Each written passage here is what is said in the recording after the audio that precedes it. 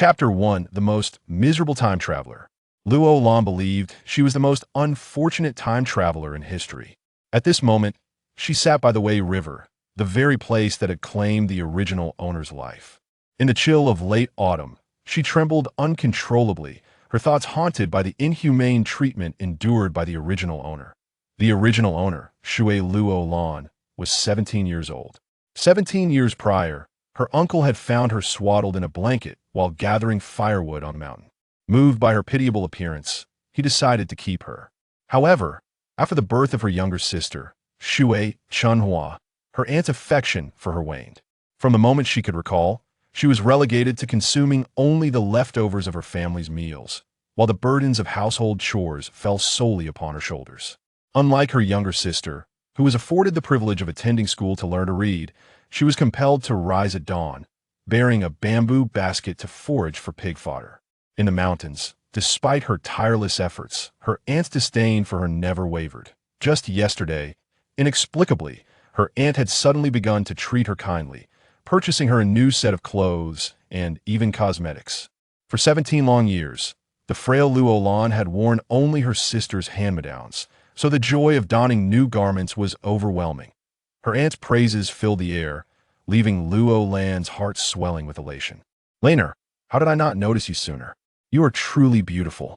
If you were to marry, you would surely lead a blessed life." The first time her aunt had lavished such compliments upon her, Luo Lan could scarcely contain her delight, believing that her aunt's newfound kindness presaged a future filled with sweetness. That evening, she carefully stored away the new attire, donning her work clothes instead, as she prepared to fetch water for her aunt to wash her feet, a daily obligation she dutifully fulfilled.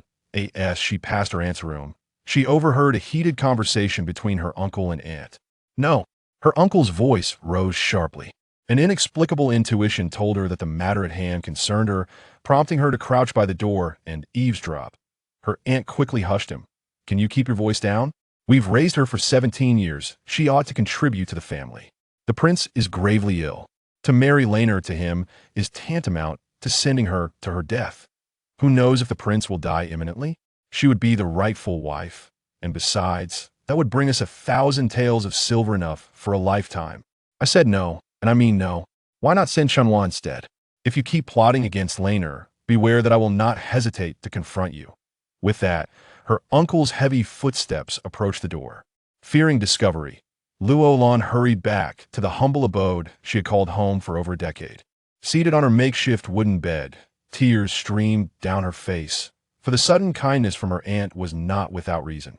She had overheard whispers of a prince in the capital, gravely ill and approaching death. Consequently, his mother, the esteemed consort Chang, sought to arrange a marriage for him before his passing. According to the customs of the Ning kingdom, any new bride would be expected to accompany the prince in death. Such an arrangement was naturally unappealing to the daughters of noble families. Thus Consort Chang had decreed a public announcement, offering a reward of 1,000 taels for any family willing to send their daughter to the royal household. Although the prince's status is exalted, no parent wishes to send their daughter to her death.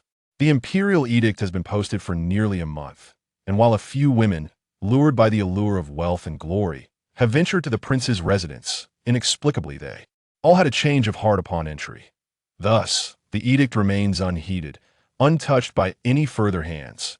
Yesterday, Luo Lan's aunt, having come to town to sell eggs, learned of this matter and conceived the idea of sending Luo Lan away.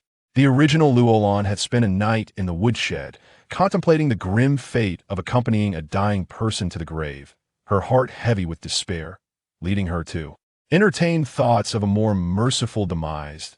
At the break of dawn, while others were still ensconced in slumber, she donned a new dress and leaped into the unfathomable depths of the Wei River. At that moment, Luo Lan, born in the 25th century, found her soul entwined with that of the deceased Luo Lan of the great Ning kingdom, having succumbed to exhaustion after 3 days of relentless work in her laboratory. Fortunately, she possessed the ability to swim, otherwise she might have drowned upon her arrival. Perched upon the riverbank, she tenderly traced the wounds on her body, a pang of pain surging within her.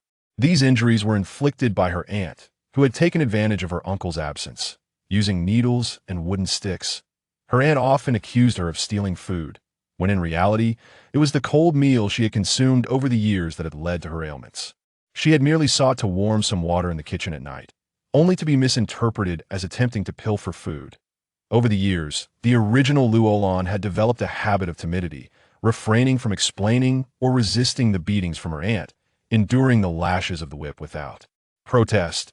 Upon realizing all of this, she could not help but murmur to herself, "Alas, what unfortunate timing.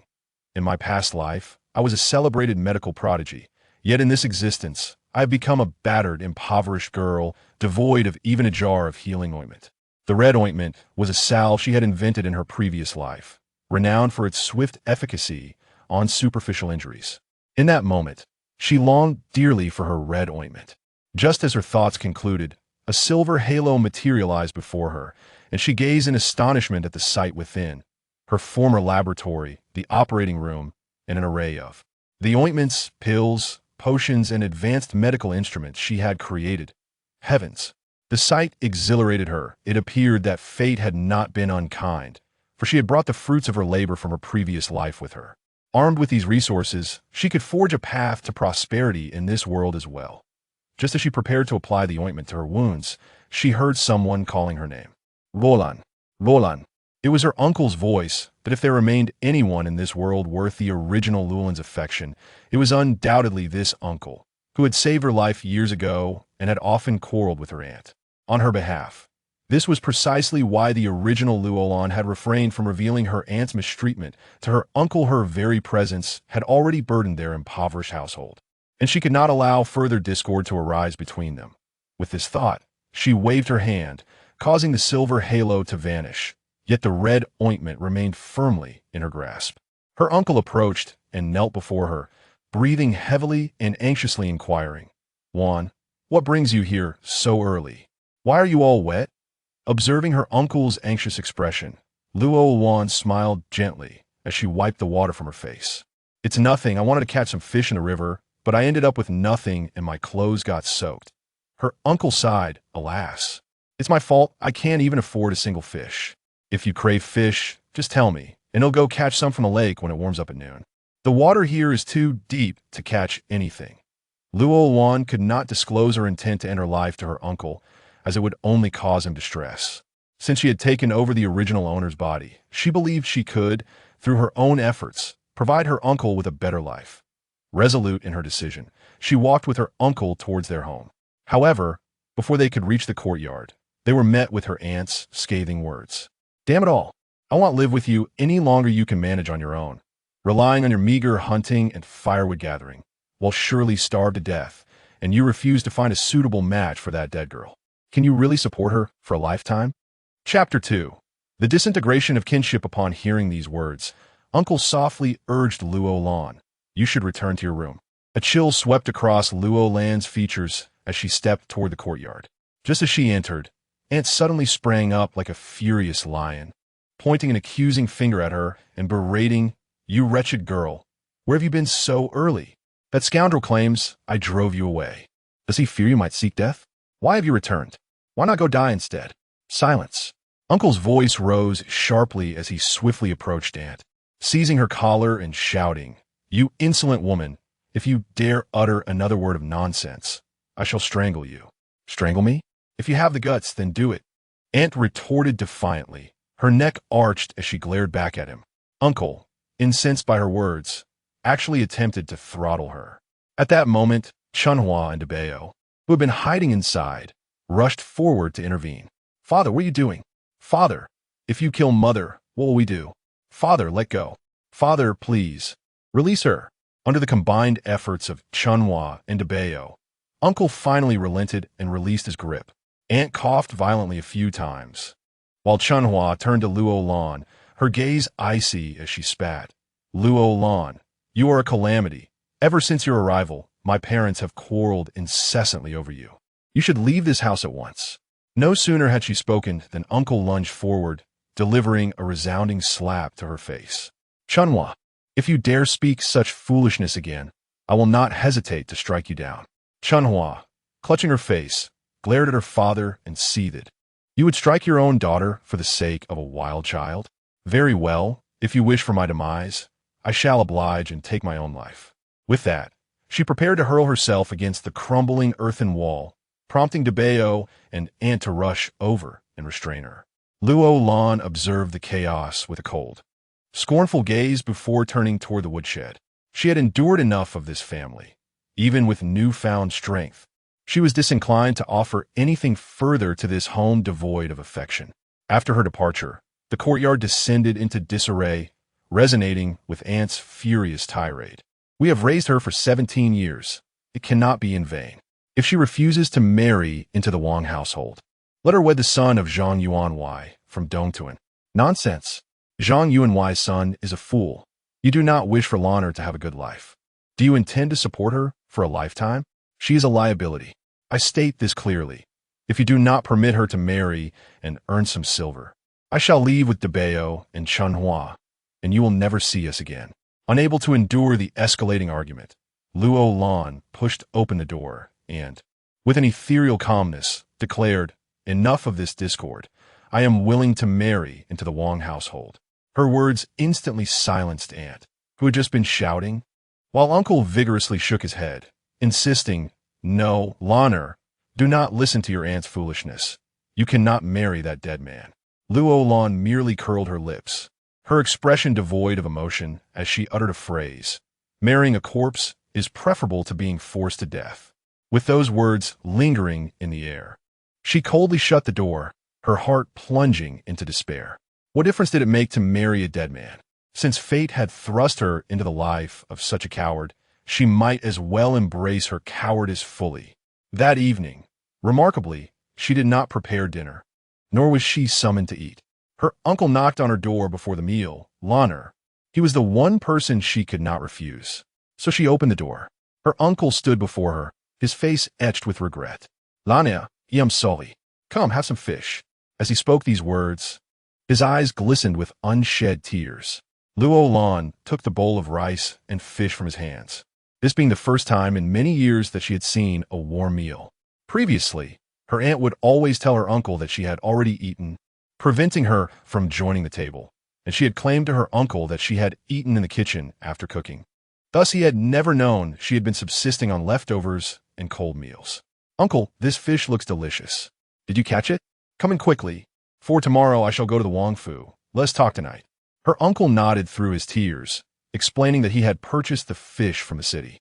This might be Lan'er's last meal at home. He was determined to fulfill her wish for fish. He sat on the rickety wooden stool, worn by over a decade of use, watching as she finished her rice and fish before letting out a long sigh. "Lan'er, I know you agreed to marry into the Wang Fu to avoid arguments with your aunt, but that prince is nearing death. If he passes, you unable to continue." His voice faltered. This sturdy man, reduced to tears, resembled a child who had suffered a slight. To alleviate her uncle's worries, Luo Lan forced a smile. "Uncle, it's all right. I bring good fortune. Perhaps my presence will ensure the prince's survival. Please don't be this way. It pains my heart. Lan'er, I shall speak with your aunt again to find you a suitable match," her uncle declared, preparing to leave. "No need." Luo Lan stopped him from stepping out. "Just go to the Wang Fu.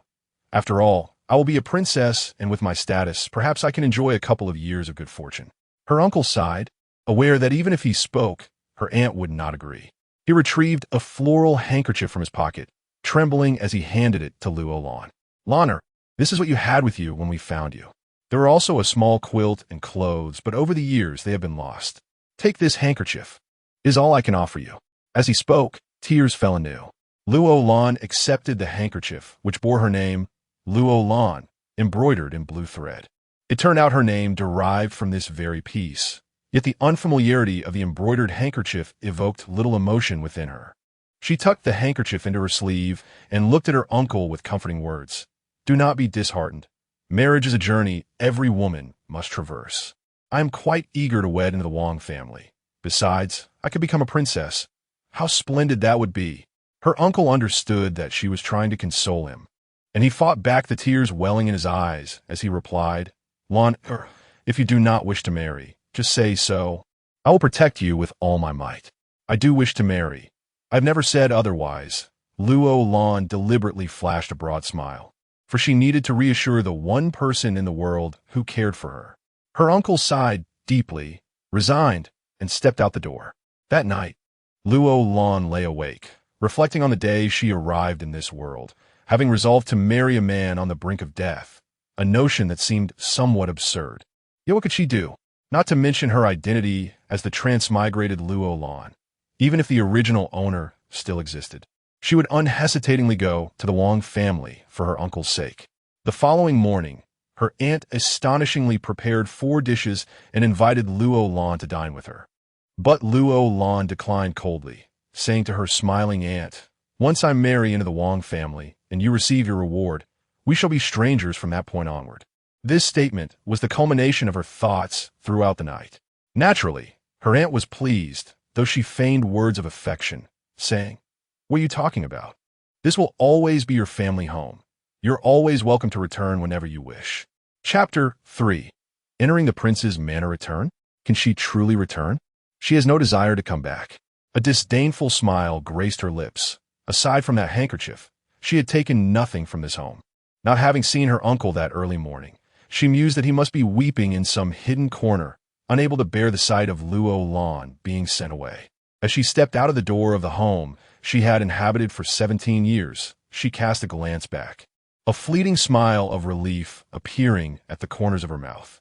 Today, she would escape this place, ready to face any peril that lay ahead. Her aunt had somehow procured a donkey, hitched to a rickety wooden cart that could barely accommodate 2 people. With a broad smile, her aunt approached, saying, "Lao heir, today you're being married off. Our family has little to offer, so we borrowed Aunt Wang's donkey cart to send you off. I will accompany you myself." Luo Lan felt a surge of contempt. Her aunt was not merely sending her off, but likely seeking a reward for her efforts. Nonetheless, the situation was beyond her control, and she no longer cared. Turning back for one last look, she softly uttered, "Uncle, farewell." With that, she climbed onto the dilapidated cart, and her aunt cracked the whip, sending them off. Hidden beneath the eaves, her uncle was already in tears, striking his head in frustration. He loathed his own impotence, unable to provide a proper home for Luo Lan. Yet what could he do? He had witnessed her hardships over the past 17 years. Yet she had never confided in him, lacking the courage to truly expel his wife and children for Luo Lan's sake. He had merely turned a blind eye all these years. Now, he felt guilty for sending her into the fire, too afraid to accompany her, only able to watch her depart in silence. The village where Luo Lan's family resided was not far from the capital, and even though the donkey cart moved slowly, they arrived within half an hour. Upon entering the city, her aunt directed the cart straight to the gates of the prince's manor. The entrance was grand, adorned with the words "Prince Yu's Manor" in resplendent gold, catching the eye. Her aunt turned to smooth Luo Lan's hair, which had been tousled by the wind. But Luo Lan coldly averted her face, rejecting the gesture. At that moment, 2 guards approached, questioning curtly, "What is your business here?"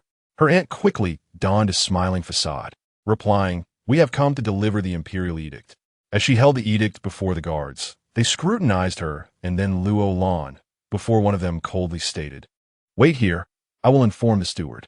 Her aunt nodded eagerly, rubbing her hands together in impatience. Luo Lan merely regarded her with a cold gaze, her disdain evident.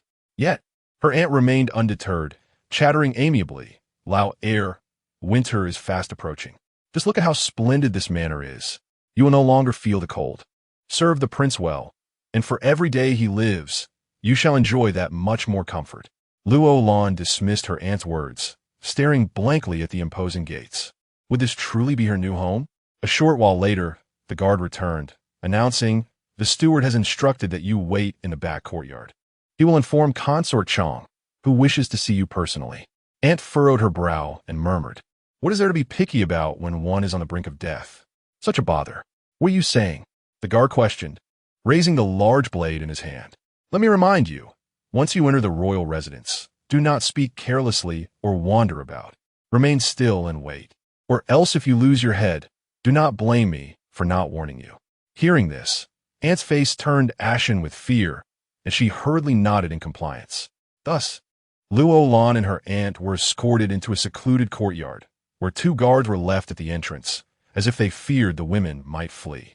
This was the back courtyard of the royal mansion, yet it appeared long abandoned, desolate, and cold. Aunt paced anxiously within the courtyard, while Luo Lan remained composed, sitting quietly in the room, choosing not to engage in conversation with her aunt. It would be a lie to say she felt no resentment. However, her aunt had raised her for 17 years, and perhaps this matter could be settled with a mere 1,000 taels of silver. They waited there for an entire day, with no one attending to their needs, as if they had been forgotten. Anne inquired several times, only to be told to wait. Reluctantly, they continued to wait. It was not until evening that the heavy door of the courtyard slowly creaked open, prompting Aunt to rush forward. The woman leading the entrance appeared to be around 40, dressed in opulent attire with exquisite adornments, yet her expression was cold and aloof. Upon seeing Aunt at the door, the steward barked icily, "This is the esteemed consort Chong. Kneel down." Hearing this, Aunt quickly knelt and waved to Luo Lan, who stood in a daze. "Laner, come here and kneel." Consort Chong appraised Luo Lan with a glance and waved her hand dismissively. "You all may leave. I wish to speak with this young lady." Though hesitant, Aunt followed the guard's lead and exited the courtyard. Luo Lan approached Consort Chong, performing the customary greeting she had seen in dramas. "May the consort be blessed." Consort Chong nodded in satisfaction. "Rise." "Your name is Lenu?" "I am Shui, named Luo Lan," she replied. "Shui Luo Lan." Consort Chong echoed, finding the name quite elegant. After a moment's pause, she settled into a chair and gestured to the one opposite her. "Please, take a seat. I have a few words to share with you." Luo Lan understood that the subject would pertain to the prince, and having mentally prepared herself, she did not hesitate to sit opposite her. After a brief hesitation, Consort Chong inquired, "What do you know of Prince Yu's condition?" "Not much. I only heard from the imperial edict that he is unwell," Luo Lan replied. Consort Chong sighed, her brow furrowing with a hint of sorrow. "He is gravely ill. I do not wish to put anyone in a difficult position, so I shall clarify things in advance to prevent any regrets. If you agree, you must not behave like those women before, who would glance and flee. Think carefully." As she uttered her final words, Consort Chang's gaze suddenly turned sharp. Luo Lan realized that there was an underlying threat in her words, suggesting that while entering might be easy, exiting would prove to be quite the challenge. At this moment, what more could she retreat from? Thus, she coldly shook her head, asserting, "I have nothing to regret, nor will I flee. Serving the prince is indeed my fortune." "No one is coercing you?" The consort Chong appeared skeptical. Luo Lan shook her head and resolutely replied, "No." "Was it your mother who sent you here?" "No. It was my aunt, but she did not compel me. I came of my own accord." Consort Chong sighed, for there were rumors circulating that Yu heir was on the brink of death. "It seems you too are a person of misfortune. Otherwise, you would not have been sent here. I am aware that his days are numbered, yet after so many years of warfare, I do not wish for him to die in solitude. Therefore, at this point, Consort Chong seemed unable to continue. Luo Lan, however, spoke with unrestrained candor. "I understand. If Prince Yu were to perish unexpectedly, his wife must accompany him in death. You understand?" Consort Chong gazed at her in astonishment. "Are you willing?"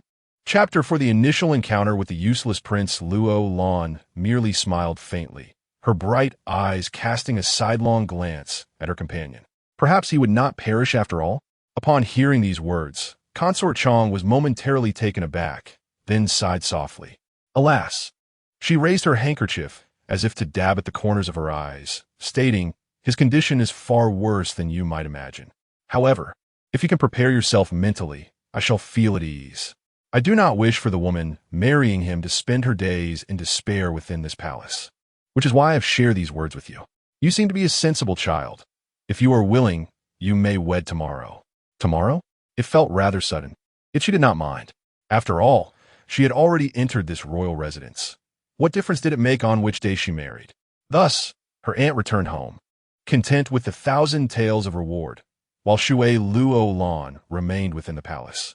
In just one night's time, she was to become the bride of a man on the brink of death, perhaps a bride who would never even enter the bridal chamber. As she pondered this, she playfully stirred the flower petals in the bathwater, blowing them away repeatedly. Life seemed to unfold in such a manner. Just a day prior, she had been diligently immersed in her medical duties, Now, she was to become a princess from an era long past. After bathing, she readied herself for a restful slumber. The bed in the palace was remarkably comfortable, the quilt indistinguishable from the silk one she had used in her previous life. However, the lingering pain from her old wounds reminded her of her plight. Had it not been for the application of ointment, she would have struggled to find sleep that night. As the first light of dawn filtered into her chamber, she sensed movement within the room, and soon someone called for her. "Princess, princess!"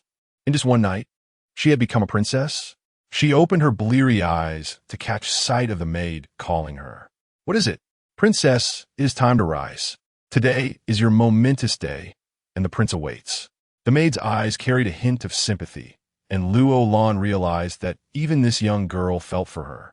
With a gentle smile, she nodded and slowly sat up in bed. "What is your name?"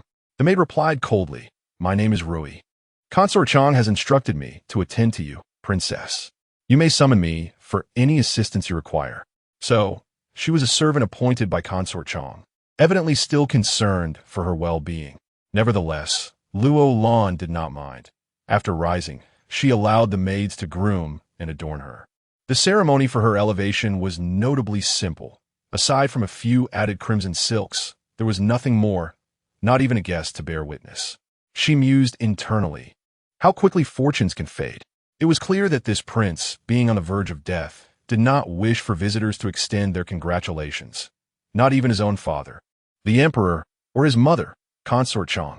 Without even a veil, she was escorted in her wedding attire to the prince's chamber. As she traversed the halls, Luo Lan observed her surroundings. Although the palace was spacious, it was strikingly devoid of life. The servants were few compared to those in other noble households. Yet, it was understandable. What use are numerous servants for a man who is destined to depart from this world? Before entering, Rui raised her brows and, with a mocking smile, advised, "Your Highness, the consort has instructed that once you step through this door, there shall be no turning back. Of course, she will not treat you or your family unfairly." From these words, Luo Lan could sense that the lord within was extraordinary. Otherwise, Rui would not have spoken thus. It seemed she had crossed a point of no return, and even if she wished to withdraw now, it was too late. Luo Lan merely smiled faintly, her eyes shimmering with an inscrutable depth. She had steeled herself to confront whatever awaited her, regardless of whether the occupant was a hideous monster. Ignoring Rui, she pushed open the door, but as soon as she stepped inside, it was shut firmly behind her, as if those outside feared she might flee. She did not glance back at the door that had severed her from freedom, but instead raised her gaze to survey the unfamiliar room. The overall design exuded a subtle elegance, though the intricately carved window cast shadows over the table, revealing a layer of dust. Despite the faint scent of sandalwood in the air, it was overpowered by an unpleasant odor. Taking a few steps inward, a grand bed adorned with exquisite carvings came into view, appearing somewhat disheveled. The figure upon it lay still, seemingly unaware of her presence. Holding her breath, Luo Lan approached the bedside, bowing slightly. "Your Highness, I am Shui Luolan, your consort." Silence enveloped the room. Not even a breath could be heard. A wave of fear washed over her. Could it be that her fate would be so dire?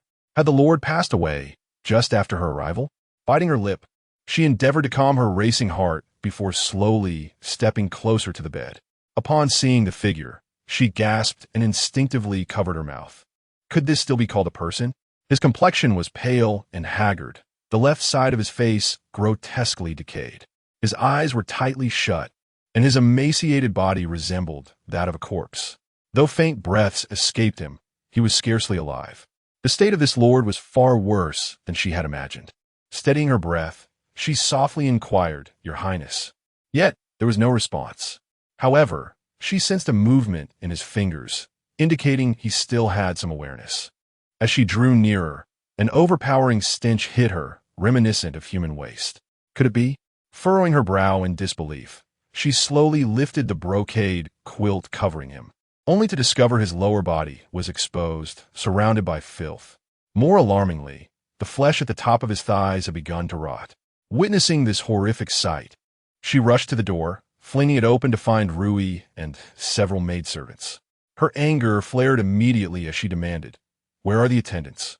Why have they not changed his linens? Why has no one bathed him? The maidservants lowered their heads, covering their mouths in shock, while Rui stepped forward nonchalantly to respond. In answer to your highness, there are only these few maids in the manor. They are responsible for cleaning the outer courtyard, and it is rather inconvenient for them to attend to the lord directly. Thus, we have called upon you, your highness, to assist in his care from now on. Luo Lan gazed at her in astonishment, her eyes flickering with disbelief as she pointed to her own nose and questioned, "Are you suggesting that I tend to the prince's excrement? What purpose do you servants serve? Have you brought back a princess or merely a maid?" Rui let out a cold huff and replied icily, "I just informed you to brace yourself.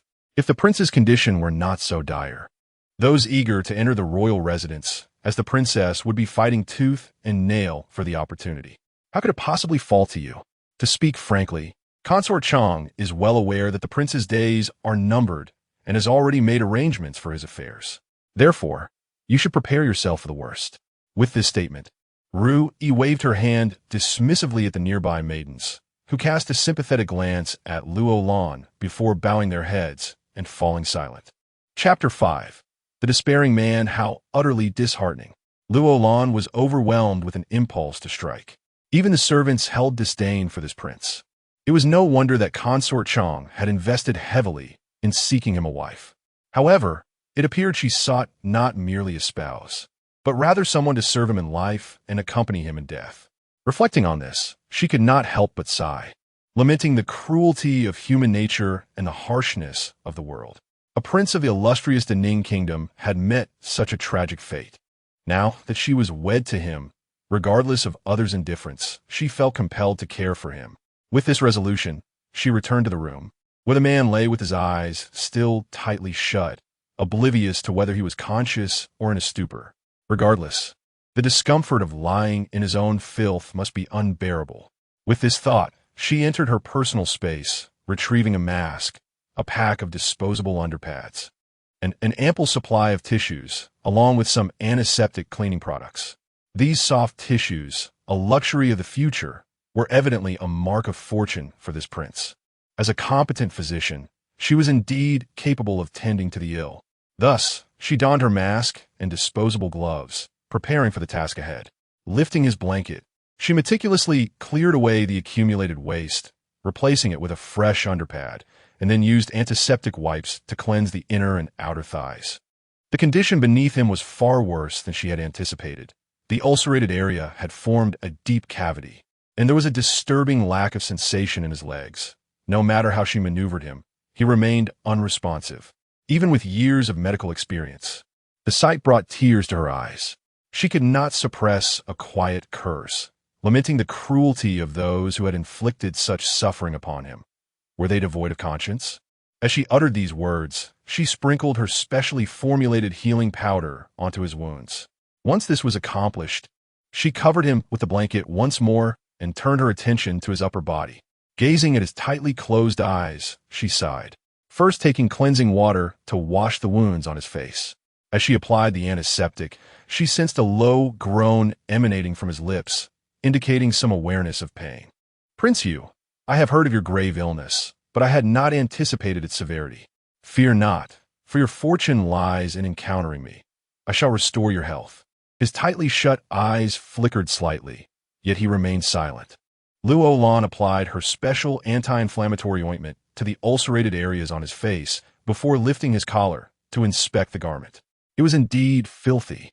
She exhaled, brushing back the stray hairs from her forehead, only for them to fall again, shaking her head in disbelief as she murmured to herself, "This clothing must be changed.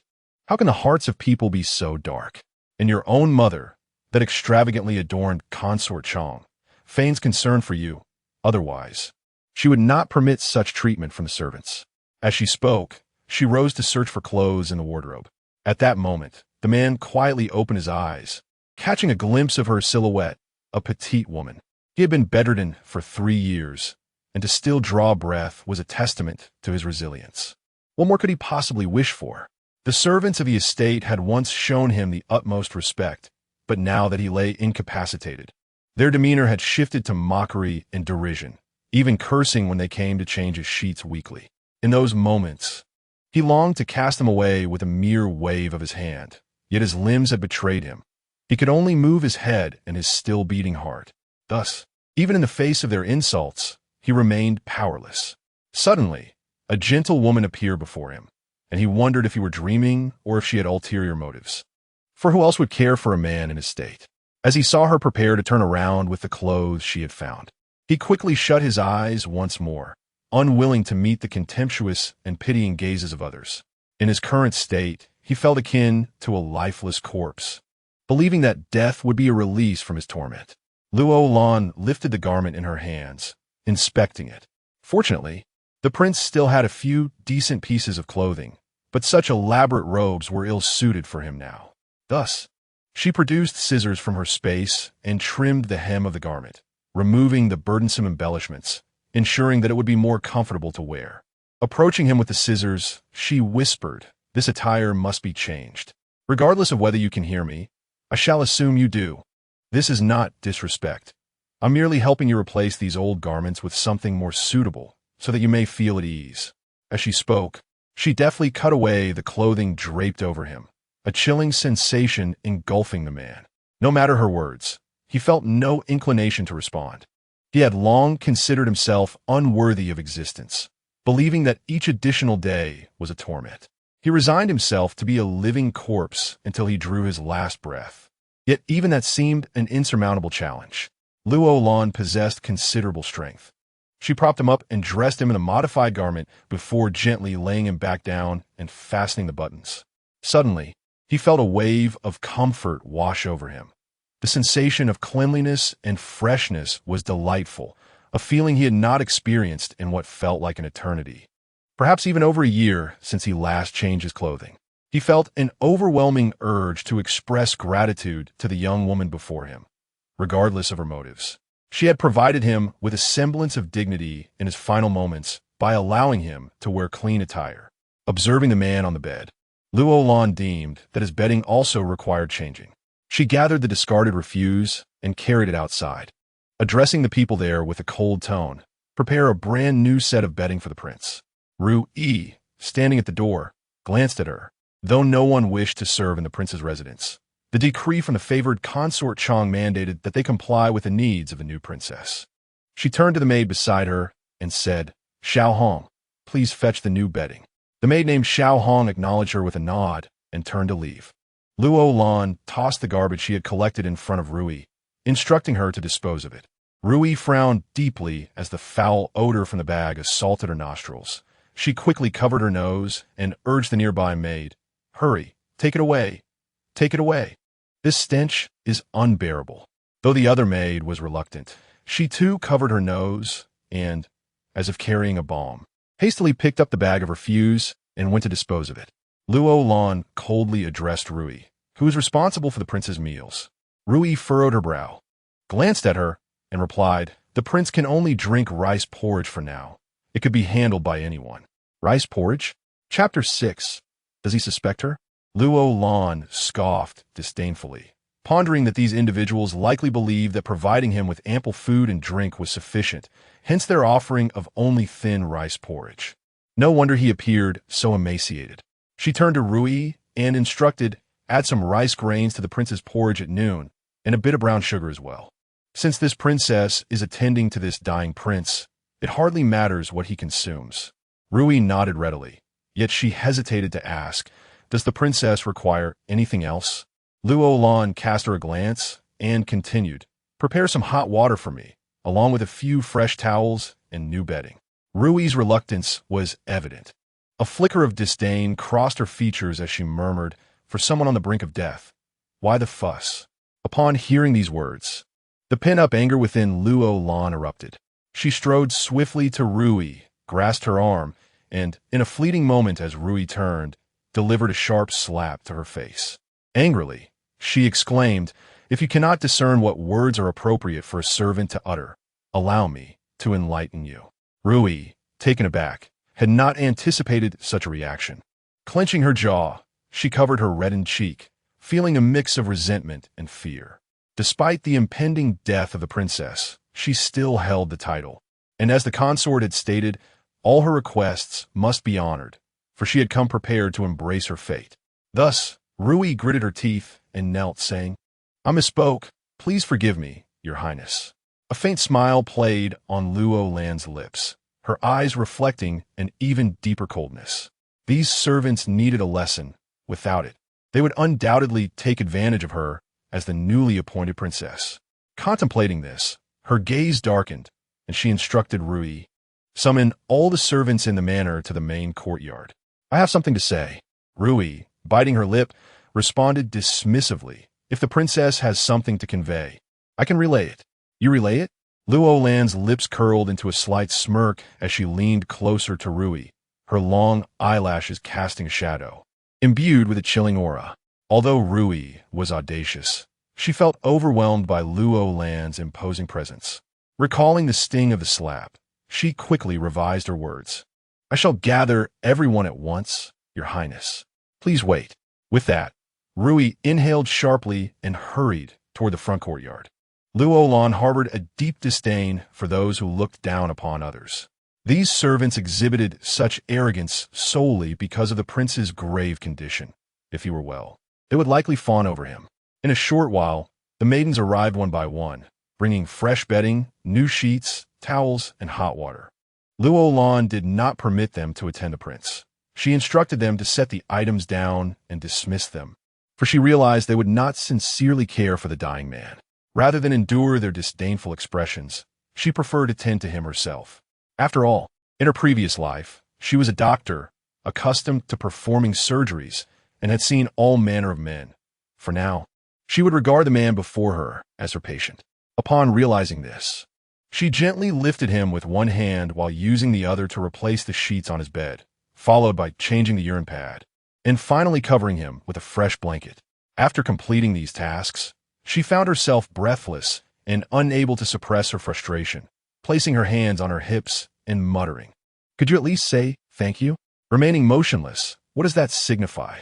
Are you truly on the brink of death? Hearing her teasing remark, the man S. Adam's apple bobbed as he barely uttered a phrase that nearly choked Luo Lan. "You get lost." Luo Lan stared at him in astonishment. Rather than feeling angered by his words, she was exhilarated to hear him speak. She leaned closer to the bedside, her excitement evident as she gazed at his pale, paper-like face. "You can talk. Now, can you open your eyes?" The man kept his eyes tightly shut, leaning his head inward. Luo Lan suddenly realized that this man's damned pride was at play. It seemed her previous words had indeed been a bit harsh. Tilting her head thoughtfully, concern sparkling in her bright eyes, she leaned in closer and softly said, "Prince Yu, regardless of your current condition or how long you may have left, I am already your princess. My name is Shui Luolan. You may call me Luo Lan or Lanner. From now on, I will take care of you." No sooner had she finished speaking than the man let out a cold grunt from his throat, his voice hoarse as he murmured, "Am I deserving of a princess as a dying man? Just tell me directly, what purpose do you have in being near me?" Could he truly articulate so many words and harbor suspicion regarding her intentions? What purpose could she possibly have? She couldn't help but chuckle, then raise her voice. "You acknowledge that you are a dying man. What purpose could I have? What did you possibly offer me? To be frank, your mother consigned a reward of 1,000 taels to my aunt, which she took. Thus, I am now yours, and that is all there is to it." Luo Lan moved closer, suddenly curious to see what he looked like with his eyes open. Although his face was ravaged, his features were not unhandsome. Perhaps sensing her breath, he abruptly opened his eyes. In that fleeting moment of their gazes locking, he beheld the visage of this small woman before him. She possessed a pair of sparkling eyes, clear and bright, reminiscent of stars twinkling in the night sky. Her complexion was fair, adorned with delicate willow-like brows, large eyes, a small nose, and a petite mouth, all contributing to her striking appearance. At the same instant he opened his eyes, Luo Lan met his gaze. His eyes were cold, imbued with a frosty glare, akin to the chilling depths of ice and snow, sending a shiver down one's spine. Yet behind that sharpness lay a hint of helplessness and bitterness. Such a gaze tugged at her heartstrings, not in the manner of romantic affection, but rather from the anguish of witnessing a patient suffer through torment. "I Even as someone who had traversed millennia to arrive here, she found herself at a loss for words while locking eyes with him. Quickly, she turned her face away, distancing herself from the bed. The man shifted slightly, then coldly commanded, "Get lost." Hearing that word once again, a surge of anger ignited within her. She bit her lip tightly and exhaled heavily. She must endure. She cannot stoop to the level of such an utterly hollow soul. In this moment, she comprehends his turmoil. The once formidable Prince Yu, who commanded respect and admiration, surely does not wish for others to witness his present state of disarray. Thus, she steadies her emotions, striving to calm her heart. With a slight shrug, she softly declares, "I cannot depart. I am now your princess. In life, I am yours, and in death, I shall be your specter. Should you perish, I must accompany you in your grave. Hence I cannot allow your demise." A hint of a derisive smile crept upon the man's lips, one he himself found contemptible, as he scoffed with disdain. "Do you truly believe I can survive?" Chapter 7. The initial display of power. Indeed, it is possible. Luo Lan approached him with an air of confidence, exhaling a fragrant breath as she playfully remarked, "For my sake, you must live."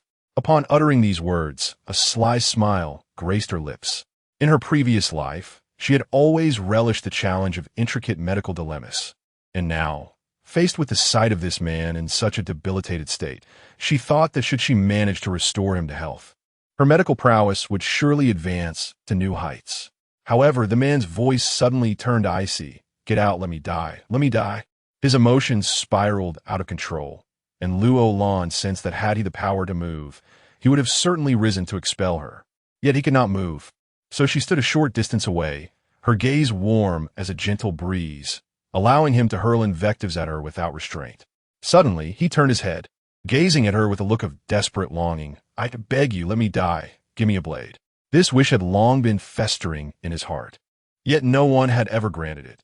Those around him seemed intent on tormenting him until his last breath. Luo Lan narrowed her eyes, permitting him to rage, for he remained powerless. After a while, perhaps exhausted, he ceased his outcry, allowing his head to droop. Only then did Luo Lan approach the bedside once more. Leaning closer to him, as her long eyelashes cast shadows, she whispered softly in his ear, "Rest assured, I shall not grant you your desire. You will not die. I have some matters to attend to, but I shall return." Her words carried a hint of mockery, and the man on the bed seethed in frustration. Yet he could do nothing. He could only glare at her with venomous eyes, suspecting that she was, indeed, an emissary of his mother. Reflecting on this, he clenched his eyes shut, muttering bitterly, "What more can be done to me? Is my death not enough of a loss?" Luo Lan regarded him with wide, curious eyes, unwilling to offer him any counsel. From her understanding of such reclusive patience, the more she attempted to persuade him, the more he would seek to gain ground. Thus, it was wiser to adopt the opposite approach, for he was incapable of resisting her whims. Therefore, she leaned closer, locking her gaze with his deep, abyss-like eyes, and declared with a frown, "Death is certainly not a loss. I shall ensure you live to torment you further. If you possess the fortitude, then strive to live well. Stand up, and with your own hands, cast me out." With those words, she flashed him a captivating glance, filled with mischief, and then rose triumphantly to leave. On the bed, Lung Yu's heart felt as though it had turned to ash. He could never fathom why his own mother would treat him this way, denying him life, yet refusing him death, and now sending this woman to torment him. What did she truly desire from him? In despair, he tightly shut his eyes, yet the sensation of dryness beneath him momentarily clouded his thoughts. What, indeed, was this woman's intention? When Luo Lan arrived at the front courtyard of the Wang residence, the few maids and servants present were engaged in playful antics. Even upon her arrival, none spared her a second glance. They seemed utterly indifferent to her presence. As she stepped forward, she cleared her throat lightly, prompting Rui to shout to those nearby, "Quiet down, the princess has arrived." The few maidens and servants simultaneously cast disdainful and provocative glances at her, their very posture exuding a lack of respect. Luo Lan surveyed the group, arching an eyebrow, and softly inquired, "Is everyone in the manor present?" Rui blinked, responding coldly, The guards outside are from the palace and do not fall under the jurisdiction of the Wangfu, so they need not come. There are still 2 individuals in the kitchen preparing meals, and they need not come either. The steward is occupied and cannot attend. The rest are all here. Before Luo Lan stood 4 maidens and 3 servants. In this vast royal residence, it was indeed quite a meager assembly. Narrowing her eyes at Rui, she spoke sharply, "Go fetch the steward. Set aside the kitchen duties for now, and summon them as well." Rui, clearly reluctant, replied that the steward was busy and unavailable, while the 2 matrons in the kitchen were long-standing members of the Wangfu, not to be trifled with. Hearing this, Luo Lan realized the girl was unwilling to heed her command. Her brows furrowed, suddenly as cold as a biting wind, her face devoid of any expression. Lowering her gaze, she stated with a steely voice, "Where is the steward? Shall I go summon him myself?" The servants present began to murmur among themselves, questioning whether she truly believed herself to be the princess. After all, she was merely a sacrificial pawn. Look at her haughty demeanor. If we desired her position, we could have claimed it long ago. Why should it be hers? Ignore her. That living corpse could perish any day now. Let us see how long she can flaunt herself. And she wishes to summon the steward to listen to her reprimands? It would be a blessing if he does not trouble her. The disparaging remarks from the maidens reached Luo Lan's ears. It seemed imperative that she discipline these girls today if she wished to establish her footing within the Wangfu. Searching through her medical space, she finally unearthed a rope fashioned from a discarded 4-tube she had woven out of boredom in her past life. A subtle smile crept across her face. She had not anticipated this item would prove useful at this moment. Without further ado, she drew the rope from her sleeve and forcefully lashed it at the few maidens who had spoken disrespectfully to her. 1 lash, 2 lashes, 3 lashes. The cries of the 3 maidens echoed, "Ah, ah, ah."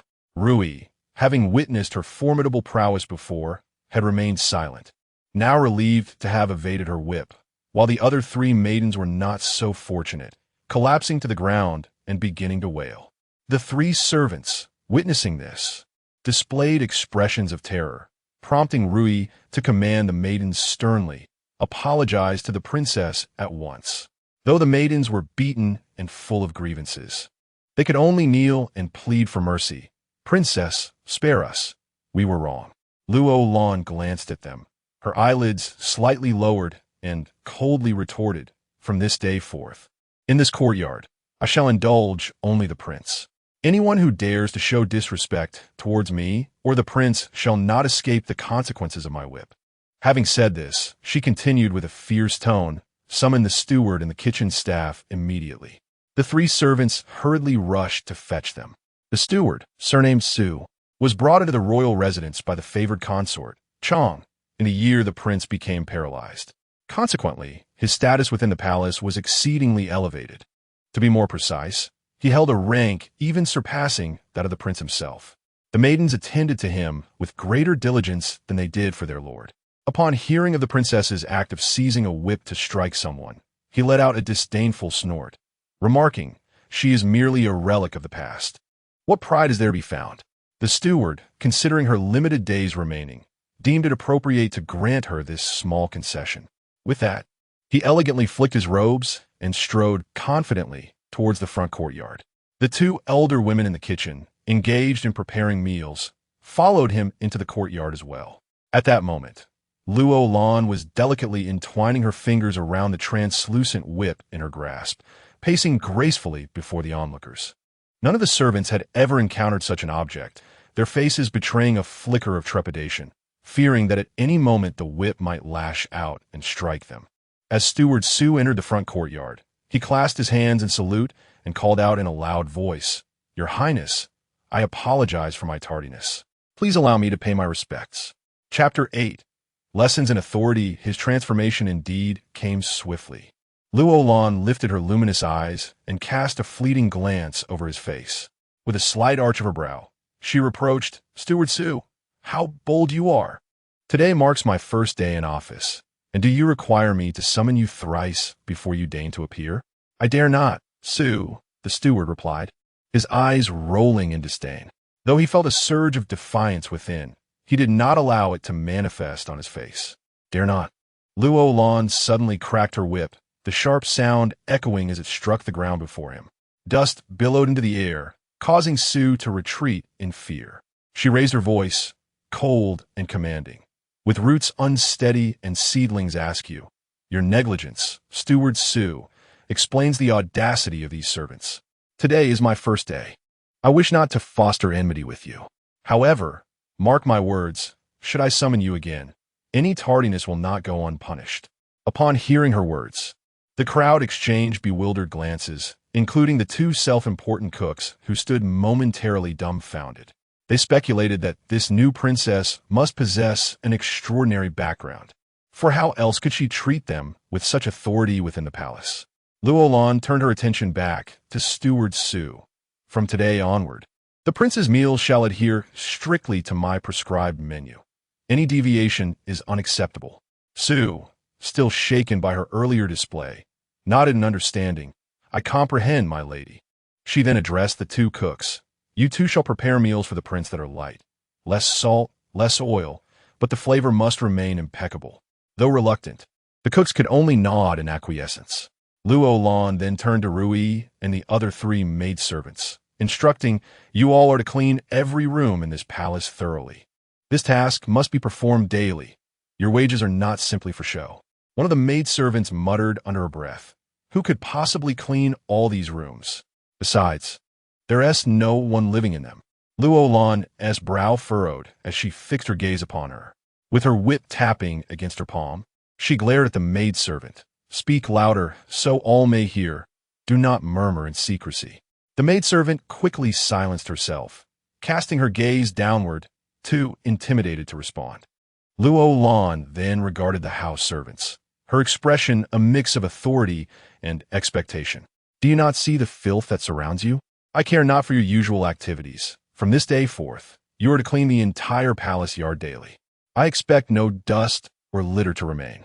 The house servants, though reticent, remained obedient, offering no protest. Once more, Luo Lan surveyed the group with a piercing gaze. While they listened to her commands, she could sense their underlying resistance. They likely believed her reign as princess would soon come to an end, perhaps even anticipating her imminent demise alongside the prince. Thus, they waited, eager for the spectacle to unfold. Contemplating this, she paced back and forth with her whip in hand, raising her voice once more. You are all aware that the prince is gravely ill and on the brink of death. I have come here with a reward in hand, and I am indeed a person resigned to my fate. Therefore, I care little for life. As long as I am princess, I shall embody the demeanor befitting my title. If any of you harbor dissent, keep it to yourselves. I must not perceive it, for I will unhesitatingly exercise my rights as a princess. I am a person of steely resolve, and should you provoke me, I would not hesitate to take lives. Consider this a fair warning. Upon hearing her words, the crowd collectively gasped, regardless of her origins or how long she might survive. She was acknowledged as the princess by the esteemed consort Chang. Thus, they bowed, albeit with reluctance, complying with her admonition. In the eyes of Steward Su, a flicker of disdain appeared. He had overseen the royal residence for 3 years, having held absolute authority. The emergence of this young girl was an affront to his pride. Yet he could afford to wait.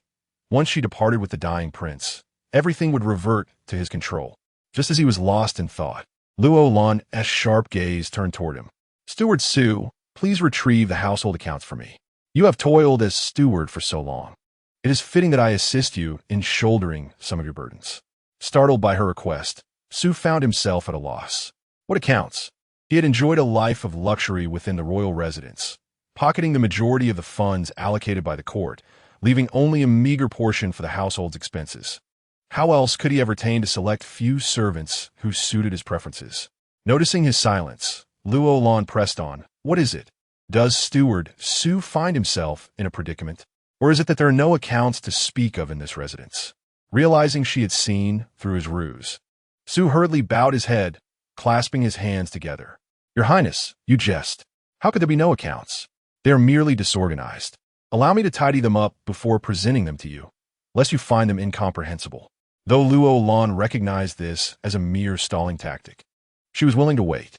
Unlike the servants who presumed her demise would come swiftly, she had no intention of departing so soon. Raising an eyebrow, she replied softly, "Very well, I shall grant you 10 days. Whether it be a matter of organizing the accounts or starting anew, you will have ample time." 10 days? Sue felt a secret relief. Would she even survive that long? Yet he agreed hastily, feeling a twinge of guilt. She dismissed the need for further discourse with those who looked down upon her, and, after instructing on the prince's lunch, turned to leave. Once Luo Lan had departed, the servants erupted in uproar. A group of young maidens approached Sue, lamenting, "Steward Sue, look at my arm. It bears the marks of the whip. You must stand up for us." Indeed, she is merely a country woman bought by Consort Chong. Why should she treat us with such arrogance? Are we to fear her? Steward Sue, you must take a stand. Yes. Otherwise, let us unite and revolt against her. At this moment, Steward Sue was preoccupied with how to complete the accounts within 10 days, and thus found the incessant chatter of the women rather irksome. Please refrain from your noise. The imperial physician has already come to assess the situation. The prince may depart this world at any moment. In that case, she will merely be a consort for the grave. What is the urgency? Hurry along with your tasks. With this remark, he swiftly turned and departed.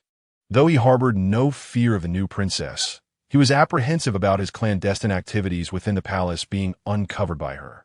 Every few days, a royal physician or eunuch would arrive to check on the prince's condition, and should this woman fabricate a tale against him, his days of comfort would be irrevocably over. As Steward Sue walked away, Rui, who had been silent, suddenly spoke up.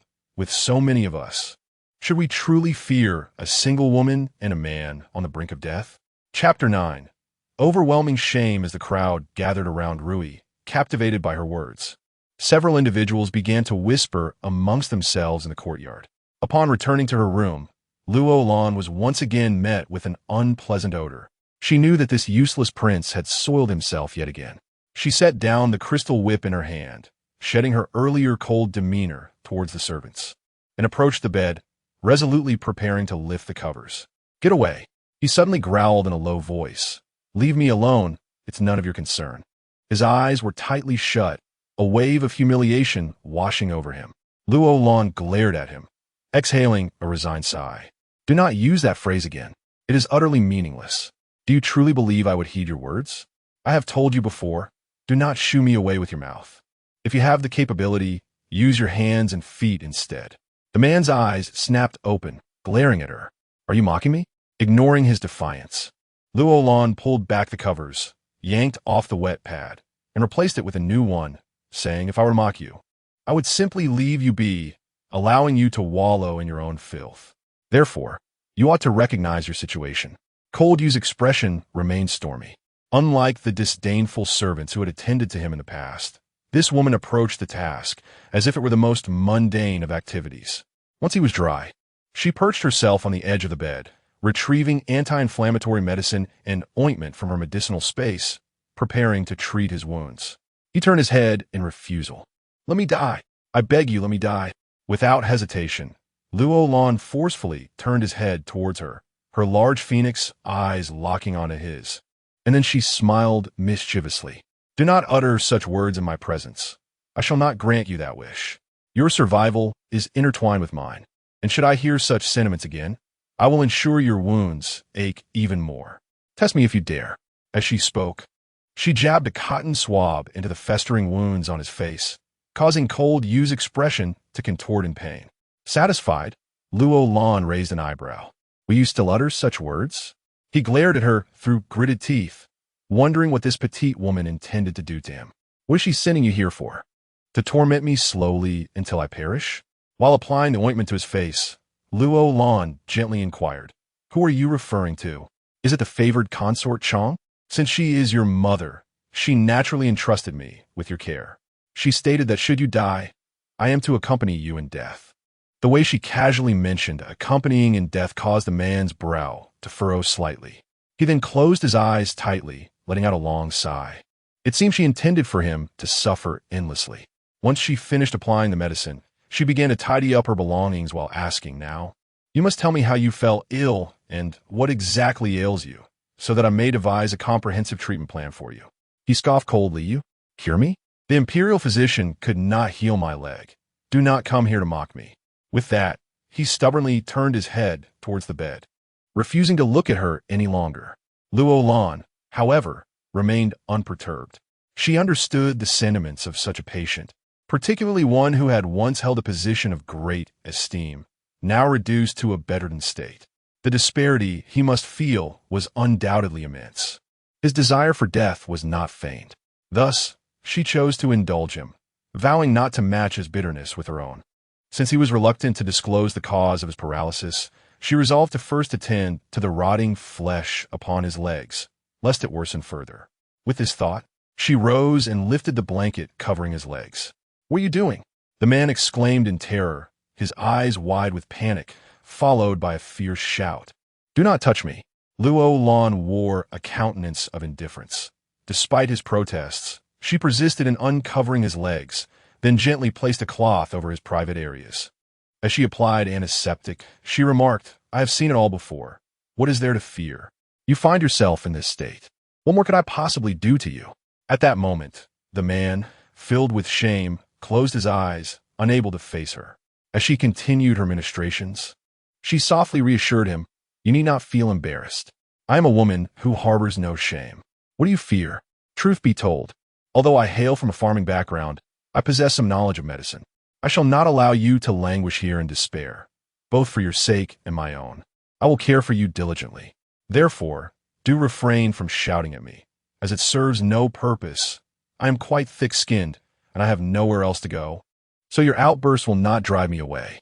Her words were gentle, her hands deft and light, so much so that he hardly felt her applying the medicine. He gazed at her earnest profile, a profound sorrow enveloping his heart. "Does it hurt?" she suddenly inquired. Though he harbored a deep-seated aversion to her, he replied, "No." Luo Lan furrowed her brow, pinching the flesh at the top of his thigh with some force. Yet his expression remained unchanged. It seemed his legs had lost all sensation, which was hardly surprising after lying still for so long. She felt a surge of pity for him, akin to a puppet lying motionless, subject to the whims of others. This man, in every conceivable sense, deserved her utmost care. With this realization, she began to speak again. "It is normal for your legs to lack sensation after such prolonged inactivity. Once we treat the rot, I shall massage your legs. Perhaps it will aid in your recovery." Her words fell upon him like a gentle spring breeze. It had been ages since anyone had spoken to him with such tenderness. Suddenly, 2 tears slipped from the corners of his eyes, the source of which, whether joy or sorrow, remained a mystery. Luo Lan noticed this subtle shift in his demeanor, but chose not to confront him, fearing it would add to his embarrassment. She feigned nonchalance as she picked up a warm, damp cloth to wipe his face, murmuring, "Though your ailment is grave, your awareness indicates that your internal organs are intact. As long as your internals are sound, the illness is manageable, so you must cooperate with me." Her tone resembled that of a mother soothing her child. The long-abandoned cold youth suddenly fixed his gaze upon her. Every gesture of this woman exuded an exquisite gentleness. What did it matter if she had ulterior motives? At the very least, she did not exhibit any intent to harm him. "I'm sorry." He unexpectedly uttered these 3 words, leaving Luo Lan, who was tenderly wiping his face, quite taken aback. She looked at him and revealed a smile as warm as the sun. This man, it seemed, was rather easy to manage. With a teasing glance, she inquired, "In what way have I wronged you?" The man, steadfast in his demeanor, regarded her with an indescribable expression in his eyes. "Regardless of your reasons for being by my side, I must thank you for changing my clothes, for applying medicine to my wounds. It has been a long time since anyone has cared for me in such a manner." As he spoke, a self-deprecating smile crossed his face. "Even if your intention is to kill me, why would I wish to kill you?" Chapter 10. Is it a dream? Luo Lan so mai gen li. Using a towel to dry his hands, softly murmuring, "In name, I am now your princess. Your life and death are intricately tied to mine. How could I ever wish for your demise? I long for your survival, for each day you live brings me a day of happiness." After speaking, she rinsed the towel and hung it up to dry before returning to his side, taking his hand and resting it on her thigh, gently massaging his arm. The man observed her with pursed lips, his profound and shadowy eyes reflecting a sense of inquiry. As a doctor, Luo Lan possessed some understanding of human psychology.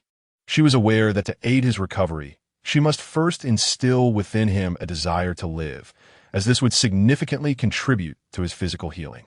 Cold Yu's arm retained sensation, allowing him to feel her touch, delicate and soothing, to the point where it brought him comfort. As she gazed upon his face, which bore only half of its former glory, she softly inquired, "Do you have enemies?" This question left the man momentarily stunned. Did he have foes? Certainly, and more than one. Were it not for such adversaries, he would not have been ensnared in his current predicament. However, he hesitated to elaborate, uncertain of this woman's intentions. Thus he remained silent. Noticing his reticence, Luo Lan continued, "You need not answer. I already know you have enemies and deep-seated grievances. Do you wish to seek revenge?" Upon her utterance, Cold Yu suddenly spat out a single word filled with venom. "Yes." A flicker of joy ignited within Luo Lan. His desire for retribution would facilitate their endeavor. She pressed on, "Do you wish to regain the ability to stand, walk, and run as you once did? To confront those who wronged you?" Cold Yu stared at her in astonishment, then let out a cold laugh. "In my current state, death would be a release." Luo Lan paused in her ministrations, then resumed, her voice soft and tender. "I am not merely trying to amuse you. Do you believe in miracles? The very things you doubt are often the most achievable. How about we make a wager?" Curiosity sparkled in Cold Yu's eyes. "What wager?" "I wager you will stand upright again. If I win, you must grant me one request." "And if you lose?" he asked, his tone airy, confident in her impending failure. Luo Lan met his gaze directly, blinking her bright eyes fervently. "If I lose, upon your death, I shall accompany you into the afterlife, sharing another world with you. Is that a sufficiently grand wager?" Upon hearing this, Cold Yu suddenly turned his attention to a nearby cabinet, where valuable items lay. "Take them and leave. Do not return. I do not require your company in death." Surprised by his response, Luo Lan followed his gaze and indeed spotted a small box on the bottom shelf. Opening it revealed several exquisite jade pendants and a few luminous pearls, all appearing quite valuable. She retrieved one of the pendants, placed the box back inside, and joyfully held it up before Cold Yu. "May I have this?" Cold Yu let out a silent sigh, then nodded. "You may take everything. To me, it is all worthless." Luo Lan's lips curled into a broad smile as she tucked the jade pendant into her bosom and continued to massage his arm. For dinner that evening, she had the kitchen prepare a thin gruel for Cold Yu, adding a touch of pickled vegetables. She personally fed him, but he shook his head, refusing to eat. Luo Lan frowned at his stubbornness. "You must eat. If you don't, you'll go hungry. I warn you, once this opportunity passes, it will be gone forever." Her words startled him, causing a heaviness to settle in his heart. He opened his mouth wide, and despite his earlier refusal, he consumed everything she offered him. A sudden thought struck him. Tomorrow, he might not see this little girl again. She had taken the invaluable jade pendant and would undoubtedly leave. Who would choose to stay with a dying man? Yet, perhaps it was for the best. Such a gentle and nurturing woman. He did not wish to burden her, nor did he want her to accompany him to the grave. After dinner, she changed his soiled pads and tucked him in before retreating to the adjoining room she had arranged for herself, conveniently close to Cold Yu's chamber for easier care. Perhaps the day's exertions had worn her out, for she fell into a deep slumber as soon as she lay down.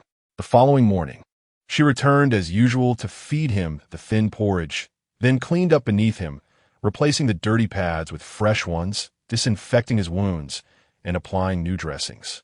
Once she had completed her tasks and washed her hands, she softly said to him, "I have matters to attend to outside. You rest well." Her words sent Cold Yu's heart plummeting. He understood that she would not return. She was destined to be nothing more than a fleeting dream to him, and it was time to awaken from this reverie. He glanced again at the area where valuables were stored. "Take everything. Let them know that nothing can be kept." "No need.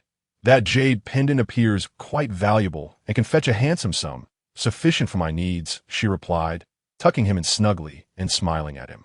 Cold Yu raised his eyes to gaze at her a moment longer, knowing he would never see her again. He wished to remember her face, for at least she had granted him a day of beautiful dreams.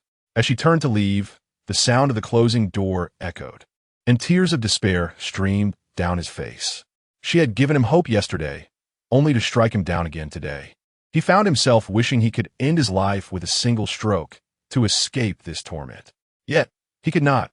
Even death eluded him. If that was the case, he would simply endure. Luo Lan exited the palace, and Rue sought to follow her, but was firmly rejected. However, Rue blocked her at the door. "Your Highness, Consort Chang instructed me to take good care of you." Luo Lan smirked, raising an eyebrow in disdain. "You do not wish to care for me. You fear I might flee." Rue quickly lowered her head. "I would not dare." "Very well. If you wish to accompany me, then do so. I, Shui Luolan, am a person who sees things through to the end." Her words were not merely for Rui's ears, but a reminder to herself. With a swift stride, she exited the gates of the palace, with Rue trailing closely behind.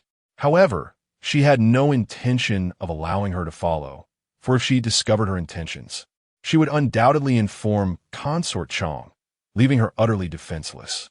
Upon reaching the street, she noticed a crowd gathered ahead. Without a moment's hesitation, she hurried forward and squeezed into the throng to witness the commotion. The crowd was densely packed, with people layered 3 deep, while Rui anxiously paced outside, unable to find her way in. At that moment, Luo Lan had already slipped away in another direction, running nonstop until she arrived at the pawn shop. The shopkeeper, noticing her entrance, lazily inquired, "Young lady, are you here to pawn or redeem?" Observing his disdainful demeanor, Luo Lan felt an overwhelming urge to slap him. Yet she was there to seek financial assistance and wished to avoid conflict. Thus, she addressed the shopkeeper, "I possess a valuable item, but you must not lay eyes on it. Please summon your manager." Chapter 11. Bargaining. The young attendant cast a glance at her and disdainfully curled his lip as he extended his hand over the counter. "Let me first examine the item. Only if it proves to be of considerable value will I summon the manager. Otherwise, any stray animal could present a trinket to deceive us, and we would be overwhelmed with work." Although his words were somewhat ungracious, they carried a kernel of truth. Consequently, she retrieved the jade pendant from her bosom, brandishing it before him. Just as the attendant reached out to take it, she swiftly retracted her hand, scrutinizing the piece earnestly before her own eyes. "See, this is a piece of exquisite jade. If you do not call the manager immediately, I shall take my leave." Though the young attendant lacked an eye for quality, he recognized that the jade pendant appeared impressive. Fearful of missing out on a potentially significant client, he asked her to wait while he fetched the manager. Shortly thereafter, a young man clad in a white long gown entered through the back door, his demeanor calm and composed, and wielding a folding fan. "Luo Lan, be my seat." Sensing that this individual did not embody the typical pawnbroker, who would likely be an older gentleman with a beard, the young man approached her and bowed slightly, inquiring, "Is it this young lady who wishes to pawn an item?" Luo Lan was momentarily taken aback, but soon nodded. "Yes. Are you the manager?" The polite response came. "I am Yuan Feng, the manager of this establishment." Upon learning of his position, Luo Lan opened her palm to reveal the jade pendant, stating, "May I trouble you to appraise this? How much silver could it fetch?" Yuan Feng respectfully accepted the pendant with both hands, examining it meticulously. After a considerable pause, he furrowed his brow and asked, "Where did you acquire this item?" "From my own possession," she replied. He regarded her thoughtfully before extending his hand. "Shall we discuss this matter privately in the back?" Though puzzled by his seemingly peculiar request, she understood the importance of the valuable item, and thus followed him without further thought to the rear courtyard. The pawn shop appeared to possess considerable standing. The main hall in the back was spacious and well lit, adorned with distinctive decor. As Luo Lan surveyed her surroundings, she turned back only to find Yuan Feng observing her intently. Feeling somewhat uncomfortable, she queried, "Why do you look at me in such a manner? Is there something amiss?" Yuan Feng shook his head. "There is nothing wrong. However, this item does not seem to belong to you." Hearing this, Luo Lan attempted to seize the jade pendant back, but Yuan Feng deftly sidestepped her reach. Anger flashed in her eyes as she glared at him. "This is my property. If your pawn shop does not accept it, I shall take it elsewhere." I will accept it, he replied, but I am merely curious about its origins. Yuan Feng scrutinized her once more, his gaze revealing a hint of intrigue. If I am not mistaken, this piece is of royal provenance, and you do not appear to be of noble descent. Luo Lan was taken aback by his keen perception. She decided to be forthright. I am surprised by your discernment. Since you recognize its value, I shall not withhold the truth. It is indeed royal property, but I acquired it through legitimate means. Will you accept it? I will, Yuan Feng affirmed, his gaze deepening with curiosity. What price do you wish to sell it for? A flicker of displeasure crossed Luo Lan's bright eyes. How could she possibly know the worth of this item? She regarded him with a serious expression, stating, You are the shopkeeper. I wish to hear whether the price you propose is reasonable. Yuan Feng, with a sense of candor, extended a single finger, declaring, 100 taels of silver. 100 taels? Can this item truly command such a price? Luo Lan felt an exhilarating rush, yet she composed herself and, with a sly wink, replied, I require 200 taels. Yuan Feng was momentarily taken aback, then chuckled softly. What is your reasoning? You offer me 100 taels, which indicates that this item is worth more than that. As a businessman, you must earn a profit. If I ask for 200 taels, you will not suffer a loss. Besides, I intend to redeem this jade pendant in the future. You will merely gain a storage fee, and the more I demand, the greater your earnings from that fee. Yuan Feng burst into a... Very well, you are a forthright young lady. Let be 200 taels.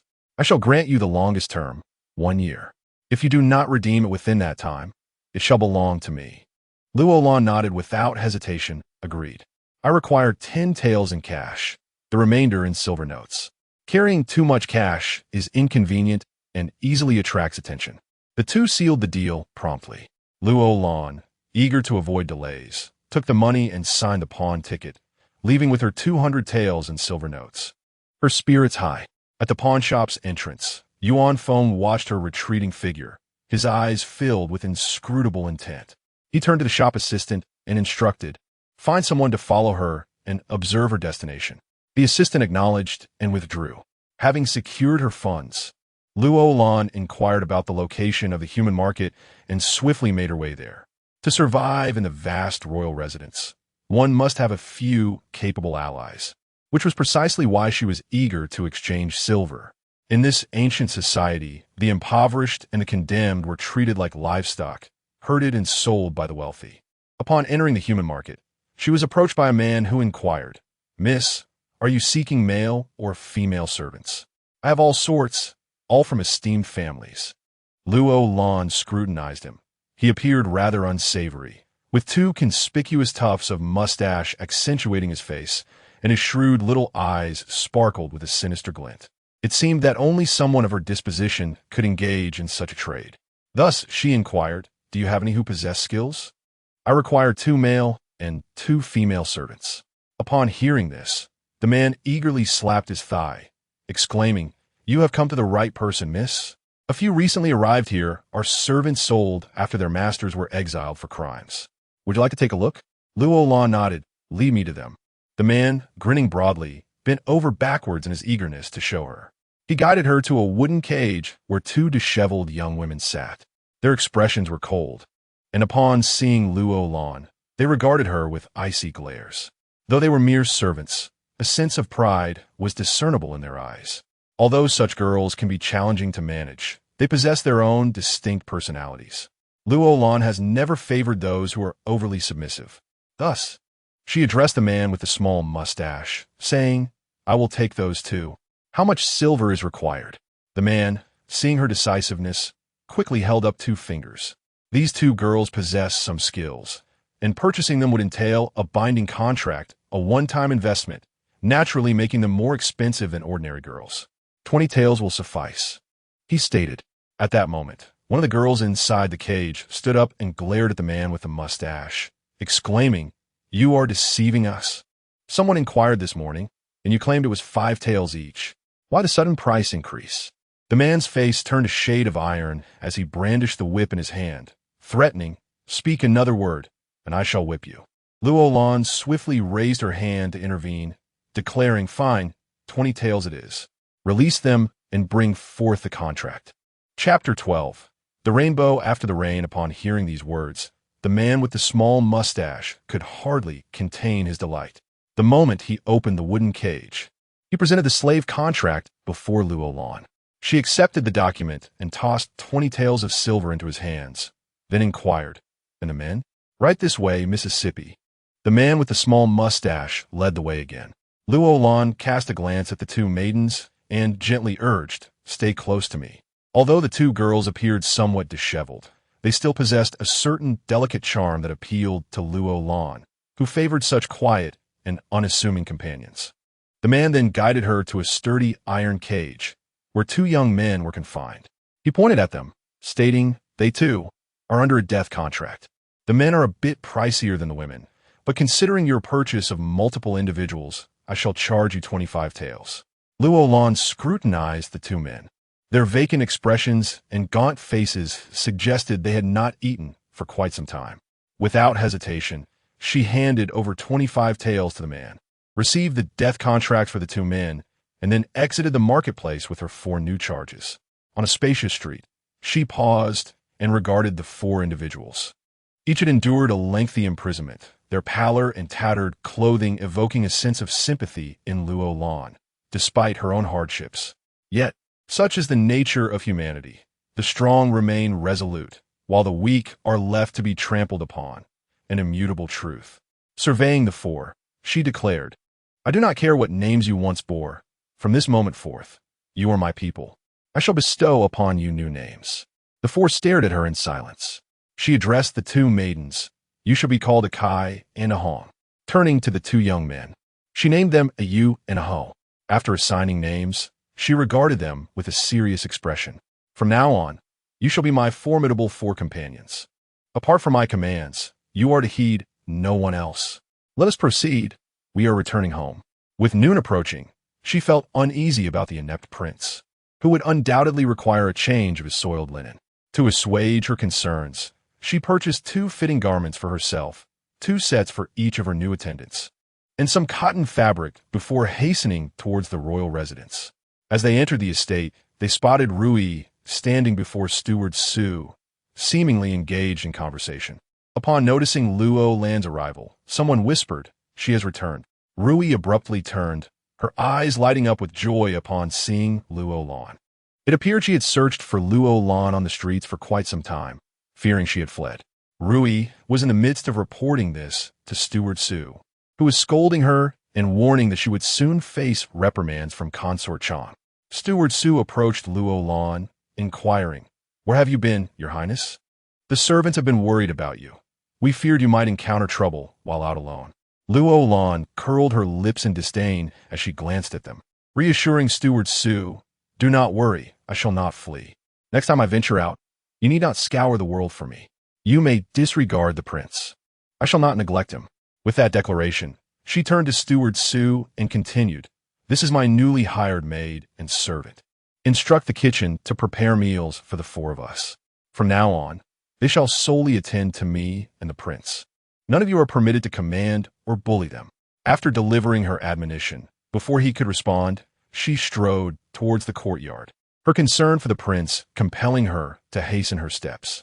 At that moment, Lung Yu lay on the bed, his heart twisted in agony. He realized he had once again slipped into a solitary existence, waiting for death. He was oblivious to how long this torment would persist. He called out for hours, yet no one entered his room. He even contemplated that should someone come, he would gladly trade all his treasured jewels for a single cut from a blade. Yet no one dared approach him, even as his voice grew hoarse. He found himself devoid of even the strength to quench his thirst. The phrase "living was worse than death" could not have been more fitting for his plight. Suddenly, the door creaked open, and a gentle, familiar voice flooded him like sunlight. "I'm late. I apologize." He was taken aback. Had that woman truly returned? As he beheld her standing before him, he was rendered speechless, his eyes brimming with tears. He had thought she had departed for good, abandoning him to his fate as a loathsome invalid. He never imagined she would return, let alone offer him an apology upon entering. What manner of person is this woman? Yet, Luo Lan had no time to ponder. She set down her belongings and promptly changed his soiled cloth, cleaning the area around his thighs, all the while murmuring, "I was delayed today. I want tea, let it happen again. I promise you won't have to endure this wet pad anymore. It must be quite uncomfortable, right?" Lung Yu regarded her coldly. "Didn't you leave? Why have you returned? Where could I possibly go?" She placed a clean pad beneath him, continuing, in name, "I am the princess of this Yu Wangfu, of noble status. Would I be foolish enough to leave and live like a country bumpkin? Humph." He scoffed again. "Noble? Attending to a useless wretch like me. Where's the nobility in that? It is the height of degradation." However, Luo Lan paid no heed to his words, instead smiling radiantly at him. "Do you know? Your jade pendant fetched 200 taels of silver. 200. Enough to last a while. But fret not. I have saved the longest term. Once I acquire wealth, I will certainly redeem it for you." Her words left Lung Yu astonished, and he stared at her. "You went to pawn shop?" "Indeed. The proprietor was quite kind. Initially, he offered me only 100 taels, but I insisted on 200. Impressive, isn't it?" He did not respond, his deep, dark eyes filled with a complex array of emotions. After a lengthy silence, he could no longer contain himself and asked, "I thought you wouldn't return." At last, he articulated the words he had bottled up within himself for an entire morning. Luo Lan was momentarily taken aback. Then she squinted at him with a smile, her crystalline eyes glimmering with a bright light. "I have said that I shall not leave until you rise to confront me.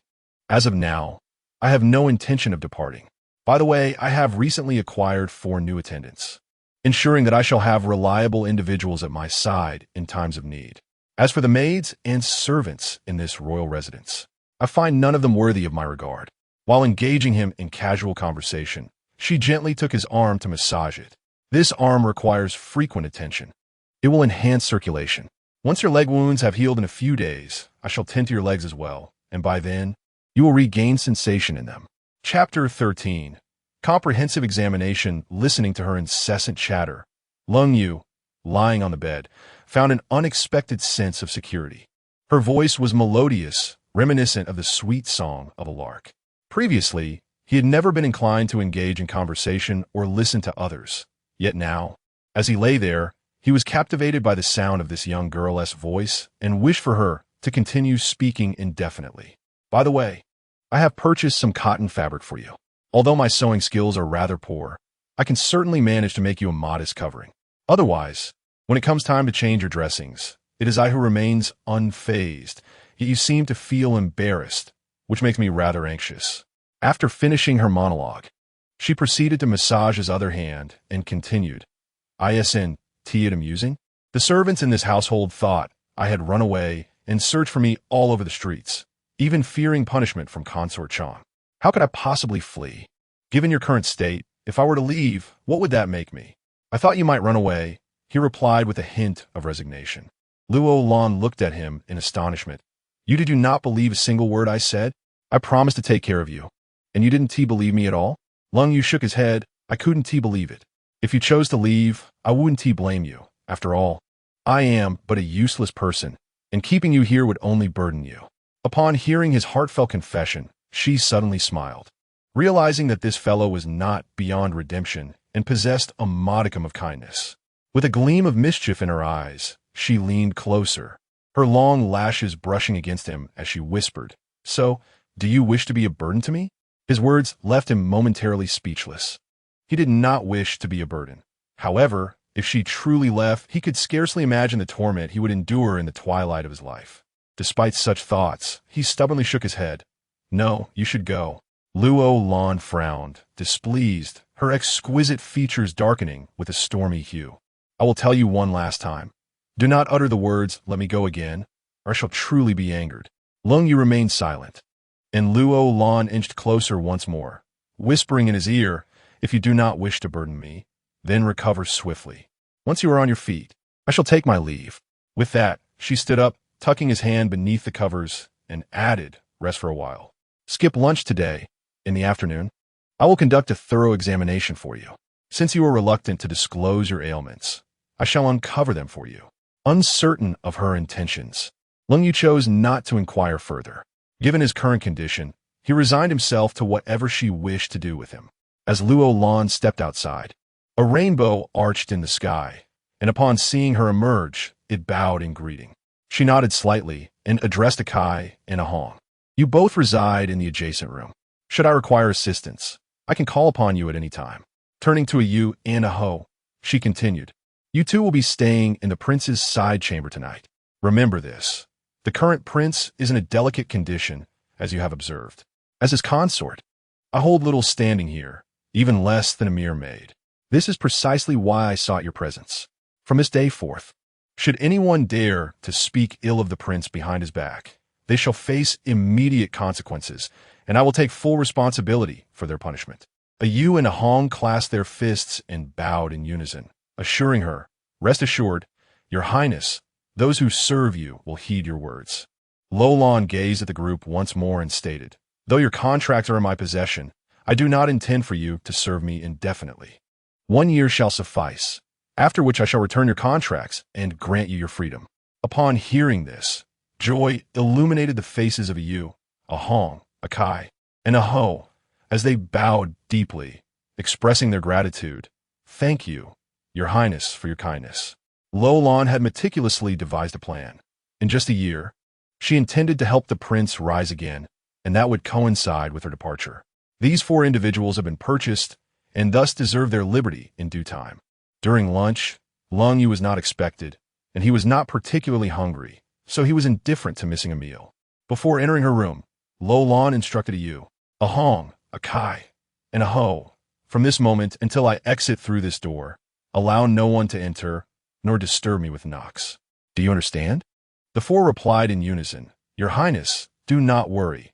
We will remain steadfast in our duties. Luo Lan exhaled and pushed open the door. Lung Yu was dozing with his eyes half closed, and upon hearing footsteps, a wave of joy surged within him. It was the sound he longed for most. As Luo Lan entered, she leaned down and softly spoke to him. From now on, I shall let you sleep, and afterward, I will examine you. Lung Yu opened his eyes wide, replying, I am not the least bit drowsy. Luo Lan mischievously winked and smiled. Close your eyes. I can make you fall asleep in no time. Though he was skeptical, he obediently shut his eyes. Seizing the opportunity, Luo Lan retrieved a syringe of anesthetic from her supplies. To conduct a thorough examination of his injuries, she needed him in a state of sedation. She did not wish to explain the origins of her makeshift operating room. General anesthesia requires intravenous administration, so she inserted an 4 into his arm. After a cool sensation coursed through him, he opened his eyes in astonishment at the 4 bag hanging above him. What are you doing? Luo Lan mischievously blinked at him and replied with a smile, Since you cannot move, I shall do as I please. Just sleep. As her words settled in, a wave of drowsiness indeed enveloped Lung Yu, and he watched as the woman beside him busied herself until he succumbed to unconsciousness. Once the anesthetic took effect, Luo Lan retrieved the CT scanning equipment from her makeshift operating room, ready to assess the extent of his leg injury. Just when she feared being disturbed the most, Rui hurried in, only to be intercepted by Au. It was evident that Rui held a certain disdain for the girl, and she coldly declared, The esteemed concubine Chang has arrived and wishes to see the princess. However, Au retorted without any courtesy, The princess does not wish to see anyone. Impudent! Rui suddenly shouted, Do you even know who concubine Chang is? How dare she be refused? Truly a bunch of country bumpkins. Upon hearing this, Au clenched her teeth, raised her wrist, and firmly grasped Rui's neck, glaring at her menacingly as she warned, If you dare shout at me again, I will strangle you. Rui's face turned pale with fright, her eyes wide in astonishment. Observing this, Ahong stepped forward to soothe Au. We are newcomers. Let's not stir up trouble. Release her. Only then did Au relent, releasing her grip on Rui's neck and forcefully tossing her aside. Rui stumbled, nearly falling, then, standing a distance away, she pointed an accusing finger at Au, angrily cursing. You are far too bold. You are truly barbaric, daring to act tyrannically within the Wangfu. I shall inform concubine Chang at once. Upon hearing her words, Au considered approaching her, but Rui, sensing the tension, swiftly turned and hurried away. Akai sighed with concern. That concubine Chang must be a significant figure. What shall we do? Chapter 14. The four guardians, Au, scoffed nonchalantly, declaring that since the princess had rescued them from the depths of despair, they would naturally heed her words.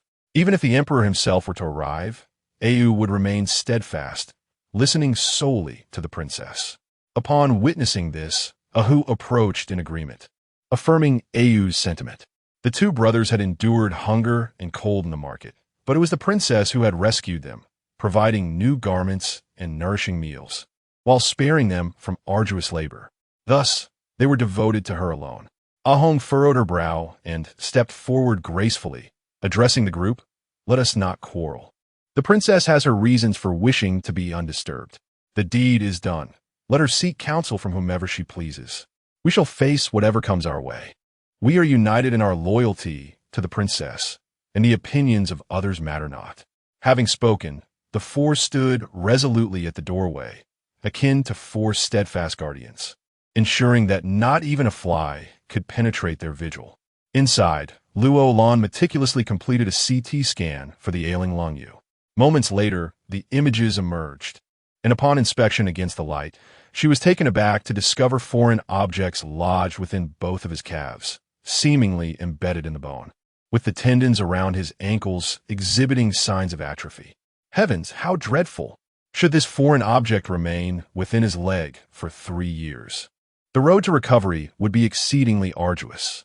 She exhaled deeply and proceeded with a comprehensive ultrasound examination of his body. Fortunately, his internal organs appeared unscathed. It became apparent that his inability to stand stemmed from the obstruction in his leg, which had shifted over time, leading to extensive bruising and infection in the surrounding tissue. Clearly, the immediate priority was to reduce inflammation, followed by surgery to extract the foreign object, after which a gradual recovery could begin. While the process was somewhat complex, it was not insurmountable for her medical expertise. It merely required time. With the situation largely clarified, she administered the finest anti-inflammatory 4 medication to Lung Yu and began to gather her belongings. In the front hall, Consort Chong, upon hearing Rui's lamentations, was immediately beset by a frown upon her slightly plump visage. What was she doing inside? She pondered. The servants report that the 4 guardians are preventing anyone from entering. I fear she may harbor ill intentions towards the prince, and so I felt compelled to inform the queen. Perhaps she should investigate to ensure the princess is not plotting something untoward. Butler Su concurred, adding, "Your Highness, Rui raises a valid point. The princess returned at noon with 4 individuals and has since stationed them at the door. If she were to undertake any harm against the prince, it would be dire indeed." The complexion of Consort Chong was rather pallid, and although she desired to see her son, she hesitated. It had been 3 years since she last beheld him, and she vaguely recalled their last encounter, when he had declared that should he see her again, he would take his own life with a single stroke. Since that moment, she, as a mother, could only glean information about him from the imperial physicians and the servants. Years had passed, and while she was aware of his dire condition, her visits had dwindled, and her feelings towards him had grown increasingly distant. Were it not for the emperor occasionally mentioning her son's plight, she would have little inclination to visit the prince of Yu's residence. Fortunately, she had given birth to Ming a decade ago. Otherwise, her standing in the harem would have been precarious. At times, she contemplated her son's situation. If he were to perish, she would find solace, for it would allow her to devote herself entirely to supporting Ming, which could indeed be seen as a blessing. Yet, his resolve remained unyielding. Despite being bedridden for 3 years, he still clung to life. A few days prior, the imperial physician had informed her of the prince's deteriorating health. He could hardly eat, had lost considerable weight, and refused further medical treatment or medication. Thus, she concluded that he would not survive much longer, which sparked the idea of finding him a consort for burial. Initially, she intended to find a compliant made to serve him until his demise, which would provide her with some peace of mind. However, upon the arrival of the maid, discontent among the household staff grew, and the maid forbade anyone from approaching Yu's chamber, leaving her bewildered as to her intentions. Although she was not particularly fearful of anyone wishing to harm Yu, she felt compelled to maintain appearances before the servants. With a frigid demeanor, she rose and declared, Come with me to the prince's chamber to discover what this maid is scheming. With that, she strode forward, the others following closely behind. Rui and several maids from the residence wore sly smiles, eagerly anticipating Consort Chang's impending reprimand of the audacious woman. At that moment, Luo Lan had just finished organizing her belongings and was applying medicine to Lung Yu's face when she heard a commotion outside. "You there, this is Consort Chang. Step aside immediately or face punishment for your insolence." The four individuals at the door exchanged glances and stood taller. Yu boldly stated, "We do not recognize any consort. We only know the royal consort. She instructed us to stand guard here, and we shall do so. None may disturb her." A host straightened her neck and added, "Indeed, the royal consort has ordered that no one may interrupt her. If you wish to see her, you must wait here." Upon hearing this, Consort Chang's expression darkened, her anger flaring at the blatant disrespect from the four. "You," she spluttered, her face flushed with indignation, pointing at Yu and gritting her teeth. "You are exceedingly bold. Summon assistance." As her words fell, the door behind the four swung open, and Luo Lan emerged gracefully. Approaching Consort Chang, she bowed respectfully. "I was unaware of your arrival. Esteemed consort, I beg your forgiveness for my lack of proper welcome." Upon hearing these words, the expression of Consort Chang softened somewhat. She coldly addressed Luo Lan, inquiring, "What were you doing inside? What have you done to Yu? Why are these four people stationed here?"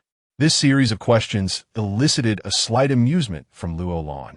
What could she possibly do to him, a man incapacitated save for his mind?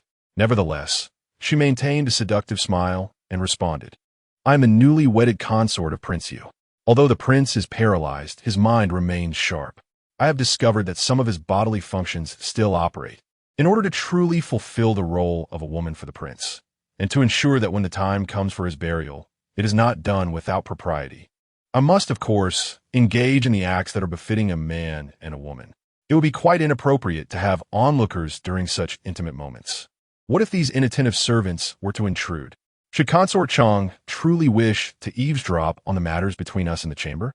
Chapter 15. The lion's roar. Her words took Consort Chang by surprise. She raised a hand to cover her mouth and cleared her throat before saying, "Follow me to the front hall. I have matters to discuss with you." Luo Lan squinted and nodded, her curiosity piqued. Isn't Consort Chang going to see the prince? This was what intrigued her most.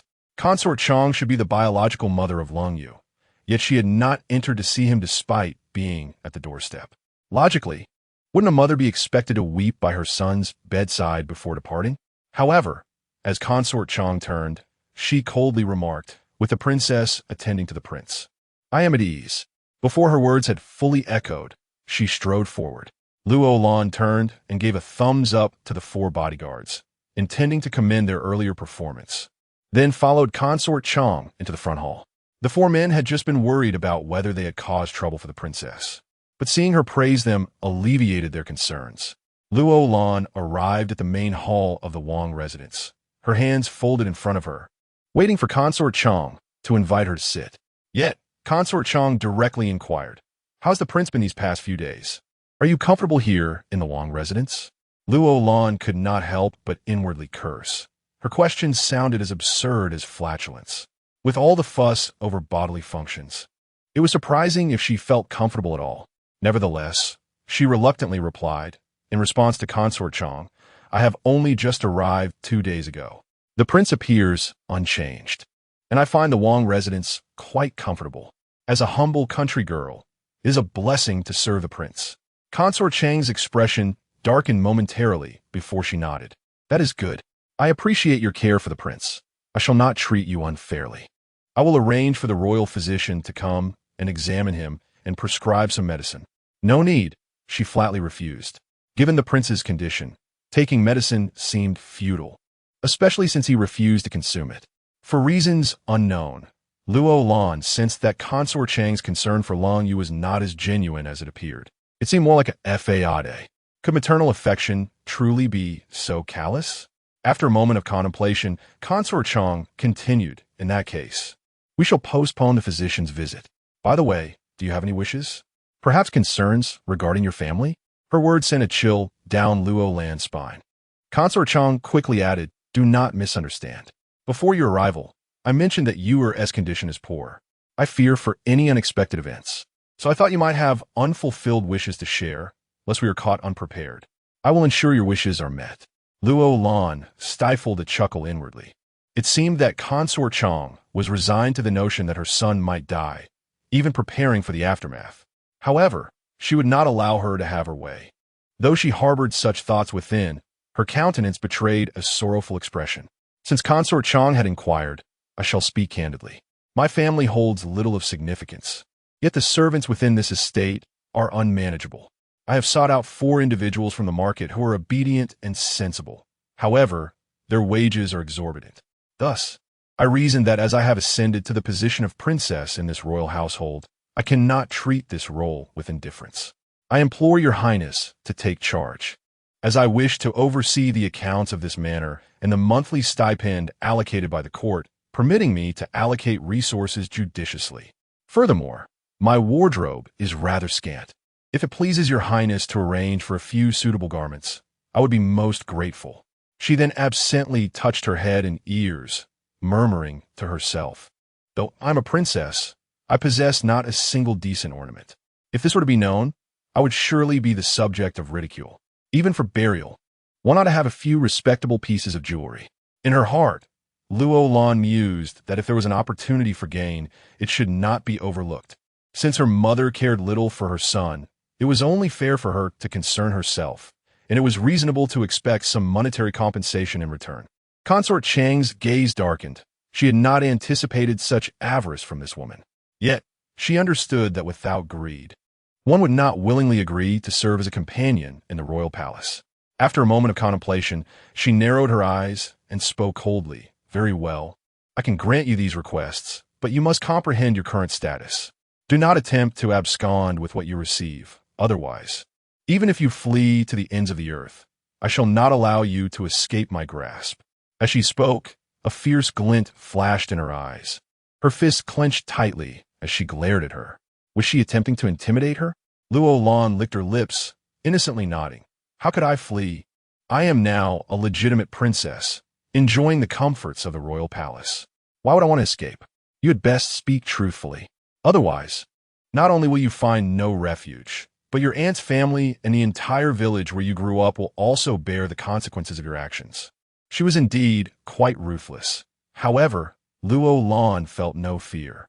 She had never contemplated fleeing, merely wishing to seize the opportunity to acquire additional funds, thus sparing herself the need to pawn cold-used possessions. Luo Lan bowed, feigning trepidation as she performed her greeting. Your Highness, please rest assured. I shall serve the prince diligently until his natural end. Upon hearing these words, Consort Chang nodded in satisfaction and called out, Su Guanjia, awaiting outside. Steward Su hurried in upon hearing her summons, bowing respectfully. What commands does your highness have? Consort Chang, taking a breath, replied, Tomorrow. Transfer the accounts in your possession along with this month's remaining stipend to the princess. She shall manage them henceforth. Steward Su was momentarily taken aback. He had never anticipated that Consort Chang would acquiesce to her request.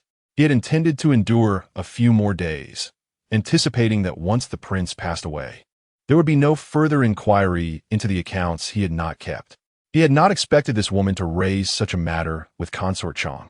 It seems that this princess is quite serious in her intentions. Further discussion would be futile, so he bowed and said, in response to your highness, I had indeed planned to present this to the princess. However, the accounts are somewhat disorganized. I have been in the process of sorting them out these past few days, and once completed, I shall deliver them to the princess all at once. The esteemed Consort Chang nodded in satisfaction, stating, That is well. Proceed with your duties. There is no need for you to interfere with the care of the prince. Each of you is rather clumsy, and I have full confidence that the princess can manage. Upon hearing these words, Luo Lan smirked disdainfully. It seemed that Consort Chang was unwilling for her to receive silver without merit. Yet, she was unconcerned. After all, she was already performing this task. However, she likely remained oblivious to the circumstances that her own son had previously endured. Did she truly believe that these servants would have diligently cared for Lung Yu? Moreover, even if she did not delegate, There would be no one to attend to the so-called prince. Her words were as empty as a mere puff of air. After issuing a few more instructions, Consort Chang departed for the palace, not once casting a glance at Lung Yu as she left. Chapter 16. Unspoken past Luo Lan was in high spirits as she struck a deal with concubine Chang, anticipating that she would soon receive gifts from her, allowing her to claim the salary from the royal treasury. This was indeed a fortuitous turn of events for her. Upon returning to the courtyard, she beheld the 4 formidable guards stationed at the entrance and gave them a thumbs up. You have all performed admirably. Once we receive the silver, I shall reward each of you generously. Yu eagerly stepped forward, exclaiming, the princess has instructed us to heed your every word. Regardless of who it may be, we shall not listen to anyone else. Aho chimed in, supporting Yu's declaration, as long as we do not trouble the princess. We shall follow your commands without question.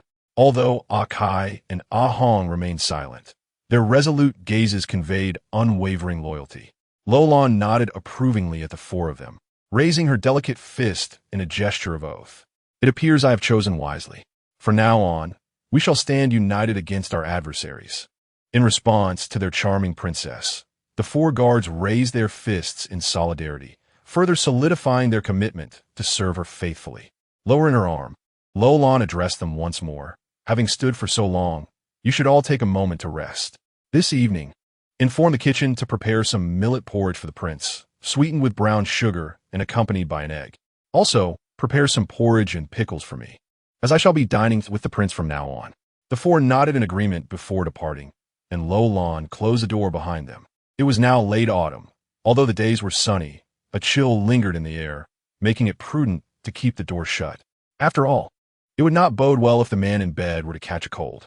On the bed, Lung Yu had already awakened, having overheard everything that transpired outside the room. The thought of concubine Chang, his biological mother, elicited a faint smirk of disdain upon his lips. Luo Lan approached him quietly. Noticing his eyes were open and she beamed, your mother just visited. I invited her in to see you, but she hesitated, fearing she might disturb you. Lung Yu tilted his head and coldly huffed. She is not my mother. At his words, Luo Lan furrowed her brow, but, perceiving his reluctance to discuss concubine Chang, chose to abandon the topic. She then lifted the covers, preparing to change the bed pad beneath him. Lung Yu pressed his lips together, feeling stripped of dignity in the presence of this woman. Yet oddly, he found himself yearning for her incessant chatter after merely 2 days. Indeed, after Luo Lan replaced the soiled pad with a clean one, she began to massage his fingers and resumed her monologue. I just noticed something within your leg, though I cannot discern what it is. It appears to be inflamed, and I must reduce the inflammation before we can remove it. Otherwise, if it remains too long, your leg may become severely infected. Lung Yu listened in silence, refraining from speaking. Luo Lan, somewhat perplexed, inquired, can you tell me what it is that resides in your leg? Could it be a sword tip or a knife blade from your time on the battlefield? Neither, he replied. Cold Yu's countenance suddenly darkened, and he bit his lip with great force, seemingly striving to suppress certain thoughts. Observing this, Luo Lan promptly patted his arm, urging him, all right, let's not dwell on what we wish to forget. Once I retrieve the items, all will be well. What use is there in retrieving them? He suddenly lamented. Even if you manage to help me stand, my fate remains sealed. Death is inevitable. Luo Lan stared at him in astonishment, exclaiming, what are you talking about? You are a prince, and your father is the emperor. Who would dare to wish you dead? Ha! Cold Yu managed a bitter smile. The very ones who wish for my demise are the emperor you speak of, as well as the consort Chang you mention. Her mouth agape in shock. Luo Lan ceased her massage and inquired, why? Is the emperor not your biological father? Or are you an illegitimate child? As soon as the words escaped her lips, she realized her indiscretion. Her remarks had been rather harsh. She quickly corrected herself. What I meant to say is, since he is your biological father, how could he wish for your death? What enmity could possibly exist between you? As she spoke, she noticed Cold Yu clenching his jaw in pain, his eyes shut tight. Concerned that his emotions might overwhelm him, she hastily reassured him. All right, if you do not wish to discuss it, let us talk of something else. Tonight, I had someone prepare boiled eggs for you. It has been ages since you last had them, has it not? He seemed oblivious to her words and suddenly raised his voice, sharp and piercing. He is my biological father, yet he is the one who yearns for my death the most.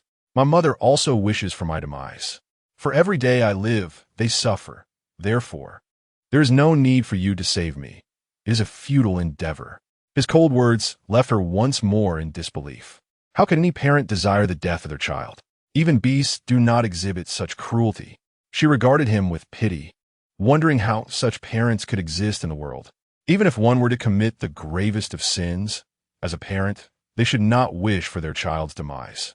Was there some unspeakable secret lurking within? Koldu, however, merely shook his bloodless lips and replied, "You do not understand. You will never comprehend." Luo Lan sighed. Perhaps she truly did not grasp the intricacies of royal affairs. The atmosphere grew tense, the topic heavy, and she resumed massaging his arm. Later that evening, she accepted a tray from a hong at the doorway and, turning around, exclaimed joyfully, "The porridge is here. Today, I've added an egg for you." In between her words, she placed the porridge on the small table beside his bed, murmuring, "Just wait, let me peel the egg for you." As she brought the freshly peeled egg to his lips, he could not restrain himself, devouring it like a ravenous beast. It had been so long since he had tasted an egg. For nearly a year, he had subsisted solely on thin porridge, causing him to forget the flavor of eggs altogether. Luo Lan sat by the bedside, repeatedly cautioning him, "Eat slowly. Your stomach has just begun to recover. You must not rush." As Koldu chewed the egg, his eyes glistened with unshed tears. In the past, he had despised such delicacies. Now, even something as simple as an egg has become a luxury for him. Luo Lan stuffed half an egg into his mouth and took up a bowl of porridge, sitting on the edge of the bed. As she fed him, she said, "You should eat a little less for now. Once your digestive system has recovered, we can add some vegetables. Tomorrow morning, I will visit the pharmacy to get you some medicine. You must take it." Upon hearing her mention going out again, he hesitated for a moment before mumbling, "Can't someone else go?" "Absolutely not," she replied, feeding him another spoonful of porridge. "I don't trust anyone else. I must go myself. But do not worry, I won't be gone for too long. I will also have a hoe and Ayu come to take care of you. By the way, you haven't met them yet. I will bring them over for you to see in the morning." "I don't want to see anyone." He refused to eat any more porridge. "I am full. You can go and attend to your matters without worrying about me." A sense of inexplicable anger seemed to rise within him.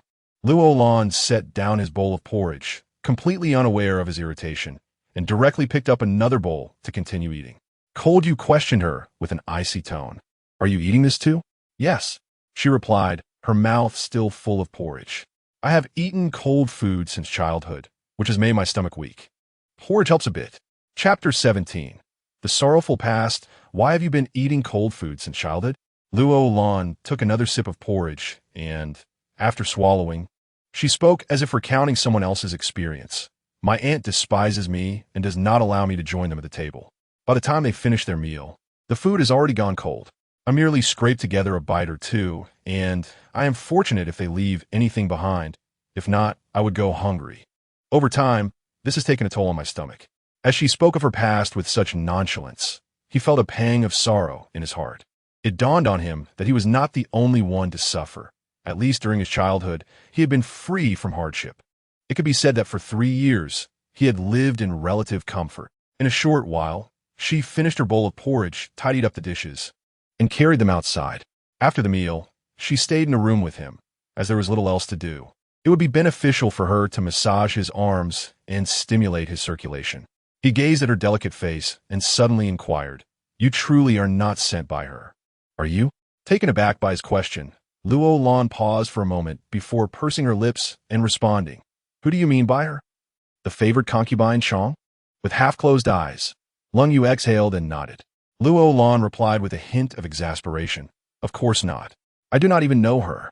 She gave my aunt 1,000 taels of silver, and that is how I came here. It's not as if I could find enough to eat and wear my aunt home. Why not spend a few days in the palace as a princess? If fate favors me, perhaps I can enjoy a few more days of comfort." Observing her calm demeanor, Lung Yu suddenly found a desire to live, not for himself, but for her. This woman appeared utterly devoted, never once displaying a hint of disdain, even while dealing with the filth beneath him. He believed her when she said she was not sent by his mother. There could not possibly be such a person among the favored concubine's entourage. If she were one of them, she would likely wish for his demise rather than care for him so attentively. Her clear, unclouded gaze did not suggest deceit. "Do you truly have a way to help me survive?" His voice was laced with both trepidation and hope. He genuinely doubted his ability to continue living in his current state. Noticing the glimmer of willingness in his expression, Luo Lan raised her chin confidently and replied, "Of course. As long as you heed my advice, share with me the details of the affliction within your leg, and follow my instructions. I cannot promise that you will be standing in the short term, but I can assure you that you will live and have hope of standing again." She aimed to instill in him the confidence to survive. It is a timeless truth that belief is essential to conquer ailments. Lung Yu regarded her, and beneath his furrowed brows, a fleeting spark of surprise flickered in his shadowy eyes. After a moment of contemplation, he bit his lip and softly asked, "Could you assist me in sitting up for a while?" "Of course," Luo Lan replied, unable to contain her joy. She stepped forward, leaning over him. One hand slipped beneath his neck while the other rested on it, exerting strength to help him rise. She then retrieved a pillow to support him against his back. Upon completing her tasks, she found herself breathless. Initially, she had contemplated calling a Yu and a Ho to assist her, yet she hesitated, fearing it might induce feelings of shame in him. Thus, she resolved to endure the fatigue alone. The lesions on his face had shown significant improvement under the influence of her medicinal ointment, and the depths of his eyes appeared notably clearer than before. Luo Lan carefully tucked him in, adjusting the collar of his garment, muttering to herself, "Winter is approaching, and the weather is growing colder. I must arrange for a heater and prepare you some thick garments. We cannot allow you to catch a chill, or it would be unbearable." Ling Yu observed her profile. Biting his lips softly, he murmured, "The foreign object in my leg was ordered to be implanted by my father, the emperor." Her hands, which were in the midst of tucking the blanket, froze at his revelation. A sharp pain pierced her chest as she lifted her gaze, staring at him in astonishment. How could this be? A sudden fierceness crossed Ling Yu's face, and he continued slowly, "I trained in martial arts from a young age, following my father into battle at 13. By 16, I was bestowed the title of general. At 18, my father granted me the Yuan Fu. But my days of peace were fleeting. Perhaps I had grown too arrogant. At 19, I was framed and accused of patricide during my father's birthday feast. I should have faced a death by 1,000 cuts, but my father, in his compassion, ordered my legs to be crippled, allowing me to live as a paraplegic. The people around me were exiled to Ninguda as slaves, and I remain unaware of their fates. My own suffering is insignificant. I feel I have let them down." As he spoke, his face contorted in anguish, and his eyes glistened with unshed tears, a painful expression that tugged at the heartstrings. Luo Lan's eyes grew moist. She could only imagine the excruciating agony of an object being driven into his leg. Surely a torment surpassing death itself. She bit her lip, gazing at him, unsure of how to offer comfort. After a moment of reflection, he added, "I do not blame my father. I only hold myself accountable for my lack of prudence. I indulged in drink during the emperor's birthday feast, allowing others the opportunity to exploit my vulnerability. Does your father know that someone has conspired against you?" she asked. He shook his head in despair, eyes tightly shut. "I had no chance to explain. Even my own mother does not believe me. What more can I say?" His previously pale countenance suddenly transformed into a serene mask, devoid of any visible turmoil. "Who is it that seeks to harm you?" Her curiosity intensified. Anyone bold enough to conspire against the emperor's own son must be formidable. A flicker of malice crossed Ling Yu's calm features as he clenched his teeth, uttering bitterly, "I say it is my half-brother who wishes to do me harm. Do you believe me?" His words struck like a thunderclap above Luo Lan, and she gazed at him, stunned. "Is it possible that your brother seeks to contest the throne against you?" This scenario was not new to her. She could conjure no other explanations. Ling Yu's lips curled slightly, in a sense. "He is the crown prince, while I am but favored by my father, posing no threat to him. Why then, would he act against me?" At this moment, the only part of him that could move, his head, began to shake vigorously. Luo Lan hurried to comfort him. Do not behave this way. Such actions will only exacerbate your condition. I believe the best revenge against those who wish for your demise is to live on, to live splendidly, allowing all who desire your death to go to hell." Her words soothed him, and he lifted his crystalline, dark eyes to gaze at her. "Can I truly rise again?" This was not the first time he had posed this question. She responded with a gentle smile. "Yes, I have said that if you can, you certainly will. I, Luo Lan, have never spoken falsehoods." After a moment, she inquired, "What is the foreign object lodged in your leg? Was it also ordered to be inserted by the emperor?" "No, it was likely the doing of Consort Chang. I have called her my mother for 2 decades, he replied. Despair crept back into his gaze. "My father commanded that my legs be severed, condemning me to a life without mobility. As for my mother, she feared my potential threat to her position. So she secretly ordered 2 iron nails, each the length of my fingers, to be driven into my calves. Would you not agree she is rather cruel?" Chapter 18, the final stubbornness. At this point, he could not help but offer a bitter smile, and as he smiled, tears streamed down his cheeks. Luo Lan hurriedly took out a handkerchief to wipe away the tears at the corners of his eyes, gently saying to him, "Since you do not wish to speak of it, let us not. It is my fault for bringing it up. Rest assured, I possess remarkable skills. I have studied medicine since childhood and am a prodigy in the field. I can help you stand again. Do you believe me?" He bit his lip and weakly nodded. "I believe you. At this point, I have been reduced to this state, and apart from you, perhaps no one else would spare me a glance. Therefore, whatever you say, I shall believe." Luo Lan suddenly perceived that the man's inherent stubbornness had been worn away by the harshness of reality. She could not bear to press him further, wishing to avoid revisiting the painful memories he harbored. Only when she saw him asleep did she quietly exit his room. Upon hearing the door close, Ling Yu opened his eyes. He was unable to sleep. He had merely feigned slumber. Today, he had mentioned matters he had not spoken of in 3 years, matters that had burdened his heart for so long. He was reluctant to explain himself, especially since even his own mother had denied him. Who else would acknowledge him? For 3 years, his father had not cast a glance in his direction, indicating that he had yet to forgive him. Although his mother had visited, he had refused to see her, and eventually, she ceased to come.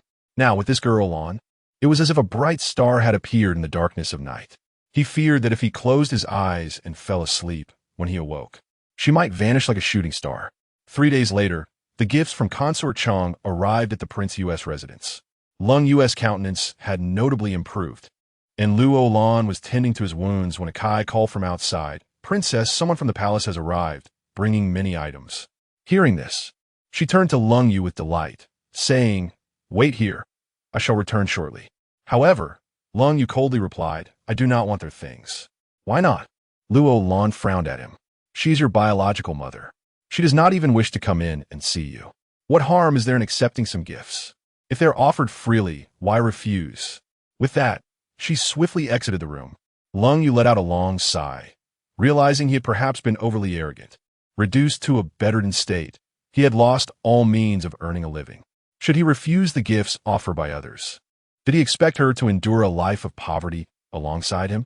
Luo Lan cheerfully made her way to the main hall of the residence, where eunuch Lu, standing beside Consort Chang, awaited her arrival. Upon seeing her, he stepped forward to present a list of gifts, saying, "Princess, this is a list that Consort Chang has sent with me for your perusal." Luo Lan accepted the list and glanced over it. 100 taels of silver, 10 garments, 2 jade bracelets, 1 hairpin, and 1 pair of earrings. Although these items appeared modest in value, the 100 taels of silver were certainly not given without reason. She took a piece of silver from the pile and handed it to eunuch Lu, saying, "Thank you for making the journey." Eunuch Lu gratefully accepted the silver, bowed, and departed with a retinue of servants. Steward Su approached directly, asking, "Princess, shall I assist you in storing these items in the treasury?" "No need." She raised her hand and commanded, "You, bring this into my room." She felt she could trust no one else at this moment. "By the way, Su, how are the accounts coming along? You must expedite this matter." Su, the steward, swallowed hard and replied, "Tomorrow, I should have them organized by then, and I will deliver them to the princess." Luo Lan smirked at him, certain that Su would present her with immaculate accounts, devoid of any selfish motives. However, she was indifferent. She merely wanted them to recognize her presence as the princess and to understand that henceforth, matters within the palace would not be handled recklessly.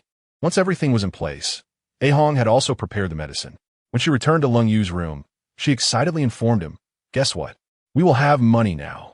The palace has sent 100 taels. I also plan to take over the accounts in this palace, so when you desire a meal, I will instruct the servants to prepare it for you. Now, drink this medicine."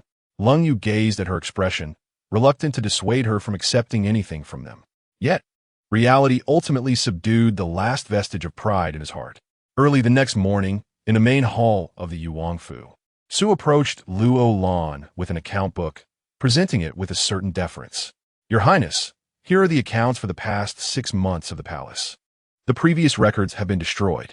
Luo Lan, uninterested in the past, accepted the book and casually flipped through it, unable to suppress a laugh. It detailed expenses such as, the prince purchased medicine, costing 15 taels. The prince bought supplements, costing 35 taels. The prince acquired winter clothing, costing 100 taels.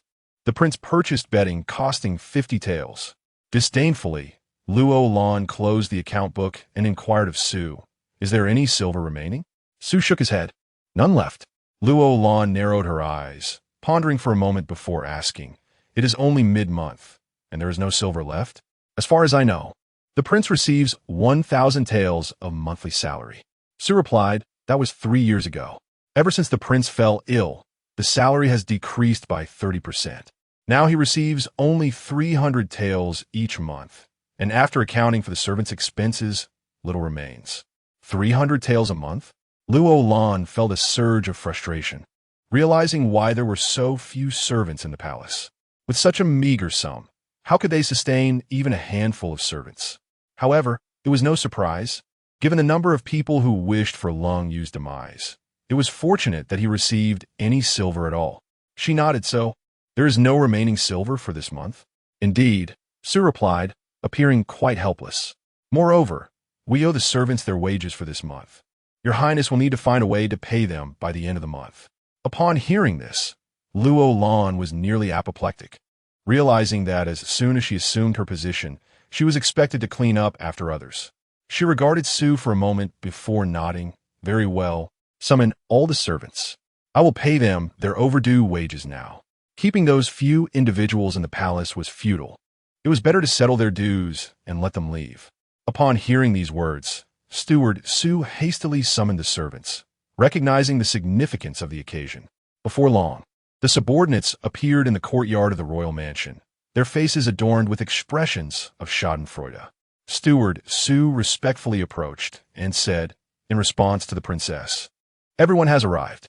Luo Lan smiled, her lips curling in amusement, instructing them to come forth for questioning. Each one seemed eager to delay, as if they could wear calluses on their feet, but upon hearing news of the salary distribution, they rushed with the swiftness of a hare. Standing before them, with the 4 formidable guardians at her back, she gracefully wielded her crystal whip, surveying the crowd before speaking softly, "Regardless of whether you arrived early or late, your efforts during your time at the royal residence have not gone unnoticed. Therefore, even though you have only worked for half a month this time, I wish to grant you a full month's salary." Chapter 19. The arrival of the dog prince. Upon hearing these words, the young maidens burst into smiles.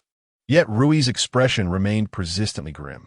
Steward Su was equally perplexed by the princess's statement and pondered its implications deeply. She cleared her throat and continued, "After receiving your salary for this month, you may leave. As you can see, I have been here for 10 days, and it has been 10 days since I assigned you tasks, yet the estate remains unchanged. There is not a hint of transformation. Thus, I believe your presence here is utterly futile. It would be better to grant you a leave to seek a place where your talents are needed, rather than let you languish in obscurity."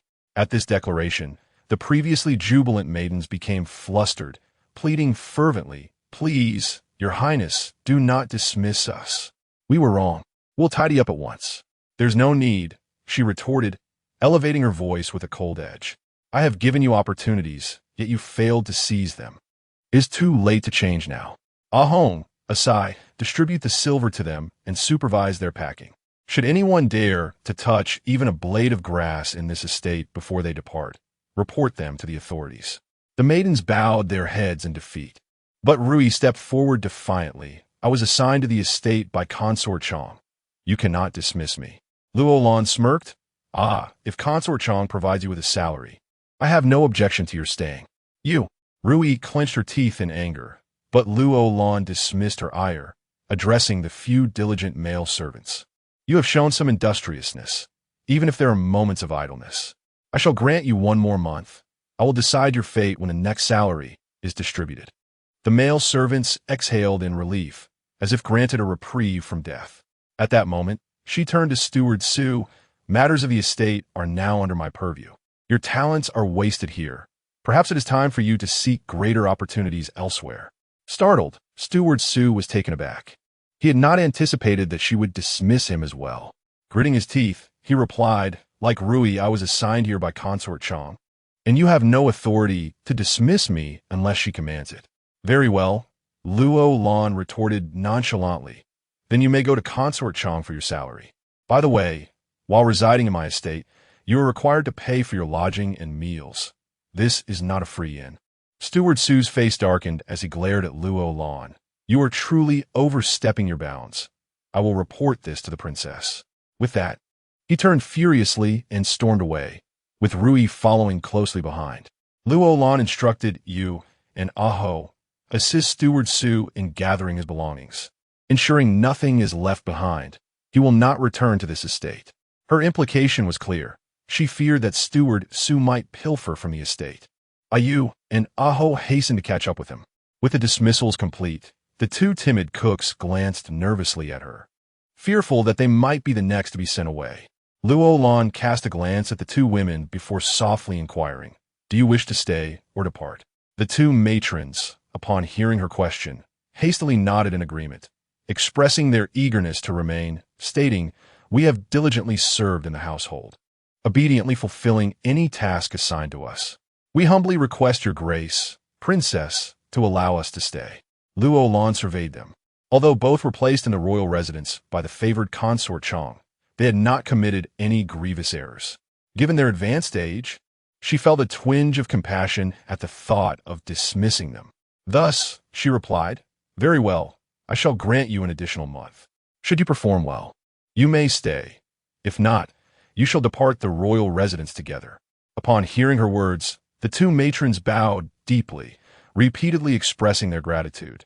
Thank you, princess, thank you. The 4 maidservants received their monthly wages and departed, while Steward Su went to report to Consort Chong, followed by Rui. The remaining 3 male attendants became noticeably more diligent in their duties, and the 2 matrons in the kitchen, under Luo Lan's command, dutifully complied without hesitation. Luo Lan then instructed a Kai and a Hong to procure 4 maidservants from the market. Recognizing that a large residence such as theirs could not function properly without sufficient help for tasks like laundry and cleaning. Within an hour, a Kai and a Hong returned, presenting the 4 maidens before her. Seated in the main hall of the residence, Luo Lan observed the maidens, each appearing gaunt, likely due to malnutrition. What are your names? She inquired. I am Ruyu, I am Kai Feng, I am Xiao Dai, I am Chun Hong, they replied in unison. Luo Lan nodded slightly, then addressed to Kai. From now on, these 4 maidens will be under your supervision. Assign them to laundry and tidying. Those who work diligently may remain, while any who are lazy or deceitful shall be dismissed. A Kai stepped forward, cupping her hands in acknowledgement. I understand, princess, you can rest assured.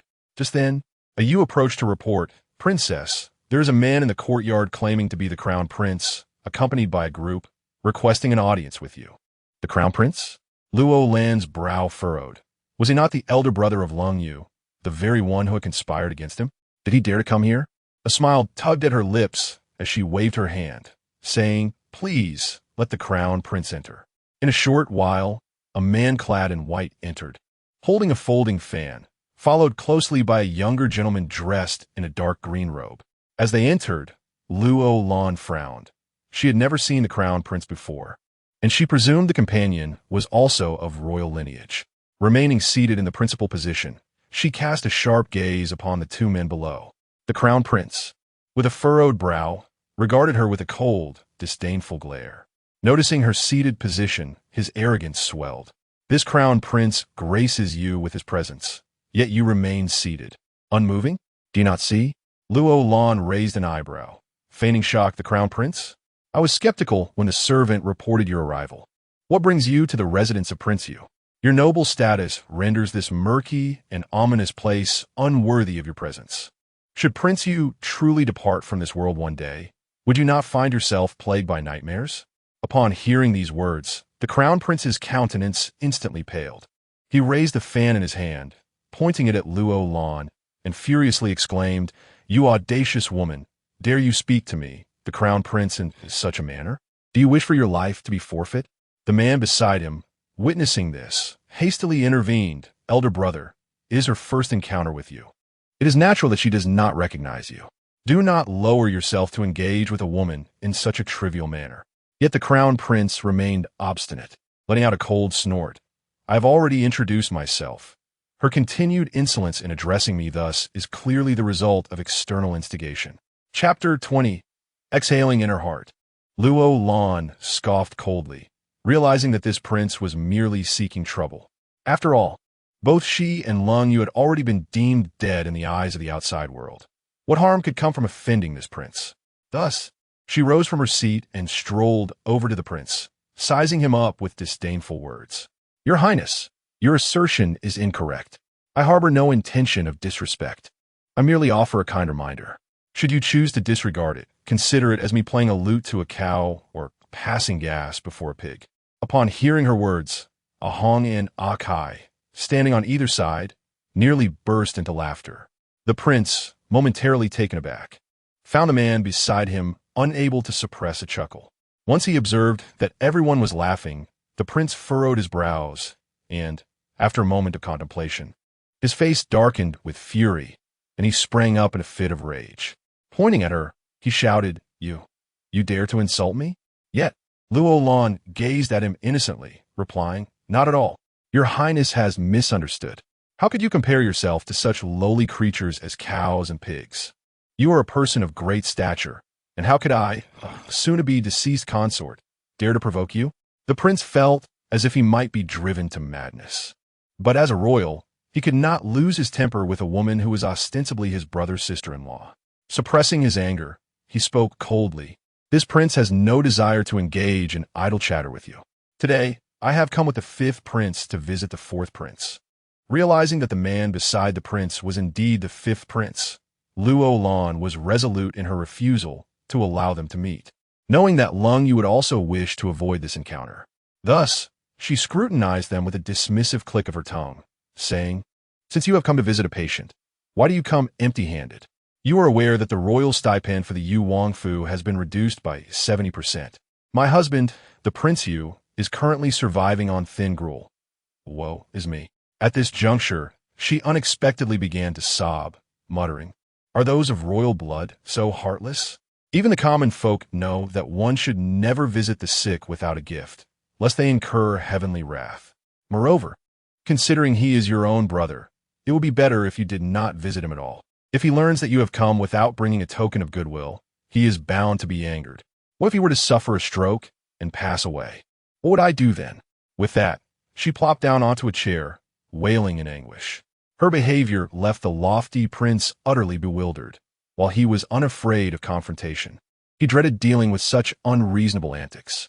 Should she choose to turn this incident into a matter of public discourse, it would tarnish his princely reputation. Furrowing his brow, he said with visible displeasure, "This prince acknowledges that my visit was hasty, and there were indeed oversights. If the Yu Wangfei finds it inappropriate, then we shall come again another day." With that, he turned and strode away, his anger palpable. Unable to restrain herself, Luo Lan called after them, "Farewell, Your Highness. The Yu Wangfu has nothing to offer. I apologize for the neglect shown to Your Highness." Once they had distanced themselves, she let out a cold snort, muttering, "You simply came to see if Lung Yu is dead, didn't you? A bunch of worthless trash." As Ah Kai and Ah Hong watched someone walk away, they approached her with muffled laughter, saying, "Princess, The crown prince you scolded earlier was left speechless. His face turned completely green. Indeed, but do you think he will trouble us in the future? Luo Lan replied, her expression icy as she scoffed. What is there to fear? He has nothing to lose. Why should I be afraid of him? He was the one who caused Lung Yu to be crippled, clearly intending to ruin him. Now, he feigns sympathy like a cat mourning a mouse. It's utterly nauseating. Just outside the Yu Wang mansion, the crown prince was seething with rage, ready to explode. He exhaled deeply as he stood before his carriage, and the fifth prince hurried over to console him, saying, "Brother, do not stoop to the level of a woman." The crown prince frowned, gritting his teeth as he retorted, "This woman truly does not comprehend her own insignificance. How dare she speak to me in such a tone? Until she understands my power, she will remain oblivious to her own worth." Alarmed, the fifth prince looked at him in distress. "Brother, what are you planning? Fourth brother has suffered enough. Do not harm him further." The crown prince raised an eyebrow, a hint of malice flickering in his gaze. With a smile, Luo Lan returned to her room, feeling a sense of satisfaction at the thought of the insufferable crown prince. Lung Yu's face had nearly healed, though some scars remained. 3 days prior, she had applied her specially formulated scar cream on him, and today, the treatment period was over, so she prepared to remove the bandages from his face. Before beginning, she helped him sit up, her excitement evident as she said, "Do you know? That wretched crown prince came, and I sent him running." Hearing this, a cold indifference filled Lung Yu's eyes as he replied in a low voice, "He did not trouble you, did he?" "No," Luo Lan said, adjusting the cushion behind him before adding, "The sight of his lewd face disgusts me. If someone like him were to ascend to the throne, the great Ning dynasty would surely meet its doom." At this point, she suddenly stuck out her tongue, hastily correcting herself. "What I mean is, there's no need for explanations." He shrugged nonchalantly, a slight smile playing on his lips. "The fate of the great Ning dynasty is no longer my concern." A heaviness settled in Luo Lan's heart. How desperate must he be to utter such words? Slowly, she began to untie the bandages, circling around and around, murmuring, "Rest assured, with me around, no one will dare to cause trouble at the Yu Wang mansion, nor will anyone bully you again." Her words left him momentarily stunned. He lifted his remaining striking gaze to meet hers, pondering the idea of a woman protecting him. It seemed somewhat embarrassing, yet he found himself relishing the sentiment. It reassured him that she would not abandon him. As long as she stayed, he felt there was hope each day. "Do you not believe me?" Seeing him gaze at her intently, she pursed her lips and murmured, "Do not underestimate me because I am a woman. I can hold my own when it matters. You are my entire world." The words slipped from his lips, momentarily catching Luo Lan off guard. But then she broke into a wide smile. "Very well, from now on, I shall be your sky, guarding you until you recover, protecting you, and being the unyielding canopy above you. What do you think?" Though her words were somewhat playful, a surge of delight coursed through Lung Yu's heart. As the final layer of gauze remained, Luo Lan abruptly halted her movements. With a hint of concern, Lung Yu softly inquired, Is it very unappealing?" Luo Lan closed her eyes momentarily, her hands clasped together in a playful prayer. "Oh heavens, grant me the sight of an extraordinarily enchanting face, and may it not bear any resemblance to that repugnant dog prince." Hearing her refer to the dog prince once more, Lung Yu found it rather amusing. Indeed, that individual did possess a certain grotesqueness reminiscent of a dog. Observing the earnest demeanor of the girl before him, a wave of apprehension washed over him at the thought of her being confronted with a visage that might disappoint her. He too silently wished for his appearance to revert to its former allure, hoping at the very least that he would not frighten her. Chapter 21. An unexpected kiss. As the prayer concluded, Luo Lan half closed her eyes and delicately removed the final layer of gauze from his face. In that fleeting moment, she beheld a visage as smooth as porcelain, with obsidian eyes shimmering with an enchanting luster. His thick brows, aquiline nose, and exquisitely shaped lips combined to accentuate the nobility and grace of his countenance. Though she had previously admired the beauty of his eyes, she had never scrutinized them closely nor appreciated how harmoniously they complemented his flawless features, revealing a level of allure that left her utterly captivated. This visage surpassed even the most handsome male star she had encountered in her past life. Heavens! She gasped, covering her mouth in astonishment. Lung Yu furrowed his brows. Concern etched upon his face as he regarded her. Is it that unappealing? Not at all. It's truly wonderful, she reassured him. At least my face no longer itches. Luo Lan conceded that this face had ensnared her heart. She found herself indifferent to the fact that he was a paralyzed man. Merely gazing upon his face transported her to a dreamlike state. She swallowed hard, pursing her lips and shaking her head. If this face is deemed unattractive, then there would be no beauty left in the world. Upon hearing her words, he gazed at her with his dark eyes, timid as a startled foal, and inquired, "Really? Does this face not repulse you?" With an easy grin, she replied, "How could I possibly dislike it? I adore it." His face flushed crimson at her declaration. In the past, if a woman had spoken so, he would have harbored deep resentment, suspecting ulterior motives. Yet now, the circumstances were different. He was but a shell of his former self. Thus, her words brought him genuine joy, alleviating his fears of her disdain. Unable to resist, Luo Lan playfully pinched his cheek, muttering like a lovesick fool, "Ha! A big man can still blush. But truly, you look adorable when you do. It's such a pity that such a beautiful face has been left to languish in this room for 3 years." At her teasing, Lung Yu frowned. "Only you find it appealing. Others deem me a wretched soul." "Do not speak of such things," she admonished, suddenly raising her finger to silence him. "From now on, no more talk of death. I have not lived enough yet. How could I allow you to perish? Fear not. No one will dare to harm you from this moment forward. I have resolved to remove the foreign object from your leg tomorrow." "How will you do that?" he asked, bewildered. She shifted her position and reached beneath the covers, gently stroking his calf. "Of course, I shall use a knife. Without it, that thing cannot be extracted, and the surrounding flesh has already begun to decay and must be excised as well. It will be exceedingly painful. Can you endure it?" She raised an eyebrow, challenging him with her gaze.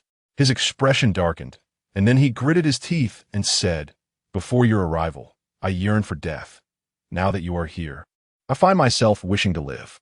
Since you claim you can help me stand, I choose to believe you. Years ago, 8 burly men held me down, driving iron nails into my leg, and I endured it all, so I fear no pain. To me, nothing is truly terrifying." Perhaps recalling that moment made an inexplicable chill flash in his eyes. Luo Lan could hardly fathom the cruelty of such a scene. Those men were merciless indeed. As is often the case with the royal family. Suddenly, biting her lip, she gazed at his exquisite face and slowly leaned closer, narrowing her eyes as she met his gaze. If you let me kiss you, I promise it won't hurt." Her words made Lung Yu's face flush once more. He abruptly turned his head away and murmured, I'm not afraid of pain." "Ha ha!" She suddenly threw her head back, laughing heartily. "Look at you, so shy. I'm just teasing. You become quite adorable when you blush. But rest assured, while it may sting, I promise it will be within your limits." Seeing her mockery, Lung Yu's face grew even redder, and he coldly remarked, "I'm tired. Let me lie down." He had indeed been sitting for a while, and it was time to rest. She supported his head with one hand while tugging at his collar with the other, ensuring he wouldn't fall. "Lie down slowly. You are rather heavy. Have you been eating too much lately?" She jested as she helped him, but suddenly felt her arm twist, as if it could no longer bear the weight. She inwardly exclaimed, "This is not good," just as she feared his head would hit the ground. He clumsily raised an arm to encircle her neck. The momentum caused her to lean forward, their faces nearly touching, and their lips coincidentally met in that moment. She widened her eyes in astonishment, staring at him. "Your hand can move?" she asked in disbelief. Yet Lung Yu twisted his face and managed to rasp, "I'm about to be crushed by you." Caught up in the wonder of his moving arm, she had forgotten that her entire upper body was pressed against him. She hurriedly got up, allowing him to breathe a sigh of relief.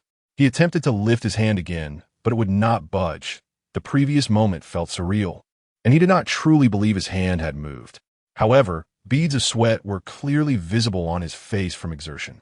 She quickly fetched a cloth to wipe him down, fearing he might feel disheartened, and reassured him, "Your hand moved. It really did. I saw it with my own eyes. Perhaps it was merely a reflex due to your urgency. Do not worry. In a few days, your hand will truly be able to move." He remained speechless at her words, but just then, Luo Lan noticed his face had turned a deep crimson, and he turned his head towards the bed. Luo Lan understood that after the recent commotion, he must be in need of relief. This fellow, time and again, would only succumb to his needs when it became utterly unavoidable. She had often reassured him that there was no cause for embarrassment. He was a patient, and her care for him was simply part of her duty. Nevertheless, he always held back until he could no longer contain himself. It seemed that the vigorous movements earlier had pushed him past his limits. With a playful flick of her tongue, she softly remarked, "I shall step out for a moment. There is no need to rush. I will return shortly to tidy up." What troubled Lung Yu the most was her understanding of his predicament. If she were to scold him a little, perhaps he would feel somewhat better about himself. As time passed, and their familiarity deepened, he became increasingly self-conscious regarding this natural necessity. In an attempt to alleviate his discomfort, he had been trying to eat less. Yet, she persistently devised various delectable, yet easily digestible dishes for him, and he found himself unable to resist indulging. After a short while, he had finished, and she donned her specialized disposable gloves, preparing to lift the covers. Suddenly, he spoke up, "Call for a male attendant. You need not concern yourself with this task any longer." Chapter 22. As I prepared to leave, Luo Lan nonchalantly tossed aside the covers, continuing her tidying while saying, "How could that be? None of those who served you before were truly devoted. Why would it be any different now? Furthermore, men are often rough and clumsy. How can I trust them?" However, he blushed and gazed at her, and Luo Lan turned back with a smile, then remarked, "I've told you many times before, there is no need to feel embarrassed. I am your princess, a position that countless women dream of attaining. I acquired it so easily. Surely, I must contribute something in return." In a short while, she had cleared away all the soiled items beneath him, meticulously wiped him down with disinfectant wipes, and placed a fresh underpad for him. Only then did she tie a modesty cloth around his waist, concealing his private parts, before covering him with the blankets once more. The sensation of dryness warmed his heart. How could he ever repay this woman? Luo Lan, semingili un gonseng, carried the discarded items outside and entrusted them to the maid before returning. Her daily routine primarily involved massaging his arms, and the fact that his arm had moved a moment ago further bolstered her confidence. Sitting beside the bed, she took his arm from under the covers and rested it upon her lap, gently massaging it while saying, "In truth, your arm is not incapable of movement. Rather, it is your subconscious that resists. You believe you are worthless, and your brain conveys this message to your arm, which naturally becomes reluctant to move." Her words elicited a wry smile from him. With his deep-set eyes fixed upon her, he inquired, "Do arms possess thoughts as well?" "Of course," Luo Lan replied, raising an eyebrow. "Every organ in your body has its own consciousness. Since your legs can no longer move, you've grown apathetic towards activating the other organs, causing them to enter a state of dormancy. This explains why your internal organs are functioning well while your body remains immobile." Although he found her assertions somewhat dubious, he relished listening to her speak. No matter the subject, he was captivated by her words.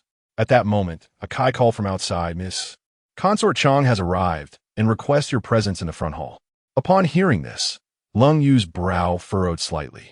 Luo Lan responded affirmatively, placing his hand back beneath the covers, and gently said, "Wait here. I shall return shortly." "Wait," he suddenly called out as she rose. She turned back to the bedside, lowering her head to look at him, and adjusted his collar, reminiscent of a mother soothing her child before departure. His eyelashes fluttered, and he spoke coldly, "Do not disclose my condition to her." Luo Lan, gazing at his enchanting face, smiled and pressed her finger against the tip of his nose, saying, "Do you take me for a fool? Not only will I not tell her, but I won't reveal your condition to anyone." Rest assured, hearing her reassurance, Lung Yu finally exhaled in relief. His concern was not that others might discover his improvement and seek to harm him. Rather, he feared that someone would learn of Luo Lan's efforts to heal him and thus pose a threat to her.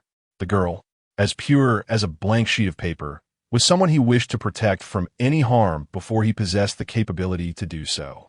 When Luo Lan entered the main hall, she found the favored consort Chang sitting at the head of the table with a dark expression, while Rui and steward Su stood to the side. In that moment, Luo Lan comprehended the situation.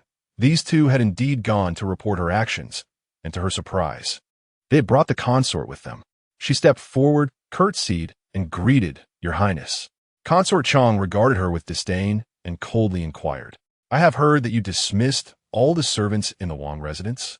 What was it about them that displeased you?"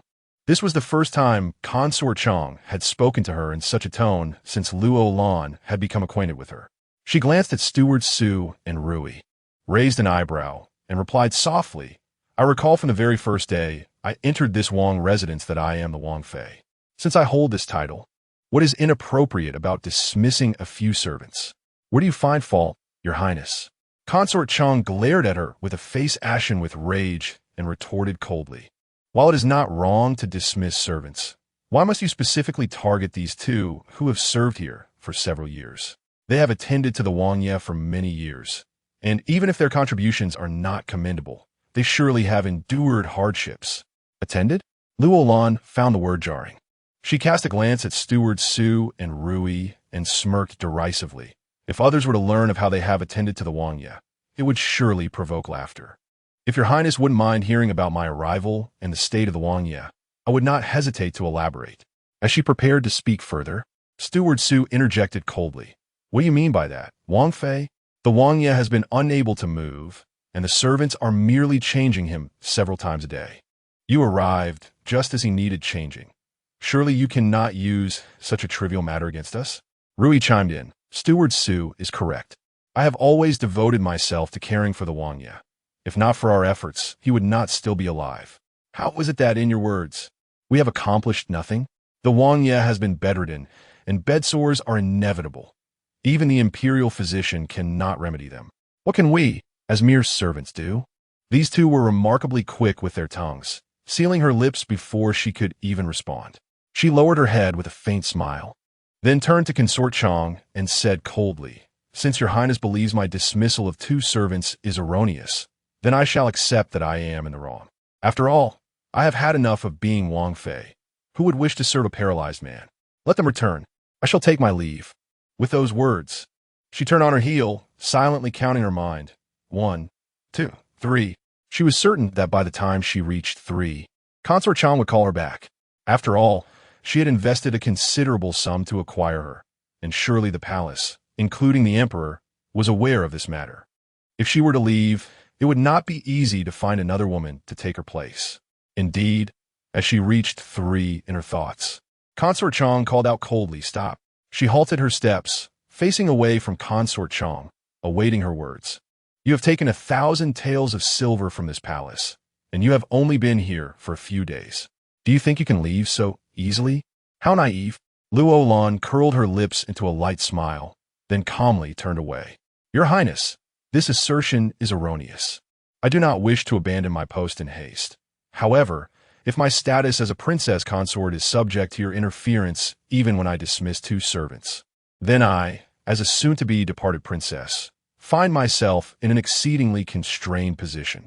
I initially acquiesced to marrying Prince Yu with the expectation of basking in a life of glory. Yet if that aspiration remains unattainable, I might as well return to my aunt to reclaim the funds owed to me, deducting the expenses incurred from attending to the prince's needs in these past few days, and return the remainder to Your Highness." Observing her resolute demeanor, Consort Chang suddenly furrowed her brow. The emperor had already learned of her matchmaking for you with a willing consort for burial. He even wished to meet her in due course. If she were to allow Luo Lan to depart now, where else could she find another? Thus, she coldly threatened, "Since you deem Stewards Su and Rui unworthy, I shall take them back. However, do not harbor delusions of leaving the Wang residence. Once you have entered the Prince Yu's mansion, there shall be no exit." Chapter 23. A kiss seals the fate. A hint of triumph danced upon Luo Lan's lips. She had merely intended to intimidate him. How could she bear to part with the enchanting Lung Yu? Furthermore, if she were to leave now, his hopes would be utterly extinguished. She would never abandon him, even at the cost of her life. With a fa of grievance, she curtsied and said, "Thank you, Your Highness, for your understanding." After uttering these words, she raised an eyebrow at Rui and Stewards Su, her face alight with satisfaction. Consort Chang stormed away, accompanied by the irate stewards Su and Rui. Without casting a single glance at Lung Yu, nor showing him an ounce of concern, it seemed that Lung Yu was indeed correct. She wished for his demise. Only upon returning to her chamber did Lung Yu eagerly inquire, "Did she bully you?" "No," she replied nonchalantly. "She merely came to confront me with stewards Su and Rui, and I sent them away with just a few words." His voice turned icy as he questioned, "How could you dismiss her so easily, given her heartlessness?" Seated at the edge of the bed, she continued to massage his hands, saying, "I told her that if those two returned, I would leave this place." At her words, Lung Yu's expression darkened. Luo Lan quickly reassured him, "I was only trying to frighten her. I have promised not to leave you, and I shall not. Do not worry." Upon hearing this, the tension in Lung Yu's face eased somewhat. He felt an overwhelming sense of dependence on her, a deep-seated fear of hearing her utter the words of departure. With a heavy sigh, he softly declared, "If I can stand again in this life, I shall strive with all my might to prove my innocence for you." The last phrase he spoke was barely above a whisper, yet Luo Lan heard it clearly. She gazed at his captivating face, and if the one who possessed such beauty could not rise again, it would be a disservice to that exquisite visage. Perhaps it was from the moment she witnessed his face regaining its vitality that she realized her heart had shifted. She had fallen for this man, despite his paralysis. Noticing her momentary daze, Lung Yu hastily clarified, "I mean no offense. I do not wish to burden you. Should you desire to leave this place, you may do so at any time." As soon as he finished speaking, Luo Lan suddenly leaned in and pressed her lips against his. The soft, cotton-like sensation left Lung Yu in astonishment. This time, it was not an accident. She had genuinely initiated the kiss. After a moment, she withdrew her crimson lips and, blushing, locked eyes with him, whispering shyly, "A kiss seals our fate. From this moment on, you must take responsibility for me. I am your woman. No matter how you may change in the future, do not ever speak of sending me away again. I, Luo Lan, have decided to remain by your side for the rest of my life, for I adore your stunning face." Her initial words were solemn, while the latter half bore a playful tone.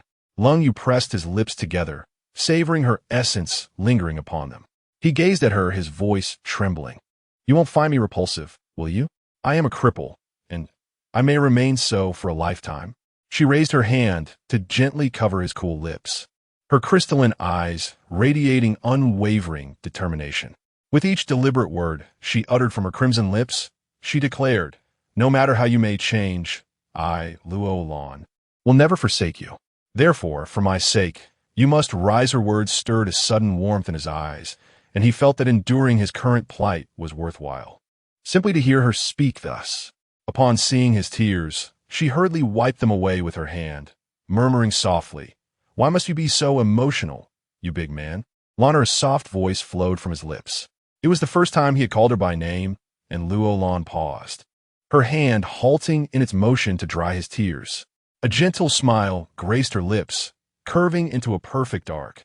The man called out once more, Lung Yu, vow again that if I can stand, I shall not fail you. If not, may the heavens strike me down." "Do not speak such nonsense." She playfully pinched his cheek, feigning annoyance as she chided him. "There is no need for such solemn oaths. If one day you truly stand, even if you do not harbor feelings for me, I shall not hold it against you, no." He shook his head vigorously. "If I ever wrong you, I shall accept divine retribution and descend into hell." Enough. Luo Lan managed a bittersweet smile, pondering their melancholic exchange. "What are we doing? Why this melancholy? Since you have chosen me, you must heed my words. Tomorrow, I shall remove the foreign object from your leg. For tonight, I shall have the chef prepare spare ribs for you. You must eat well to regain your strength." "No," he shook his head adamantly. "I do not consume meat." Luo Lan suppressed a smile, fully aware of his aversion to meat due to his fear that it would cause unpleasantness. Yet, for the sake of his dignity, she refrained from exposing him, turning her head away in a mock display of anger. "Oomph, you just said you would listen. Why are you refusing now?" "I am upset." Seeing her feigned anger, he quickly relented. "I will eat, if that pleases you." At this, Luo Lan turned back, her lips curving into a smile. "After I remove the foreign object from your leg tomorrow, you must refrain from eating for at least a day." "So, Eat well tonight to gather your strength. And do not worry about the unpleasantness. I have a solution." As she spoke, she pulled a mask from her pocket. Koldu had seen her wear such a thing before, but had never understood its purpose. Now, with curiosity, he asked, "What is this?" Winking at him, Luo Lan replied, "When you wear this, you smell a thing. So, you can eat whatever you desire.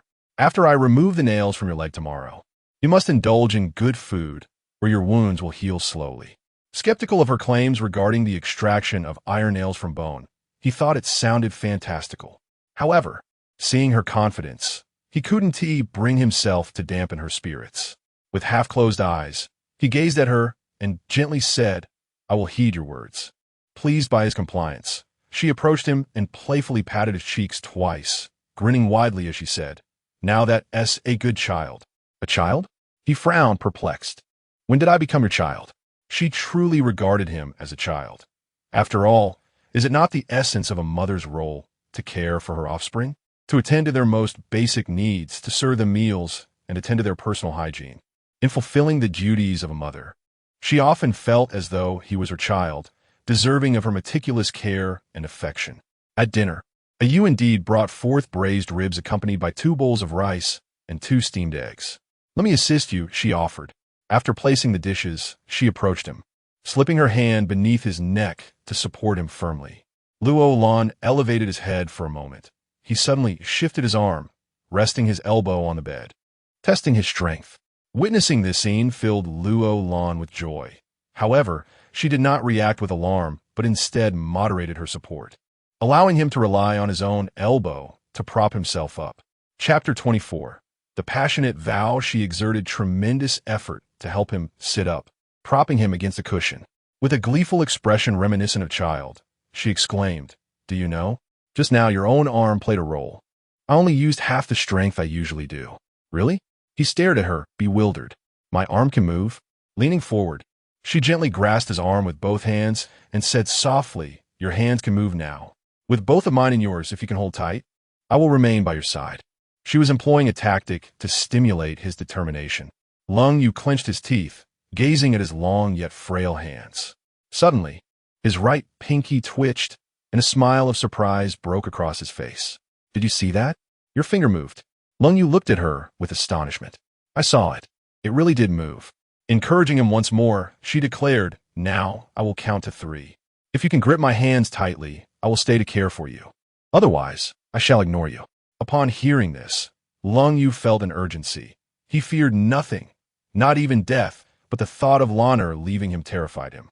Thus, he bit his lip, shut his eyes tightly, and silently summoned all his strength. Her gaze fixed on him, her lips parted as she began one. She too was terrified that his fingers might merely move intermittently, prompting her to use such words to ignite his resolve. 2. She gritted her teeth, forcing the word out, yet his fingers remained still, and his eyes stayed closed. As she uttered 3, she suddenly felt a large hand envelop her delicate one, and an inexplicable sense of security surged within her. Tears streamed down her face. They were tears of joy, for the man she had cared for so tenderly could move his fingers.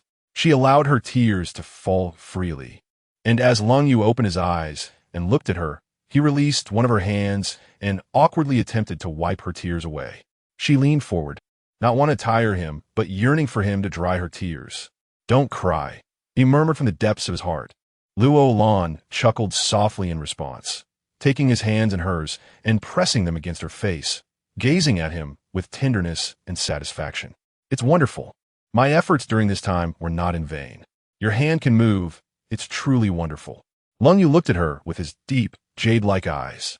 "Lania, thank you. If it weren't for you, I believe I would have succumbed to a pitiful and humiliating death. You saved me." Luo Lan raised her hand to wipe away the tears that threatened to fall from his eyes, smiling gently. "Don't say such things. I told you. I saved you for my own sake. If you were to die, I would have to follow you into the grave, rather than be a dead couple. It is better for us to be a pair of living lovebirds." Her words evoked a profound melancholy within Lung Yu. He tenderly caressed Luo Lan's face, a satisfied smile gracing his lips as he murmured, "How wonderful it is. I have long dreamt of touching your face and now that I can, it feels magnificent. Lanner, I am like a discarded pawn, trampled and mistreated, yet you have rekindled my hope for survival. I truly do not know how to express my gratitude to you. Observing the redness in his eyes, Luo Lan leaned closer, cradling his face in her hands and whispering gently, "You must promise me that when you stand again, with the dignity of a true man, you will marry me. You will honorably take me as your wife, letting the world know that I, Luo Lan, am yours." His heart trembled at her words, and he nodded vigorously, declaring, "Lanner, I, Lung Yu, vow that if I ever rise again, I shall marry Luo Lan and make her the happiest woman in the world." For Luo Lan, this declaration was more than sufficient. Her enchanting visage captivated Luo Lan. She often fantasized about the day he would stand once more, leading him out, drawing envious gazes from others, with his broad shoulders enveloping her in embrace. What a splendid scene it would be. Now, it seemed that this wish might truly come to fruition.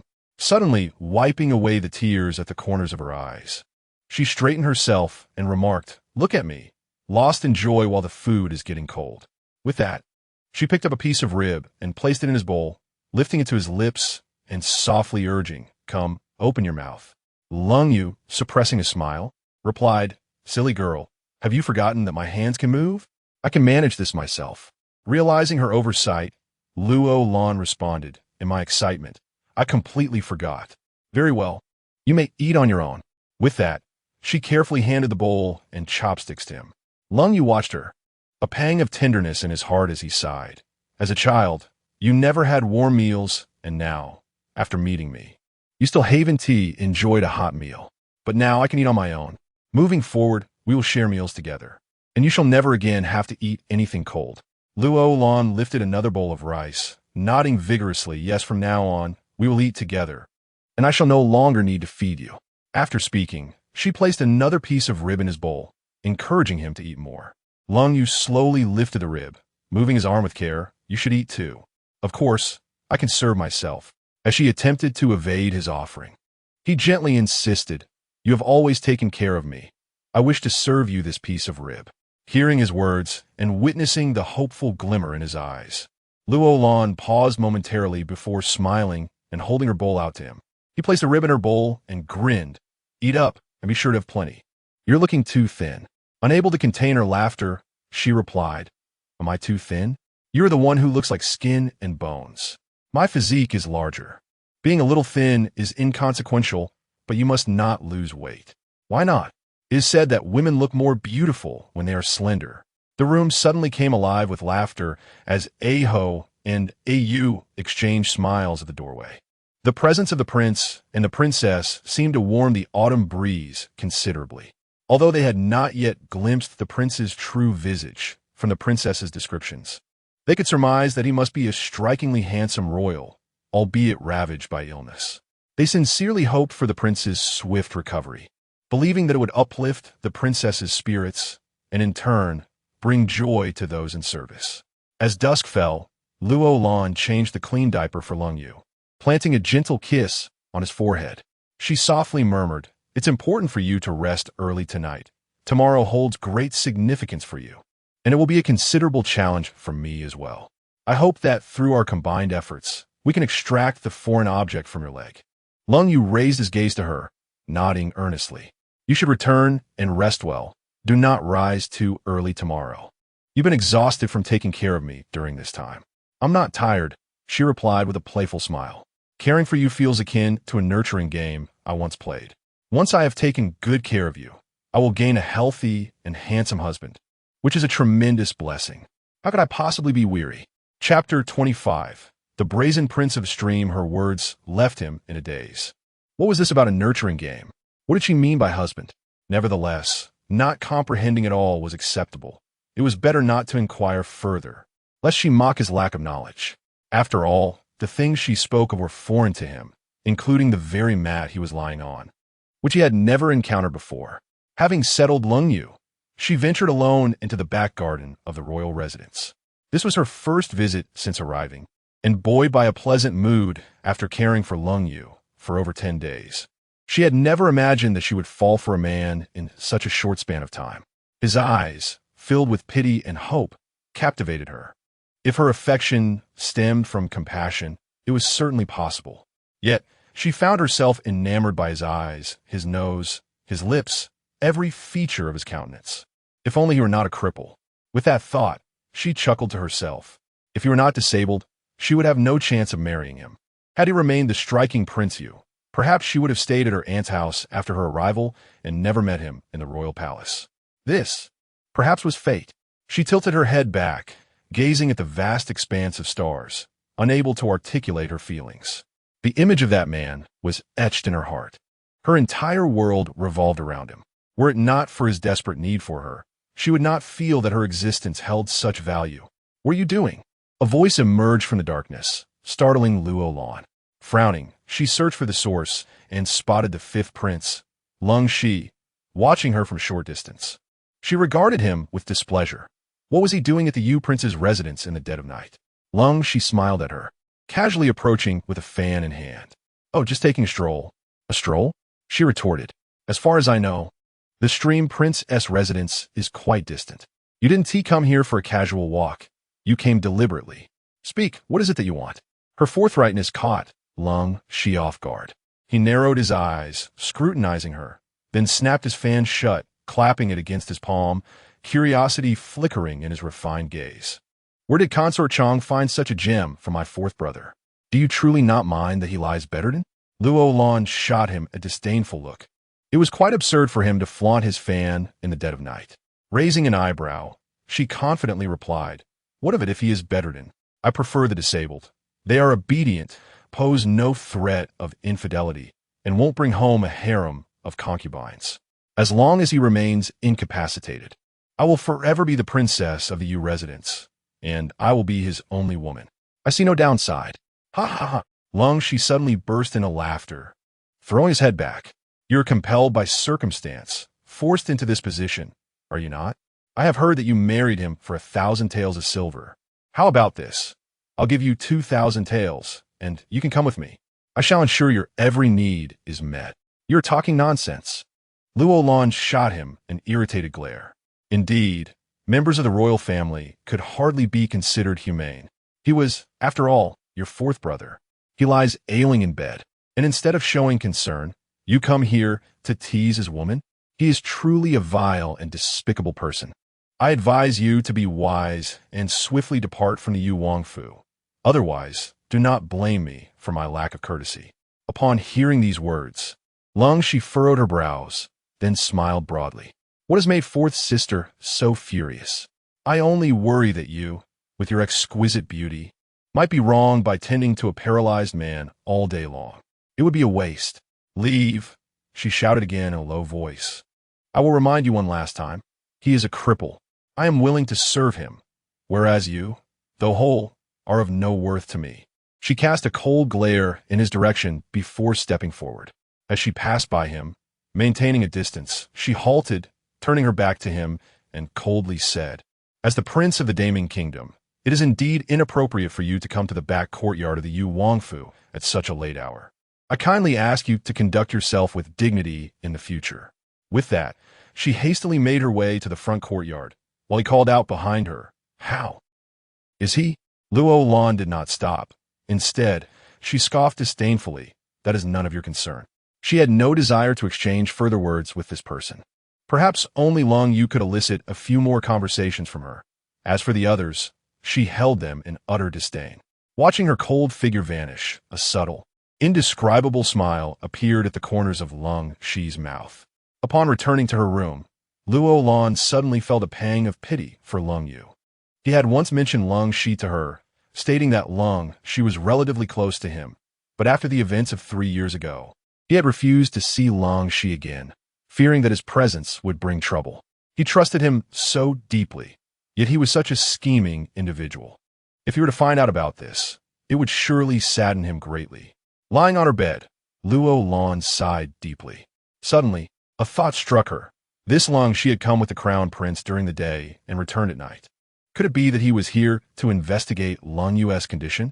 Realizing this, her drowsiness vanished instantly. She sprang out of bed and opened the door. She feared that Long Shi would seek out Long Yu, who remained utterly indifferent to him. She could not allow the crown prince to discover that Long Yu's condition had improved, so she needed to intervene. Upon reaching Long Yu's chamber, Ahu approached, somewhat perplexed. "Why are you still awake, princess?" Seeing Ahu, Luo Lan felt a sense of relief wash over her. She took a breath and inquired, "Has anyone come by?" "No." Ahu shook his head. "Ayu and I have been taking turns watching over the prince." Luo Lan nodded. "Very well. Tomorrow, let us find a few able-bodied men at the market. You and Ayu cannot keep staying up all night. I still need you both." Ahu scratched his head, feeling a bit embarrassed. "Thank you for your consideration, princess, but it's all right. I can manage." Luo Lan smiled gently at him. "I certainly know you can endure, but it is not sustainable to keep this up indefinitely. Do as I say." "Yes, I'll go tomorrow." Luo Lan waved her hand. "Go to sleep now. There are important matters for you to attend to tomorrow. Tonight, I will keep the prince company." Ahu hurriedly clasped his hands in acknowledgement before turning to leave. She was indeed somewhat uneasy, not because she feared that anyone would dare to harm Long Yu, but rather because she was concerned about Long Shi's visit. Thus, she felt reassured only by remaining close to him. Gently, she pushed open the door, and at that moment, Long Yu's eyes opened alertly. In a cold tone, he inquired, "Who is it?" Luo Lan approached him with a smile, replying, "It's me." Upon seeing her, his face was filled with astonishment. "Why are you still awake?" "I couldn't sleep, so I came to check on you." As she spoke, she sat on the edge of the bed and playfully pinched his cheek. "Why are you still awake?" Long Yu pouted and shook his head. "I couldn't sleep. I was thinking about you, and then you appeared." "What were you thinking about me?" She leaned closer to his lips and asked, "What were your thoughts?" Long Yu's face instantly flushed, and Luo Lan chuckled softly again. "You are blushing. Were you thinking about why, as your wife, I'm not keeping you company in your slumber?" Chapter 26. Tender moments upon her utterance. Long Yu's visage turned as crimson as a ripe apple. He fervently shook his head, exclaiming, "I have never thought of it that way, nor would I dare to." "Why wouldn't you dare?" She leaned closer, her face just a hand's breadth away, her breath almost brushing against his skin as she probed. "Is it because you cannot move that you hesitate to think?" He pressed his lips tightly together, a flicker of disappointment crossing his eyes. Suddenly, Luo Lan removed her shoes and lay down beside him, pulling the blanket from his body to cover herself, murmuring, "I also believe it is inappropriate. I'm already yours. How could I sleep in another room away from my husband? It defies both reason and sentiment. If this were to spread, people would think I, as the princess, had lost favor upon entering the manor. Thus, I have decided that from now on, I shall sleep in your chamber." "Absolutely not." He moved his upper body in alarm, turning his profile towards her, directly refusing. "My condition is inconvenient. You won't sleep well here." Yet Luo Lan, unfazed, turned her body towards him, lying face to face, softly replying, "What is there to hinder my sleep? You cannot kick off the blanket, and your hands can still move. I just wonder if your arm is capable enough to hold me." After saying this, she lifted her head, guiding his arm beneath her head, then nestled herself comfortably against it, a look of bliss gracing her features as she murmured, "Ah, now this feels like a married couple. After all, I am indeed a legitimate princess. Even if I haven't arrived in a grand sedan chair, you have acknowledged me as such. I will one day come to marry you in a grand procession carried by 16 men." He whispered this in her ear, his voice tinged with uncertainty, for he was unsure if he would ever stand again, let alone dare to hope for the day he could truly wed her. Yet, he yearned to express this, as it was his fervent wish. Luo Lan suddenly broke into a joyful grin. "Really? Then I shall wait. But let us promise not to forget each other when you have a new love." "I would never," he asserted with conviction, "if I have the chance to stand again. I swear, apart from you, I shall not touch another woman." "Enough." She gently pulled down his elevated left hand, playfully reproaching him, "You need not always swear. I believe what you have told me." As she spoke, she leaned her face closer to his, captivated by his striking beauty, yet his cheeks flushed under her gaze. Luo Lan stifled a giggle, observing him. "You truly resemble a bashful maiden." Just as he averted his gaze, half closing his eyes in shyness, She suddenly lifted her head and pressed a soft kiss upon his lips. This tender, delicate sensation left Lung Yu momentarily stunned, though he relished it. He feared being paralyzed forever, unable to grant her happiness. However, he could not resist her fragrant kiss. He found himself savoring the moment. He opened his eyes, gazing earnestly at her innocent face, his eyes suddenly misting with tears. Luo Lan looked at him, perplexed and alarmed. Lung Yu, what is the matter? If you dislike my kisses, then I shall refrain from bestowing them upon you in the future. Why do you still weep? He hastily shook his head, tilting it upwards to gaze at the canopy above the bed, softly murmuring, No, I fear that such happiness may be fleeting.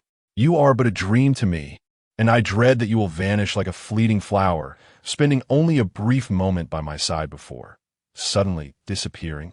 That will not happen, you fool, she replied joyfully, turning his head to meet her gaze.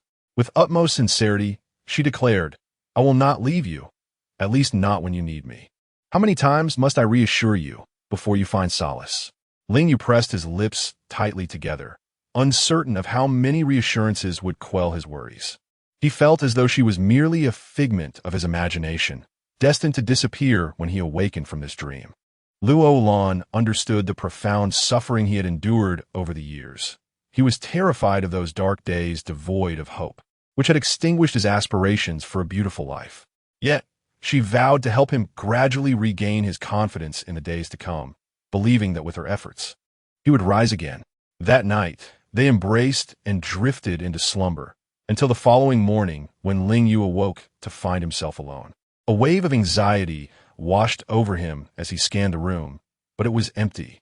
There lingered a trace of her warmth, yet she was nowhere to be found. He sighed deeply, pondering whether the previous night had been a dream or reality. At that moment, the door creaked open and Luo Lan's cheerful voice, akin to a lark song, filled the air. Today is a splendid day. Auspicious events shall surely unfold. Upon hearing her voice, Ling Yu's spirits lifted.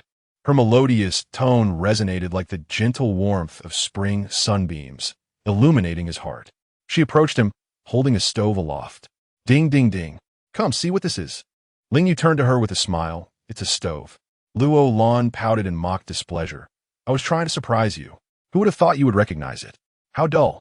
Noticing her discontent, Ling Yu chuckled softly. Let us start over. With a smile returning to her lips, Luo Lan cleared her throat and raised the stove once more. Ding, ding, ding. Come quickly, see what this is. Ling Yu feigned ignorance, shaking his head as if he had never encountered such an object. Luo Lan burst into laughter. Your act is far from convincing. Well, I shall not tease you any further. You cannot have breakfast today, for I intend to perform a surgery to remove the ailment within your leg. Fear not. I shall ensure you do not feel hunger. I will provide you with nourishment. Her words left him bewildered. What surgery? What nourishment? He was utterly perplexed. However, he nodded earnestly. I will heed your words. Luo Lan placed the stove on a chair and stepped closer to him, resting her hands against his face. Tilting her head with a beaming smile, Is it warm? Indeed, he replied, gazing at her, it is quite warm. Indeed, I entered with a handheld heater, so naturally, it is warm. However, the weather outside is not particularly cold, and I fear that once you drift into slumber, you may feel chilled. Thus, I have prepared in advance. After speaking, she retrieved a drip bottle and tubing from a wooden box beside her, having previously taken them from the operating room, and began to mix the medication. Cold Yu watched her nimble hands manipulating those peculiar items. Although he did not fully comprehend, he simply observed in silence. After a moment, she leaned closer to his ear and whispered softly, I will insert the needle first. It may sting a bit, but you can endure it.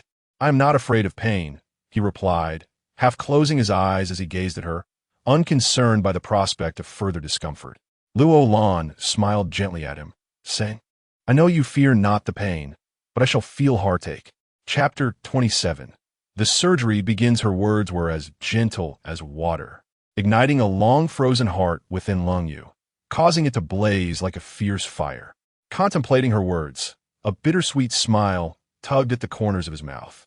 He feared that he might disappoint her, unable to rise as she wished. How could he face her then? How could he ever forgive himself? But before he could dwell on these thoughts, Fatigue overwhelmed him. Luo Lan gazed at his slumbering figure, a tender smile gracing her lips. She leaned down and planted a soft kiss upon his forehead, whispering gently, "Sleep well. Today is immensely significant for you, and for me as well.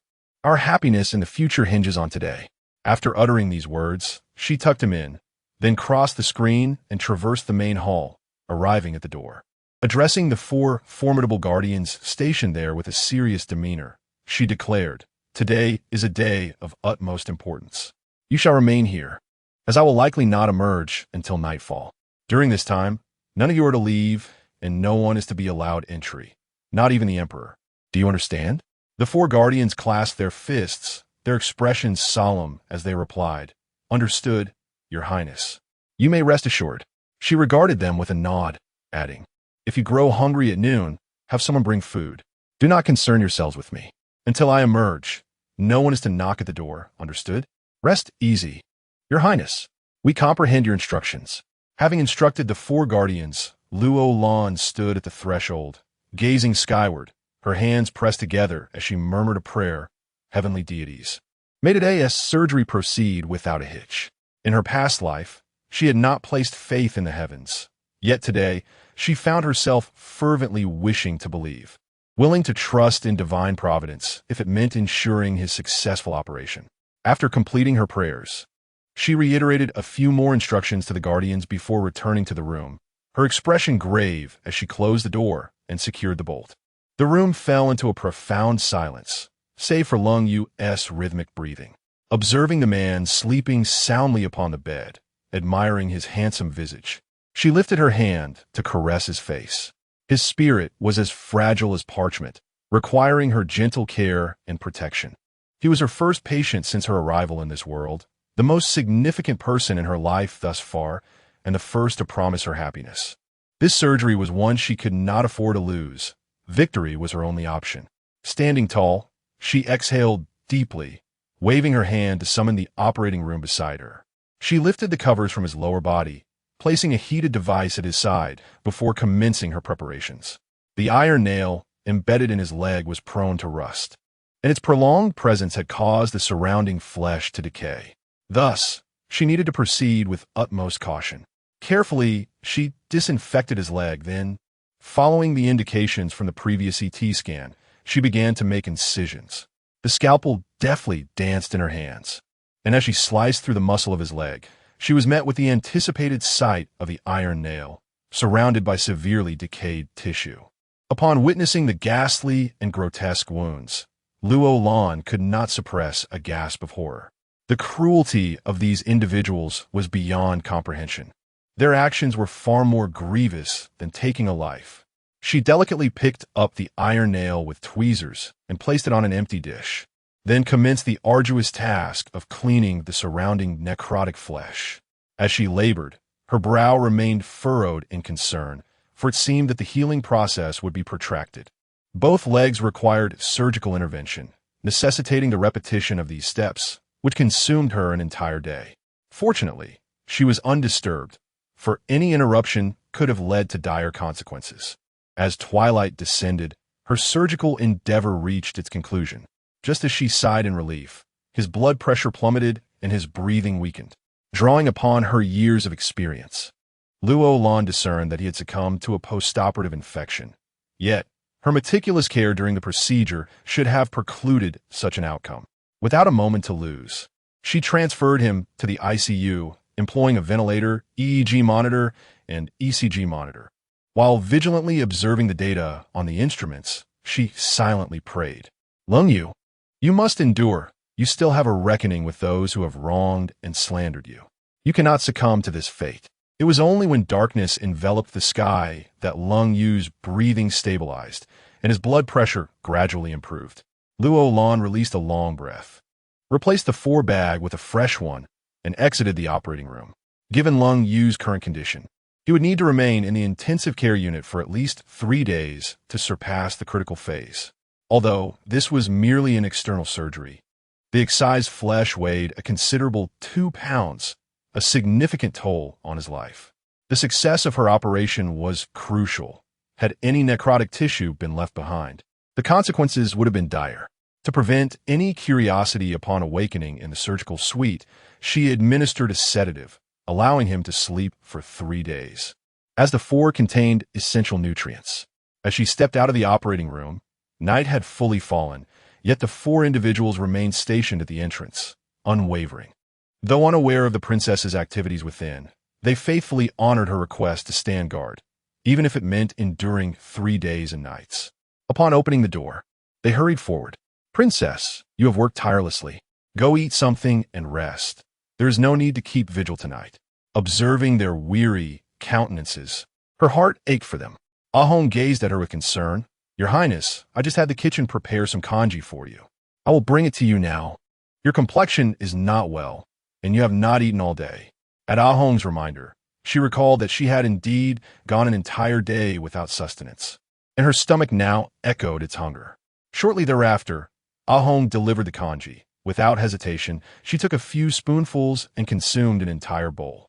After having some nourishment, she felt a measure of relief in her stomach.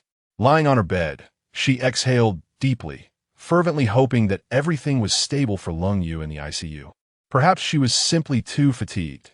As her thoughts meandered, drowsiness enveloped her, and with a mere turn, she succumbed to slumber. It was not until the witching hour that she jolted upright, a sense of dread washing over her. Oh no, the 4 must have finished long ago. With this realization, she swiftly swung her arm and darted into the operating room. Indeed, the medication in the 4 bottle had been depleted. Fortunately, the syringe still contained a trickle of blood. Allowing Luo Lan to exhale in relief, had air entered the vein, it would have spelled disaster. She promptly replaced the empty bottle with a new one, watching the steady drip of medication flow into his bloodstream, her heart finally beginning to settle. However, she suddenly noticed that his face was flushed, crimson as a ripe apple. Chapter 28. The dog prince in a daze, she reached out to touch his forehead, which burned like a branding iron. Clearly, he was running a fever. The absence of perspiration indicated that this was likely due to postoperative infection, a scenario that fills doctors with dread, as fever in surgical patients can lead to unforeseen complications and, if mishandled, can prove perilous. In a state of panic, she rummaged through the cabinet for a vial of injectable antipyretic medication, retrieving a small syringe. After preparing the medication, she lifted the covers to elevate his hips and administered the fever-reducing drug. This cold was truly a source of relentless worry. After this ordeal, she was drenched in sweat, yet she dared not leave his side, fearing that if he fell asleep again, any misfortune would bring about regret too late. Throughout the night, she allowed herself only brief moments of slumber, even setting an alarm in the operating room, anxious that the 4 medication might run out without her notice. A return of blood was manageable, but the entrance of air would spell disaster, and she knew any regret would come too late. The first night post-surgery was the most arduous. If the patient could endure it, then the worst would likely be over. Due to the anesthetic administered, Yu remained in a deep slumber. After the final 4 bag had emptied, Luo Lan exited the operating room, intending to catch some rest. Just as she settled into bed, a commotion erupted outside. The voices of Ayu and Aho reached her ears. "Do not enter. The princess and prince are resting. This prince has come to see the 4th brother. Do I need your permission? Stand aside. Not a chance." Ayu and Aho stood resolutely at the door, immovable, while a crowd of attendants flanked the prince, watching them intently. The prince's brow furrowed, and he scoffed. "Your prince is but a paralytic. Surely the princess is not sharing a bed with him? Has he not risen yet? Must be a torment to gaze upon delicacies he cannot savor. I must see my poor 4th brother." At that moment, Luo Lan opened the door from within, squinting at the prince standing outside. Shielding her eyes from the sun, she remarked, "What a peculiar sight. The sun seems to have risen in the west today. It must be the esteemed presence of His Highness the Prince. Pray tell, what brings you to our humble Yuangfu?" The prince raised a hand to his mouth and cleared his throat, then replied, "The last time I visited, I came empty-handed, which displeased the Yu princess. This time, I have brought offerings, so surely I can see my 4th brother." Luo Lan followed his gesture and noticed several attendants carrying food containers. It was evident that the prince's intentions were not kind. and without needing to look too closely, she surmised they contained nothing more than leftover scraps. Although she recognized his ulterior motives, she approached the containers with measured steps and lifted the lids, discovering indeed that they contained a few small dishes, likely on the verge of spoiling. It seemed this dog prince had come with the intent to mock her Yu Wangfu. She let out a light chuckle, turned to him, and with keen eyes inquired, "What is the meaning of this, your highness? Is this the fare you partake of in the Eastern Palace?" The prince unfurled his fan before his chest and replied haughtily, "Indeed." The crown prince contemplated the diminished allowance for his fourth brother's household, recognizing the potential strain on their finances. In contrast, the East Palace frequently received bountiful gifts from the emperor and empress, leaving an abundance of provisions that seemed wasteful to discard. Thus, he thought to extend a gesture of goodwill by bringing some of their leftover meals. Upon hearing this, Luo Lan realized the crown prince's intentions were not entirely benevolent. He seemed to harbor a desire for retribution from their previous encounter. She glanced at the food containers, clicking her tongue in disappointment. To think that such a prestigious place as the East Palace would offer such meager fare. These dishes were hardly fit for the servants of the Yu Wangfu. They appeared bland and devoid of richness. "Ah Kai, Ah Hong," she instructed, "we cannot reject the crown prince's good intentions. Take these meals to the dog in the back courtyard." At her words, Ah Kai and Ah Hong approached to retrieve the food containers. The crown prince's expression darkened, and he clenched his teeth in irritation, remarking, "I see the Yuang Fei is merely putting on a brave front, pretending to be well-fed while clearly suffering from hunger. How can you bear to feign strength? I cannot stand by and watch my brother live such a life." "Your Highness, your words are misguided," Luo Lan interjected, waving her hand dismissively. "Kai Feng, please escort the crown prince's attendants to our kitchen. Otherwise, he may think I am merely boasting." Hearing this, the crown prince narrowed his eyes and gestured to his companions. He had heard whispers of the Yu Wangfu's poor provisions, where even the deceased Qing, you could only sip rice soup. He doubted that a woman from the countryside could elevate their culinary standards.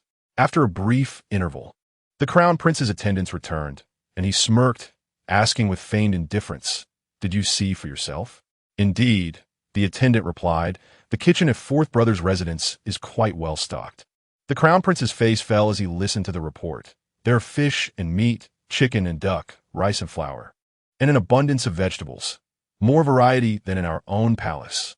Luo Lan, her eyes sparkling with mischief, raised an eyebrow and remarked, "What you observed were merely the meals for our servants. I have never neglected them. However, I must express my gratitude to your highness for the provisions meant for our dog, De Huang." At that moment, Ah Kai and Ah Hong returned, visibly agitated. "Wang Fei," Ah Kai exclaimed. De Huang merely sniffed at the food and refused to eat it. "The fare from the crown prince's palace is unfit even for our dog." Ah Hong chimed in, pouting, "Yes, De Huang is accustomed to rich meats. He has never encountered such bland dishes." With this, the crown prince's expression darkened once more. He had intended to use the remnants of their meals to belittle Luo Lan, seeking vengeance for her previous insults. Instead, he found himself humiliated. Covering his mouth, he cleared his throat and abruptly turned, striking one of his attendants with a resounding slap, followed by a furious outburst. "You servile lackeys. The crown prince has commanded you to prepare exquisite delicacies for the fourth prince. Yet you present these utterly unpalatable offerings that even a dog would refuse. Should you act so recklessly again, beware, for I shall not hesitate to sever your hands." The attendants nearby hastily retreated a couple of steps, terrified to utter a word. Observing this, Luo Lan understood that he was merely venting his frustrations at the expense of his subordinates. She feigned indifference and gently chided, "What is the crown prince doing? If you wish to discipline your servants, do so at home. It would be a source of ridicule for me if you resort to violence within my esteemed residence, as it reflects poorly on the great crown prince, who cannot even manage his own attendants." Chapter 29. The onset of drowsiness. The crown prince was rendered speechless by her audacity. Prior to this visit, he had meticulously planned to reprimand this woman. Yet he found himself thwarted. He straightened his neck and altered his tone. "What the princess consort states is true. Upon my return, I shall indeed discipline these servants. However, Since I am here, it would be remiss not to visit my younger brother, whom I have not seen in quite some time. He wishes to see Lung Yu? A trace of anxiety clouded Luo Lan's brow. Lung Yu was currently in the observation room. How could he be allowed to see him? Moreover, even if Lung Yu were inside, he would undoubtedly not wish to see him. Thus, she firmly declined. There is no need for your highness to trouble yourself. My husband does not wish to see you. The crown prince was momentarily taken aback by her bluntness. He swallowed hard and, feeling somewhat awkward, replied, You have only just arrived. You do not comprehend the bond between brothers. When he says he does not wish to see me, it is only because he fears I may be distressed by his condition. Matters between men are beyond a woman's understanding. With that, he prepared to force his way in, but Luo Lan's cold voice interrupted, Your Highness. She turned to face him with an icy glare. While I may not grasp the intricacies of male relationships, I can assure you that between husband and wife, our affections run deep and we share everything. He has made it abundantly clear who he wishes to avoid, and you're at the top of that list. Please take your leave. After uttering this, she gestured to a Yu and a Ho, instructing them, See him out. The crown prince furrowed his brow into a straight line, taken aback that this woman had audaciously dismissed him as if he were a mere dog. It was said she hailed from the countryside, and in his mind, such women were typically dull and honest. Yet this woman was anything but. However, he had no time to ponder further, as a Yu and a Ho had approached him, bowing and signaling for him to depart. Your Highness, please take your leave, they urged. Clenching his jaw, the crown prince was incensed not only by her rudeness, but also by the insolence of her attendants. He wondered where she had gathered such servile lackeys. Yet, since he had been effectively expelled, he, as a crown prince, could not linger any longer. The prospect of being ridiculed was unbearable. Thus, he shot Luo Lan a cold glance, snorted disdainfully, and swept out of the room. As he departed with his entourage, a Kai and a Hong approached. Princess consort, he is the crown prince. Might he seek retribution against us in the future? Luo Lan merely smiled with a hint of indifference. Our Yu Wangfu has already fallen to the depths of despair. What further troubles could he possibly bring? Yet, the reality was that as soon as the crown prince left the Yu Wangfu, he made his way directly to the Ministry of Internal Affairs. Minister Zhang, a man loyal to him, greeted him with obsequiousness upon his arrival. Your Highness has graced this humble ministry with your presence? Is there an urgent matter at hand? The crown prince's eyes glinted with malice as he fixed his gaze upon Minister Zhang and directly inquired, Is the stipend for the Yu Wangfu being withheld as I instructed? Indeed, it was reduced to 30% 3 years ago. The prince's gaze suddenly clouded with confusion. If that were the case, a monthly stipend of 300 taels would barely suffice for the Yu Wangfu, leaving no room for lavish feasts. He furrowed his brow and declared, From this month onward, the stipend for the Yu Wangfu shall be halted. Upon hearing this, Lord Zhang, visibly anxious, inquired, Isn't that unwise? If His Majesty discovers this, I fear no matter. The prince interjected, waving his hand dismissively. The Yu Wangfu has other means of generating income. The stipend is unnecessary. If my father finds out, simply explain it as I have said. Although Lord Zhang felt uneasy, he dared not defy the prince's wishes. After all, with rumors of Yu Wangye's impending demise, it was far more important to curry favor with the prince. Lung Yu had spent 3 days in the intensive care unit, managing to survive the critical period. Luo Lan had kept vigil alongside him, remaining awake for 3 consecutive days and nights. Throughout this time, she had grown significantly thinner, but knowing he was safe made her sacrifices worthwhile. Once he was moved back to his bed, she patiently awaited his awakening. Perhaps due to her exhaustion, she dozed off at the edge of his bed. Lung Yu awoke in pain, the effects of the anesthesia having worn off, leaving his legs in agony. As he let out a pained gasp, Luo Lan stirred awake, her instincts alerting her to his discomfort. She looked at his contorted face, twisted in pain, and hurriedly asked, Is it excruciating? With immense effort, he gritted his teeth and shook his head, insisting it was bearable, though beads of sweat began to form on his forehead. Luo Lan quickly took a cloth to wipe his brow, then retrieved painkillers from the medical kit, preparing the dosage with haste before administering an injection. What is this? He inquired through gritted teeth. It's for your pain. It will take effect shortly. Indeed, as her words fell, he felt the agonizing sensation he had endured moments before begin to dissipate. With a long sigh of relief, he gazed at the weary woman before him and gently asked, "How long have I been asleep?" 3 days, she replied with a yawn. "You haven't slept for 3 days?"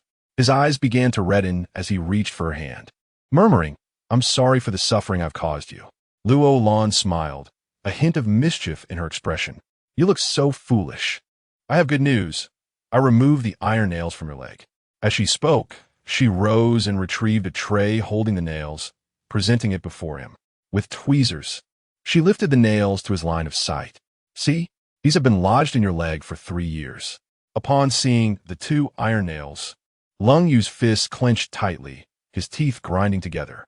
Luo Lan quickly set the tray down and approached him to offer comfort. "Do not be angry. I only wish for you to see them. Had I known you would react this way, I would have disposed of them immediately. Do not throw them away." He suddenly raised his voice. "Do not discard them. Keep them for me. I wish to remember the pain these nails have caused me." His face was etched with dark lines, and his eyes brimmed with an intense hatred. Luo Lan grasped his hand gently, offering soft words of comfort.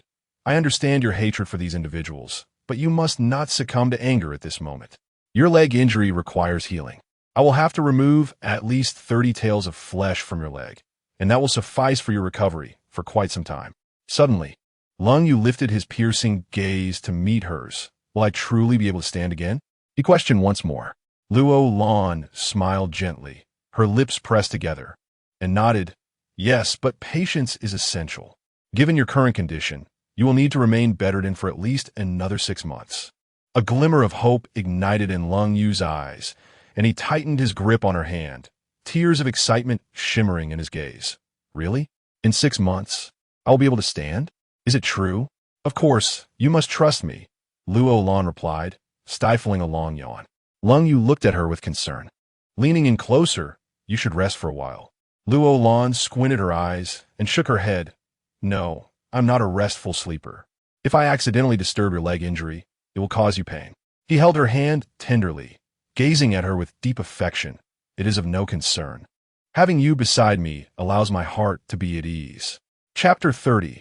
A sweet dream. Luo Lan gazed at him with a gentle smile, lying beside him in her clothes, making an effort to keep her legs away from the edge of the bed, fearing that she might inadvertently touch his wounds in her slumber. With her eyes closed, she continuously urged him, "If you feel pain, or if it strikes the hour of the rat, you must wake me. I will administer pain relief. Otherwise, you might find it unbearable." Lung Yu raised his hand to cover her with a blanket, responding tenderly, "I understand." He intended to advise her to sleep, but soon he was met with the sound of her soft breathing. Observing how quickly she had drifted off, a pang of pain struck his heart, and his eyes glistened with unshed tears. Why was this woman so kind to him? How could she not despise him for being a cripple? He stared at her face, contemplating reaching out to touch it, yet hesitated, fearing he might disturb her slumber. After a moment's indecision, he lowered his hand. As he beheld her porcelain-like visage and listened to her gentle breaths, a myriad of emotions welled within him. If only this woman could remain by his side, he would willingly endure this paralysis indefinitely, despite the selfishness of such a thought. Over the past 3 years of being bedridden, he had come to understand a profound truth. Once proud and confident, bolstered by his father's affection from a young age, he had shunned close relationships, following his own whims and leaving him devoid of true companionship. Consequently, when misfortune befell him, there were no allies to offer support, only those who reveled in his downfall and mocked him in his despair. These 3 years had felt like an endless nightmare, yet they had also transformed many of his perspectives. During the first year of his confinement, he harbored a deep-seated hatred for those who had wronged him, wishing to see them suffer. In the second year, that animosity turned inward. He loathed his own gullibility for falling victim to deceit so easily. By the 3rd year, he wished only for the release of death, believing that it would free him from his torment. It was only with the emergence of this woman that a flicker of hope rekindled within him. Without her, he would have quietly awaited death, choosing to ignore his hatred and all else, even reluctant to open his eyes to the world he despised. Unable to restrain himself any longer, He gently caressed her delicate face, akin to the softness of egg whites, leaning closer with affection as he pressed his lips to her forehead, leaving a tender kiss. He had never imagined he could feel such deep compassion for a woman. He was grateful for her presence, thankful that she had rescued him from the brink of despair. If he could rise again, he vowed to protect her with his very life, ensuring she would never suffer even the slightest harm. As night fell, the rhythmic, sweet sound of her breathing lulled Lungyu into a daze, and he too succumbed to slumber. In the dead of night, he felt the familiar throb of pain at the sight of his leg injury. The agony caused him to break into a sweat, yet he struggled to maintain control. When the pain became unbearable, he bit down hard on the blanket, terrified that a cry might awaken her. He wished for her to sleep a while longer. Thus, he endured until dawn, pushing through his exhaustion. When Luo Lan finally opened her eyes, she found him contorted in pain, tightly closing his eyes, gritting his teeth, and twisting his body in an effort to alleviate the torment in his leg. Upon witnessing this scene, Luo Lan hastily rose to her feet, apologizing while preparing to administer pain relief. "I am truly sorry. I fell asleep and should have given you the painkiller in the middle of the night. It is entirely my fault. Are you in great pain?" When Lungyu glanced at her, his expression instantly turned calm. He did not wish for her to perceive his discomfort. Gently shaking his head, he feebly uttered, "I am not in pain." As Luo Lan administered the painkiller, she chided him. "It would be strange if you weren't in pain. Did I not instruct you to wake me during the midnight hour or whenever you felt discomfort? Why did you not heed my words? I only just began to feel pain. Coincidentally, you awoke." Luo Lan, however, did not believe him and proceeded to administer the medication. She murmured, "As a doctor, I understand your condition. That painkiller can only last for 3 hours. According to my estimation, you would be in pain at midnight. Yet you chose to endure it rather than call for me. Have you become foolish from lying down?" As she scolded him, a hint of tenderness graced the corners of his lips. He relished listening to her voice, which resembled the melodious song of a lark. After changing his soiled pad and tucking him in, she sat at the edge of the bed, took hold of his arm, and prepared to massage him. He looked at her in confusion. "Everything is fine. Why do you still wish to knead?" "Well, gently kneading," she replied, "since I have idle hands. This will surely be beneficial. Once your leg injury improves, I can massage your legs as well." "But," he bit his lip, gazing at her, "I am hungry." "Hungry?" Luo Lan suddenly laughed, having forgotten that she had not administered any nutritional fluid to him the previous night, from the time of his surgery until now. He had not consumed anything. "It would be strange if you were not hungry." Nevertheless, she jested, "Did you not claim to be unaware of hunger? How could you possibly be hungry?" As she spoke, she stood up, saying, "Wait here, I will fetch you something to eat." With that, she went outside to summon Akai to the kitchen for porridge, taking the opportunity to stretch her legs and practice her posture. In her past life, she not only enjoyed studying medicine, but also loved dancing, singing, and playing badminton. However, in this life, all her hobbies had vanished, and she spent her days attending to Lungyu. She mused to herself that once he recovered, she would certainly make him accompany her for a game of badminton. While lost in thought, Akai returned with a tray, beaming with delight. "Princess, the porridge has arrived. The two matrons in the kitchen have been quite diligent. They have kept the porridge warm for both you and the prince, along with some eggs." Luo Lan took the tray from her, smiling gently. "Look at how happy you are. I heard that Hong is practicing swordplay in the backyard. You should join her for a while. There is no need for you to remain here all day. Mastering your martial skills will surely prove beneficial in the future. Just leave a hoe at the entrance." Carrying the porridge to Lung Yu's side, he attempted to rise, but she stopped him. "Your leg has just undergone surgery. It may stretch, so you cannot sit up. I will feed you." With that, she brought the small spoon to his lips. He attempted to grasp the spoon himself, but Luo Lan scolded him. "Be obedient and open your mouth.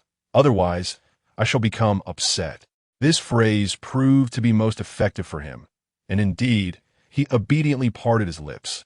As she fed him the porridge, she remarked, "By the way, that arrogant prince has returned, and I managed to drive him away in a fit of anger." At the mention of the prince, a fleeting shadow of discontent crossed his eyes. Luo Lan was aware that invoking this individual's name would surely displease him, So she added, "But do not fret. In the future, you shall have ample opportunity to deal with him." It was not just him. A faint, bitter smile tugged at Lung Yu's lips as he confessed, "There are many I wish to confront. I understand, but patience is key. By the way, I encountered Prince Shi a few days ago." Upon hearing Prince Shi's name, his expression brightened considerably, and he lamented, "He is the closest person to me, as well as the one I trust most." Chapter 31. The suspension of the allowance Luo Lan found it difficult to dishearten him. She could only purse her lips and nod gently. Yet, she felt compelled to subtly remind him that, in the face of interests and time, even the closest of relationships may undergo change, thus cautioning against harboring excessive expectations of others. She implied much, while he remained oblivious to her meaning. He certainly did not realize that his fifth brother had already transformed. Nevertheless, she could not bear to disclose the events of that day to him. Everything could wait until his health improved. The following day marked the end of the month, yet the Prince Yu's residence had not received its allowance. Although there remained some funds from the last jade pendant and the silver bestowed by Consort Chong, it was far from sufficient to cover the expenses of the upcoming month. Luo Lan summoned a Ho and instructed him to inquire with the Ministry of Internal Affairs regarding the matter. An hour later, a Ho returned in a flurry. Entering the main hall of the residence, his fists clenched in indignation as he addressed Luo Lan. "Princess, this is infuriating." Luo Lan, who had been sipping tea, nearly spilled her cup as her hand trembled, and she frowned, asking, "What is it? Is the Ministry of Internal Affairs withholding funds again?" "It is not merely a withholding. They have ceased the allowance entirely.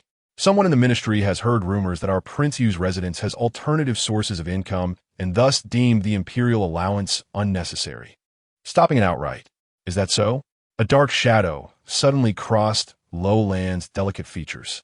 Aho continued, "Princess, they're clearly doing this out of malice. What other lucrative avenues could we possibly have?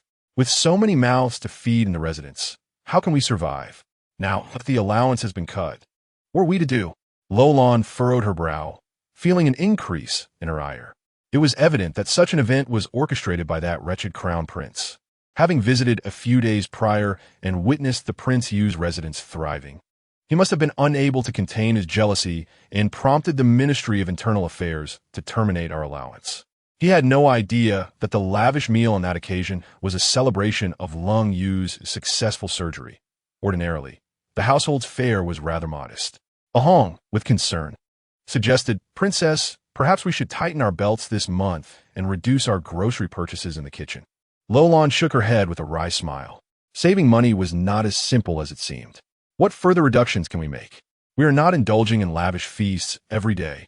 Moreover, since I have taken charge of the residence, we have yet to receive any allowance from a court. Now, to have it abruptly severed. These people are truly ruthless. You, seething with anger, exclaimed, "These scoundrels! I will go to the Ministry of Internal Affairs and demand an explanation." Luo Lan, maintaining her composure, waved her hand dismissively. What good would it do to approach the ministry, let alone the emperor? Prince Yu has already been reduced to a state of near mortality. For each day he endures, there are those who cannot bear it. The Prince Yu's residence has long become a target of disdain. Who would care for our plight? I have my own methods to handle this matter. You all should return to your duties. Though they were all concerned for her, they could only withdraw reluctantly. Sitting in the main hall, Luo Lan raised her hand to gently massage her aching forehead.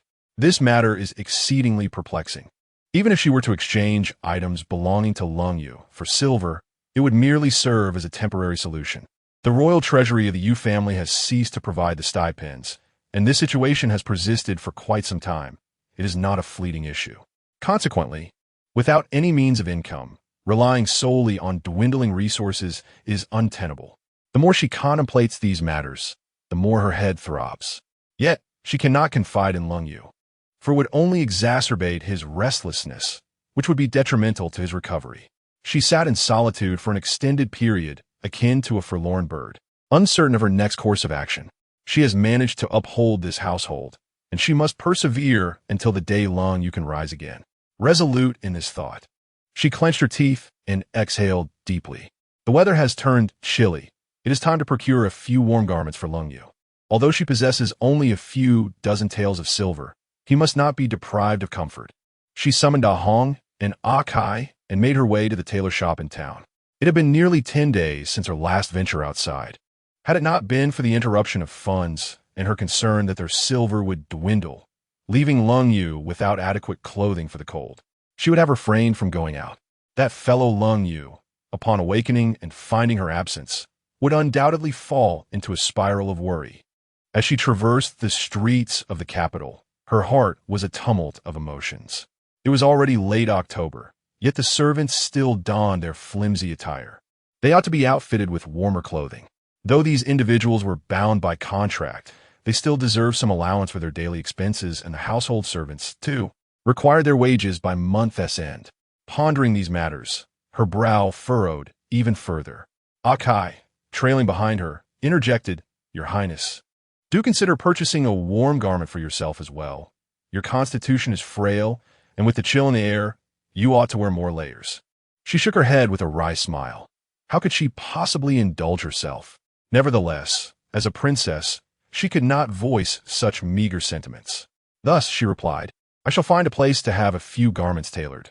The wares on this street do not meet my standards." Akai pursed her lips and exclaimed, "Your Highness, I am aware of a tailor shop further down that is quite renowned. The garments there are exquisite, favored by the daughters of officials and those from palace. Would you allow me to take you there?" She dismissed the suggestion, saying, "There is no need. Today is rather pressing. After we procure clothing for the prince, we shall return. Also, we must visit the apothecary to purchase medicine. The princess' supply is nearly depleted." Although she had access to Western medicine in her surgical suite, she preferred to provide him with more traditional remedies. Traditional medicine may take longer to show effects, yet it offers thorough treatment, and she has always held a firm belief in its efficacy. Each month, the expense of purchasing medicine for Lung Yu constitutes a significant financial burden. With this in mind, she let out a long sigh, causing the fringe of her hair to flutter. At the tailor shop, she refrained from purchasing luxurious items, opting instead for simple winter wear. And, wary of lingering, she proceeded directly to the apothecary. The young attendant at the apothecary prepared her medicine according to her own prescription, and just as the three of them were about to depart, a child suddenly dashed in, colliding with her leg before she could react. Akai, so mewat dit splet, stepped forward and seized the child by the collar, glaring at him as she reprimanded, "You little rascal, do you not watch where you are going?" Though the child's face was smeared with dirt, it bore an expression of whimsical charm. He blinked at Akai and then turned his gaze to Luo Lan. "Miss, I apologize for my unintended collision with you. However, I am in a great hurry, and I hope you will not hold it against me." Noticing his articulate speech, Luo Lan smiled gently and signaled for Akai to release him. He hurriedly clasped his hands in gratitude towards Luo Lan, exclaiming, "Thank you, miss," before dashing into the apothecary. Luo Lan then departed with Akai and a Hong. After strolling for a while, she purchased 2 pig trotters and a black chicken for Lung Yu, as these provisions would benefit his health. It was essential that the Wang residents never ran short of such nourishing items. Yet, contemplating the coins in her pocket, Luo Lan could only let out a silent sigh. At that moment, she spotted the child who had bumped into her, walking while dabbing at his tears. She quickened her pace to catch up with him. "Child, why are you crying?" Chapter 32. Little Ji, the young boy, lifted his gaze to her momentarily, then pressed his lips together, wearing a woeful expression. As tears streamed down his cheeks, Luo Lan gently caressed his head and inquired, "What troubles you? Why are you crying? Has someone bullied you?" The boy shook his head, lowering it in sorrow. "No," he said, "the doctor said my mother no longer needs medicine. She could just wait to die. But I don't want her to die. I don't want to be a child without a mother, without anyone to call mama." His words left Luo Lan stunned, and a pang of sorrow gripped her heart. A child without a mother is among the most pitiable beings in this world. She patted the boy's shoulder and softly asked, "What illness does your mother have?" The boy shook his head. "I don't know. Sometimes she has a stomachache that goes away, but lately it's been getting worse." "Is there no one else at home? What about your father?" The boy pressed his lips together and shook his head again. "I don't know where my father has gone. He is probably dead. My mother won't say anything. If she dies too, I'll be left all alone. At this, tears cascaded down the boy's cheeks. Luo Lan felt a deep ache in her heart. As a healthcare worker, she could not turn a blind eye to such matters. She comforted him with a gentle touch on his shoulder. "Where is your mother? Take me to see her." The boy looked up at her, his large eyes wide with curiosity. "Do you know medicine, sister?" Luo Lan smiled softly. "I know a little." "That's wonderful. I've sought several doctors, but I have no money to pay them. No one is willing to help. I offered to exchange our old hen for treatment, but they refused. If you go, can I use the chicken as payment?" Using a chicken as payment? Luo Lan was struck by the clarity of the boy's thoughts. At such a tender age, he understood the concept of barter. She nodded and smiled. "Very well, I agree." The boy's face brightened as he grasped her hand, eager to lead her home. Luo Lan turned to Akai and Ahong, instructing, "You both head back and prepare chicken soup. Serve it to the prince when I return.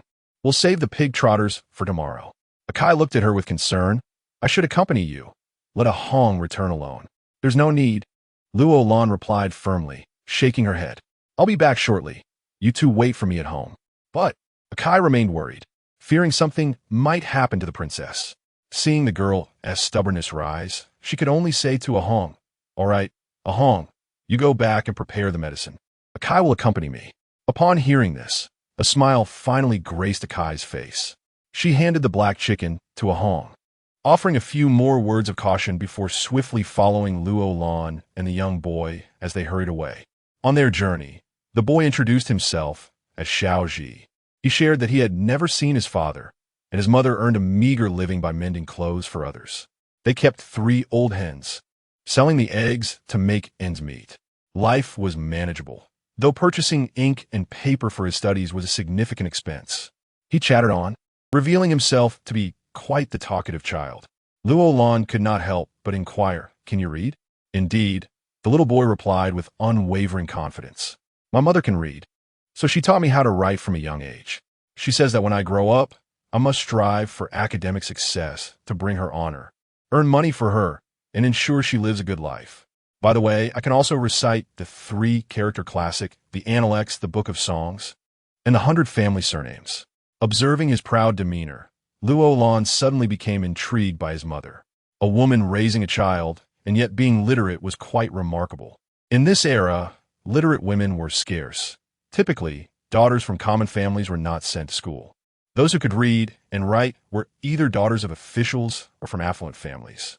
They traversed a considerable distance, passing through several alleys, until Xiaoji pointed toward a dilapidated courtyard not far away and declared, "There is my home." Gazing at the precarious structure, Luo Lan felt a surge of admiration for the woman residing within. To ensure her child could read in such an environment was a testament to her greatness as a mother. The main gate stood wide open. Given the state of poverty here, it seemed even thieves would not venture near. Furthermore, the gate's state, whether closed or open, appeared inconsequential. Upon entering the courtyard, Xiaoji called out, "Mother, I'm back. I brought the doctor." Moments later, a voice emerged from within. "Child, didn't I tell you not to seek out the doctor? What will you do if you spent all your money on ink and paper next month?" As she spoke, a woman stepped out from the house. She paused at the sight of Luo Lan, then curiously asked, "Who is this?" Xiaoji hurriedly explained, "Mother, this is the lady doctor. She mentioned that we could offer our old hen as payment for her services, so please allow her to take a look. Otherwise, I'm afraid." The woman gently ruffled Xiaoji's hair, sighed softly, and then addressed Luo Lan. "I appreciate your assistance, Mississippi." She then leaned down to Xiaoji and instructed, "Go pour a glass of water for the other sister. Your mother will have a conversation with the doctor inside." Xiaoji nodded cheerfully and dashed off to fetch the water. The boy's mother offered Luo Lan a wry smile and welcomed her into the house. The interior, though appearing worn, was surprisingly tidy. Luo Lan assessed the space from the doorway as the woman, slightly embarrassed, tucked a stray lock of hair behind her ear and said softly, "I apologize. It's a bit disheveled here. Please, make yourself comfortable." Luo Lan chuckled lightly and shook her head. "Not at all. It's quite lovely and very clean." The woman responded with a bittersweet smile. "Forgive me for the disarray. Our family is poor and lacks any fine possessions." As they spoke, she settled at the table, poured a glass of water for Luo Lan and slid it toward her, saying, "Please have some water." Luo Lan waved her hand in refusal. "No, let us attend to your pulse first." However, the woman shook her head, her hands fidgeting restlessly. After a moment of silence, she finally mustered the courage to ask, "Miss, may I request a favor from you?" Luo Lan looked at her, somewhat astonished, and replied, "Please, go ahead."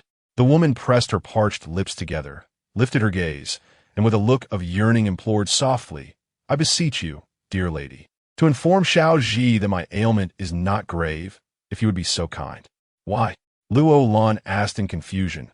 "I have yet to examine you. How could I possibly know the nature of your illness?" The woman sighed deeply, a sound laced with resignation. "You need not examine me. I am aware that my condition is beyond cure. However, I wish for him to remain oblivious. I hope to earn some silver during this time, so that when I am truly gone, he will not be left destitute." As she spoke, her eyes glistened with unshed tears cascading down her cheeks. She whispered softly, "Xiao Ji is a thoughtful child. When he sees me in distress, he rushes to seek out a physician. If the doctor is unavailable, he goes to procure medicine for me, yet I cannot dissuade him. Thus, I turn to you, pleading for your compassion." Chapter 33, A Tender Kiss. At this moment, she suddenly rose and, before Luo Lan could react, knelt down before her. This scene stirred an indescribable sorrow within Luo Lan. She hurriedly stepped forward to assist her in standing. This kneeling encapsulated a mother's love for her child, as well as a child's affection for her mother. With tears welling in her eyes, Luo Lan bit her lip and nodded, "Very well, I promise you. However, allow me to take your pulse so that I may ascertain the true nature of your ailment." Yet, the woman forcefully withdrew her hand into her embrace and shook her head vigorously. "There is no need to check. I implore you, follow my request as a favor to me." Seeing her resolute demeanor, Luo Lan refrained from further persuasion. Xiao Ji, noticing her emergence, rushed forward. "Sister, how is my mother's condition? Is there hope for her recovery?" Luo Lan smiled gently. "There is hope. Your mother's illness is not severe. She shall be fine." Upon hearing this, excitement illuminated Xiao Ji's face. "That's wonderful. I knew my mother would be all right. She is waiting for me to excel in my studies and bring her honor. Just wait, I will go catch a chicken for you." Luo Lan quickly waved her hand in refusal. "Xiao Ji, let's hold off on that for now. I must attend to other matters. We can catch one next time." Xiao Ji stood there, looking troubled. "But I have no money to pay for your services." Luo Lan gently patted his head, speaking softly. "There will be no charge this time. Once your mother is fully recovered, we can settle it together, all right?" Observing Xiao Ji's youthful face and hopeful eyes, Luo Lan bent down to stroke his cheek, reiterating, "Remember, I reside at the Yu Wangfu. Should you need anything, seek me there, and I shall assist you." She wished to convey that if anything were to happen to his mother, he could come to her for help. Yet, she could not bear to express it outright. Xiao Ji, perceptive as he was, nodded earnestly. "Xiao Ji will remember. Sister, take care." As Luo Lan departed from Xiao Ji's home, her heart felt heavy. She reflected on the hardships of life, realizing how challenging it truly was to exist. If that woman were to pass away, she would undoubtedly die with unfulfilled desires. Yet, in her final moments, she sought to leave behind some tokens for her child, a testament to the greatness of a mother's love. Akai, unable to suppress her thoughts, murmured, "Princess, that Xiao Ji is truly pitiable. What will become of him if his mother dies? He is so young and so clever." Luo Lan sighed, pursing her lips. "Indeed, it is a harsh reality. Some live a life worse than ants, while others glide through existence with ease." As she spoke, she noticed a luxurious carriage approaching, with the common folk parting to make way. The occupants within were surely of notable status, as a throng of maids and attendants surrounded the vehicle. Akai shook her head in dismay. The world is indeed unjust. Both Xiao Ji and his mother struggle so much, while look at them, surrounded by luxury. Luo Lan forced a bitter smile. "Let's not lament their plight. We may very well face starvation ourselves next month. Come, let us return home." Indeed, with the court stipend no longer forthcoming this month, Luo Lan finds herself at a loss. Must she resort to pawning Cold Yu's belongings? The very thought of losing his possessions terrifies her, for it would plunge the Yu Wangfu into utter despair. The more she contemplates this, the sharper her headache becomes. To be a princess in such dire straits truly vexes her. Upon returning home, Ahong hurriedly approached her. "Princess, you have returned. I heard the prince moving about inside, but I dare not enter." Luo Lan frowned slightly and quickly made her way into the room. Inside, it was eerily quiet. Cold Yu seemed to be asleep. As she quietly approached him, he suddenly inquired, "Where did you go?" Seeing him awake, Luo Lan leaned closer and whispered, "I went to buy pig trotters and black-bone chicken for you. You must consume nutritious food to hasten your recovery." Cold Yu fell silent for a moment before saying, Thought I was gone?" Luo Lan forced a smile, playfully pinching his cheek. "You always let your imagination run wild. By the way, I bought you a thick garment. Once the weather turns colder, you can wear it." "Did you buy it for yourself?" Cold Yu asked. Luo Lan hesitated briefly before shaking her head. "No, I plan to visit the tailor in a few days to have a few pieces custom-made, as none of the ready-made ones appealed to me." Observing her changing his bedpan, Cold Yu couldn't help but ask, "Lanner, when will I be able to relieve myself independently?" This question had long plagued him, diminishing his dignity in Luo Lan's presence. After she had replaced the bedpan, she pondered before responding, "If your recovery progresses well, you might be able to attempt going by yourself in about a month. However, with the cold weather, you'll be confined to indoors." Hearing this, Cold Yu furrowed his brow in agitation. Luo Lan understood. He likely felt embarrassed, a sentiment he experienced every time he had to relieve himself. Thus, with a mischievous glint in her eye, she announced, "I have a solution. Tomorrow, I shall help you ease yourself independently." Her words sparked joy in his eyes as he gazed at her. "Really?" Luo Lan tilted her head and nodded. "Yes, but it will only be for the small one. The large one is still off limits for now, given your leg injury." Though slightly disappointed, Cold Yu's face brimmed with anticipation as he replied, "That's wonderful, Lanner. You've worked hard. Is that so?" Luo Lan leaned closer, pointing at her face. "If you think I've worked hard, then you must give me a kiss." Cold Yu's face flushed with embarrassment as he pulled her close, her upper body resting against him, and pressed his lips against hers. The sudden kiss, akin to a tempest, caught Luo Lan off guard. The rich sweetness enveloping her lips sent her mind into a blank state. Just as she began to respond earnestly, Cold Yu abruptly halted the kiss, releasing his hold on her neck and turning his head aside. Luo Lan lingered, resting on his chest, softly asking, "What is wrong?" Cold Yu sighed and shook his head. "I don't deserve this. Do not say such things." She turned his head towards her, gazing into his eyes, pure and luminous as jade. "I am your woman. I desire your kiss. When I say you are worthy, you are worthy." Yet, she pondered, others might deem her a bedridden individual, lost in fanciful thoughts. From his words, Luo Lan suddenly realized something. She reached beneath the covers, attempting to explore the confines of the space. But Lung Yu quickly pressed her hand down, overwhelmed with embarrassment. "I'm sorry, it was unintentional." From his expression, Luo Lan comprehended everything. She smiled, her lips pursed, her cheeks flushing as red as his. Leaning closer to his ear, she whispered softly, "Lung Yu, your reaction signifies your return to normalcy. Do you understand? When I first bathed you, you displayed no response, leading me to doubt your capabilities. Now, however, you have suddenly awakened to sensation. Do you not feel joy?" Her words of encouragement sparked a glimmer of surprise in Lung Yu's eyes. He gazed at her, his voice hoarse as he inquired, "Is that truly so?" She nodded earnestly, affirming, "Indeed, this proves you are still a complete man. In the future, you will bring me happiness. You should rejoice, not feel inferior." Her words left him stunned, as he stared at her in disbelief. Seizing the moment while he was lost in thought, she swiftly reached around his neck, pulling him close, and kissed him fervently. He reciprocated, parted her lips with his own, plunging into a deep kiss. Chapter 34. Running out the following day, after ensuring the well-being of Lung Yu, Luo Lan meticulously sketched a design and handed it to a Yu. instructing him to visit the copper workshop in the city to craft a chamber pot according to her specifications.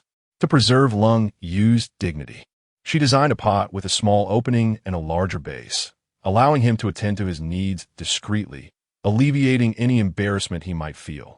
After bidding farewell to Yu, Zhang Pozi from the kitchen approached, bowing respectfully. "Your Highness, the remaining provisions from last month are scant. We are out of rice, oil, and flour, and we need to purchase some spices as well." It seemed that misfortunes came in waves, with dwindling silver in hand. The prospect of running out of food loomed ominously. Luo Lan furrowed her brow and inquired, "How much silver do we require to sustain us for a month?" "Approximately 150 taels," Zhang Pozi replied. 150 taels? Luo Lan gasped, realizing that after giving you 3 taels, only 13 remained, sufficient for merely 3 days. She frowned and waved her hand dismissively. "I understand. I will ask a Hong to deliver the silver to you shortly. Upon your return, simply present the accounts to her for review." Zhang Pozi bowed again, accepted her instructions, and retreated. For the first time, Luo Lan felt the weight of life's burdens. The Grand Wang Fu appeared opulent to outsiders, yet who could fathom that the inhabitants struggled for basic sustenance? With a bitter smile, she pondered that life must go on. Perhaps she could pawn an item from Lung Yu to procure essentials. After all, they could not go without rice and flour, especially since Lung Yu needed nutritious food. Rubbing her forehead in contemplation, she wondered how they would navigate these hardships. Just then, Kai Feng rushed in, breathlessly exclaiming, "Your Highness, there's a child outside seeking you. He claims to be Xiao Ji." "Xiao Ji?" Without further hesitation, Luo Lan instructed Kai Feng to usher him in. Moments later, Xiao Ji burst through the door, his face streaked with tears. Panting heavily, he urgently exclaimed, "Sister, please help my mother. She is in excruciating pain." Upon hearing this, Luo Lan swiftly approached Xiao Ji, bending to pat his shoulder reassuringly while gently asking, "What happened?" "Please, take your time. My mother, while she was eating, she began to experience severe abdominal pain. She said, 'I must find you. She wants to see you.'" A wave of foreboding washed over Luo Lan.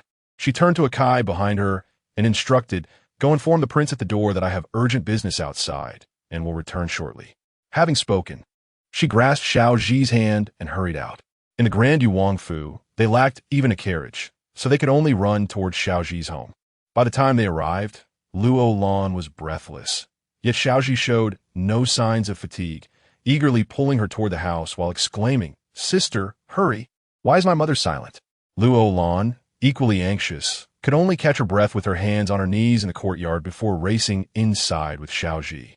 As she beheld the woman on the bed, moaning in distress, a wave of desolation washed over her.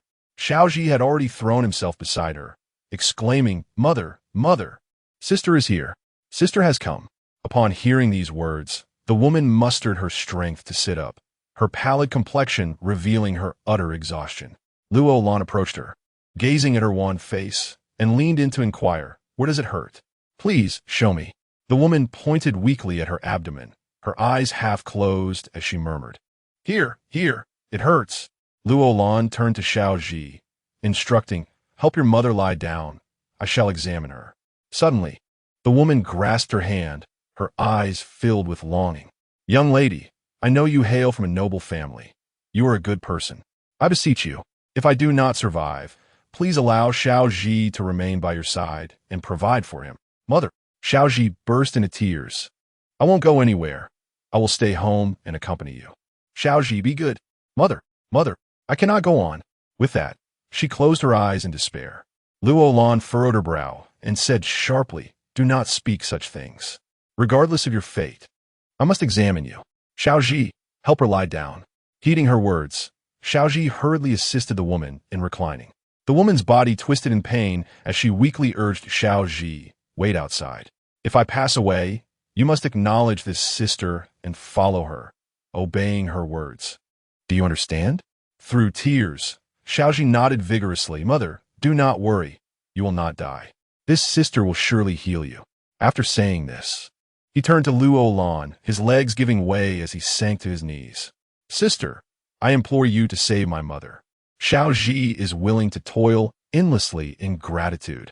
Leave now, guard the door, and do not allow anyone to enter before I depart. Time is of the essence." Luo Lan's expression darkened. Judging from the woman's clutching of her abdomen, it appeared she was suffering from acute appendicitis, a condition that, if left untreated, could lead to perforation, beyond which even divine intervention would be futile. Realizing the urgency, Xiao Ji, sensing her anxious tone, hurriedly exited and closed the door behind him. Meanwhile, neighbors had gathered in front of Xiao Ji's home, shaking their heads and expressing their sympathy. They had long been aware of the woman's illness, and, upon hearing that her condition had worsened, rushed over, eager to offer support to the mother and son. After Xiao Ji's departure, the woman succumbed to unconsciousness from the pain. Luo Lan swiftly accessed the surgical room, conducting a thorough examination. As she suspected, the diagnosis confirmed acute appendicitis, a trivial issue in modern society. Yet in this era of scarce medical resources, it could prove fatal. She needed to perform surgery without delay. Without further contemplation, she began her preparations. Outside, onlookers observed Xiao Ji kneeling and weeping, shaking their heads in sorrow. Moved by the plight of the child, they spontaneously began to gather funds to aid in the preparations for the woman's final rites. Xiao Ji knelt before the door, tears streaming down his cheeks as he fervently prayed for his mother's survival. Yet, deep down, he understood that this time, she truly was beyond saving. Despite his fear, he yearned to halt the relentless flow of tears, but they continued to cascade down his face, unbidden. As time passed slowly, what was initially a straightforward operation had grown increasingly grave due to delays concerning Xiao Ji's mother. Luo Lan took a full hour to complete the procedure. Upon gazing at the unconscious figure of Xiao Ji's mother, she finally exhaled a long sigh of relief. After administering an intravenous drip, she began to tidy up the operating room. Realizing that Xiao Ji could not possibly manage the care of the patient alone, she resolved to return promptly to fetch A Hong and A Kai to assist with the woman, as she was aware that Lung Yu awaited her at home and she dared not linger. However, when she opened the door, she was taken aback by the scene outside. The courtyard was bustling with a multitude of people. Some were sawing wood, engaging in carpentry work, while others were constructing a shelter. At the instant she stepped outside, all activity ceased, and they turned their gazes toward her. Xiao Ji remained kneeling, his eyes filled with a mixture of anticipation and trepidation as he looked up at Luo Lan, his voice trembling. "Sister, my mother." Luo Lan took a couple of steps forward and gently lifted Xiao Ji, inquiring softly, "What are they doing?" Chapter 35. The secret weapon. A woman approached, lamenting, "Poor little Ji, he is all alone at home. The neighbors have gathered some money to help him with his mother's funeral arrangements." Funeral arrangements? Luo Lan stared in astonishment at the woman and the group around her. Although their actions seemed premature, the kindness exhibited among neighbors genuinely touched her heart. She glanced at the crowd and then smiled softly. "I am truly moved by your willingness to help, but there is no need. Ji's mother is fine. Please, let's put these things away. Who has the time to care for her?" At her words, the group exchanged puzzled glances, and even the men busy with carpentry paused, unsure of how to proceed. Ji looked at her, eyes wide with disbelief. "Sister, are you serious? My mother is really okay?" Luo Lan smiled, her lips pressed together, and gently touched his little face, saying, "Do I appear to be jesting? However, she will not wake until tonight and will need to rest for 7 days. If you cannot care for her, I will arrange for someone to assist." Upon hearing this, several women eagerly raised their hands, declaring, "We can take care of her. We can take turns." Luo Lan felt greatly reassured by their response, and said to Ji, "Come with me. I will show you how to change your mother's dressings." She was not comfortable entrusting the task of changing the 4 bottle to anyone else, so she decided it was best to leave it to Ji. Ji proved to be a bright child. After she briefly explained the process of changing the dressings and removing the needle, he nodded earnestly. "Sister, I understand. As long as my mother wakes up, I will do whatever it takes." She gently stroked his head, reassuring him, "She will wake up, do not worry. By nightfall, you can sit with her, and tomorrow morning we will give her some porridge. I will come by to change her dressings." Though curious about the source of her medicine, Xi held back his questions. All that mattered was his mother's recovery. As she prepared to leave, Xi's neighbors regarded him with a mixture of skepticism and curiosity, some doubting her ability to truly heal his mother, while others resolved to wait until she awoke. Just as she stepped out the door, Xi chased after her, exclaiming, "Sister, please take this chicken. I will owe you the consultation fee. Once I grow up and earn money, I will repay you." Looking at Xi's youthful yet earnest face, Luo Lan smiled. "Let this chicken lay eggs to sell. You can postpone the consultation fee until you are older and can pay me back all at once." Xi gazed at her with a questioning expression. "Really? Will you come back tomorrow to change my mother's dressings?" "Of course. My consultation fee is rather steep, so you must earn a good deal of money when you grow up. Do not worry." Xi straightened up, speaking with determination. "I will repay you double, no, triple, or even tenfold. If my mother awakens, I will personally come to thank you for saving her." His gaze and intellect truly belied his age. His manner of speaking and his approach to tasks were even more methodical than those of many adults. Luo Lan gently patted his head and smiled warmly. "Very well. It's settled then. I shall treat your mother without charging a fee, and when you grow up, you can repay me." After saying this, she reminded him of some care instructions for his mother and then made her way towards the Yu Wangfu. Having run so energetically on her way here, she had no intention of rushing back. She desired a leisurely stroll. She even contemplated that the Yu Wangfu ought to procure a carriage, as it was quite inconvenient to go out otherwise. As thoughts of shopping crossed her mind, she began to worry. The royal household would run out of provisions by tomorrow. It seemed she would need to discuss with Lung Yu about exchanging some of his belongings for silver to make ends meet. Yet, this was not a sustainable solution. His possessions were limited, sufficient for a time, but not for the long haul. The weight of this dilemma gave her a headache. How could she make money grow? At present, with Lung Yu bedridden and the court having seized his stipend, the entire burden of the household rested upon her shoulders. How could she earn enough to support this large family? Suddenly, a spark of inspiration illuminated her thoughts. If she wished to earn money, she must leverage her strengths. Her greatest asset was undoubtedly her ability to heal others. She could charge for her medical services. With this realization, excitement coursed through her veins, and her steps felt significantly lighter.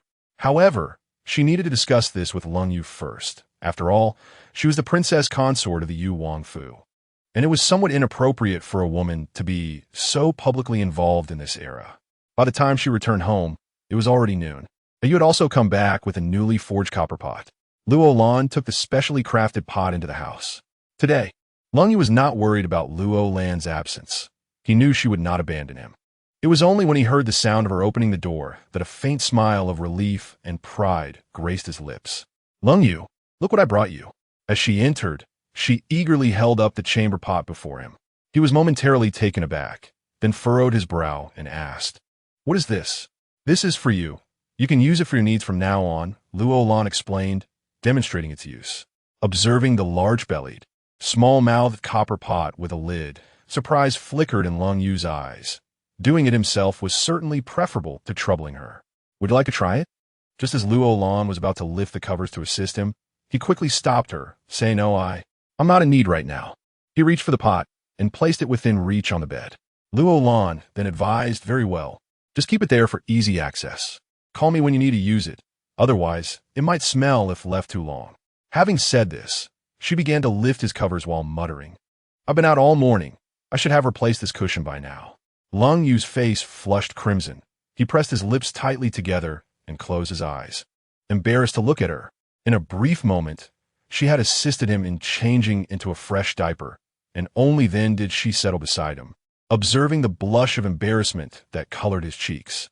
With a gentle demeanor, she proposed, "Lung Yu, I have two matters I wish to discuss with you." Lung Yu, pursing his lips as he regarded her, replied, "You may decide. There is no need to consult me." Luo Lan raised her hand and playfully pinched the tip of his nose, exclaiming, "How can that be? We are living our lives together now. So matters concerning the household must certainly involve your input." Upon hearing her words, Lung Yu was momentarily taken aback. The notion of their shared life resonated with him in a surprisingly pleasant manner. He thus nodded gently and said, "Then please go ahead. I am listening." Luo Lan then elaborated, "There are two matters. The first is that I wish to exchange one of your possessions for silver, as our household expenses have recently increased." "Very well," he replied without hesitation. "Those items merely occupy space. Feel free to trade them." After nodding in agreement, Luo Lan continued, "The second matter is that I wish to open a medical clinic within the Wang residence." Upon uttering this, Lung Yu was taken aback, his brow furrowing deeply. After a moment of contemplation, he inquired, "Why?" Chapter 36. The Hidden Affairs of Men. After a moment of contemplation, Luo Lan sighed and spoke candidly. "We must become self-reliant. I initially intended to withhold this matter from you, but I believe as the head of this household, you deserve to know." With a slight pout, she expressed her concern. "I must warn you not to be angry when I tell you." Cold Yu shook his head, lips pressed together. "What is there for me to be angry about? As long as you do not leave me, I shall remain unperturbed.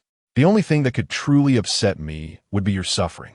Hearing his words, Luo Lan smiled reassuringly, stating, "The court has severed the financial support to the Yuangfu." Despite Cold Yu's readiness to accept any revelation from her, he was momentarily taken aback by this news. After a pause, he finally inquired, "Are they truly this ruthless? Do they wish to starve me?" Leaning against his chest, Luo Lan softly replied, "If they intend to see you starved, I will not allow their wishes to come to fruition. Thus, I aim to open a clinic to earn a living and support our household, to care for you." Listening to her gentle words, he bit his lip, overwhelmed by an indescribable emotion. Luo Lan understood that he must be grappling with the weight of this news, akin to a nursing child abandoned by its mother, leaving him with a sense of loss. She lifted her chin to meet his gaze and pouted, saying, "Cold Yu, today I treated a mother whose son is merely 7 or 8 years old. They are alone, just the two of them. If I do not intervene, that woman may not survive much longer, and the child would be left in a pitiable state. Therefore, I pondered, why not earn a living while helping others to thrive?" She looked at him with hopeful eyes, awaiting his response. If he disagreed, she would respect his wishes and reconsider her plans. After a prolonged silence, Cold Yu finally spoke. "Lanner, I am sorry for burdening you. I am a useless man." "Do not say such things," she interrupted, raising her hand to cover his mouth, feigning displeasure. "Your current ineffectiveness is due to your physical condition. When the day comes that you stand again and remain ineffectual, then perhaps you may call yourself truly useless." He lowered his gaze, looking at her with deep affection, gently stroking her hair as he murmured, "Pursue whatever you wish. I shall not hinder you. We have become individuals of little consequence. What is there left to care about? We are but ordinary folk." Seeing his acceptance of her plans, Luo Lan's face brightened into a smile, resembling a child as she nuzzled against his chest, softly murmuring, "I initially feared you would not agree, but now that you have, I feel an even greater sense of confidence." With that, she sat up, touching his hand gently as she spoke. "I shall now go and exchange some silver to ensure we have enough provisions for this month. Tomorrow, I will begin preparing to open the clinic. I believe I can do this." "I believe in you," he replied. He grasped her hand tightly with a fervent gaze, saying, "Juan, you have endured so much. If I could truly rise to my feet, I would dedicate the latter half of my life to repay you." Luo Lan pouted suddenly, her head bowed in displeasure. "So in your heart, you merely feel gratitude towards me?" Upon witnessing her anger, he abruptly realized the flaw in his previous words and hastily apologized. "Juan, I am sorry. That was not my intention. I simply do not know how to articulate my feelings for you. He began to falter in his speech. Suddenly, Luo Lan leaned in and kissed him, the softness of her lips causing him to succumb once more. Yet being a man, he could not always allow the woman to take the initiative. Thus, he lifted her rosy little face, gazing at the countenance that filled him with hope, and slowly drew her closer, placing kisses upon her eyes, forehead, and the tip of her nose, until he had explored every corner of her face. His infinitely tender lips finally found their way to her delicate ones, akin to a parched land receiving long-awaited rain. Luo Lan found herself enamored by the sensation of his kisses. He experienced the desires and emotions that every man possesses, and Luo Lan felt a sense of joy for him. Although at that moment, She too yearned for someone to comfort her. She understood the necessity of concealing her feelings. Otherwise, he would surely blame himself for his perceived inadequacies. In the afternoon, Luo Lan took a jade ruby to the pawnshop she had previously visited. This time, the attendant, upon seeing her, did not dare to be careless and promptly informed the shopkeeper. Shortly thereafter, the shopkeeper, named Yuan Feng, emerged to greet her. Upon seeing Luo Lan, he raised his hand in salute. "Miss, you have come." Noticing his familiarity, Luo Lan pondered. Could it be that there are few customers at this pawnshop? His memory is remarkable. Despite such thoughts, she addressed the shopkeeper directly. "Let us get straight to the point. What I bring this time is quite extraordinary, and I will not part with it unless you offer me a fair price." With that, she revealed the jade ruby from her bosom. Yuan Feng was momentarily stunned, then took it to examine closely, exclaiming, "What a fine piece. If I am not mistaken, it is yet another item from the palace?" Luo Lan nodded affirmatively. "Indeed, it is a royal artifact, but not from the palace. It is of legitimate origin. How much can you offer?" Yuan Feng hesitated for a moment. "Miss, I am not well versed in such items. Let's go to the back courtyard, and allow me to examine it carefully, shall we?"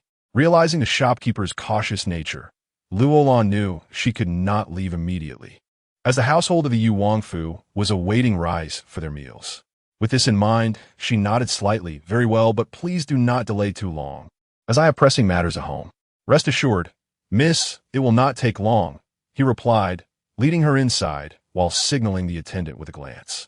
Luo Lan followed Yuan Feng to the hall in the back courtyard, taking a seat as she awaited his thorough inspection of the jade ruby.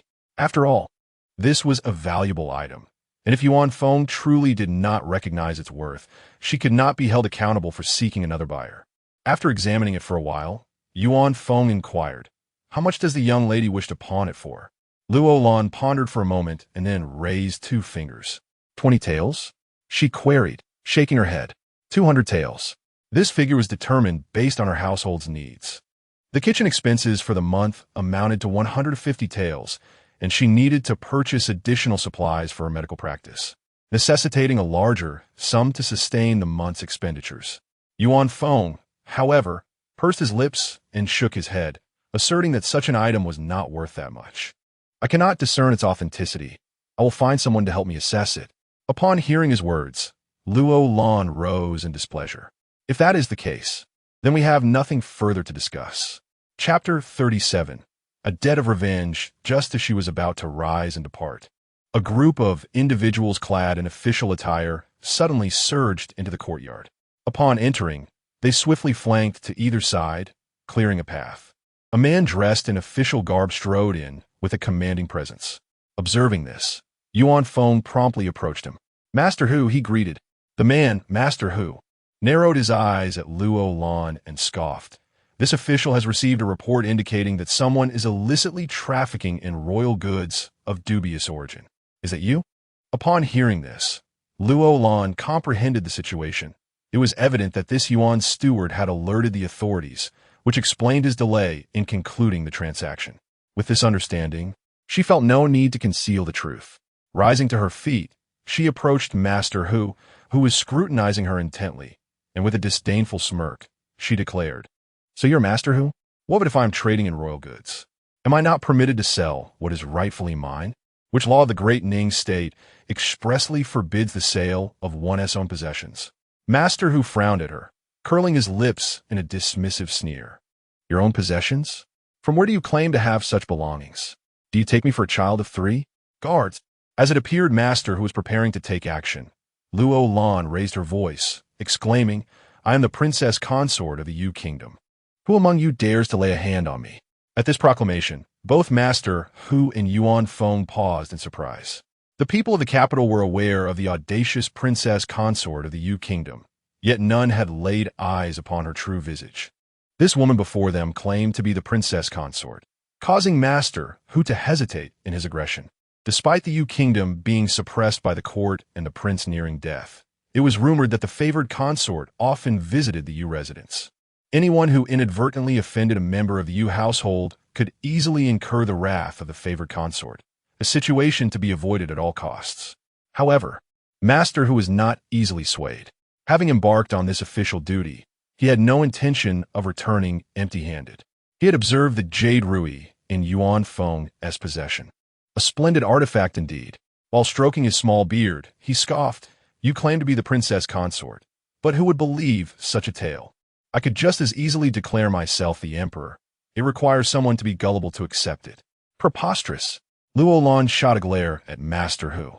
"Do you dare impersonate the emperor? Do you comprehend the gravity of such an offense?" Master Hu suddenly realized he had misspoken and quickly spat 3 times for good measure before continuing. "This official is currently inquiring. Do not divert the topic. Tell me, how can you prove you are the princess consort? If you cannot provide evidence today, do not blame me for taking you to Shuntian Prefecture for questioning." Upon hearing this, Luo Lan felt a surge of urgency. It was not the prospect of entering Shuntian Prefecture that frightened her. Rather, she feared that Lung Yu would become anxious if he could not locate her. Therefore, she resolved that she must return today, no matter what. After a moment of contemplation, she narrowed her eyes and coldly stated, "If you do not believe me, you may accompany me back to the Yu residence. The servants there will recognize me. But do not blame me for being unkind if you do."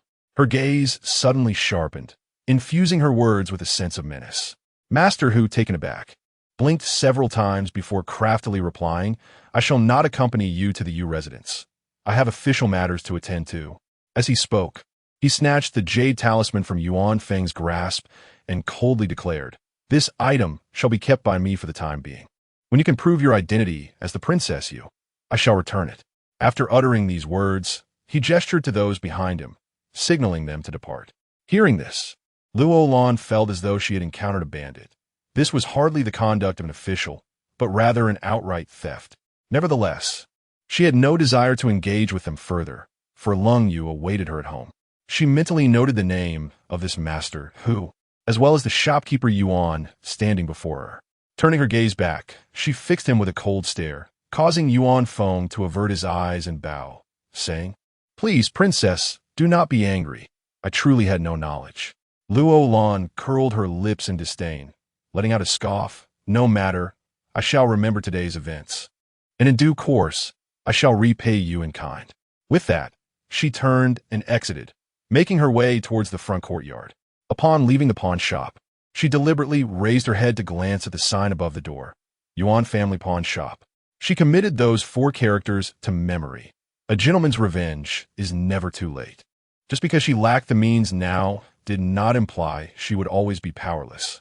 At that moment, Yuan Feng rushed out, calling after her, "Princess, should you have anything else to bring in the future, I shall." "There's no need," Luo Lan interjected without even turning to face him, merely waving her hand dismissively. "There will be no future dealings. The Yuan Family Pawn Shop has betrayed the essence of trade, ideal in goods, while you profit from pawning others' belongings to curry favor with the officials. Such practices cannot sustain a business." With this parting remark, she huffed lightly, flicked her sleeve, and strode away. Yuan Feng suddenly felt a twinge of regret. He was, at heart, a legitimate businessman. The last time she came, he had suspected the origin of her possessions, and now, fearing trouble from accepting such a valuable item, he had sent a servant to report her. He had not anticipated that she was the Princess Yu, though the prince might meet an untimely demise at any moment. The very notion of the princess instilled a measure of trepidation within him. As Luo Lan made her way back to the palace, her mood soured. She had lost a jade talisman, failed to secure any money, and was left seething with anger. She suddenly realized that regardless of the era, lacking wealth and power was untenable. For common folk to live well was an arduous task. This realization only fueled her determination to restore Lung Yu's standing and reinstate the Yu prince's household in the eyes of others. Though her spirits were low, upon returning to the Yu prince's residence, she regained her vibrant demeanor. As the mistress of this household, if she lacked vitality, how could her servants possess any? Upon entering, she headed straight for the kitchen. With her funds depleted, she needed to assess what provisions remained within the estate. The 2 matrons in the kitchen noticed her arrival and hurried over, saying, "Princess, this place is quite filthy. You should return." Luo Lan remained silent, her expression serious as she lifted the lid of the rice jar for a quick inspection, then surveyed the kitchen before softly inquiring, without any further provisions. "How long can we sustain ourselves with what we have?" One of the elder women, Zhang, responded, in reply to the princess, "This should suffice for approximately 3 days." Luo Lan nodded slightly. 3 days would be adequate. She then addressed the 2 cooks, saying, "For these 3 days, you shall rely on these provisions. After 3 days, I will instruct you and a hoe to bring more supplies." The 2 cooks were already aware of the court's cessation of the Yuanfu stipend, and they dared not voice any objections, simply acquiescing to her words. After exiting the kitchen, Luo Lan made her way directly to Leng Yu's chamber. Having been away for an hour, she surmised he must be awake by now. Upon her return, Yu, who was stationed at the door, hurried to greet her. "Princess, you have returned.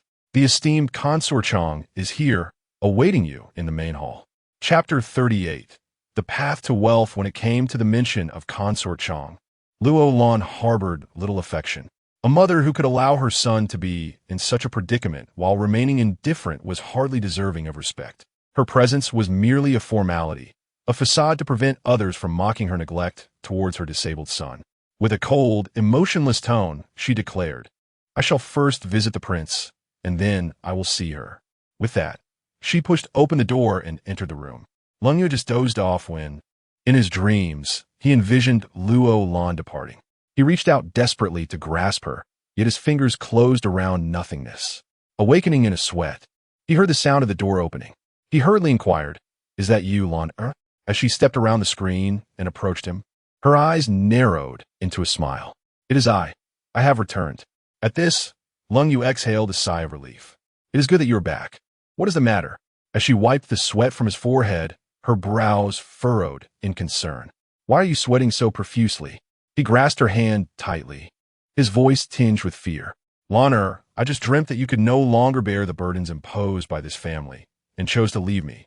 At this confession, he lowered his head, a sense of melancholy enveloping him. Luo Lan sat on the edge of the bed, gazing at him tenderly, a faint smile gracing her lips. "How could I possibly leave? I am waiting for the day you rise to your feet." With that, she produced a handkerchief from her sleeve and gently wiped the perspiration from his face, murmuring softly, "You, lying here and overthinking, I shall not go anywhere, so rest assured." She refrained from mentioning the matter of the jade Rui, knowing that if he learned of her mistreatment, he would undoubtedly feel anger and self-reproach. "Lania, have you exchanged for silver?" "I have," she replied without hesitation, unwilling to burden him with worry. "I exchanged for 200 taels. After deducting the kitchen expenses, I plan to acquire some supplies for the clinic." Leng Yu tightened his grip on her hand, his eyes filled with remorse. "I am sorry for making you endure a life that requires selling our possessions to survive." He began to descend into self-reproach once more. But Luo Lan understood that the one thing she must not allow him to lose was his confidence. "What's selling our belongings? At least we have things to sell. I have made a decision. Once my clinic is established and begins to generate income, I shall redeem the items from the pawn shop." Just then outside, a Hong knocked softly on the door and called, "Princess, Consort Chang has been waiting for you for quite some time. She is aware of your return and has sent someone to convey her message." At the mention of Consort Chang, Leng Yu clenched her hand tightly, expressing his disdain. "If she dares to bully you, do not pay her any mind. I shall avenge you in due course." Luo Lan responded with a gentle smile. "Do not worry. She will not dare to bully me. She is counting on me to care for you. Furthermore, if she were to mistreat me, it would reflect poorly upon her." After speaking, she tucked him in, planting a soft kiss on his forehead, and whispered, "Wait for me. I shall return swiftly." Leaving the inner chamber, she gracefully traversed the screen and approached the table outside, retrieving the jewelry box that she had previously discarded. These trinkets were bestowed upon her by the esteemed Consort Chang, who had assumed that this rustic girl would be unable to discern their worth, thinking that merely presenting her with a couple of inconsequential items would suffice. Today, she intended to adorn herself with these treasures to demonstrate otherwise. "Consort Chang, since you have chosen this moment to arrive, I shall not permit you to depart so easily." With this thought, a slight smile curled at the corners of her mouth, although a wave of melancholy washed over her. Consort Chang had been present for some time, her initial patience giving way to a growing impatience.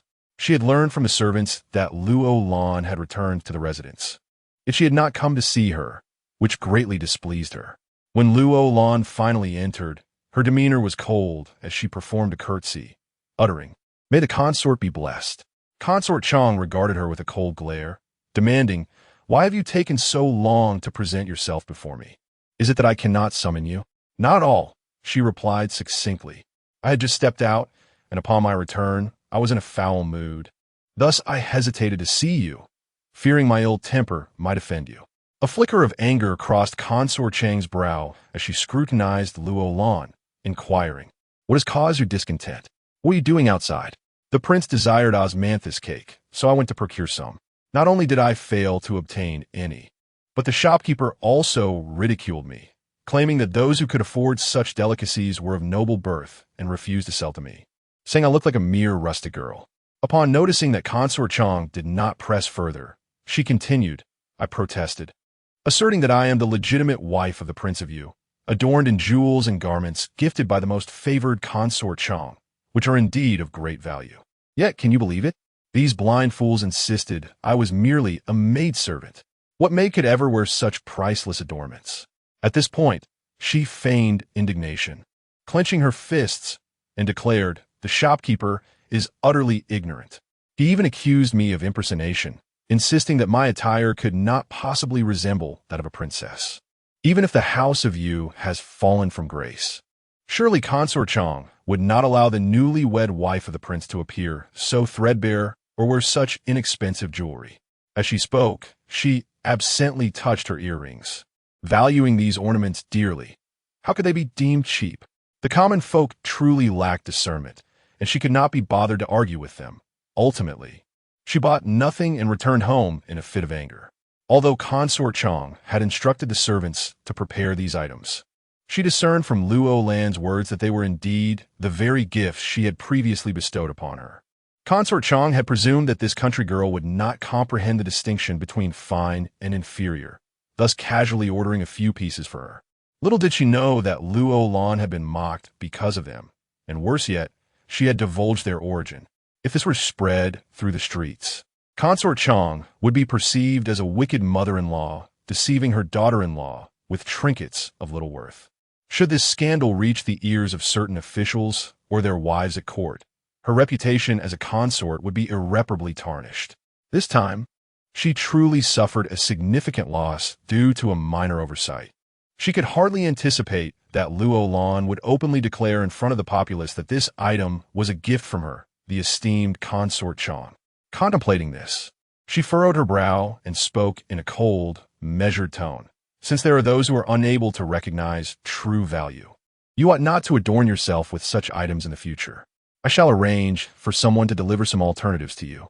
Upon hearing this, Luo Lan sensed an opportunity and replied directly, "I have heard there is a jewelry shop in the eastern part of the city, frequented by the daughters of noble families.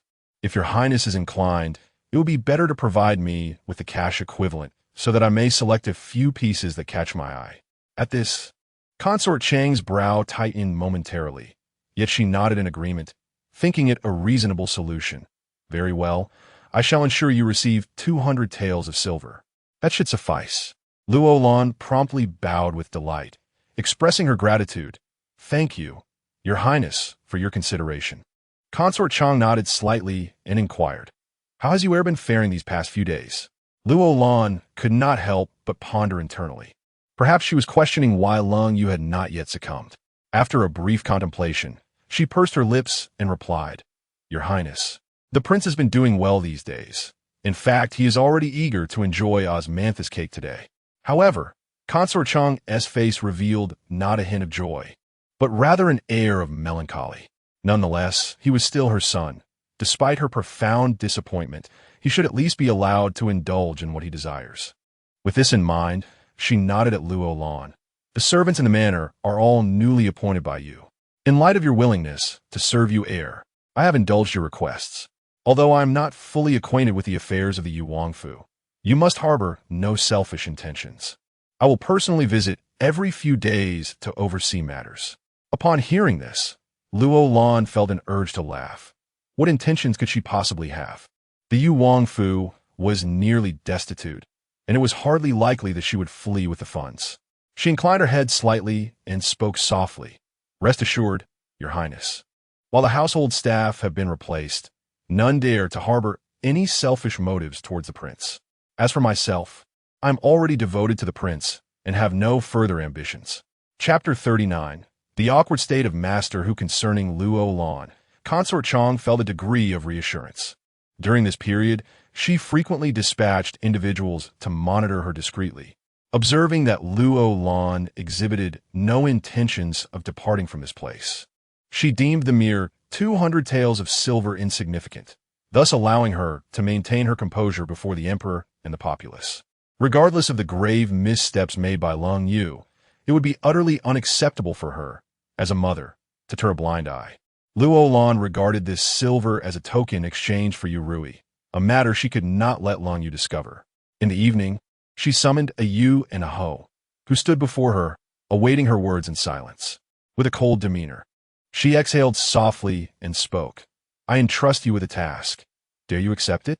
The cautious Yu inquired gently, "Your Highness, please proceed." A Ho, however, boldly thumped his chest, declaring, "Of course, there is nothing I would shy away from." A glimmer of mischief flashed in Luo Lan's crystalline eyes. After a moment of contemplation, she slowly articulated, "I do not require you to commit murder or arson. Rather, I ask that you steal an item from the residence of the gentleman surnamed Hu." Upon hearing this, a Ho and a Yu gazed at her in astonishment. "Your Highness, this. We have never stolen anything before." Observing their flustered expressions, Luo Lan smiled gently and waved her hand, narrowing her eyes as she softly remarked, "Because he robbed me today, I cannot let this grievance go unavenged." Upon learning that the consort had been robbed by Master Hu, although they found the situation somewhat incredulous, the Yu, knowing the consort would not speak falsely, nodded resolutely. "We shall undertake this task. We will follow your Highness's orders." Luo Lan had never contemplated seizing ill-gotten gains. Yet she felt compelled to administer a small lesson to a man like Master Hu. She could not allow this affront to go unanswered. Thus she continued to the two, "There is no need for you to steal gold or silver." As she spoke, she gestured for them to lean closer, whispering a few words, causing them to stifle their laughter. The following morning, a throng gathered outside the residence of the foremost magistrate of Shuntian Prefecture, eager to witness the spectacle. A Ho and a Yu, having been given their orders by Luo Lan, lingered there to observe the unfolding drama, which they would later report back to Master Hu. As the servants of Master Hu opened the front door, they were taken aback by the scene before them. Without time to ponder why so many people had congregated at their doorstep, they hurriedly ran to inform Master Hu. Still entwined in dreams with his concubine, he was abruptly roused by a series of knocks. Irritated, he bellowed, "What disturbance is this at such an early hour? Master, there is a large crowd gathered at our doorstep, and we are unsure of their purpose. You ought to go and see." Upon hearing this, Master Hu's curiosity was piqued. What could possibly compel such a gathering at the entrance so early in the morning? With this thought, he hastily rose from his bed, donned a coat, and rushed outside.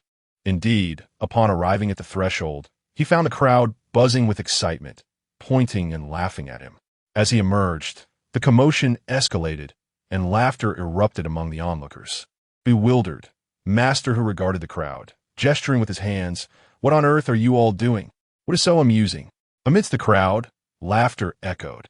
And taking advantage of the ensuing chaos, a Ho exclaimed, "Master Hu truly possesses refined taste, favoring red undergarments.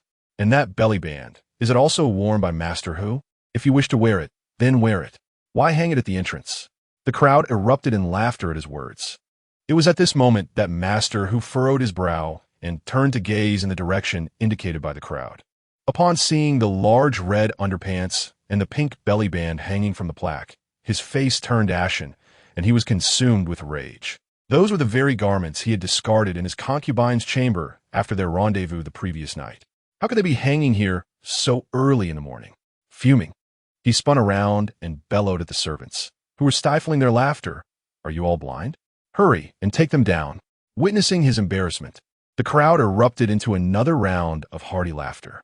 Master Hu, incensed, glared and huffed, gritting his teeth. "Who did this? If I find out, there will be consequences. Observing his frenzied outburst, Yu and Aho exchanged knowing glances and smirked, then turned and wove their way through the crowd toward the Yuwang mansion. Upon their return, they recounted the entire incident to Luo Lan. She promptly addressed Kai, stating, Yu and Aho performed admirably. Please inform the kitchen to prepare an additional meal for lunch. Aho and Yu clasped their fists with delight, expressing their gratitude. Thank you, Your Highness. Luo Lan continued. You two gather some people to tidy up the main hall, roll up the carpets that are difficult to manage, and put away the unnecessary ornaments in the backyard. Set up a table and a few chairs for me. Yu looked at her, astonished. Your Highness, what do you intend to do? Aho, equally puzzled, inquired. Why clear the main hall? It seems perfectly fine as it is. Luo Lan cast a mysterious glance at them, narrowing her eyes, and said, I'm going to open a medical clinic. At this proclamation, Aho gazed at her in disbelief. Your Highness, you wish to open a medical clinic? That is against the rules.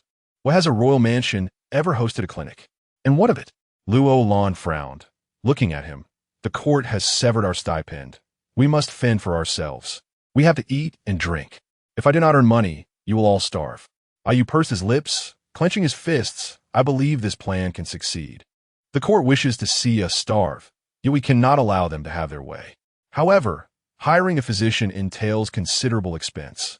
After covering the physician's fee, can we still make a profit? Otherwise, we could sell medicine instead, set the prices as we please. That way, we can earn a bit more. Aho sighed, alas. There are many physicians in the city and numerous apothecaries as well. If we price our wares too high, who will buy them? Furthermore, which skilled physician would be willing to work for us unless we offer a handsome sum? What if we open a restaurant instead? Are you two finished? Luo Lan interrupted, pressing her hands down to silence them. I said I would open a medical clinic, not that I would hire a physician.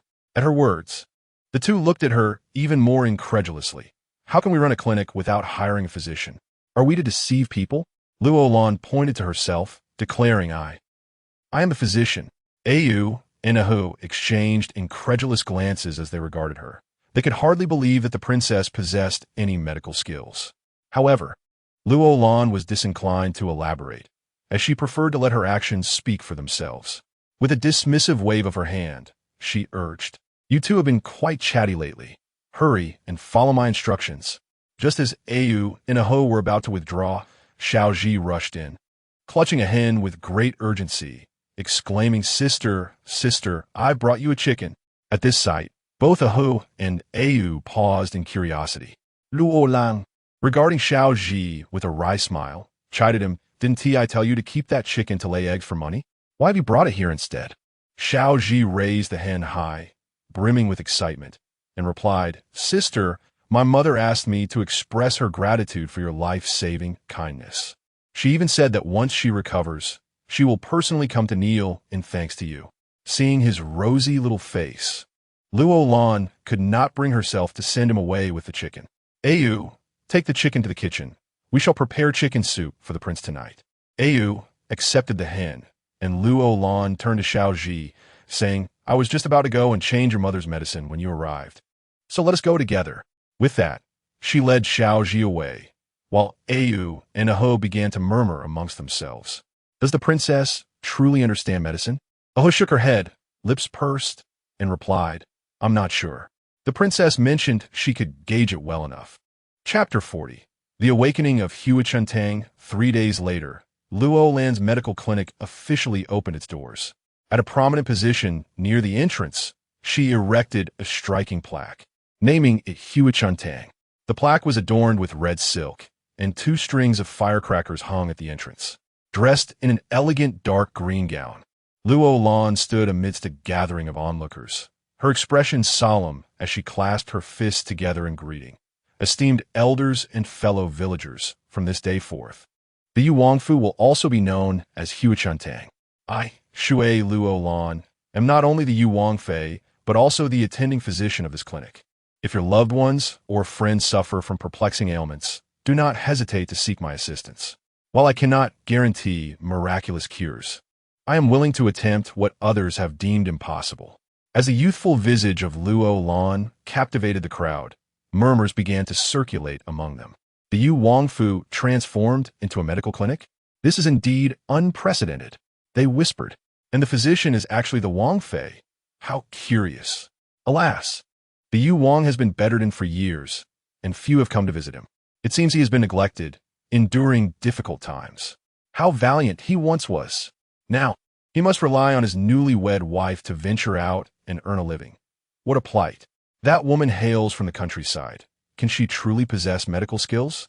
Perhaps she is merely exploiting the royal name to deceive others. The murmurs and criticisms reached Luo Lan's ears, yet she remained unperturbed, turning to a Yu and a Ho with determination. The time has come. Let the firecrackers be set off. At her command, the two swiftly ignited their torches and lit the firecrackers. The cacophony of popping sounds filled the air, and Luo Lan's eyes sparkled with anticipation for the future. Seated on his bed, Lung Yu listened to the explosive sounds, feeling a tumult of emotions within him. He was uncertain whether to feel joy or concern. Luo Lan's boldness in establishing a clinic within the Wangfu would undoubtedly provoke discomfort among certain individuals. There was a possibility that someone might directly report her to the emperor. Although the emperor would not trouble Luo Lan, he could not guarantee that those with malicious intent would not create obstacles. Contemplating these thoughts, a shade of worry and anger crossed his brow. The door swung open, and Luo Lan swiftly navigated the screen to stand before him, her cheeks flushed with excitement. In her previous life, she had longed to establish a hospital capable of treating complex ailments. However, due to the constraints of her academic commitments, she was forced to remain in the laboratory, tirelessly developing various medicines for difficult conditions. In this life, although compelled by circumstance, she had finally realized her dream. She owned a clinic entirely her own. Thus, a radiant joy adorned her features as she gazed upon Lung Yu, and she immediately began to chatter. Did you hear the firecrackers? That signifies the dawn of hope, much like the potential for your legs. Lung Yu smiled faintly, not wishing to dampen her spirits. How many common folk would dare to visit a clinic established within the Wangfu? He gently cautioned Luo Lan. Every beginning is fraught with challenges. Do not harbor excessive expectations, or you may find yourself disappointed. He merely intended to offer her a subtle reminder. She, despite her reluctance, sat directly beside him and pressed firmly on the tip of his nose, pouting slightly in displeasure. Please don't discourage me. You should be supporting me instead. Lung Yu extended his hand to grasp hers, speaking with a hint of helplessness. Lanner, I fear you may suffer, and I am unable to assist you. Luo Lan narrowed her eyes at him, offering a gentle smile. But you are not unskilled in medicine. How could you assist me? Rest assured, I will manage just fine. As you said, every beginning is challenging, but once the initial hurdle is overcome, everything else will follow suit. After saying this, she inquired, in a couple of days. The bandages on your leg can be removed. You'll have to learn to walk again like a baby. Each step will be arduous. Are you afraid? I'm not afraid, he replied resolutely. I fear nothing, not even death. Why should I fear life? If I can stand again, I promise to protect you well, ensuring you no longer have to expose yourself to earn a living. At this point, he sighed, unable to conceal his concern. He genuinely feared for Lanner's safety and did not wish to witness her being bullied. The rejuvenation hall had been open for 3 days without a single patient. Yet news of her medical practice had reached the emperor's ears. The one bringing this grievance was none other than the crown prince, Lung Yun, who had spoken of it in the court. The emperor furrowed his brow in disdain and asked, Are you all aware of what the crown prince has mentioned? From the crowd, several voices responded, Your Majesty, I have heard of this matter. Another official echoed, Indeed, I too have heard from my household staff about this. At first, I was skeptical, but it seems to be true. As these two officials spoke, more individuals stepped forward, claiming they had heard of this matter, with some even having visited the entrance of the Yu Wangfu, where the sign of the rejuvenation hall hung prominently. The more the emperor listened, the darker his expression became. Seizing the moment, the crown prince clasped his hands in a salute and declared, Father, I believe that the actions of the Yu Wangfei may lead the common people to misunderstand, thinking that we have wronged Lung Yu. Though he was at fault initially, your Majesty has shown mercy by not punishing him, which reflects your benevolence. However, this should not permit the Yu Wangfei to act without restraint. Upon hearing the crown prince's words, another minister stood up in agreement, stating, "The crown prince has a point. A royal residence turned into a medical practice is indeed a curious spectacle. If word gets out, it would surely bring ridicule upon us. I implore your majesty to issue a decree to cease her medical practice." Another minister concurred, expressing that the actions of the Yuan Fei were indeed thoughtless. As a member of the royal family, should not engage in such undignified conduct. Listening to these remarks, the emperor's expression darkened further. He tightened his brow and instructed a eunuch beside him. "Eunuch Lu, draft an edict summoning the Yuan Fei to the palace for questioning." He was determined to ascertain the true nature of this woman who dared to openly challenge the majesty of the royal family. As for Lung Yu, the emperor felt a deep affection for him. After all, he was his most cherished son, which was precisely why he had consented to Consort Chang's proposal to find him a companion for the afterlife. At this moment, Luo Lan sat in the main hall of the Wang Fu, her hand rhythmically tapping on the table as she awaited the arrival of patients. A Kai and a Hong stood idly by, watching her, while a Ho and a Yu had been assigned to the entrance to guide any visitors, for she feared that patients might struggle to find their way. However, instead of patients, a Yu and a Ho were met with an imperial decree. As they saw someone from the palace approach to announce the edict, a Ho hurriedly dashed to inform Luo Lan. His voice reached her before he did. "Wang Fei, it's here. It's coming." Upon his arrival at the hall, Luo Lan's spirits lifted instantly, and she eagerly inquired, "Is it a patient? Quickly, bring them in." Yet, a Ho shook his head emphatically. "No, not a patient. It is." Just as the words left his lips, a voice from outside called out, "The imperial decree has arrived." Chapter 41. Audience with the emperor. Upon hearing those words, Luo Lan furrowed her brows. As far as she knew, the Yu Wangfu had been forgotten by the emperor for 3 years. How could a decree suddenly emerge? What might be inscribed in this imperial edict? Without further contemplation, she hastily rose, accompanied by a Kai and a Hong, and knelt down, followed by the myriad servants in the residence. Gong Lu entered the hall, squinting as he scrutinized her, and rasped in a hoarse voice, "By the emperor's command, summon the Yu Wangfei to the palace for an audience." Thus decreed. An audience with the emperor? Luo Lan inquired, puzzled. "May I ask, Gong, what does his majesty require of me?" "I do not know," Gong Lu replied coldly. His brows knitted in disapproval. "Yu Wangfei, do make haste to prepare yourself. We must depart at once." "Now," she exclaimed in surprise, gazing at Gong Lu, finding the urgency rather overwhelming. "Indeed, the emperor awaits. Hurry and ready yourself. We must not be remiss in etiquette. I shall be waiting for you at the entrance." With that, Gong Lu flicked his whisk and turned to wait in the courtyard. Luo Lan made a brief visit to Lung Yu's chamber. She felt it necessary to inform him, lest he grow anxious during her absence. Although Lung Yu's legs still lacked sensation, he could at least support himself with his hands and sit up for a while. Upon her entrance, he noticed her pallor and inquired with concern, "Lanner, what troubles you? Your complexion appears rather unwell." Not wishing to conceal the truth from him, Luo Lan furrowed her brows and, with a hint of trepidation, asked, "The emperor has summoned me to the palace for an audience. What could be the reason?" Upon hearing this, Lung Yu's previously bright demeanor clouded with darkness. He looked up at Luo Lan, his lips pressed tightly together as he frowned. "My father is a man I hold in the highest esteem. He has always been just and fair. He should not pose any difficulties for you. However, one cannot guarantee that those around him may not slander you behind your back. So you must exercise caution."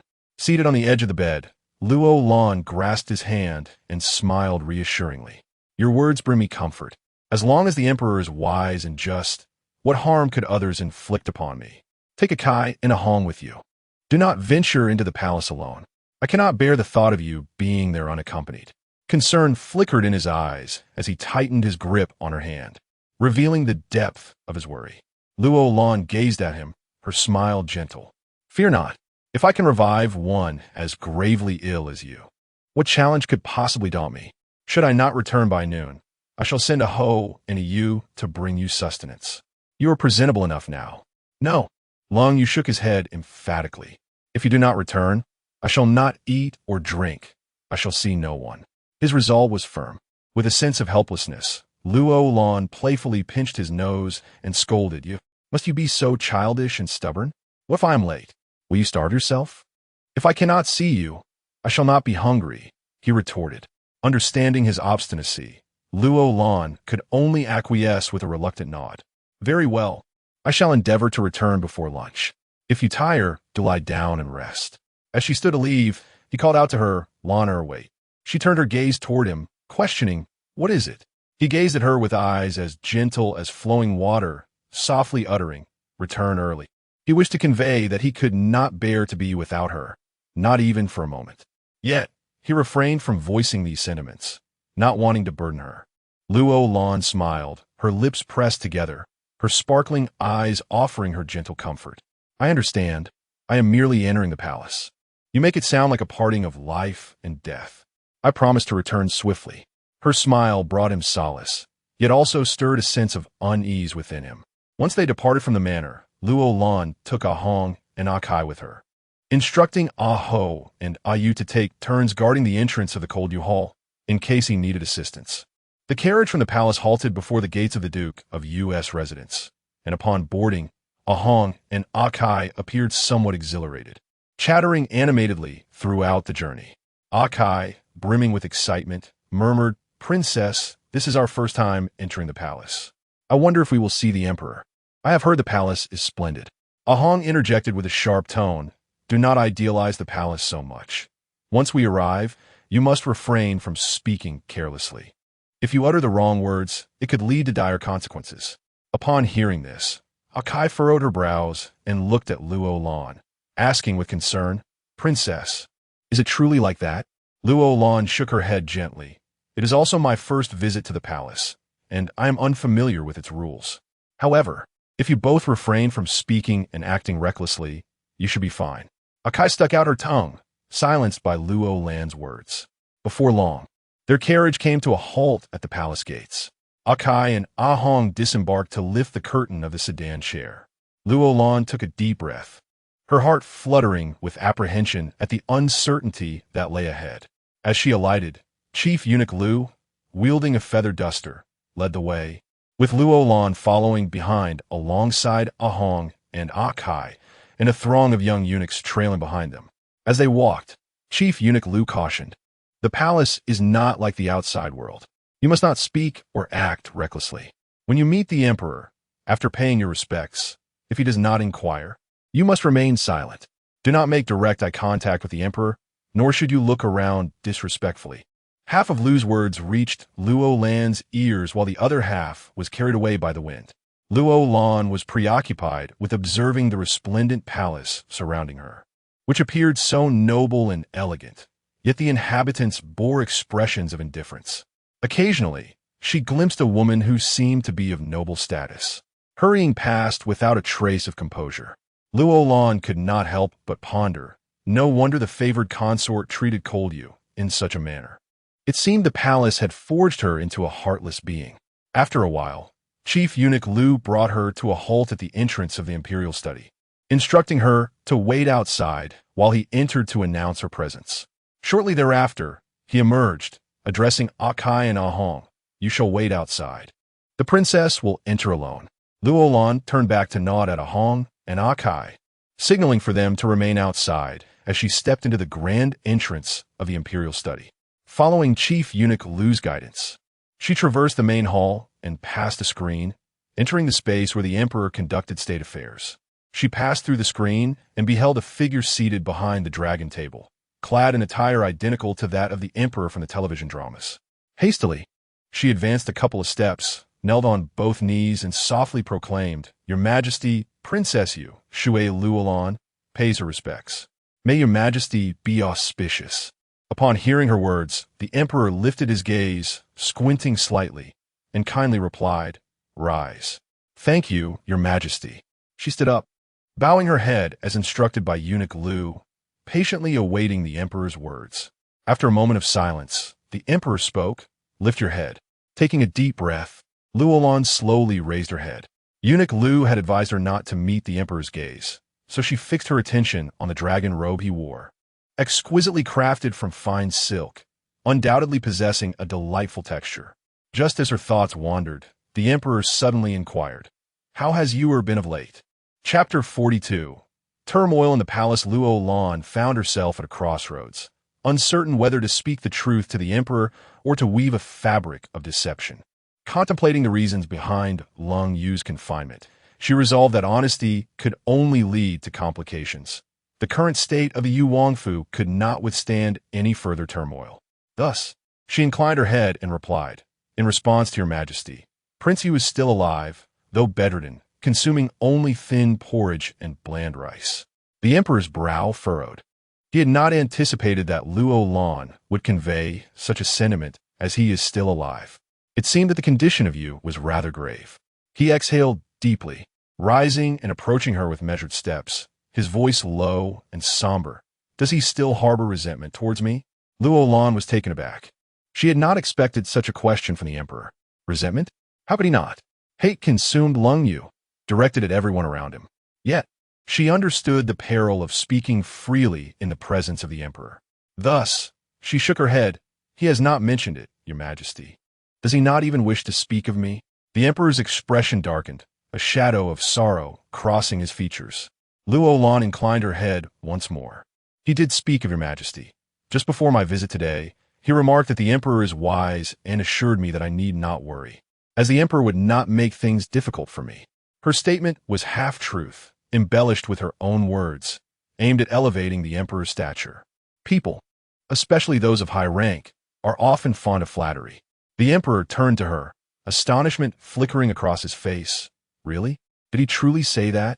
Luo Lan not det hen li, affirming that these were his exact words, and she dared not utter anything false. The emperor's demeanor shifted, becoming grave once more as he sighed. "You was once my most treasured child, yet alas."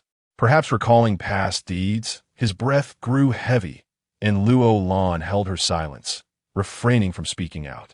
She yearned to ask why he did not believe his son was wronged, why he did not investigate the matter thoroughly. However, the words remained unspoken, for she possessed no evidence. Such a bold assertion would only indicate her trust in Lung Yu, not absolve him of his actions. After a prolonged silence, the emperor suddenly inquired, "I hear you have opened a medical clinic in the Yu Wangfu. Are you aware that your actions are tarnishing the royal reputation?" At this, Luo Lan could no longer contain herself. "You have pushed me to the brink of despair. Is it a crime for me to earn a living through my own efforts?"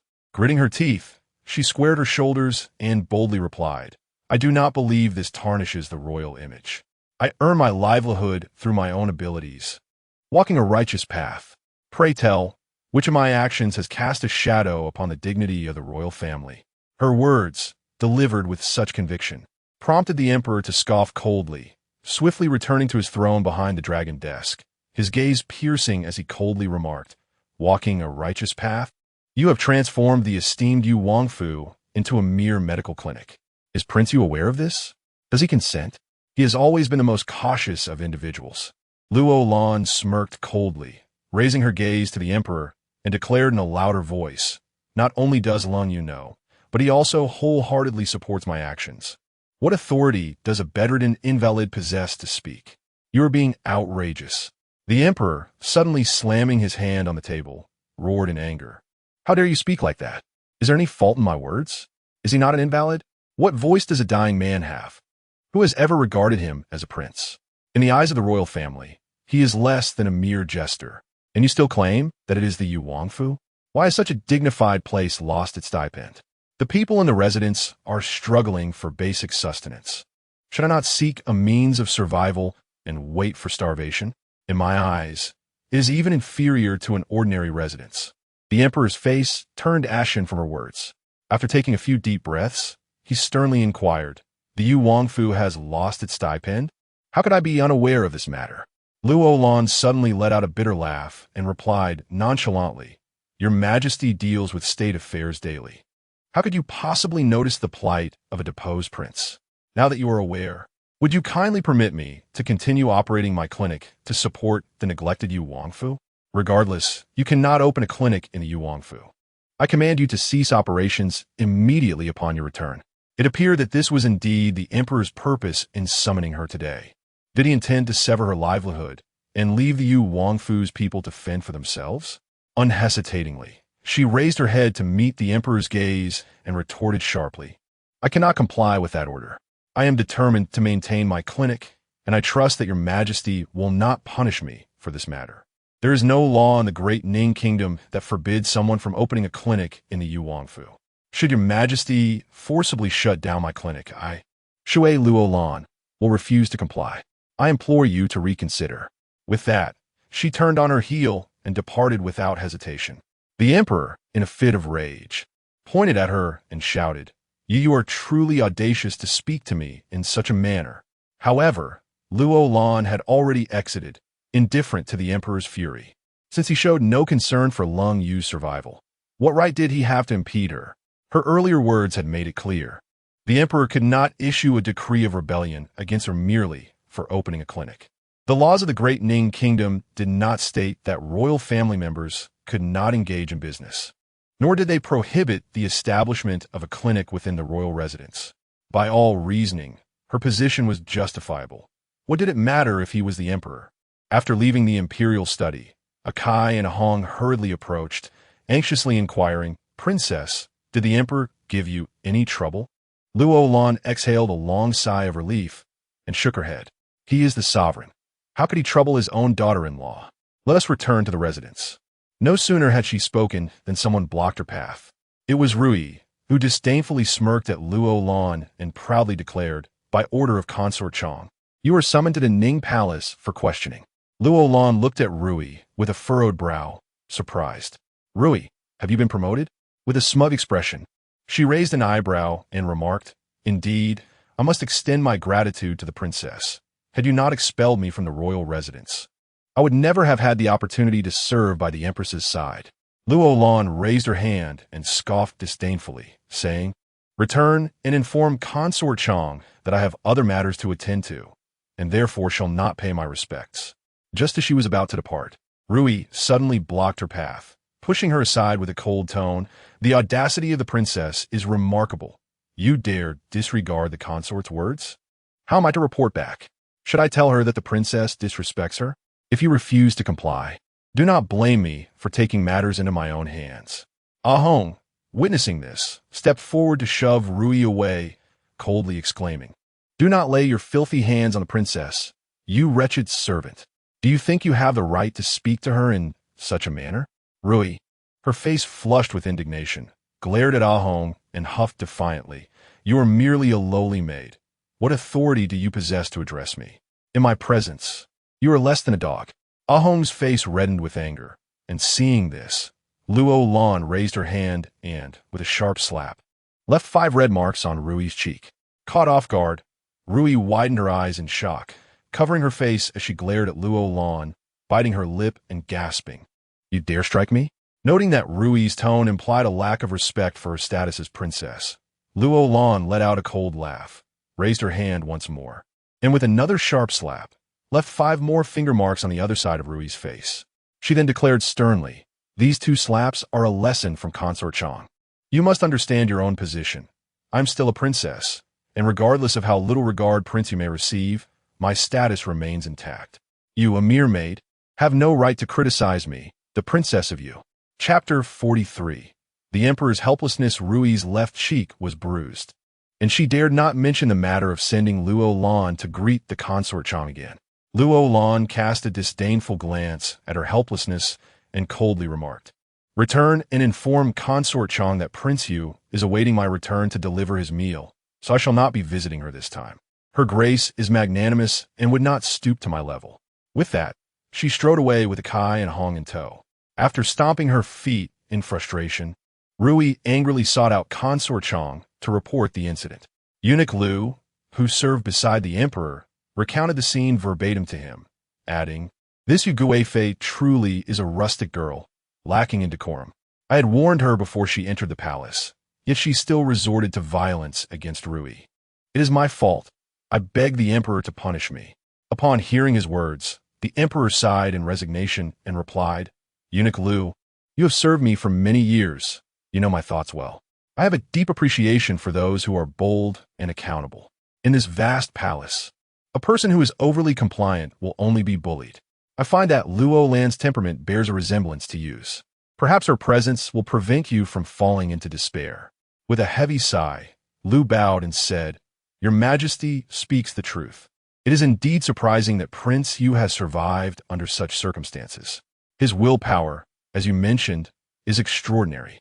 The funds for the Yu residents have been cut off, and yet this Yu Guifei dares to open a clinic to earn a livelihood. What an unfathomable act."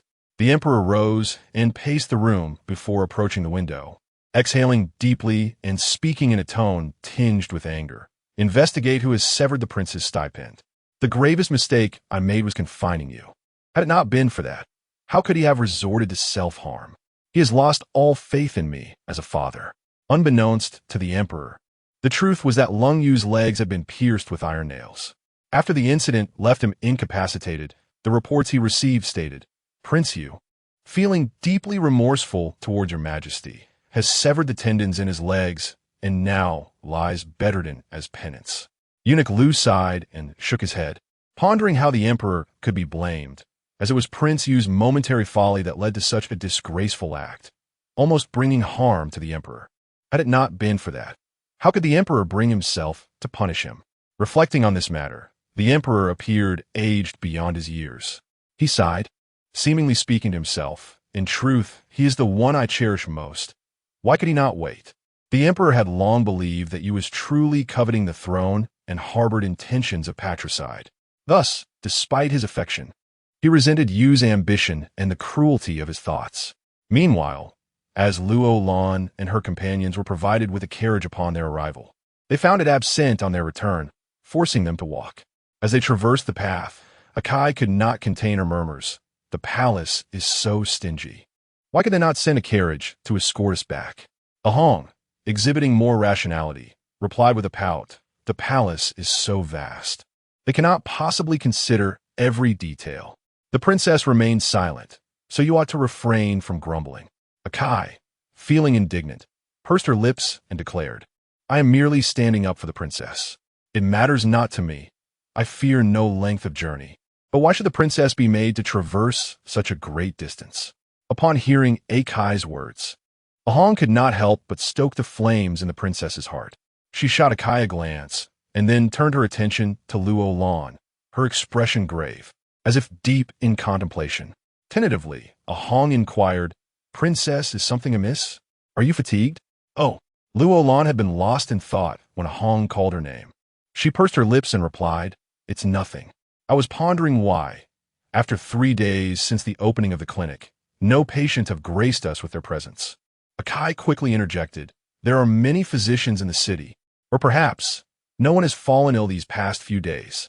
Ahong, however, shook her head in disagreement, asserting, "I believe the common folk are deterred by the high fees demanded by the physicians of the Yu Wangfu, hence their reluctance to seek treatment." Luo Lan nodded in agreement, having entertained the same thought. Surely, in such a vast capital, it was improbable that not a single patient had appeared. It seemed they must devise a strategy. Otherwise, this situation could not persist. Upon their return to the Yu Wangfu, they discovered that lunchtime had long since passed. Without hesitation, Luo Lan made her way directly to Lung Yu's chamber. As she entered, Aho hurried forward, exclaiming, "Princess, you have returned. Has the prince summoned you?" Aho shook her head, saying, "No, there has been no stir at all. I called out twice to inquire if he was hungry, but he did not respond, so I did not dare to enter." Upon hearing this, Luo Lan, unable to contain her impatience, pushed the door open. "Is that you, Lana?" The moment she stepped into the room, Lung Yu's voice reached her ears. Hearing him speak brought her immense relief.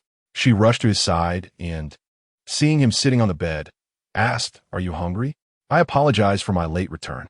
Lung Yu, resembling a forlorn child, gazed at her with pleading eyes and pouted. "Lana, I was so afraid you wouldn't come back." His words left her momentarily speechless. How could he harbor such thoughts? Just how frightened was he of her leaving? She reached out, gently ruffling his hair, and softly reassured, "Silly, how could I not return? How could I bear to keep you waiting for too long?" "Then why did you return so late?" He mumbled, clearly displeased. We walked back from the palace, and my legs are utterly exhausted. As she spoke, she lightly tapped her legs, prompting Lung Yu to bend forward, indicating for her to bring her legs closer to him. Surprised, she asked, "What are you doing?" He replied, "I wish to help massage your legs." "I am fine." She declined, yet he immediately cast a sullen expression, muttering to himself, "I can do nothing for you. I am but a burden." In an instant, she lifted her leg before him, playfully saying, "Prince Yu, my legs are sore. Would you be so kind as to help me with a massage?" Listening to her mischievous words and observing her playful demeanor, Lung Yu's previously stern expression softened somewhat. He gently massaged her calves with his broad and strong hands, murmuring softly, "What did the emperor say to you?" Luo Lan tilted her body slightly, finding a comfortable position to recline, and replied, "He forbade me from opening a medical clinic." Lung Yu furrowed his brow, aware that this would be the outcome, and indeed, it was as he suspected. "And how did you respond?" "I flatly refused. Not only do I intend to establish the clinic, but I also aspire to expand it. No one shall deter me from my ambitions." "Did he impose any difficulties upon you?" "Not for the time being." Luo Lan shook her head. "He had no grounds to deny my request. With so many people in the Yuwang mansion, we cannot possibly survive on mere air. If he dares to issue an order to prevent me from opening the clinic, I will not hesitate to expose the true nature of the royal family to the world." Chapter 44, A Dreamlike Entanglement. "Did he inquire about me?" Lung Yu asked cautiously, followed by a resigned smile. "He must despise me to the core. He did ask, but I couldn't discern any hatred. Rather, he seemed quite concerned about your health." Just as she finished her reply, a Kai arrived at the door, announcing, "Your Highness, lunch is ready." Luo Lan hurriedly walked to the door, opening it to accept the tray from a Kai's hands. Today, she had specially requested sweet potatoes to be added to the porridge and had cooked 2 eggs for Lung Yu, while she herself would suffice with porridge and pickles. After peeling the eggs, she placed them in his bowl, softly saying, "Aren't you starving? It's nearly evening, and you're only just having lunch." "I'm not hungry," he replied. "I've been sitting in bed all day without moving. How could I possibly be hungry? However, you must be starving. Have this egg." As he spoke, he reclaimed the egg she had placed in his bowl. Luo Lan pursed her lips, smiling as she retorted, "Do you think I am reluctant? With so many people in our household, what would I gain by saving this one egg? I simply do not wish to eat it. My stomach isn't well, and eggs tend to cause bloating and indigestion." She placed the egg back in his bowl, playfully chiding, "You should eat more nutritious food. It will benefit your wounds." Looking at the bowl of sweet potato porridge and 2 eggs before him, Lung Yu felt a warmth in his heart. Even the most exquisite delicacies could not compare to the joy this simple bowl of porridge brought him, perhaps because of the person before him who brought him solace. He took a bite of the egg and couldn't help but ask, "Lanner, your medical skills are remarkable. From whom did you learn them?" Luo Lan playfully stuck out her tongue and then said earnestly, "Do you believe in past lives?" Lung Yu shook his head. "What past lives? One lifetime is enough." Luo Lan pouted and asked, "Then do you believe in time travel? What if I told you I came from another world thousands of years away? Would you believe me?" Her words elicited a curious smile from Lung Yu. He set down his bowl and gazed at her with deep affection, softly saying, "Lanner, I believe you are from another world, for you are truly unlike anyone in this realm. You are special. You do not despise me. Do not find me repulsive. Nor do you believe I am a worthless person capable of patricide. You are genuinely one of a kind." At this, he lowered his head in melancholy. "Yet, I am reluctant to believe. I fear that if it were true, one day you might suddenly disappear from my sight, just as you appeared before me. I dread the thought of you no longer wanting me. What would I do then?" Seeing his childlike, pitiful expression, Luo Lan couldn't help but laugh. She set down her bowl, took out a handkerchief, and gently wiped the porridge residue from the corner of his mouth, smiling as she said, "Are you becoming sentimental again? Though I hail from another world, I cannot simply return at will. Besides, how could I bear to part with such a handsome face? I am quite the admirer of beauty. Encountering a man as striking as you, why would I easily let you go? Your face, I find myself missing it with a sense of urgency if I go a day without seeing you." Her words eased the gloom on his face somewhat. To him, Lanner was always a dream, and he feared that one day he would awaken from it.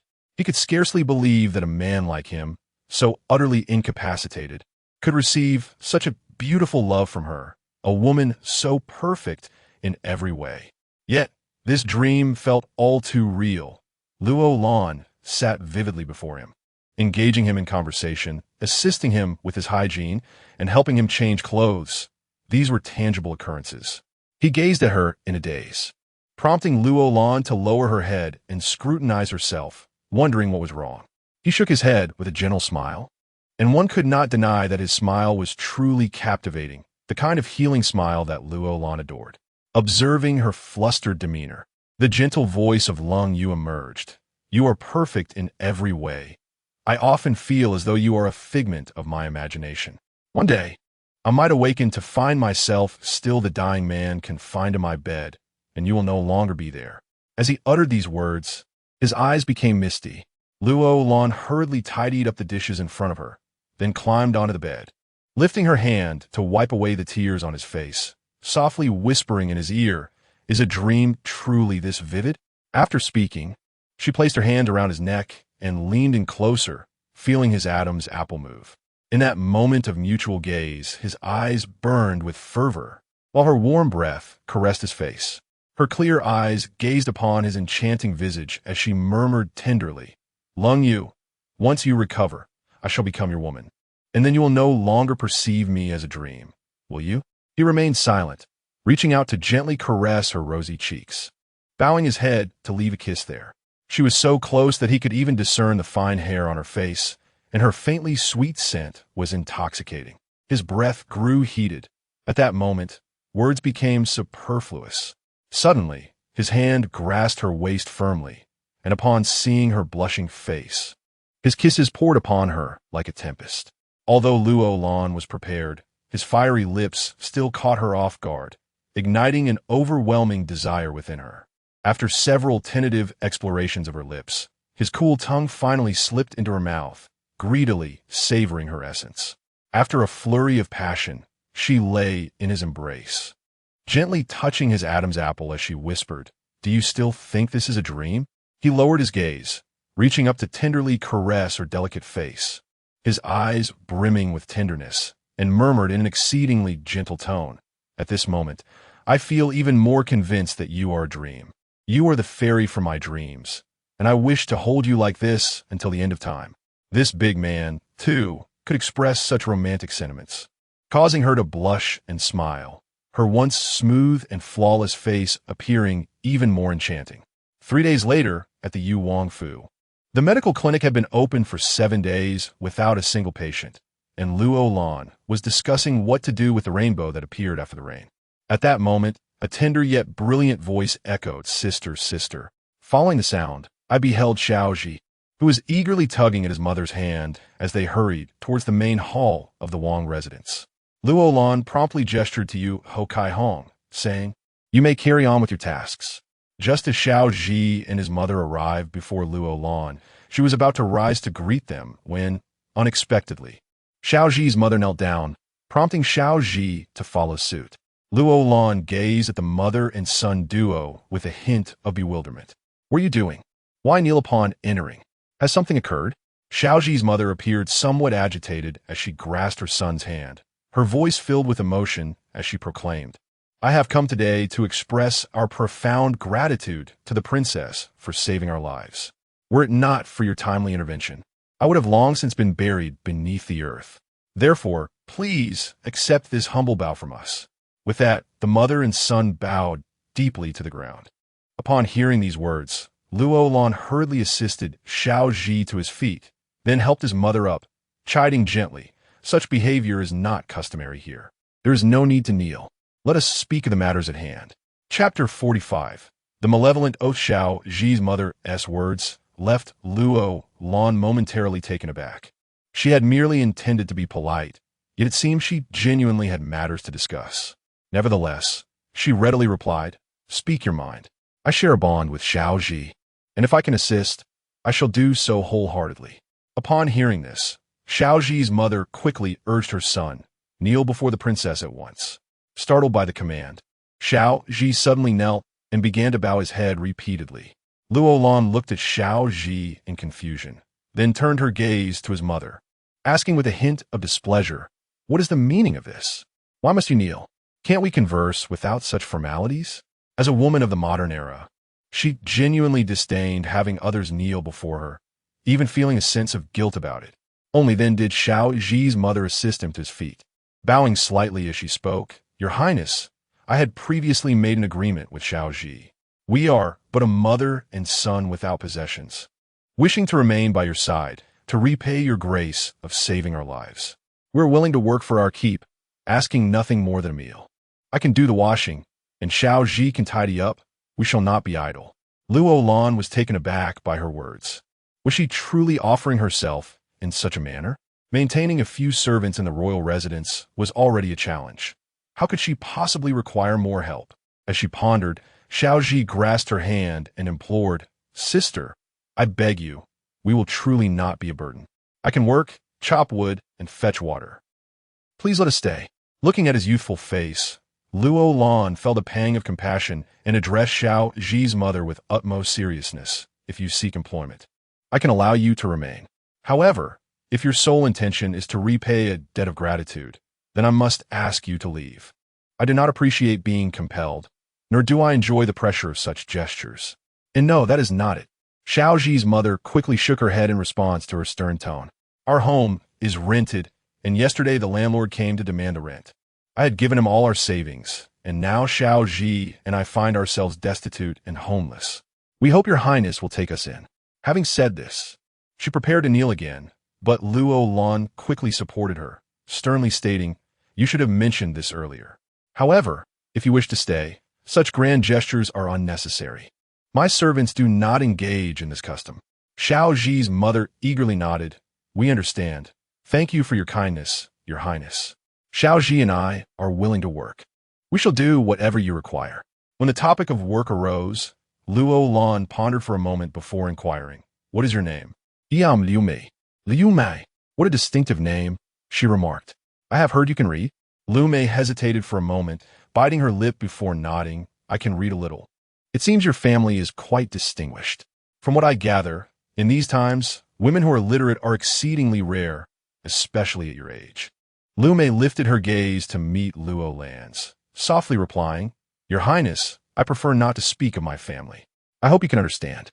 I assure you, I'm not a bad person. I am a good person."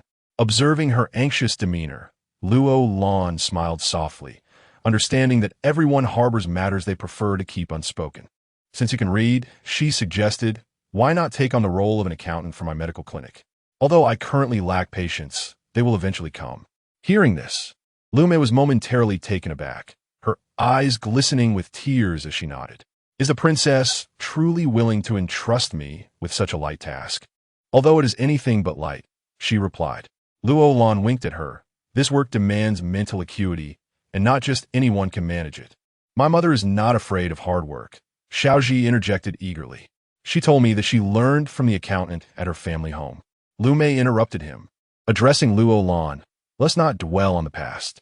However, I assure you that bookkeeping is not difficult for me. If the princess places her trust in me, I will dedicate myself fully." Luo Lan was in dire need of someone with such talents, as most of her servants in the manor were illiterate, and hiring a professional accountant was not a feasible option.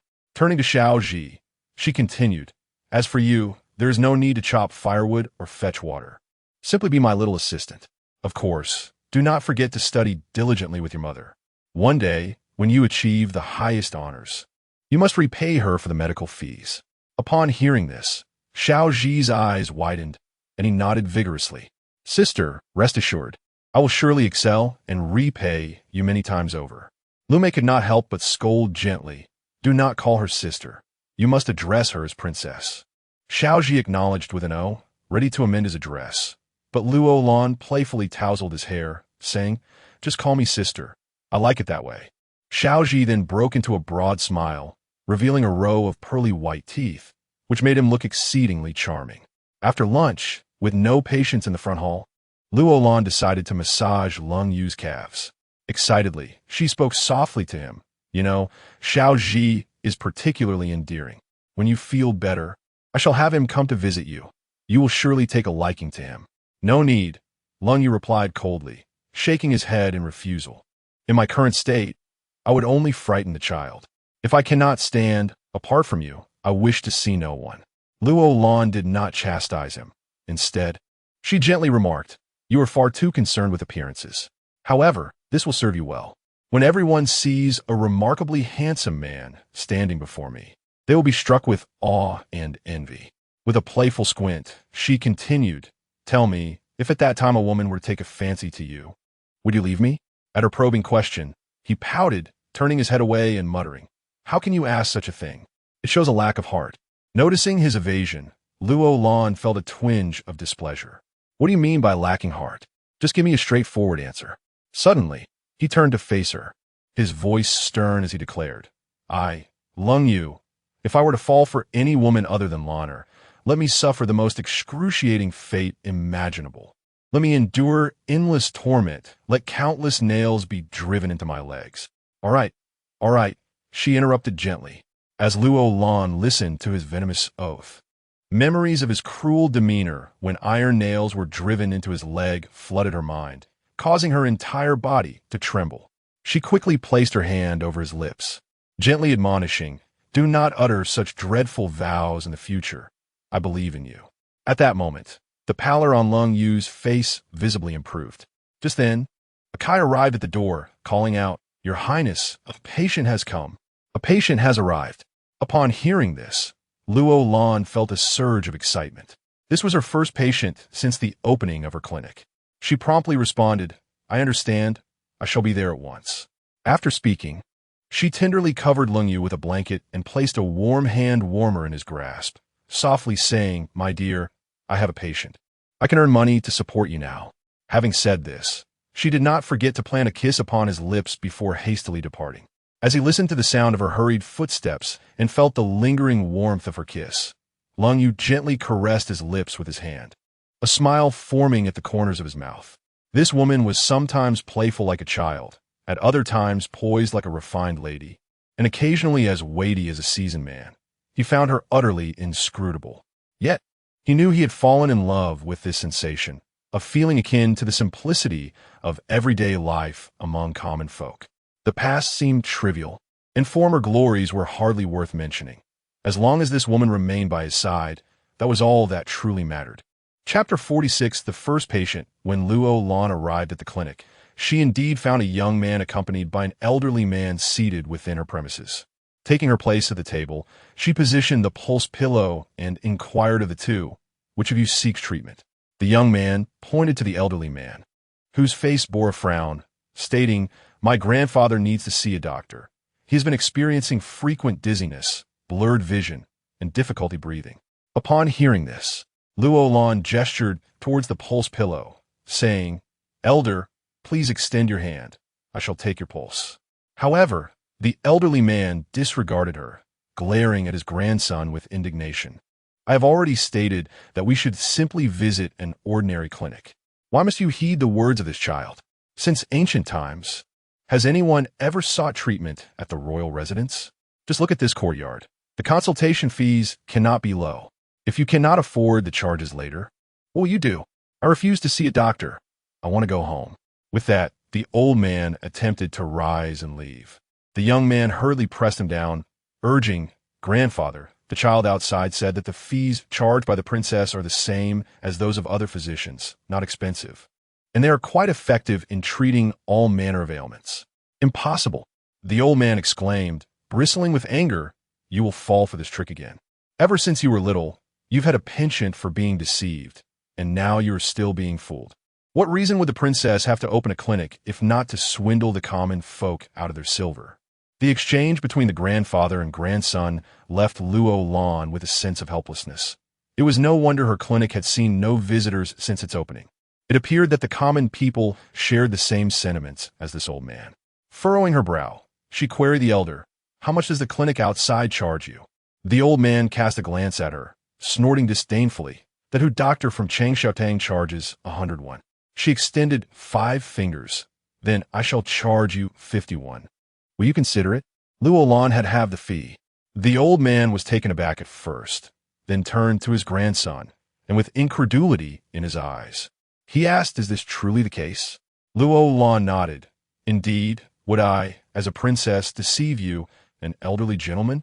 Upon hearing this, the old man, albeit still skeptical, placed his hand upon the pulse pillow before her. Luo Lan gently positioned her middle finger, index finger, and ring finger on his wrist, and after taking his pulse, she retrieved a blood pressure monitor from her medical kit. She gestured to the elderly man's grandson. "Please roll up your grandfather's sleeve, and his inner garment as well, to expose his skin." Upon hearing this, the elderly man suddenly raised his hand to cover his arm, furrowing his brows and demanding, "What are you going to do? I am an old man. Do you intend to disrespect me publicly?" Luo Lan felt a profound sense of frustration in attempting to communicate with this ignorant man from ancient times. Could a mere blood pressure monitor provoke such fear? It truly baffled her. The old man's grandson, evidently curious about the device in her hands, cautiously inquired, "Princess?" "Call me Dr. Shui," she replied. "Dr. Shui, what is this contraption? We have never seen anything like it before." Luo Lan let out a helpless sigh. "I suspect your grandfather has high blood pressure. This is a blood pressure monitor, a rarity in the entirety of Daming Kingdom, so it is understandable that you do not recognize it." As the elderly gentleman regarded the unfamiliar device, his stubbornness flared. He bellowed, "That contraption must harbor some malevolent force. I refuse to look any longer. I'm going home. I'm going home." In the midst of his words, he abruptly stood up, but was soon overtaken by a wave of dizziness, clutching his head before collapsing to the ground.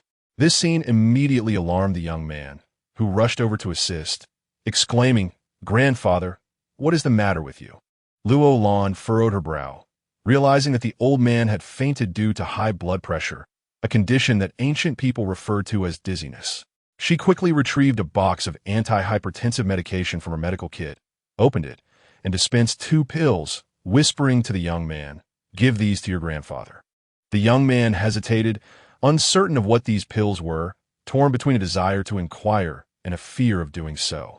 Observing his indecision, Ahong interjected coldly, "Do you wish to watch your grandfather perish, or will you take the chance?" The young man, suddenly convinced by Ahong's words, wasted no time in placing the 2 pills into his grandfather's mouth. Akai then handed him a glass of water to help the old man swallow them. After a brief moment, the old man slowly opened his eyes. The young man, anxiously patting his grandfather's chest, asked, "Grandfather, how do you feel?" After catching his breath for a while, the old man gradually shook his head. "I am fine now, but why did it seem so dark before my eyes?" Overcome with emotion, the young man exclaimed, "Grandfather, it was all thanks to the miraculous little pills provided by the healer. Otherwise, who knows if you would have awakened." Hearing this, the old man looked at his grandson with surprise. "Really? Would I deceive you? Just moments ago, you were shouting at the healer," the young man replied. The old man, feeling somewhat embarrassed by his grandson's admonishment, scratched his head and stood up with his grandson's support. He grinned at Luo Lan and shouted, "Thank you for saving my life, healer. Now, I am at your disposal. Show me whatever you wish." Luo Lan smiled gently. "There is no need for further examination. I already understand your condition. I have a box of medication for you to take home. Consume 1 pill daily, and if you experience severe dizziness, take 2. The old man gazed at the white box in her hand, perplexed, prompting his grandson to explain, "Grandfather, the healer saved you with the pills from this very box. They are truly extraordinary." The old man, somewhat hesitant, looked at Luo Lan and asked, "These must be quite expensive, right?" Luo Lan, observing his sunken complexion, was reminded of her own grandfather from her past life, who was of a similar age. She shook her head with a gentle smile. "You are suffering from dizziness. Regular consumption of this medication is essential. You're my first patient, so this box is a gift to you. It should last you about 3 months. You can pay me when you return after that." Upon hearing these words, the old man gazed at her in surprise, promptly expressing his gratitude and instructing the young man to pay the 50 coins for the consultation fee. The grandfather and granddaughter then left with cheerful spirits. Clutching the 50 coins, Lu Mei murmured, "Why didn't the princess collect a bit of silver? That old man clearly harbored doubts about your medical skills. Having saved him, you ought to have charged him more." Luo Lan chuckled lightly and waved her hand dismissively, It is merely a box of medicine. To ensure the longevity of our business, it is wise to cultivate a few loyal patrons. At this juncture, she looked at Lu Mei with a puzzled expression. What was that elderly gentleman saying about a child? Under her scrutiny, Lu Mei blushed, lowering her head and murmuring, well, Xiaoji noticed that we had no patience, so he went out to attract customers. Attract customers? Luo Lan exclaimed in astonishment. This is not a restaurant. How would he know who is a patient? Lu Mei pouted. Last night he told me that he plans to observe the entrances of various medical establishments in the city to identify anyone who appears to be unwell and approach them. Upon hearing this, Luo Lan suddenly found Xiaoji to be a clever and resourceful child, although his methods of poaching business were somewhat unscrupulous. Such actions were not without justification in the pursuit of survival. Just then, Aho called from outside. A patient has arrived. That afternoon, Luo Lan became unexpectedly busy, only finding a moment to rest by dusk. Ahong approached with a pot of tea, filling her cup and gently saying, Princess, have a sip of water. You have been quite occupied today. Luo Lan lifted her teacup, smiling with satisfaction. Today marks our opening, and the busyness brings me joy. Lu Mei, seated nearby, was calculating on an abacus. Unable to restrain herself, Luo Lan teased. This afternoon, we received a total of 6 patients. One elderly lady appeared quite pitiful, so I waived her consultation fee. The remaining 5 patients contributed a total of 250 coins in fees, and I sold 3 boxes of medicine, earning an additional 150 coins. Is that the correct calculation? Lu Mei, her face flushing with embarrassment, replied, Your memory is truly remarkable. Princess, that is indeed the account. As it is my first day of work, I wanted to double-check everything to avoid any mistakes. Akai could not help but interject. Princess, as we embark on our business, you cannot be too soft-hearted. Although that elderly lady looked pitiable, you should have charged her a consultation fee. Moreover, you even gifted her a box of medicine. Isn't that a loss? Chapter 47. Luo Lan house. After all, with so many people accompanying her, how could the grand estate survive without earning some silver? She lifted her slightly cool cup of tea and took a sip, speaking earnestly. In business, one must cast a long line to catch big fish, and the reputation of these individuals is far superior to our own efforts in attracting clients. I believe that as time goes by and the number of patients increases, our business will flourish. At that point, with both medicine sales and consultation fees, the income will undoubtedly be substantial. At this juncture, she turned to Lu Mei and said, Little Ji has made the greatest contribution today. Please inform the kitchen to add an extra chicken leg for him. Upon hearing this, Lu Mei put away her abacus and happily went to the kitchen. After finishing her tea, Little Ji joyfully bounced back, and Luo Lan couldn't help but scold him. Why are you so late returning? Little Ji wiped the sweat from his forehead and grinned. Not late at all.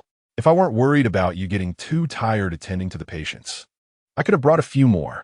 Observing the 6 or 7-year-old child, whose intellect seemed far more mature than that of many adults, Luo Lan felt a pang of affection. She reached out to pinch his cheek gently and said softly, Go have your meal. I've asked your mother to add a chicken leg for you.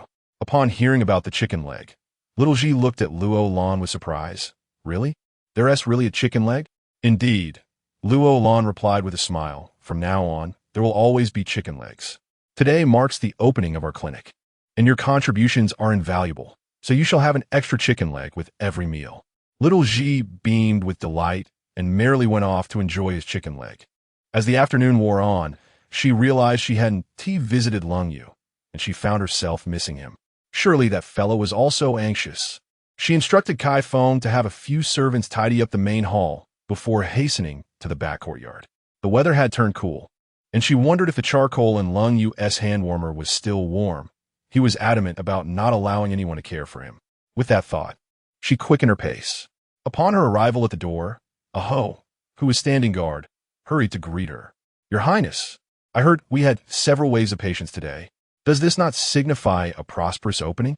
Indeed, Luo Lan smiled broadly. As long as our reputation spreads, we need not worry about a lack of clientele in the future. Just as she prepared to open the door, Akai rushed in with dinner, chattering as she walked. This meal has been warmed 3 times already. Your Highness has been so busy. I wonder if the prince is hungry? We servants dared not disturb him. Listening to her ramble, Luo Lan took the tray from her hands and said to both of them, "You should both go and rest. I will lock the door once I go in. I am quite fatigued and wish to retire early this evening." After giving her instructions, she carried the meal into the room. As she opened the door, Lung Yu's voice echoed, "Lana, you're back?" "Yes." She suppressed her weariness and greeted him with a beaming smile. "Are you starving? You have no idea how many patients came today, all brought in by little Ji from other clinics. You would probably say I acted unethically." She served him a bowl of rice, then filled her own, and settled cross-legged on the bed, beginning to murmur, "There's no other way." The threshold of the Wang Fu is high, deterring ordinary individuals from entering. Although Xiaoji's approach may seem somewhat clumsy, its effectiveness is undeniably apparent. You wouldn't consider my approval of Xiaoji's actions to be beneath reproach, would you? While he listened to her incessant chatter, he munched on his food, only shaking his head when she finished, exclaiming, "No, how could this be considered beneath contempt? It demonstrates that Xiaoji is quite clever. If given the opportunity, I would indeed wish to meet him." When Xiaoji was mentioned, Luo Lan naturally spoke highly of him. "I too believe that Xiaoji is extraordinary. His mind is agile, and he is willing to think critically. Moreover, his speech is coherent and articulate. He hardly resembles an ordinary child from a farming family." "Why is that?" Lung Yu, having finished his meal, set down his chopsticks, wiped his hands with a cloth, and gazed at him with curiosity. Luo Lan stuck out her tongue, pouting playfully as she chuckled, feeling that a child from an ordinary family would lack such intellect. After all, a dragon begets a dragon, and a phoenix begets a phoenix. Upon the mention of children, he suddenly gazed at her with profound affection, asking, "So, will you bear children for me?" This question left Luo Lan momentarily speechless. She fidgeted with her chopsticks before laying them down. Her cheeks flushed as she looked at him and teasingly replied, "Well, you must possess that capability. Otherwise, even if I wished to, it would be impossible." Hearing her response, Lung Yu was suddenly caught off guard by his own saliva, leading to a fit of intense coughing. Luo Lan hurried over to pat his back, reproaching him. "Why are you making such a fuss? I was merely joking." Lung Yu suddenly lifted his gaze, his eyes, tender yet unfathomable, locked onto hers as he spoke deliberately. "Lana, I feel deeply remorseful towards you. My actions are akin to subjecting you to a life of solitude. I truly feel like a failure." As he spoke, he incessantly struck his own legs in frustration. Luo Lan realized her earlier jest had been too harsh, and she quickly sought to comfort him. "That's not what I meant. I was just joking. I can wait." Just as she hurried to explain, a pair of strong, capable hands firmly grasped her waist. His handsome brow fixed on her, the tenderness in his eyes capable of melting one's heart.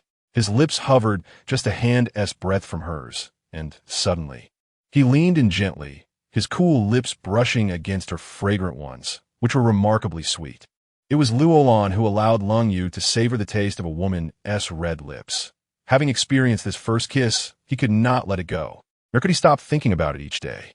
He kissed her softly, as delicately as a chick pecking at grains, with utmost tenderness, as if handling a precious artifact. However, this gentle kiss could not satisfy the urgency that gripped Luo Lan at that moment. She suddenly tightened her arms around his neck, eagerly reciprocating his kiss, whispering, "Lung Yu, I love you. I love you too." By now, Lung Yu was consumed by a feverish heat. He managed to utter, "Lana, I love you too. I wish to swallow you whole." His broad hands roamed over her waist, as if intent on integrating her into his very being. The kiss was both profoundly real and ethereally elusive, as both individuals feared it might merely be a dream. Thus, an unspoken understanding formed between them. When insecurity loomed in their hearts, the most effective way to assure each other's existence was through an incessant exchange of kisses. As the tempestuous storm of kisses subsided, he deftly pried open her soft, pillowy lips with his skilled tongue, asserting his dominance and authority. After the tender interlude, he drew her into his embrace, whispering softly in her ear, "Lana, I fear I may fail to cherish you deeply. I worry I lack the ability to grant you happiness. I am truly afraid of losing you." His voice grew hoarse, and Luo Lan sensed the weight of his concerns for their uncertain future. Nestling into his arms like a weary kitten, she murmured before closing her eyes, "Do not worry. I will find a way to restore your honor. I will not allow anyone to doubt my man." Her final words were spoken softly, yet Lung Yu heard them distinctly. She declared him to be hers. He held her tightly, kissing her silky hair while softly murmuring, "You are my woman. Rest assured, once I recover, I will clear my name and ensure you marry me in splendor, relieving you of this burden." However, his words went unanswered, as he could hear her gentle, rhythmic breathing. Lung Yu pressed a light kiss to her forehead, careful not to disturb her slumber, remaining as steadfast as a mountain while she rested her arm against him. This woman must be utterly exhausted. She had sacrificed so much for their home. How could he ever repay her? Reflecting on this, he chastised himself. Lanner had insisted he refrain from speaking of repayment, deeming it too formal, yet he yearned to show gratitude to the woman who had rekindled his zest for life. The business at the rejuvenation clinic flourished, with consultation fees half that of other medical establishments, leading to a steady stream of patients. Luo Lan was naturally overwhelmed with work. Just as she was about to conclude her day, a maid rushed in, exclaiming, "Doctor, help!" Luo Lan furrowed her brow as Ah Hong approached. The maid, breathless with urgency, implored, "Doctor, I've heard of your exceptional skills. Please, come see my mistress. She is on the brink of death. The master has promised you 100 taels if you can save her." 100 taels? That was an enormous sum for her. Though Luo Lan felt a pang of hunger and knew Lung Yu awaited her meal, the gravity of human life overshadowed her discomfort. Resolutely, she instructed Ah Hong, "Grab the medicine box. We must make a house call." However, the maid swiftly interjected, "Doctor, let me carry the medicine box. Our carriage is too small for many." Without further thought, Luo Lan took the medicine box and exited with the maid. She could not have anticipated that the moment she stepped into that carriage, the journey ahead would be fraught with peril. Chapter 48. Turning danger into safety. The carriage had been traversing the road for quite some time, and Luo Lan sensed an unsettling jolt, realizing that they were no longer within the capital. Just as she was about to lift the curtain to peek outside, an unexpected chill gripped her neck. Frowning, she turned her head to find a young maid holding a dagger, her gaze icy and unyielding. Momentarily taken aback, Luo Lan regarded her with astonishment. "What are you doing?" The maid's expression was as frigid as the blade she wielded, her voice devoid of warmth. "Princess Yu, I am merely a harbinger of fate, having been paid to sever your life. You have obstructed another's livelihood, and they have generously compensated me to end your existence. Consider yourself unfortunate." With that, her wrist twisted, bringing the dagger perilously close to Luo Lan's throat. Narrowing her eyes, Luo Lan retorted coldly, "I believe I have wronged no one. So how could I have disrupted another's means of income?" "You must be mistaken." "There is no mistake," the maid replied, her tone resolute. "The princess of the Yu Palace is the target I have been contracted to eliminate." Hearing this, Luo Lan inhaled sharply, realizing that her life was indeed in jeopardy. Furrowing her brow, she inquired, "How much do they offer you?" "That is information you need not concern yourself with. I can offer you double." The maid scoffed lightly, declaring, "A killer adheres to their own code. Even triple the payment would not sway me." Luo Lan managed a slight smile, "Then do proceed. But as a physician, allow me to advise you. Your nose is red and dry, your breathing is labored, and you frequently cough, even waking in the night to do so, accompanied by difficulty in breathing. I suspect a malady afflicts your lungs and trachea with severe asthma. You ought to seek treatment promptly, lest you find yourself in grave danger." Listening intently, the maid's brow furrowed further, and she scoffed, "Do not attempt to deceive me." Unfazed, Luo Lan softly replied, "Believe it or not, you know your own body best. You are still young. Neglecting your health now will lead to regret when it is too late." With that, she partially closed her eyes, crossing her arms. "I have said what I needed to. If you wish to strike, the choice is yours." The maid leaned forward, biting her lip as she struggled to calm her nervous breaths, preparing to make her move. Suddenly, her arm fell, the dagger clattering to the ground as she clutched her chest, coughing violently. At that moment, the carriage came to a halt, and the voice of the driver called out, "Ollie, are you all right?" The girl named Ollie gasped for breath, her attempts to speak thwarted by an unseen obstruction in her throat. It felt as though her airway was blocked, rendering her unable to breathe. Luo Lan furrowed her brow, realizing that the girl was having an asthma attack. Just as she moved to assist, the curtain was flung open and the terrified driver rushed in, cradling Ollie in his arms, exclaiming, "Sister, are you all right?" Ollie's breathing became increasingly frantic, her eyes rolling back as she struggled for air. Luo Lan urged the driver quickly, "Take her out of the carriage. It is too stuffy in here." Although the coachman harbored doubts about her words, he recognized her as a physician. Observing his younger sister struggling to breathe, he feared that she might suffocate and hastily followed Luo Lan's instructions to carry the girl down from the carriage. Luo Lan promptly disembarked as well. "Lay her flat on the ground and step back," she directed. The coachman complied, gently placing the girl on the ground and retreating a few steps, though his gaze remained fixed on her, anxious that Luo Lan might harm his sister. The girl's asthma appeared to be severe.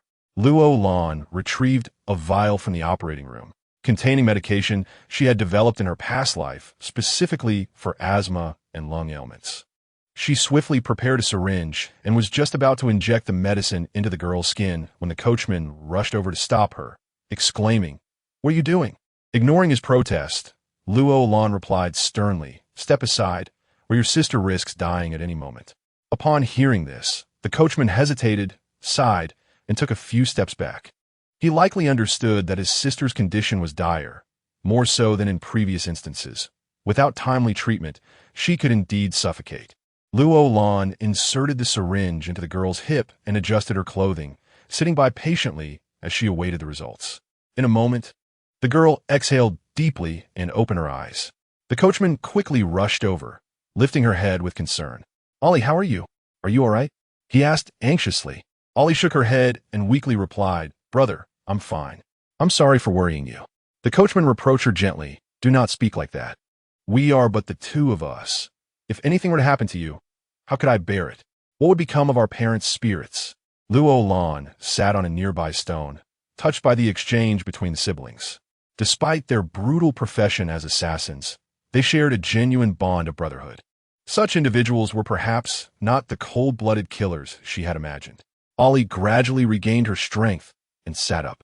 The coachman looked at Luo Lan, his voice cold as he said, "You saved my sister today, and for that, I thank you. You may leave. We will not harm you." Luo Lan smiled wryly. "Your sister's illness has persisted for long. I fortuitously happened upon her in time to save her. But what of the next time? What do you mean by that?" The coachman furrowed his brow, and Luo Lan realized that he did not appear as menacing as she had initially thought. In fact, he seemed somewhat frail. With a soft voice and glistening eyes, she replied, "What I mean is that your sister must receive my treatment." Her instinct as a physician compelled her. She could not stand by while a potentially treatable patient refused care, nor could she allow the young Ollie to risk death from suffocation. Upon hearing this, Ollie bit her lip, gazing at her. The coachman sneered, furrowing his brow, "We cannot afford treatment. Otherwise, we would not have resorted to this path." As he spoke, his face paled, and it became evident to Luo Lan that the siblings were in dire financial straits. She pondered for a moment before directly asking, "Is killing me your first task?" The coachman paused, momentarily taken aback, then replied with a grim expression, "Indeed, as long as the price is right. We are willing to do anything. I need to earn money to save my sister. However, considering that you just rescued her, we shall treat this job as pro bono, though we will still owe the others double the reward." Upon hearing this, the girl's icy demeanor suddenly shifted to one of agitation. "Brother, we lack the funds to pay those people. Why not simply eliminate this woman?" "Silence," the coachman admonished her coldly. "If it weren't for your presence earlier, you would have suffocated by now. Even if it meant sacrificing our lives, we cannot kill her. We could, at worst, sever a finger to make amends. Brother, you cannot bear to sever another finger. Last time, you lost one while gambling for my sake. If you were to do so again, I might as well perish." She exclaimed, "Sister, do not speak so foolishly." Chapter 49. To survive, one must become strong listening to the conversation between the siblings and observing the dimming sky. Luo Lan felt a sense of helplessness and interjected, I discern that your greatest concern is your sister's ailment. If you place your trust in me and grant me 3 months, while I cannot promise to completely cure her, I assure you that I can significantly reduce the frequency of her episodes. Upon hearing this, the coachman suddenly knelt before her, declaring, Your Highness, if you can heal my sister, I am willing to do anything, even toil like a beast or embrace death itself. Brother, do not plead with her. We were just intent on harming her. How could she possibly have the goodwill to save me? She must be plotting to deceive us into returning with her, only to report us to the authorities and bring us to justice. As Alalai's words resonated, Luo Lan could only smile ruefully. She gestured for the coachman to rise. Stand up. Your sister does not believe in me. Your kneeling will not change that. To be frank, her condition is such that, in the entirety of Daning, I alone possess the capability to treat it. This assertion was not mere bravado.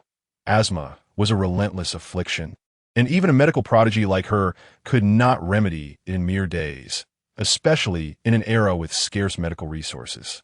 The man remained on his knees, biting his lip as he gazed at Luo Lan, and earnestly said, Alalai, your illness has persisted for so many years. We have traversed countless places and consulted numerous physicians. Yet your condition has only worsened. Since Princess Yu claims she can heal you, I implore you to trust her as I do. I am willing to labor tirelessly to cover the medical expenses, provided you comply. Alalai, with her lips pressed together and head bowed, coughed softly into her hand and murmured, Brother, I no longer wish to pursue treatment. We lack the funds, and I cannot bear to see you suffer further on my behalf. Let's find a place to live peacefully. If I should pass, bury me, so that I may reunite with our parents in another world. We cannot continue like this. I'm truly exhausted. At this point, tears welled in Alalai's once indifferent eyes as she reflected on the trials they had faced together, feeling deep sorrow for her brother. The man abruptly turned, enveloping Alalai in his embrace, his voice hoarse as he reproached himself, Alalai, I have failed you, even if it requires every ounce of my strength. I must try, for there remains a glimmer of hope. Please heed my words. Earlier, I witnessed the miraculous treatment used by Princess Yu. With just one needle, you could be healed. Otherwise, each of your episodes will take days to recover from. So let us give it a chance. Observing the poignant exchange between the siblings, Luo Lan felt her heart soften once more. She gently said, Very well, I shall treat your sister free of charge. If you feel indebted, you may assist with some chores at the Yu Wangfu. Will that suffice? Upon hearing this, the man turned to her in astonishment. Are you sincere? Why would I not be? You are unaware of the current situation at the Yu Wangfu. It lacks familial warmth and affection. I have just opened a clinic and could indeed use a few helping hands. If you wish to stay, you are welcome. If not, I shall not compel you. Upon finishing her words, she stood up and addressed the siblings. You may deliberate amongst yourselves. I shall await you in the carriage. She perceived that the duo was not inherently wicked. With a modicum of guidance, they might yet abandon their nefarious ways. It was merely the girl, named Ali, who harbored shred of doubt towards her. Having conveyed all she deemed necessary, she recognized that should they remain unconvinced, there was little she could do. Seated within the carriage, her thoughts drifted to Lung Yu. With midday approaching, it was time for her to return and deliver his meal. Moments later, Ali lifted the curtain and entered the carriage. Her face flushed as she spoke to Luo Lan. My brother and I have come to a tentative agreement to trust you this once. After all, we have long lived a life of wandering. Should we fall prey to your schemes, we shall simply accept our misfortune. Luo Lan offered a bittersweet smile. You have neither harmed me nor taken my life. What significance would there be in escorting you to the Shuntian prefecture? Ali pouted as she regarded her. I cannot say. Throughout our journey, we have fought and quarreled with others, and we have lost faith in the existence of good souls in this world. Recognizing the coldness in Ali's gaze, Luo Lan understood that those who have endured hardship often develop a wariness towards others. On the journey back to the capital, through Ali's fragmented words, Luo Lan gleaned that her brother was named a gang, a former bodyguard at a security agency. As Ali's illness worsened, a gang resolved to traverse the Ning kingdom in search of renowned physicians, hoping for a remedy. They had once been swindled of their savings and had slept on the streets. A gang had endured considerable hardship to secure treatment for her. Arriving in the capital, they sought assistance at the esteemed Chang Xiaotang clinic. When a physician demanded a consultation fee they could not provide, he proposed a grim alternative. They would need to slay the Princess Yu, who had encroached upon his business. If successful, not only would Ali receive treatment free of charge, but they would also be compensated with an additional 10 taels of silver. Should they fail, a gang would be forced to forfeit a finger and pay a further 20 taels. Upon hearing this, Luo Lan understood the situation. It appeared that Xiao Ji had been soliciting clients at other clinics, inciting displeasure, prompting someone to seek retribution against her. Yet the ruthless notion of silencing her was indeed brutal. Luo Lan inwardly gasped, realizing that the Yu Wangfu was not only oppressed by court officials, but also dismissed by common folk. Otherwise, who would dare to entertain thoughts of murder so casually? They believed that even if she were killed, she would be as inconspicuous as an unnoticed ant, of no concern to the authorities. Reflecting on this, she felt an intensified resolve that to survive in this world, one must cultivate strength. Finally, they returned to the Yu Wangfu, where Kai hurriedly came to greet them, assisting Luo Lan down from the carriage. "Your Highness, was the journey successful?" Ali and a gang stood somewhat awkwardly behind her. Luo Lan nodded. "It went reasonably well. This is Ali and a gang. Please arrange accommodations for them, as they will be staying with us temporarily." Regarding these two individuals, Akai found herself utterly perplexed, unable to comprehend how the princess, after a mere visit to the clinic, could return with two people in tow. Nevertheless, she promptly acquiesced and led them into the villa of the royal residence. Ali and a gang, who had been anxious about the possibility of Luo Lan revealing their activities, felt somewhat reassured as she uttered not a word to anyone. Upon her return to the royal residence, Luo Lan immediately commanded a Ho to summon Xiao Ji back, for two patients awaited her attention at the clinic, and she wished to spare Xiao Ji the risk of venturing to other clinics to recruit patients. After a Ho departed, Luo Lan examined the pulse of the two patients, provided them with some medication, and instructed them on how to take it upon their return home. Just as the patients departed, a Ho hurried back, breathless and exclaiming, "Princess, something terrible has happened. Xiao Ji has vanished." Chapter 50. He had been hungry all day. Upon hearing this, Lu Mei, sitting nearby, rushed over in a moment of panic and questioned, "What happened to Xiao Ji? He was perfectly fine this morning. How could he possibly be missing?" A Ho shook her head, saying, "I don't know. I went to the entrance of Chang Xiaotang to look for him." And others mentioned seeing a child being forcibly taken away by two individuals, but they did not know where he was taken. Upon hearing this, Luo Lan suddenly felt a foreboding sense of dread. If the innkeeper of Chang Xiaotang dared to kill even her, the princess, it was all too plausible that they would harm a mere child like Xiao Ji. With a grave expression, she turned to a Ho and instructed, "How about you stay home to guard the prince and summon everyone else to the front courtyard?" After speaking, she turned to Akai and added, "Go fetch siblings A. Li and a gang. They might be able to assist us in this matter." Akai hurriedly ran off to gather a Li and a gang. Before long, everyone had assembled in the courtyard except for Yu. Luo Lan called a gang and a Li into the hall, her demeanor serious as she addressed them. "Xiao Ji is missing. He is a bright and lovable child, and this incident must be linked to Chang Xiaodang. Hence, I implore you to help me." Hearing this, a gang was the first to nod in agreement. "Princess, you not only forgive our attempt on your life, but have taken us in and even sought to heal Ali. We are deeply grateful, so whatever you require, we shall endeavor to fulfill." Luo Lan sighed, nodding with satisfaction. "Good. I need you to return to Chang Xiaotang and report back. Then investigate where they might be holding Xiao Ji, or what they might have done to him." As she uttered these words, a weight settled in her heart. She dreaded the thought of a grim outcome. If that were the case, she would ensure that those responsible paid dearly for their crimes. She cast a dark glance at Lu Mei, who was pacing anxiously in the courtyard. What would she do if something happened to Xiao Ji? A gang nodded solemnly, understood. "But if he inquires about you, what should we say?" Luo Lan furrowed her brow. pondering for a moment before removing a hairpin gifted to her by Consort Chong and handing it to a gang. Tell him that you encountered me outside the city and killed me, and this hairpin serves as proof. A gang hesitated briefly before accepting the hairpin and replying, "Very well. We shall go. Princess, trust in our message." With that, a gang took a Li and the hairpin and departed. Luo Lan stepped outside once more, addressing the servants with a serious countenance. Xiao Ji is missing. Someone saw him being taken away by two strangers. I believe he is a clever child.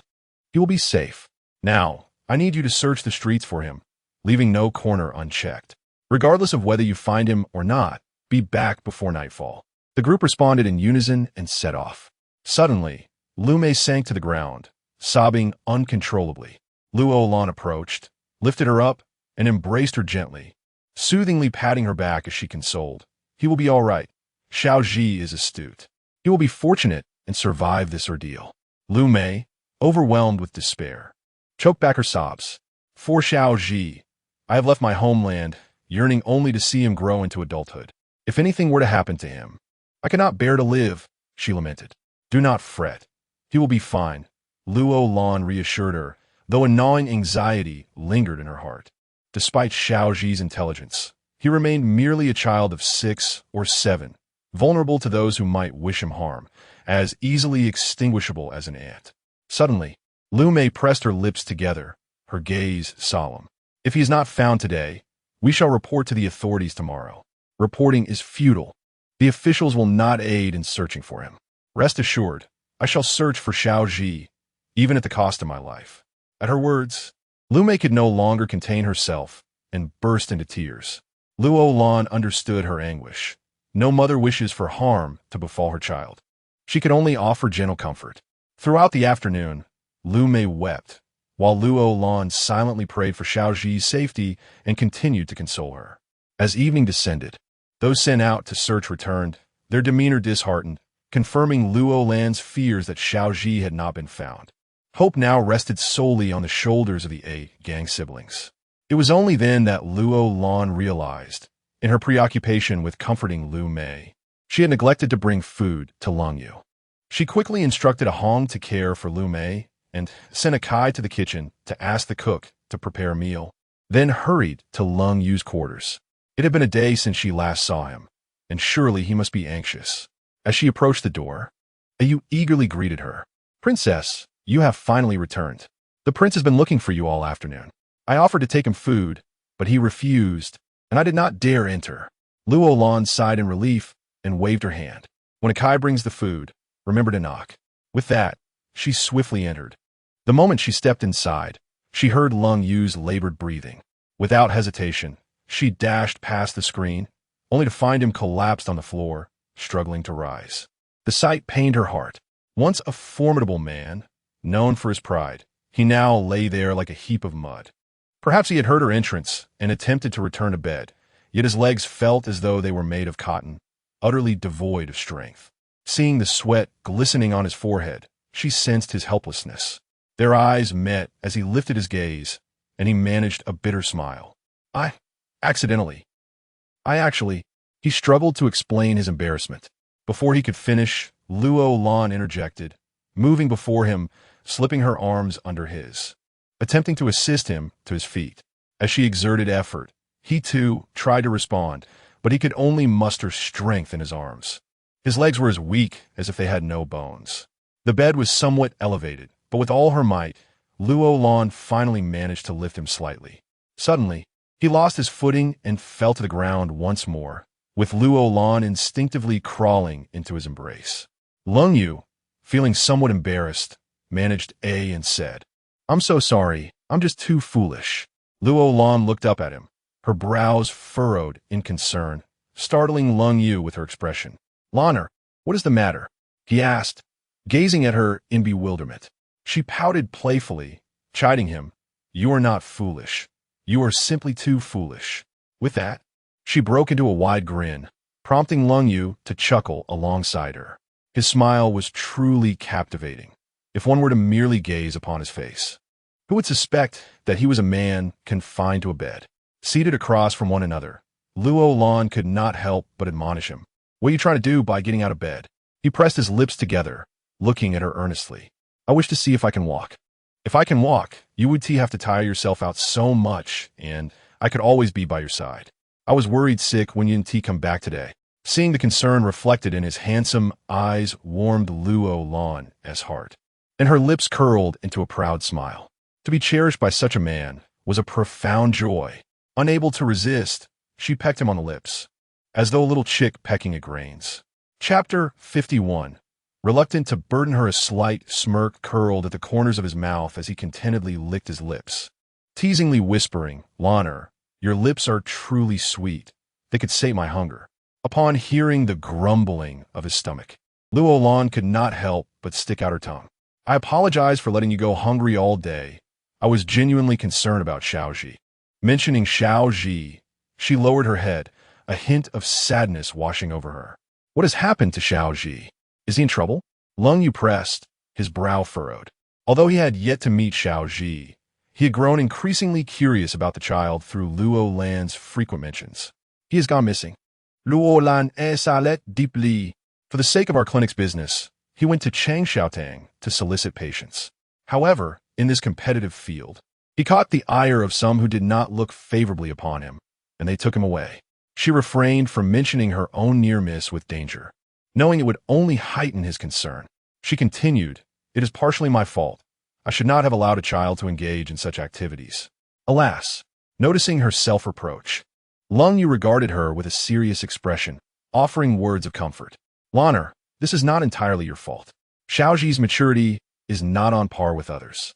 Even if you had forbidden him, witnessing the declining business of the clinic would have driven him to act in secret. He then added gravely, in truth, Changshaotang is not merely an ordinary clinic.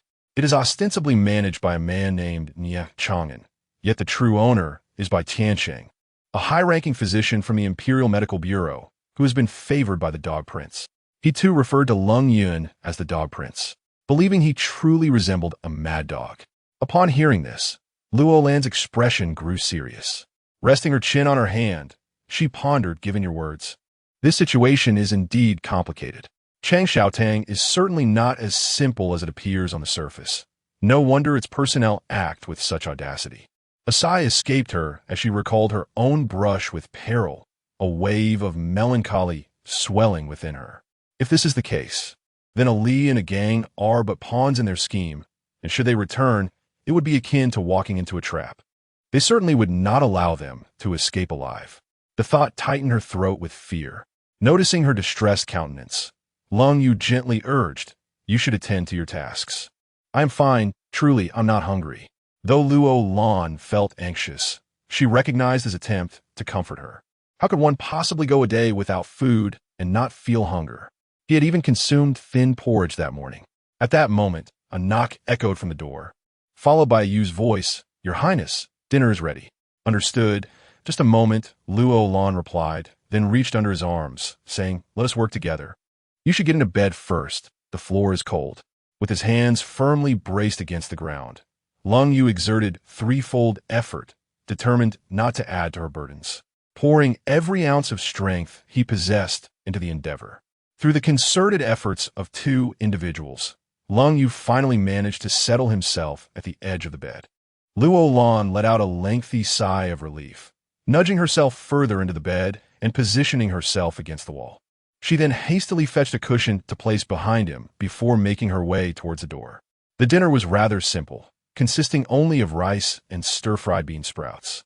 Luo Lan placed the meal before him, advising, You should eat first. Once you finish, just bend down and place the empty bowl on this stool. Do not attempt to get up again. If you feel tired, lie down and rest. Do not wait for me. Lung Yu understood that Xiaoji was missing, and her worry was palpable, rendering her unable to focus on her meal. Thus, he refrained from urging her to eat, instead expressing his concern with gentle words. You should go. Take care of yourself. Unable to assist in any meaningful way, he could only offer a few comforting phrases without much weight.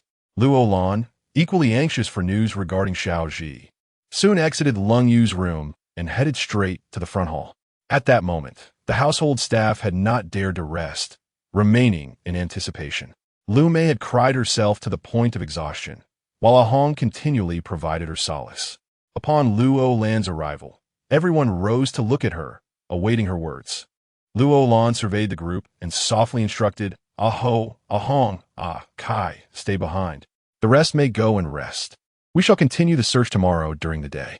After all, it was futile for so many to remain here, and if they all lacked proper rest, no one would have the energy for the next day. Upon hearing her words, the crowd gradually dispersed. Luo Lan exhaled deeply, turning to the red-eyed Lu Mei and said to Ah Hong, take Manor to rest for a while. I will inform you as soon as there is news. No, I will not sleep. I must wait for news, Lu Mei replied, resolutely shaking her head. How can I sleep? If Xiao Ji does not return, I would rather embrace eternal slumber. As she spoke, her tears began to flow silently, and despite her efforts to remain quiet, her struggle only heightened the anxiety in those around her. The group sat in silence, waiting. Luo Lan resolved that if by the hour of the high, around 9 p.m., Ah Gang and his sister had not returned, she could not afford to wait any longer. The vast hall was eerily quiet. Just before the hour of the high, hurried footsteps echoed from outside. The few individuals within the room suddenly perked up, turning their gazes towards the entrance. Ali arrived, panting and disheveled, stumbling towards the group. Noticing her unsteady breath and pallid complexion, Kai hurried to support her. Sweat glistened on Ali's forehead as she looked at Luo Lan, her voice trembling as she uttered, Princess, save my brother. He's been captured. He risked his life to rescue me and sent me to deliver a message. Xiao Ji is confined in the backyard of Changshu Hall, where there is a woodshed. Tonight they intend to take action against him. Before she could finish, Ali suddenly fainted. Luo Lan rushed to check her pulse, relieved to find that she had merely collapsed from running too fast, compounded by her existing asthma, which had caused her to struggle for breath. A pallor crossed Luo Lan's striking features. It was evident that not only was Xiao Ji in peril, but so was Ah Gang. This situation was indeed as grave as she had feared, and it could not be underestimated. She hurriedly instructed Kai and Ah Hong to escort Ali back to her room while she remained in place, pondering her next course of action. Suddenly, Lu Mei approached, gripping her arm with urgency. Your Highness, what shall we do? What shall we do? Is Xiao Ji in danger? Are they going to harm him? Luo Lan narrowed her eyes, biting her lip in contemplation. After a moment, she addressed Kai and Ah Hong, who had just returned with Ali. You two go to the Yamen and report to the authorities. Inform them that there are assassins in the Longevity Hall and that someone has been killed. Take this and give it to the head constable at the magistrate's office. As she spoke, she removed a bracelet from her wrist. Although it was not of great monetary value, it was nonetheless significant. She then turned to Ah Ho. You go gather you and the male members of the household. Distribute a basin to each of them, and send someone down every street to knock on doors, informing everyone that robbers have invaded the city and urging them to rise quickly, then direct them to the entrance of the Longevity Hall. Ah Ho looked at her in confusion. Your Highness, why must we do this? Would it not be better to stealthily rescue them? No, Luo Lan replied gravely, shaking her head. The Longevity Hall is the largest medical institution in the capital, and its backing is undoubtedly formidable. It would be exceedingly difficult for just the three of us to save them. What about the constables? Ah Ho inquired. They are likely to arrive once they receive their bribes. Luo Lan scoffed, shaking her head. The fact that the constables have accepted bribes merely means they will come. It does not imply they will genuinely assist as common folk. As far as I know, there are powerful figures behind a Longevity Hall. Chapter 52. A midnight raid on the Nye residence. Upon hearing her words, Ah Ho finally understood and called for help. She turned to Lu Mei with a serious expression and instructed, stay here and do not go outside. We will bring Xiao Ji back. With that said, she hastily made her way to the guest house, waking the sleeping Kai Feng and Chun Hong. She could not bear the thought of Lu Mei being alone at home. If she ventured out, it would only add to the chaos. After ensuring Lu Mei was settled, Hu and Ah Hu stepped forward to stop her as she prepared to leave. Your Highness, you lack martial skills. It is unsafe to go out at this late hour. Please stay at home. We will do everything in our power to bring back Xiao Ji. Luo Lan frowned and shook her head. No, I cannot remain idle at home. Time is of the essence. You must follow my instructions and act swiftly. I will wait for you at the entrance of Changshu Hall. Seeing her grave expression and resolute tone, the men did not dare to delay. Each took a copper basin and rushed out the door.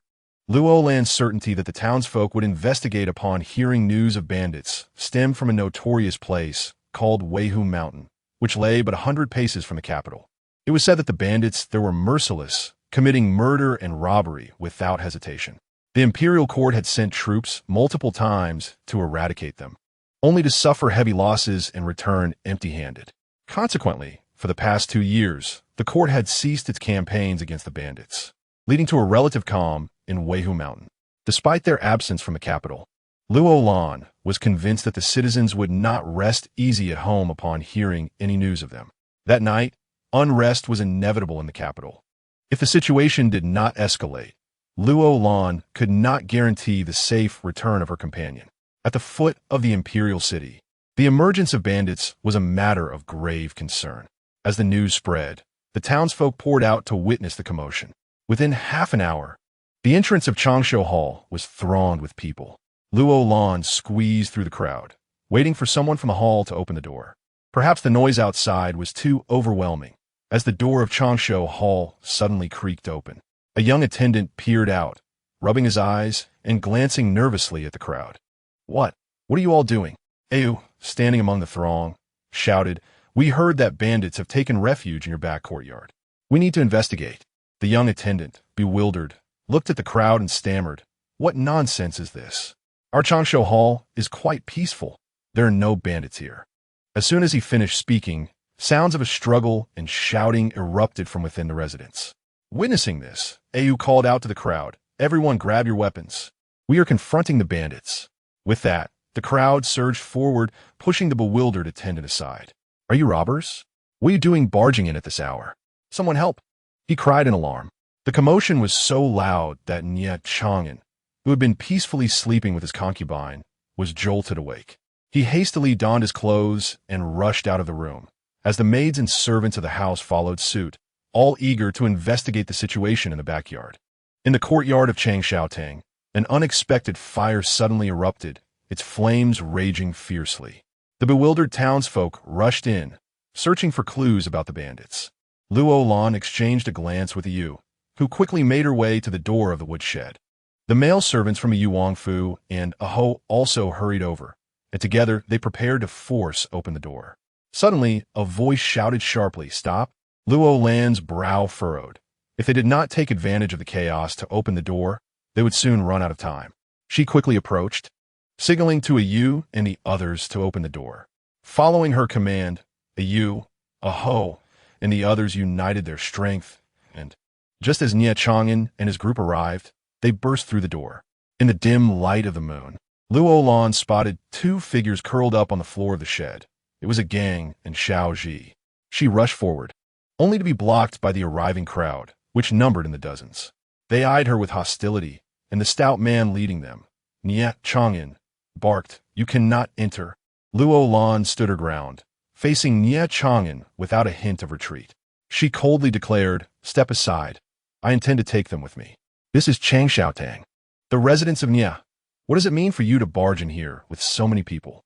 Upon hearing this, the townsfolk finally understood that there were no bandits. Rather, the individuals before them had deliberately lured them here. Just then, Ahong and Akai arrived late with the officials from the government, and Luo Lan realized that their presence made little difference. The officials were merely a facade. Leading the charge was the head constable from Shuntianfu, Zhang Yuan, a young man with a striking aura. He stepped forward and inquired, "What is going on? Where are the assassins?"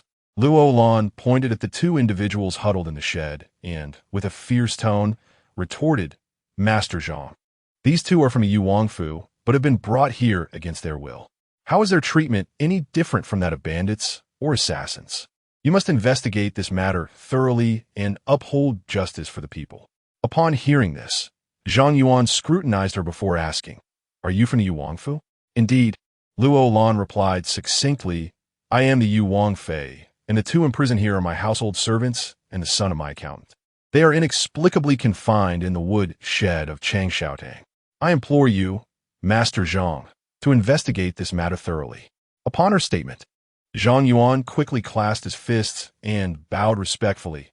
"Yu Wangfei, you honor me. If the facts are as you say, I shall handle this impartially." Luo Lan felt a sense of goodwill towards Zhang Yuan, hoping he would prove to be as just as his demeanor suggested.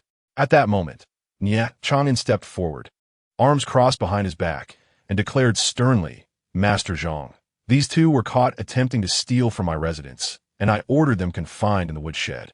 What is improper about that?" Hearing his brazen words, Luo Lan smirked coldly, then challenged, "You speak nonsense. What did they steal from your residence? He is merely a 7-year-old child. What could he possibly steal from you? Your residence, like an impenetrable fortress, raises the question of how they managed to infiltrate. Even if they were to scale the walls, the heights of your abode rival those of the imperial palace. Aside from entering through the main gate, how could they have gained access? Even if they did breach your defenses and abscond with your belongings, why did you not report them to the authorities? Instead, you resorted to private retribution. Are you so indifferent to the governance of Shuntian Prefecture?" Her barrage of inquiries momentarily left Nie Chang'an speechless, while Zhang Yuan squinted at Luo Lan, subsequently directing his question at Nie Chang'an. "Manager Nie, the words of Princess you hold some merit. How do you intend to respond?" Chapter 53. A perilous night. Though Nie Chang'an was aware of his unreasonable stance, he intended to argue his case. In the capital, who was unaware of the formidable support behind Chang Xiaotang, bolstered by Lord Bai the Imperial Medical Bureau, even the governor of Shuntian would grant him a modicum of respect. Thus, he regarded Zhang Yuan with a self-satisfied demeanor, deliberately emphasizing his tone as he declared, "Lord Zhang, I have heard that you have only recently ascended to the position of head constable. In this city, you ought to discern whom to provoke and whom to avoid. Perhaps it would be wise for you to investigate this matter further." His tone carried an implicit threat, prompting Luo Lan to furrow her brow as she scrutinized Nie Chang'an. "Are you insinuating a threat towards Lord Zhang? What a preposterous notion, Your Highness. How could I dare threaten Lord Zhang?" He retorted. "Then what do you mean by indicating who is to be respected? Is it the house of you? And whom do you imply should not be provoked? Is that the Chang Xiaotang?" She pressed. "I have heard that your establishment holds considerable influence, yet I trust that, regardless, the citizens of this city will ensure that Lord Zhang administers justice impartially." As she spoke, she cast a glance at the onlookers and then at Zhang Yuan. "Isn't that right, Lord Zhang?" With a furrowed brow, Zhang Yuan nodded in agreement. "Your Highness speaks the truth. Gulme, seize these two individuals and escort them to the magistrate's office. I request that you, Master Nie, and the esteemed lady of you accompany us to clarify this matter." "Absolutely not," both Luo Lan and Nie Chang'an exclaimed in unison. Zhang Yuan, raising an eyebrow, regarded them. "What do you mean by not possible? Since a report has been made, it is my duty to intervene." Nie Chang'an was the first to respond. "Lord Zhang, it is quite late, and my sleep is already disrupted. Therefore, it is impossible for me to accompany you to the magistrate's office. This matter should be resolved by Lord Lu tomorrow." Clearly, he was attempting to leverage Lord Lu's authority to suppress Zhang Yuan. Luo Lan, with a serious expression, added, "I too find this inappropriate. The two individuals from the House of Yu have already suffered grievous injuries at the hands of those from Chang Xiaotang. If they are dragged to the magistrate's office without receiving proper medical attention, what will happen to them? Thus, I must insist on taking them back with me tonight." "You cannot take them away." Nie Chang'an raised an eyebrow, reiterating that this matter should wait for Lord Lu's judgment tomorrow. Luo Lan, undeterred, clenched her teeth and declared, "I must take them with me." Behind her, Yu and the others were poised for action, their demeanor suggesting that they would not relent until their companions were safely taken away. The household servants of Nie Chang'an, equally fierce, appeared ready for a confrontation. Thus, the two factions locked eyes, each poised for a standoff. The onlookers, though unaware of the intricacies of the situation, could not help but feel a pang of sympathy for the two individuals curled up in the shed. They murmured amongst themselves, "Those two are in such dire straits. They may not survive until morning. Indeed, if they perish, there will be no witness to their plight, and the charges of theft will be substantiated. Alas, Lord Lu is a favored guest of Chang Xiaotang. Even if they survive, the outcome will likely be grim." True. What good is righteousness in the face of such circumstances? Listening to the murmurs of the common folk, Zhang Yuan suddenly furrowed his brow and decisively declared, "In that case, this matter shall be adjudicated by Lord L tomorrow. Given the severity of their injuries, it is imperative that the Princess Yu takes them back for immediate medical attention." However, as soon as he finished speaking, Nie Chang'an let out a cold snort, asserting that the two had ulterior motives for coming to his residence. What if she takes them back and secretly releases them? Luo Lan, with a grave expression, clenched her teeth and replied, "Rest assured, Manager Nie, I will not rest until this matter is clarified. The people of the Yu Wangfu are not to be trampled upon at will. The suffering they endure today, I shall ensure, is repaid doubly." Hearing this, Nie Chang'an paused momentarily, then coldly scoffed, "That is best. Anyone daring to commit wrongdoing in my residence can expect no leniency from me." After delivering this statement, he cast a frosty glance at Zhang Yuan, warning, "Lord Zhang, should you dare to release them, do not regret your decision. Take care."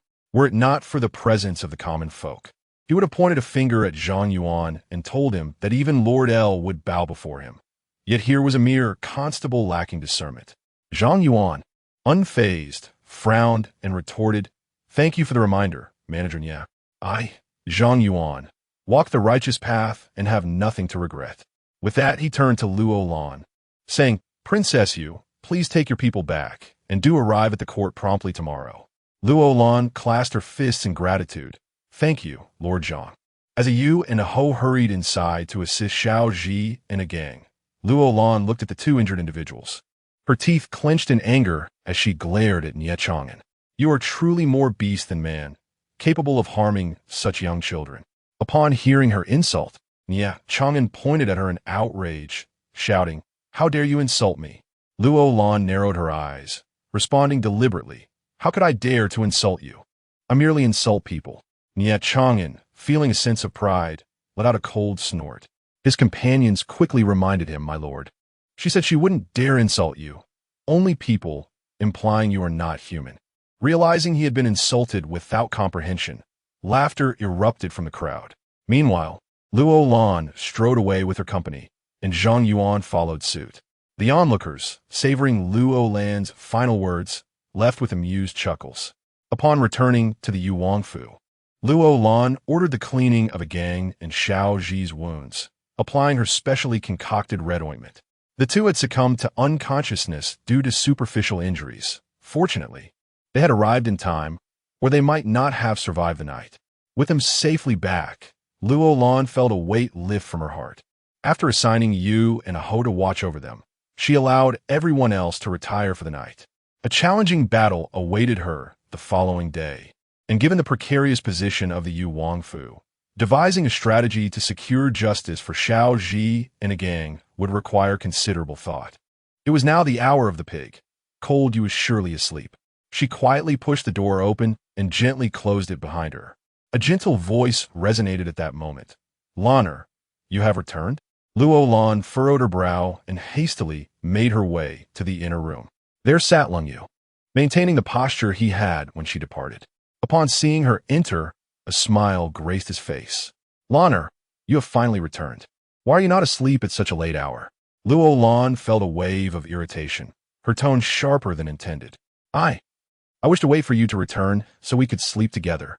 His pitiful demeanor evoked in Luo Lan an impression akin to a small puppy eagerly awaiting its mother's return for nourishment. She had already been exhausted, intending to retire directly to bed, yet he remained awake, igniting a flicker of unspoken frustration within her. She frowned, expressing her discontent. "Why wait for me? Was it not the case that you used to sleep alone? What has changed that now you cannot find rest?" Chapter 54. Sweet vows. Upon posing her question, she noticed that Lung Yu had lowered his head in a moment of melancholy. Realizing her tone had been somewhat harsh, she softened her voice while spreading the bedding. Lightly chiding, "You need a rest. Your leg wound is nearly healed. Once it fully recovers, I will give you a massage to stimulate your circulation. How can you neglect your rest?" "Lonar, I opuludisa, I'm merely concerned for you. I fear for your safety when you are not by my side. I cannot sleep without you. Please do not be upset." His voice was as soft as a child's, remorseful for inciting her displeasure. At that moment, his entire world revolved around her. She was his sole focus. After making the bed, she approached to assist him in lying down, only to be met with his gentle refusal. "I can manage on my own. You must be exhausted today. Please, rest first." His intention was to spare her the burden of feeling responsible for him, insisting he could settle down without her assistance.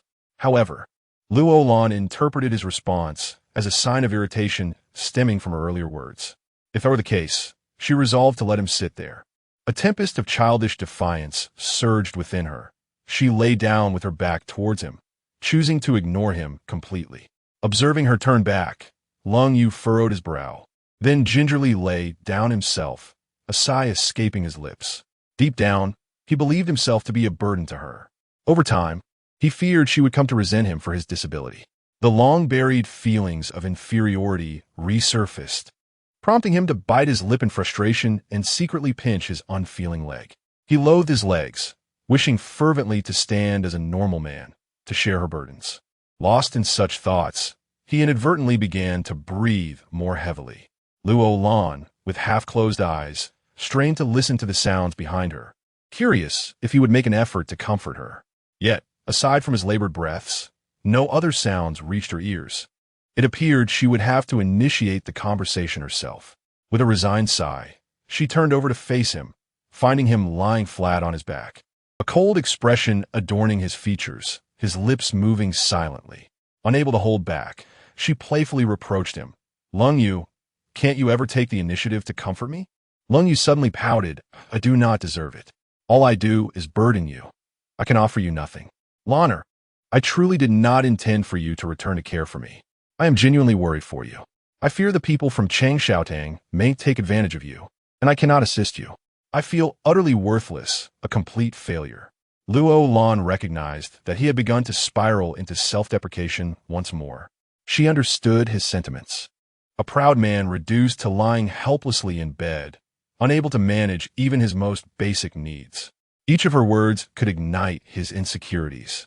Admittedly, her tone had been sharper today, triggering his fragile emotions.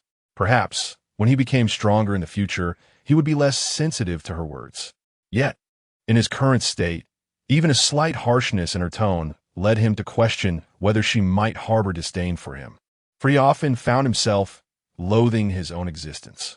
It seemed she overlooked the man's pride, causing him discontent, and now it falls upon her to console him.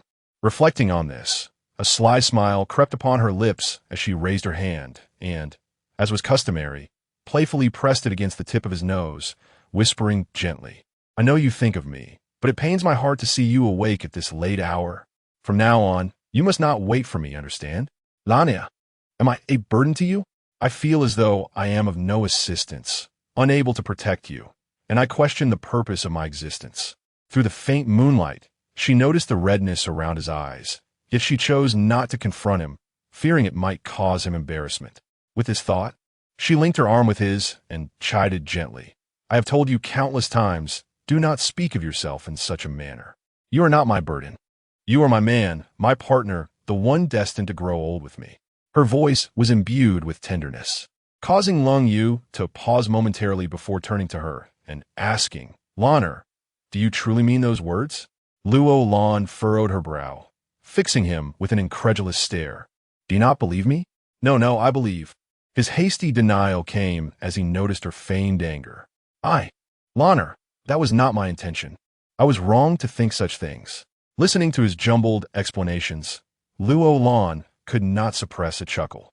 "All right, I understand. You feel uncomfortable thinking you cannot aid me. And with my visit to Changshaotang today, you were worried about me. These are all things I comprehend."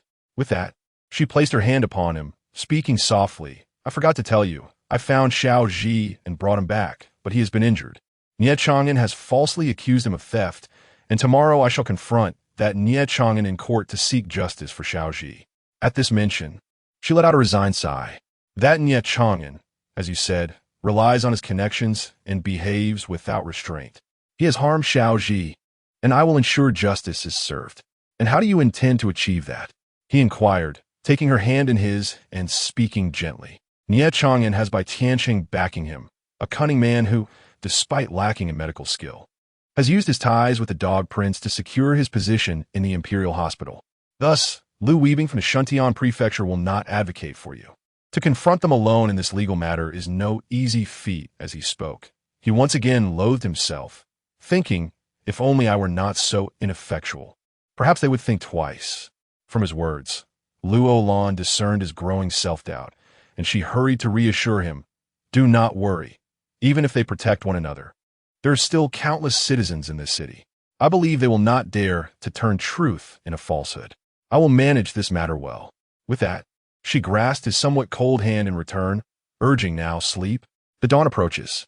Feeling utterly fatigued, she did not wait for his response before her gentle snores filled the air. He took her hand, tucking it beneath the covers and adjusting her blanket. Gazing at her with profound melancholy in his heart, he yearned to protect her. Yet now he found himself incapable of caring for his own well-being. How could he possibly safeguard another? A bitter smile escaped his lips as he stared blankly at the bed railing. The following morning, before you could knock on the door, Luo Lan had already risen. She had barely slept for 2 hours that night.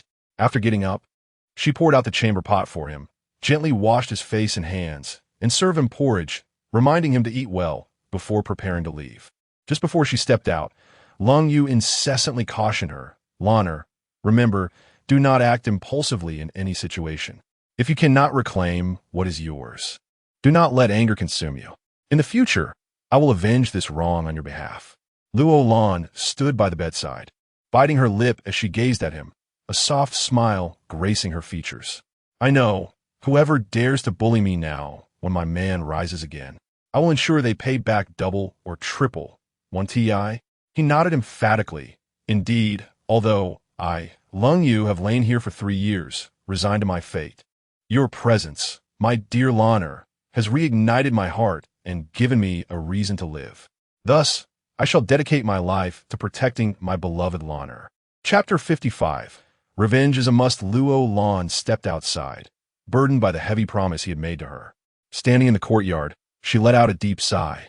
Yu approached her with concern, saying, Princess, Xiao Ji and a gang have both awakened. Xiao Ji seems to have been frightened. He cried for quite a while, but is better now. However, he remained silent. You should go and check on him. Upon hearing Xiao Ji's name, Luo Lan sighed again. I understand. She took a few steps forward, but then paused.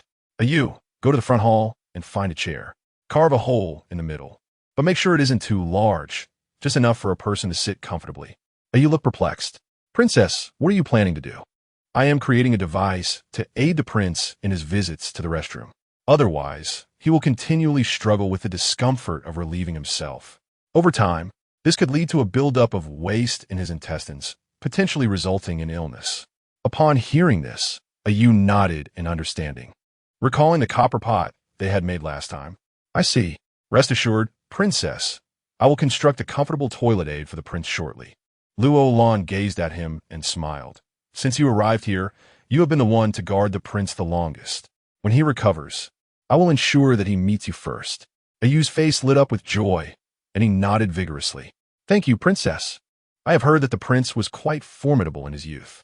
If it weren't for your support, I fear I would never have the chance to see him in this lifetime. Observing Yu's excitement, Luo Lan let out a gentle sigh. A true hero does not boast of past glories. When Lung Yu truly stands on his own again, everything will begin anew. Therefore, during this time, I must pave the way for him and accumulate wealth, so that when he rises, he will face no obstacles. When she entered Xiao Ji's room, Liu Meier was cradling him. Upon seeing Luo Lan, tears began to stream down her face. Princess, I don't know what's wrong with Xiao Ji. He cried for a while after waking up and hasn't spoken a word since. What could be the matter? Luo Lan approached him, took his hand, and felt his pulse. Looking at Xiao Ji, she softly asked, Xiao Ji, tell your sister what troubles you. Have you been frightened? Xiao Ji suddenly looked up at her and exclaimed, Sister, you finally came to see me. At that moment, he burst into tears. Luo Lan quickly embraced him, soothingly saying, Do not cry, Xiao Ji. I understand you have been wronged, and I will seek justice for you. Seeing that Xiao Ji had finally spoken, Liu Meier wept tears of joy. This child, I have been asking him all morning, and he said nothing. Now that you are here, he finally speaks. Luo Lan gently patted his back and sighed deeply. He has endured suffering on my behalf. Naturally, he would confide in me. Xiaoji lifted his tearless big eyes to look at her. Sister, they were truly ruthless. They hung me up and beat me, forcing me to confess that you were the one who urged me to steal. I swore I would never yield, and they continued to beat me, even branding me with a metal plate. Look, as he spoke, he lifted his shirt to reveal the distinct marks of burns on his chest. The thought of such brutality made Lu Mei unable to contain her tears. Luo Lan's heart was filled with a deep loathing for these people. It was clear that Nie Chang'an intended to frame her. He sought to plunge her into an abyss of despair. Once more, Luo Lan enveloped Xiao Ji in her embrace, softly assuring him, Xiao Ji, you have suffered greatly. I promise to protect you from now on. Such atrocities will never occur again. Xiao Ji nodded earnestly in her arms. I believe in you, sister. You saved my mother's life. You are our savior. They forced me to say that you sent me to steal from Chang Xiaotang. But I thought to myself that even if they killed me, I would never confess. Luo Lan felt a pang in her heart as she gently patted Xiao Ji's shoulder. A child of merely 6 or 7, enduring the torment of those wicked individuals while steadfastly adhering to his principles, was bound to achieve great things in the future. Xiao Ji, when we go to the government office, recount exactly what they did to you and how they coerced you. I swear on my life to seek justice for you. Xiao Ji bit his lip and nodded, knowing that with his sister by his side, he had nothing to fear. As her words fell, she turned to Lu Mei, saying, Gather everyone in the main hall. I have something to declare. Today's events must not go unnoticed. Otherwise, even if they are in the right, they will be manipulated into appearing wrong. If there are officials protecting one another, then there will also be instances of officials oppressing the common people. The strength of the ordinary folk must never be underestimated. Before long, in the main hall of the Wang residence, the servants and maids stood in a row, awaiting the somber Luo Lan to speak. Sitting at the head of the table, she addressed the crowd. You all witnessed Xiao Ji's condition yesterday. The people from Chang Xiaotang are deliberately targeting our Yuangfu. We are now one family. If we do not reclaim our dignity now, establishing ourselves in the capital will become increasingly difficult. It will also not be easy for my medical practice to continue. Therefore, we absolutely cannot compromise this time. Having surveyed everyone, she continued soon, you will go around the city to spread the word that the Yu Wangfei is taking Chang Xiaotang's manager to court. This will undoubtedly become the topic of conversation among the common folk, and there will be those who wish to witness the spectacle. Ahu was the first to respond. Rest assured, Wang Fei, we will take care of it. The rest nodded in agreement. Do not worry, Wang Fei, we will handle this well and ensure the people gather at Shuntian Prefecture. Luo Lan sighed in relief and waved her hand, a gang in Xiaoji. You stay. The more people who come, the better for us. Only with a large crowd will they hesitate to act recklessly. Upon hearing her words, everyone except A-Gang and Xiaoji nodded in agreement and departed. Once the others had left, she turned to A-Gang and said, when we go to the court shortly, do not mention that Nie Chang'an hired you to kill me. Instead, focus solely on how they deceitfully lured you into their residence and subsequently framed you for theft. Why? A-Gang looked at her, puzzled. Nie Chang'an dared to employ someone to kill Princess Yu. That is a serious accusation. Both Ailey and I can testify to it. Luo Lan waved her hand dismissively. If you bring it up, even if Nie Chang'an is guilty, the punishment may not be death. However, you and Ailey are not in the same position. They will undoubtedly seize upon your involvement in my case, and then Lord L will certainly punish you and Ailey. It became evident that she was considering the well-being of A-Gang and Ailey, not wishing to involve them in the pursuit of justice against Nie Chang'an.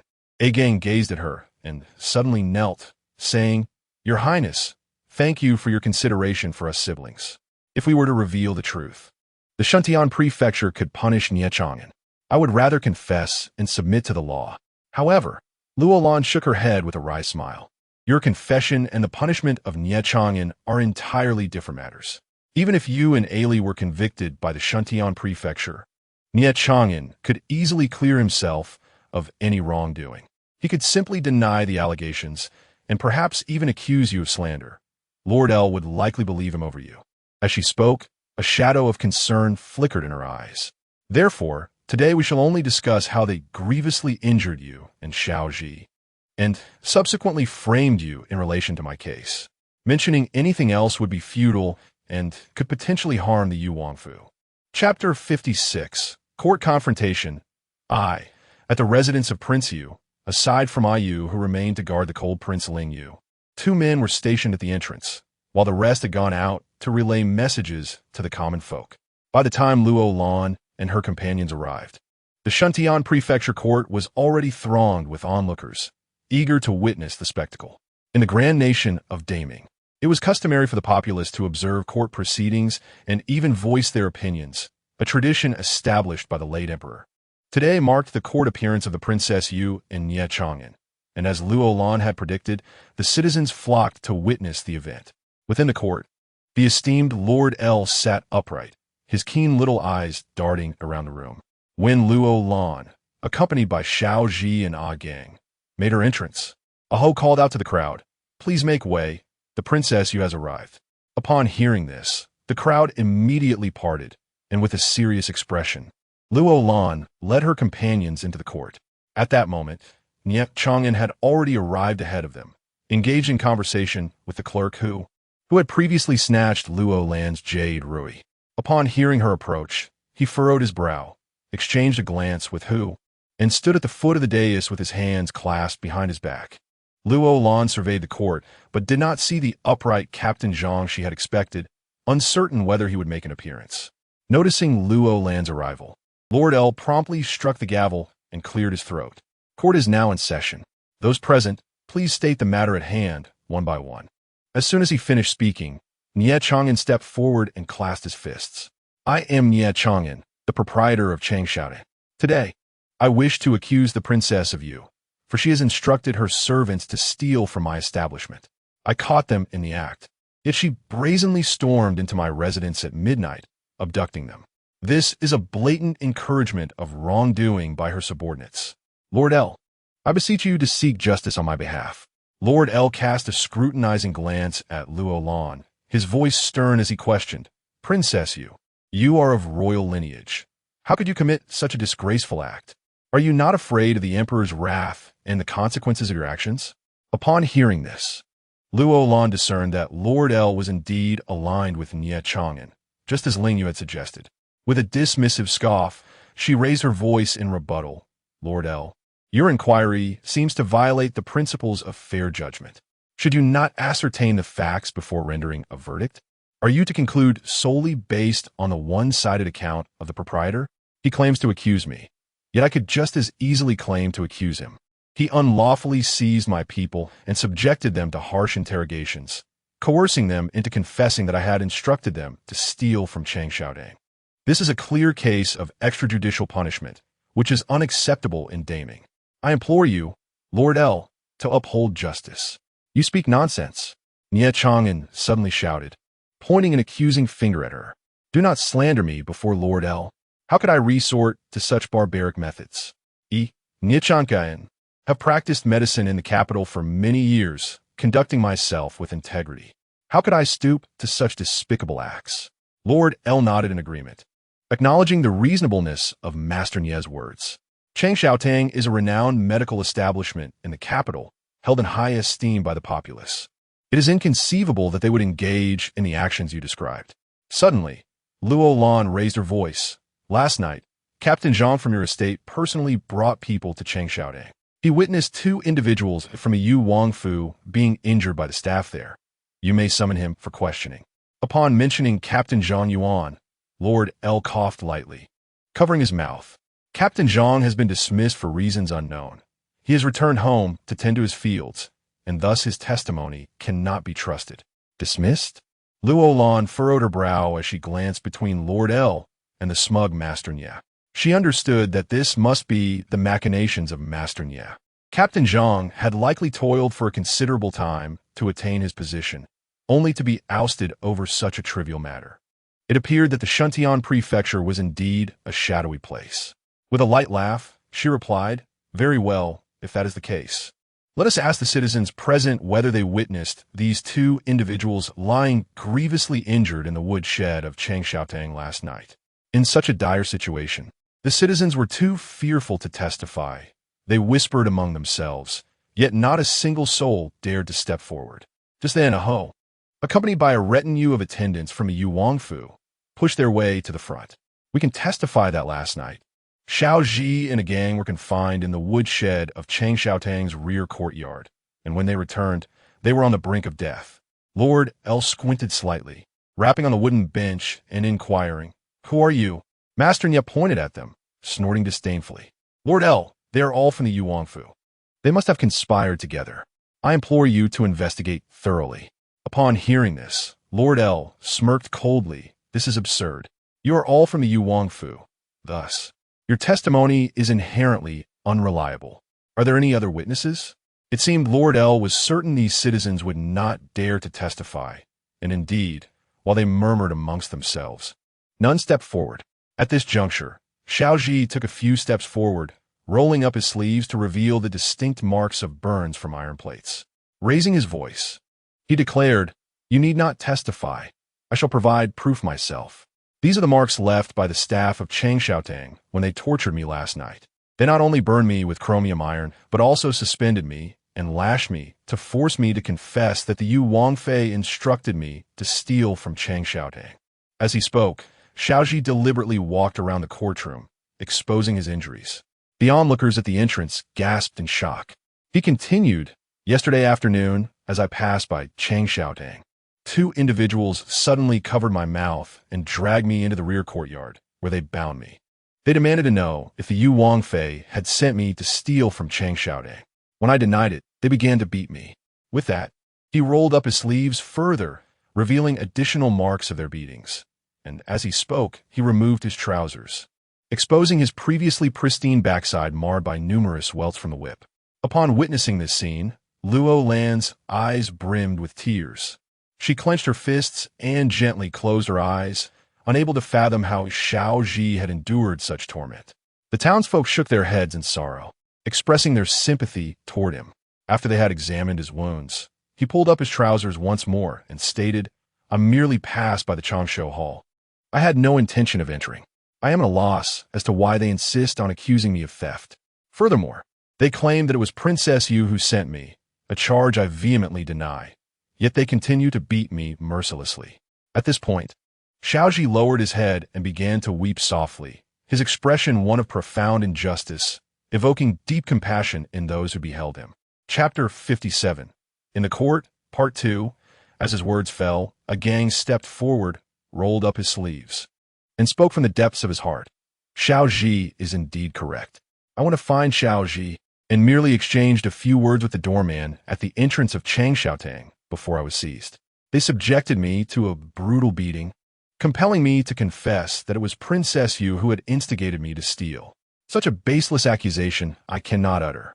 When I refused to comply, they continued to strike me mercilessly. At this juncture, the robust man, standing at 7 feet tall, was unable to contain his grief and began to weep.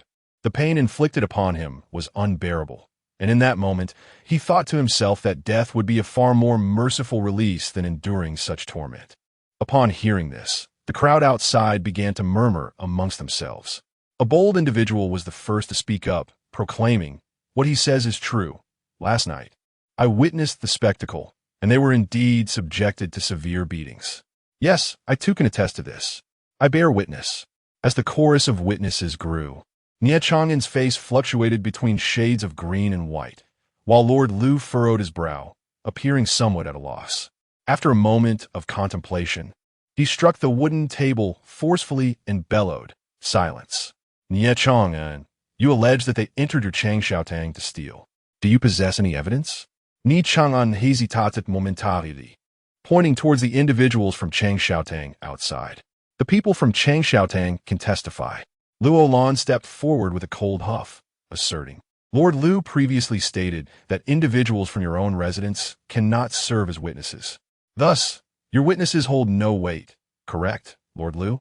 Although Lord Lu wished to support Nie Chang'an, he could not contradict his earlier statement in front of such a multitude. Clearing his throat, he replied, "Princess Yu is correct. Those from one's own residence cannot be witnesses. Do you possess any other witnesses?" Naturally, Nie Chang'an had none. After pondering for a moment, he snorted disdainfully. Since they adamantly refuse to acknowledge their actions, I shall not pursue this matter further, considering that my Chang Xiaotang has sustained no losses. Upon hearing this, Luo Lan raised her voice sharply. You may choose to overlook this, but I demand an explanation from you. You have inflicted private punishment upon individuals from the Yu Wangfu, and this matter cannot simply be brushed aside. With that, she turned her gaze to Lord Lu, stating, Lord Lu, as a court official, you are undoubtedly aware of the laws of the great Ning Kingdom. If anyone can resort to private punishment, then what need is there for the laws of our land? What purpose does this court serve? Her gaze was piercing, and her voice resonated with authority. Lord Lu, taken aback by her words, then turned to Nie Chang'an, inquiring, Nie Chang'an, how do you respond to the accusation of having administered private punishment? Nie Chang'an dismissively waved his hands. Lord Lu, do not heed her nonsense. When have I ever resorted to private punishment? I merely inquired whether these two individuals had entered my Chang Xiaotang to steal. There's been no instance of private punishment whatsoever. Nie Chang'an, with so many citizens willing to testify, do you still intend to deny it? I have no intention of denying it. If, as this person and this child claim, I have beaten them to the brink of death, how is it that they stand before us here, unscathed after merely one night? Shouldn't they be bettered in? Lord L, this matter requires your thorough investigation. It is evident to any discerning eye that she is attempting to slander me. Luo Lan could hardly believe that Nie Chang'an was such a shameless and obstinate individual. She glared at him, her teeth clenched in frustration. It was truly a pity that Master Nie did not pursue a career in the kitchen, for his talent in shifting blame was remarkable. Xiao Ji stepped forward, chest puffed out, and shouted at him angrily. It was the Princess Yu who possessed exceptional medical skills and healed us. Otherwise, we would have surely perished at your hands. Ha ha! Nie Chang'an suddenly laughed heartily. In just one night, she healed you? Is she the reincarnation of Hua Tuo? This is utterly ridiculous. If you wish to frame me as a good man, at least provide a more plausible reason. The common folk began to murmur among themselves, questioning how they had recovered so swiftly from their severe injuries. Was it possible that they were merely feigning? This situation was indeed peculiar. Yesterday, they were in a pitiful state, yet here they stood, unscathed today. It was truly strange. Lord L turned his gaze to Luo Lan. If what you say is true, Princess Yu, how can these two be so gravely injured yesterday, yet be well today? You must provide a reasonable explanation. Nie Chang'an looked at her with a sense of smug anticipation, eager to witness her response. After a moment of contemplation, Luo Lan raised an eyebrow and suggested, in that case, why don't you send someone from your Chang Xiaotang to allow me to inflict serious injury upon them? And then I shall have him standing and walking within the hour? Upon hearing this, Nie Chang'an's face darkened with anger as he glared at her. Why should we send someone from Chang Xiaotang? If you are so confident, why not have someone from your Yuangfu? If you doubt my medical prowess to heal them overnight, surely it would be more prudent to use your own person, which would also lend you some assurance. Nie Chang'an scoffed, turning away from her to address Lord L. Lord L, I believe this proposal is feasible. In my years of practice, I have never seen anyone heal a critically injured person overnight. Thus, let us put this to the test. If she fails to heal them, it would prove her intent to slander me. Lord L nodded slightly. Very well. This morning, two individuals arrived at the court, severely injured from a fight. Let us entrust their treatment to Princess Yu. Luo Lan raised an eyebrow, unyieldingly pressing on, very well. Pray tell, Master Nie, what shall be your response if I succeed in healing them? Nie Chang'an hesitated. He was aware of Xiao Ji and a gang's condition from the previous night, and he never imagined they would appear in the court today. Thus, he was reluctant to make any promises. He angrily retorted, if you succeed, what do you wish for? I have heard that your Yu Wangfu is lacking in provisions, so do not attempt to extort me. Luo Lan narrowed her eyes, looking at him with disdain as she coldly replied, all I desire is for you, Xiao Ji, and a gang to kneel and apologize, and to receive 5 strikes from my Yu Wangfu. You.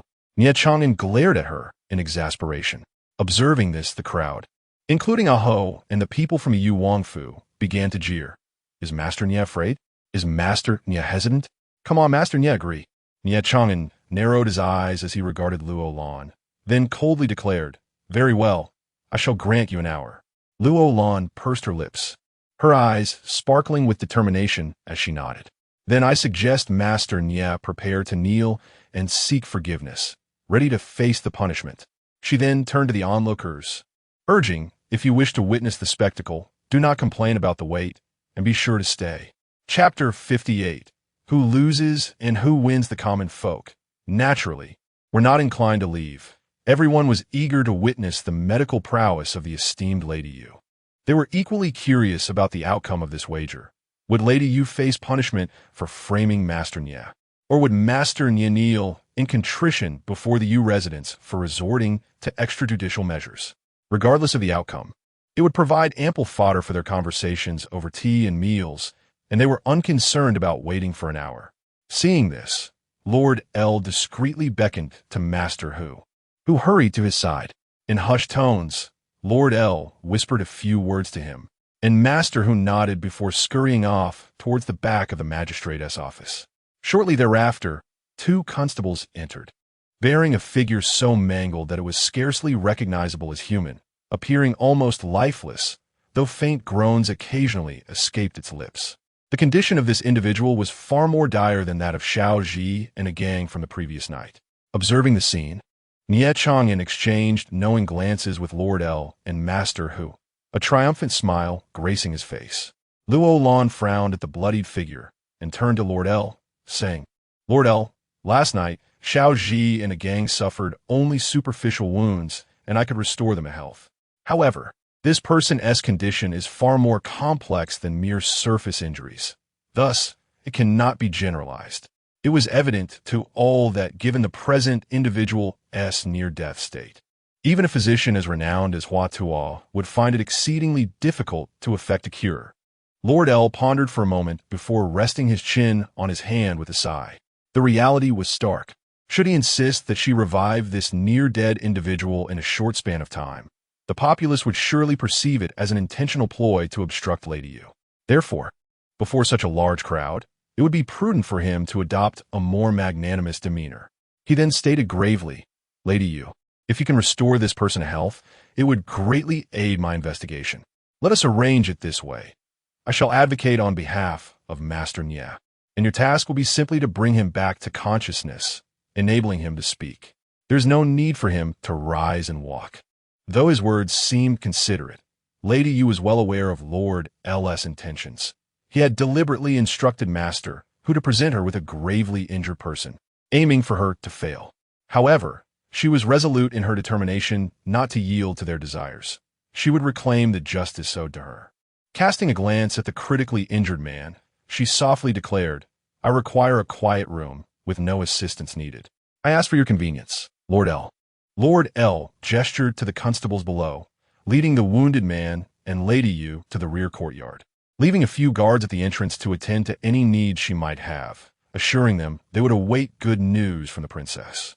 His tone dripped with disdain and condescension, but Luo Lan remained indifferent. Her focus was solely on the results, unaffected by the opinions of others. The constables approached, lifting the injured man, followed closely by several other officers. Luo Lan signaled to a Ho, a Kai, and a Hong to follow as they proceeded toward the rear courtyard alongside the constables. The common folk at the entrance naturally parted to create a passage, their eagerness palpable as none seemed inclined to depart. Everyone was keen to witness the ultimate outcome of the affair. Observing Luo Lan's silhouette vanish into the court, Nie Chang'an sat beside Master Hu, a sardonic smile playing on his lips.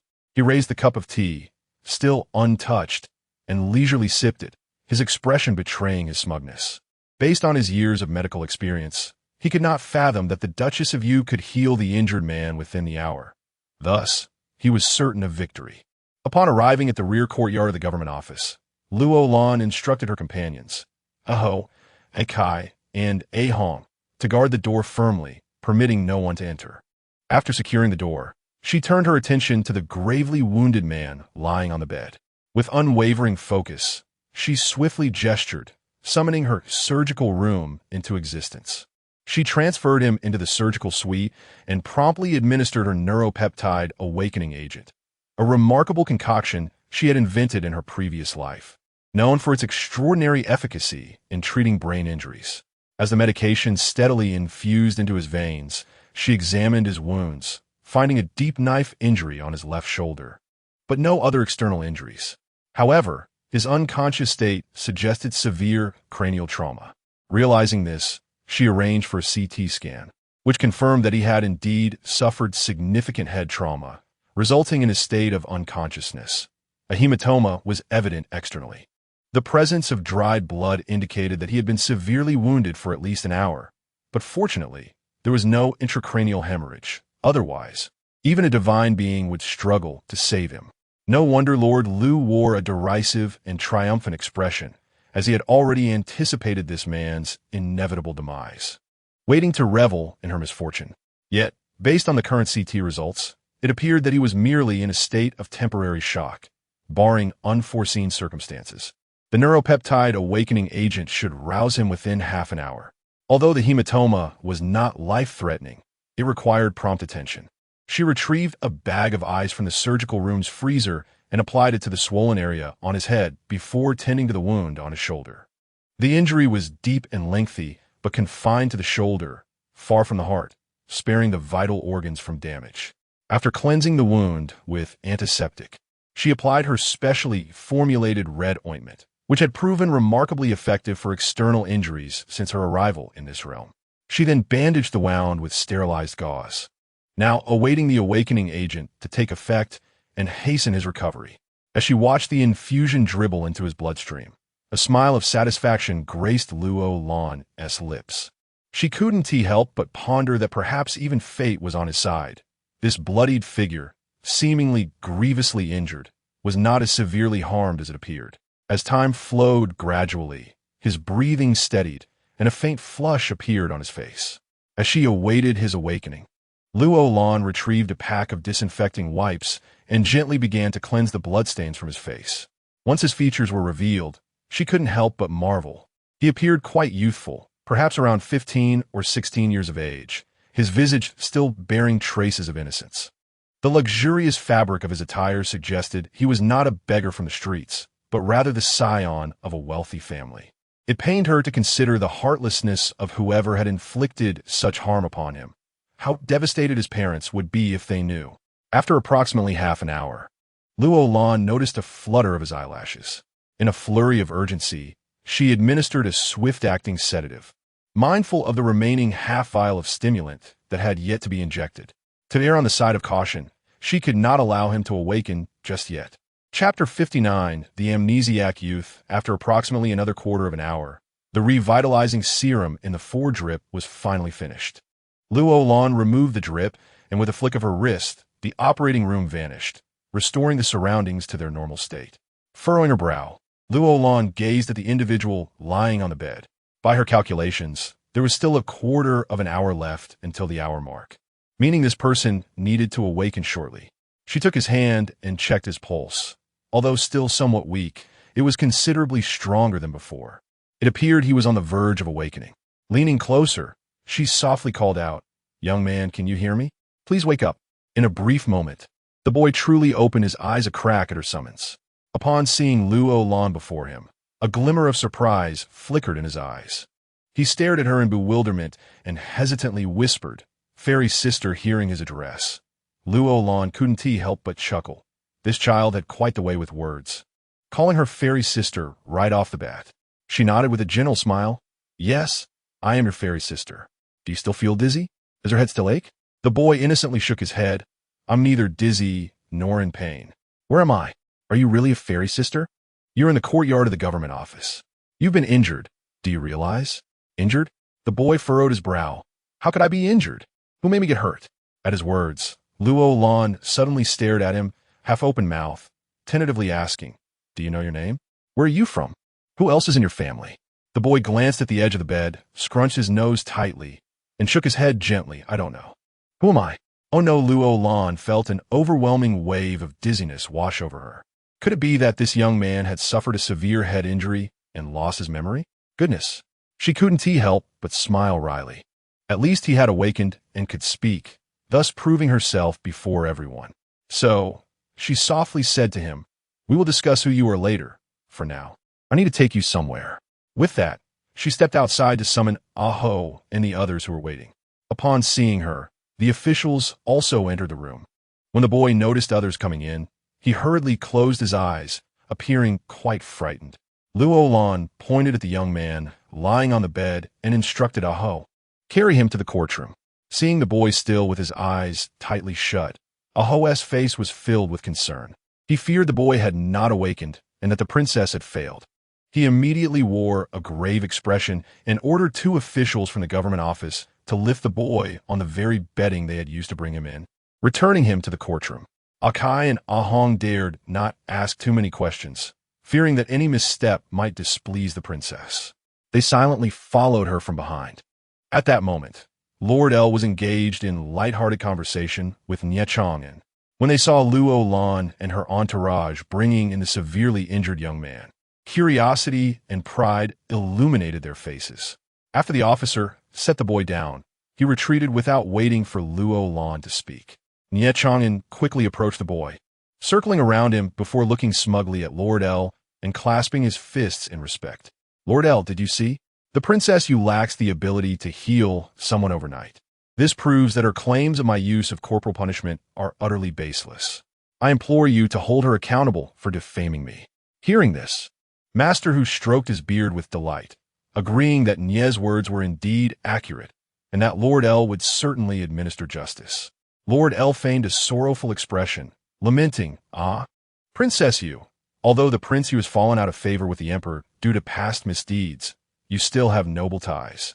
One must exercise prudence in their actions. How can I adjudicate this matter when you so carelessly accuse Master Nye?" Luo Lan observed the triumphant man with a slight smile, gradually kneeling down to gently pat the boy's cheek. "Young man, it is time to awaken."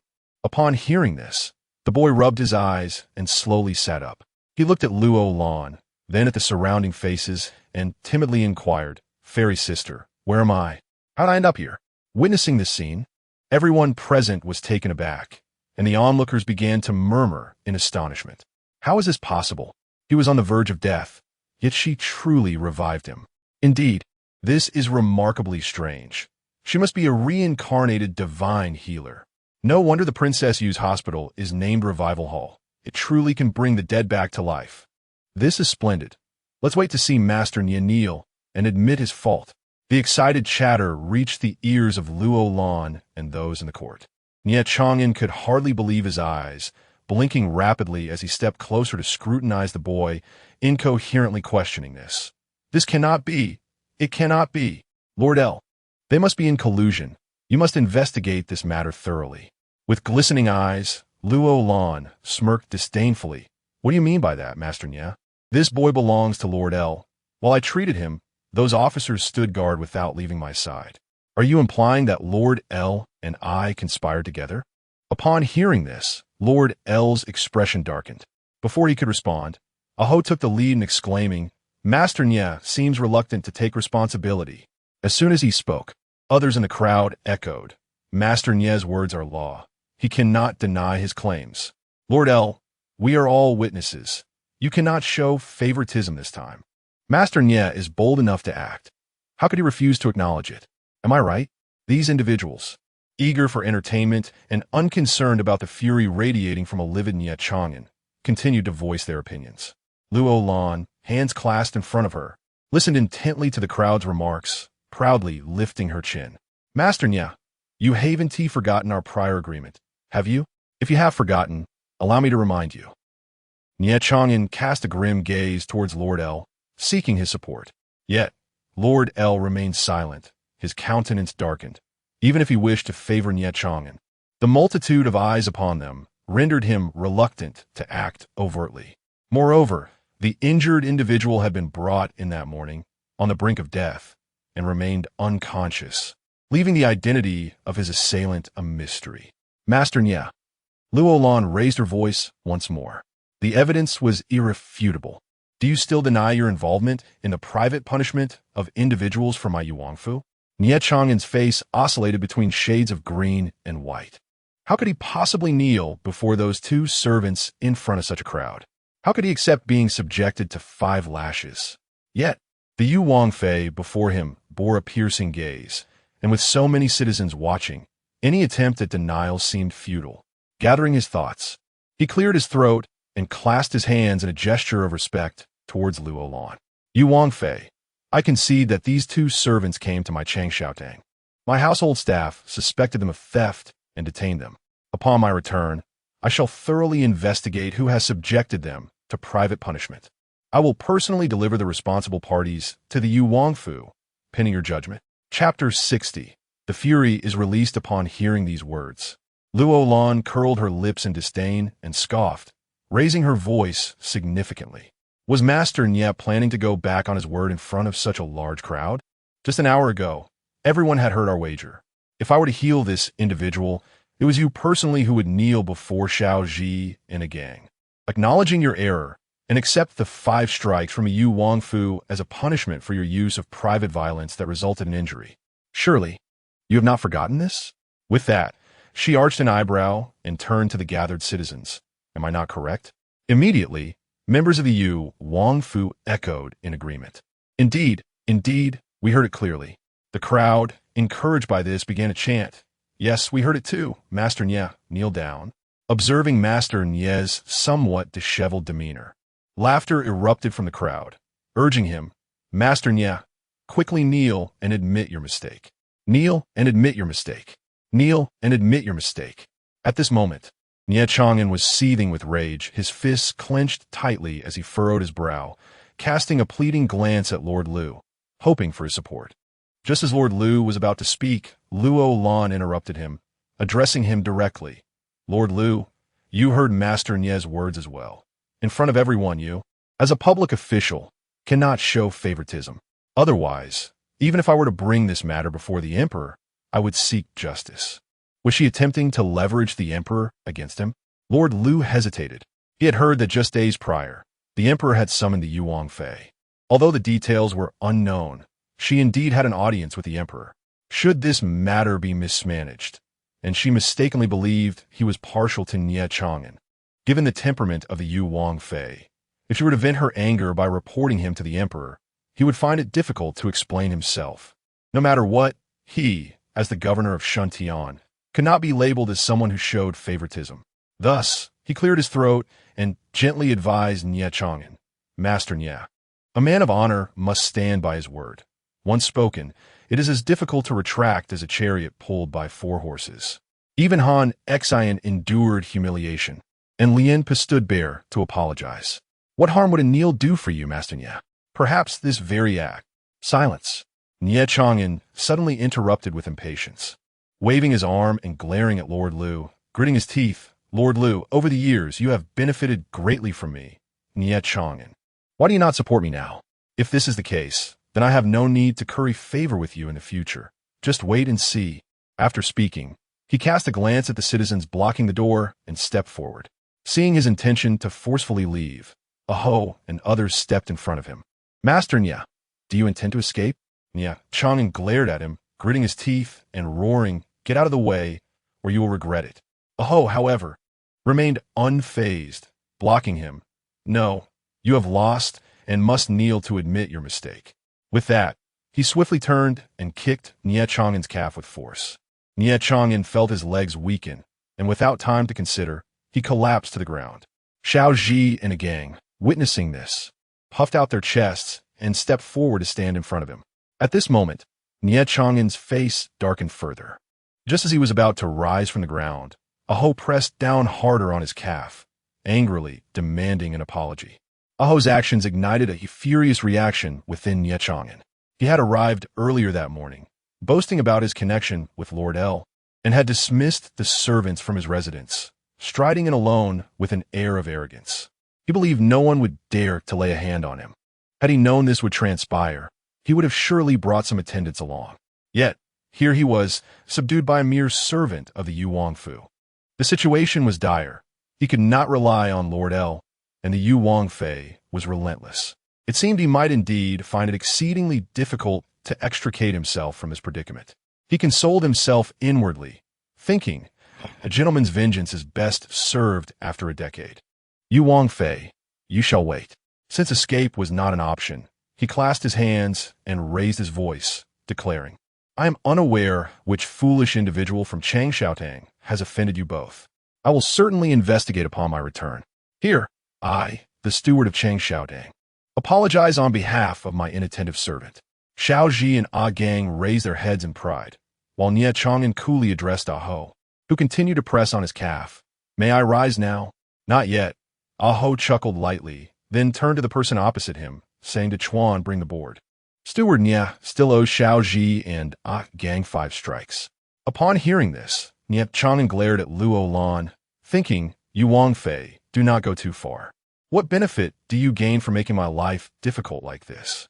Luo Lan shrugged innocently, responding, Steward Nie, your words are quite ungracious. I am not being unreasonable. This was agreed upon beforehand, and I am not the only one who heard it. Everyone present can attest, can't they? The servants and maidens of the Yu Wangfu joined in the chorus from the crowd, echoing in agreement. Indeed, we all heard it, Steward Nie. You might as well accept your punishment. Nie Chang'an felt like a mute eating bitter herbs, unable to express his grievances. As he struggled to rise, a board was already handed to Ah Ho. With the board in hand, Ah Ho kicked Nie Chang'an back to the ground and, before anyone could react, began to strike him on his backside with force. 1 strike, 2 strikes, 3 strikes. The sounds of Nie Chang'an's wails echoed throughout the hall. Although Lord L found this entirely inappropriate, he remained silent, knowing they had established their terms beforehand. After the 5 strikes concluded, Ah Ho discarded the board onto the ground, dusted off his hands, and squatted beside the still groaning Nie Chang'an. With a sardonic smile, he pointed to himself and coldly stated, Steward Nie, I am Ah Ho, a servant of the Yu Wangfu. Should you seek vengeance, come find me. It concerns no one else. After delivering this message, he stood and addressed Luo Lan, Wangfei. I acted on my own accord, compelling Steward Nie to uphold his promise. If there is any discontent, I hope you will address it upon your return to the residence. Luo Lan understood that Ah Ho was likely concerned about Nie Chang'an seeking retribution in the future, which is why he had taken full responsibility for the situation. She could not help but muse within herself that Ah Ho had accomplished what she longed to do but found inconvenient to undertake. It seemed imperative to reward him generously upon her return. Upon witnessing Nie Chang'an sprawled on the ground, incessantly lamenting his pain, Lord L swiftly gestured to the officers, instructing them to prepare a carriage to escort the shopkeeper back, ensuring that the physician from Changshaotang would attend to his injuries with utmost care. No sooner had he spoken than the officers hurriedly approached to lift him. At that moment, Luo Lan interjected, Shopkeeper Nie, should your ailment linger, do not forget to seek remedy at the Yu Wangfu. I can swiftly alleviate your suffering. Nie Chang'an cast a cold glance at Luo Lan and retorted bitterly, Princess Yu, we shall meet again. It was evident to all that he departed harboring animosity, and a wave of apprehension washed over the onlookers for Luo Lan, as it seemed that this encounter had irrevocably estranged the Yu Wangfu from Nie Chang'an, renowned throughout the capital. It was unlikely that Nie Chang'an would simply acquiesce to such a significant loss. As he left, Luo Lan signaled to Ah Ho and the others, let us return home. Just as she prepared to take her leave, she was unexpectedly embraced around the legs. Fairy sister, you cannot depart. Chapter 61. Wrongly accused? It turned out that the person entangled with her was none other than the injured young man. As she lowered her gaze, their eyes met. His gaze was filled with a mixture of pity and terror as he looked up at her and pitifully pleaded, Fairy sister, please don't abandon me. I am frightened. Luo Lan found herself both amused and exasperated as she regarded him. Young man, I do not know you, nor do you know me. You should seek Lord Lu. He is a magistrate and will ensure your safe return home. However, the young man shook his head in fear, insisting, No, I do not know where my home is, nor do I know who I am. I only recognize you. You are the fairy sister, and fairies are kind. You cannot leave me. Luo Lan felt a sense of helplessness. Had this young man truly latched on her? She furrowed her brow and turned to Lord Lu, saying, Lord Lu, this individual is from your jurisdiction. You must see to his proper accommodation. Seeing her concern, the young man appeared even more frightened and implored once again, fairy sister. Please don't abandon me. I do not wish to remain here. These people are quite terrifying. Observing this young man who had forgotten his own identity, Luo Lan was at a loss for how to respond. Lord Lu, however, shook his head, stating, Your Highness, this person was brought to the magistrate's office by local citizens, reportedly after being assaulted. I had planned to question him upon his awakening to ascertain the details and apprehend the assailant. Yet, given his current state, he seems to remember nothing. This case appears to be at a standstill. He does not even know where his home is. What am I to do with him? Upon hearing this, Luo Lan understood that Lord Lu was reluctant to bear this burden. She forced a smile, bent down, and helped him to his feet, observing his pallid face. Gently, she nodded. Very well. My household does not lack for a place at the table. You may accompany me for now, and once you find your family, you may leave. Upon hearing her words, the young man's face lit up with joy. He eagerly took Xiao Zhi's hand and cheerfully declared, Let us play together from now on. Despite being around 14 or 15 years old, the young man, due to a severe head injury, had regressed mentally to the level of a 6 or 7-year-old. Luo Lan, being inherently kind-hearted, could not bear to leave this young man, whom she had rescued, in a place that was entirely foreign to him. When Luo Lan and her entourage exited the magistrate's office and arrived on the bustling streets of the capital, it was nearly noon. Standing amidst the vibrant thoroughfare, she allowed a long sigh of relief and turned to her attendants trailing behind her. Today I am in a good mood. Let's enjoy a sumptuous lunch. Lu Mei, a Kai, a Hong. You three go to Tianxiang Tower and order several dishes. Oh, take some people to procure some wine. Let us indulge in a better meal today. Upon hearing her words, everyone beamed with delight, and the young man, newly welcomed into their midst, clapped his hands in glee. Xiaozhi suddenly looked up at him and inquired, What is your name? The young man shook his head. I do not know. He then turned to Luo Lan, asking, Fairy sister, what is my name? This he had forgotten who he was, and thus, naturally, he did not know his own name. Luo Lan, oblivious to the ongoing situation, pondered for a moment before arching an eyebrow and saying, In our household, we have a little Ji, so for now, let us call you to Ji. She had no desire to expend effort in naming him, as he would leave once he remembered who he truly was. A casual appellation would suffice. Deji, however, appeared rather exhilarated, muttering to himself, Deji, great aspirations, I have a name now, I am Deji, I am Deji.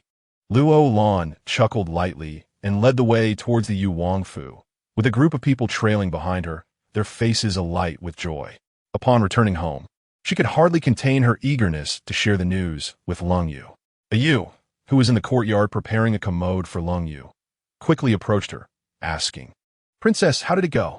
Luo Lan smiled broadly, replying, Wait until Aho returns. She will tell you. Perhaps it will be even more thrilling. With a mischievous wink, she added, I must see the prince first. He must be anxious. With that, she hurried towards the entrance.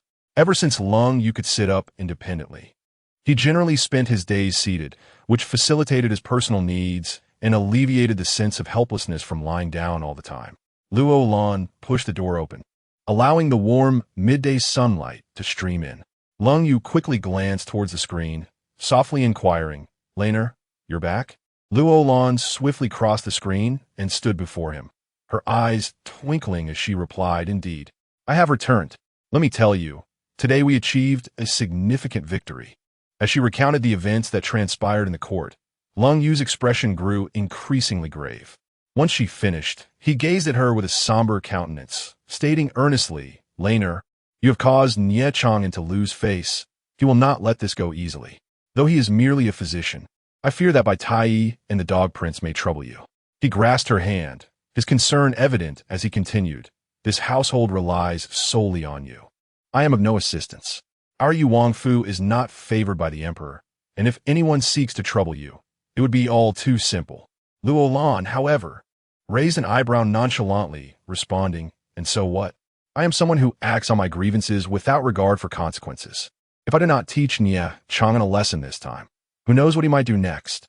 Furthermore, even if that dog prince learns of this, what trouble could he possibly bring us?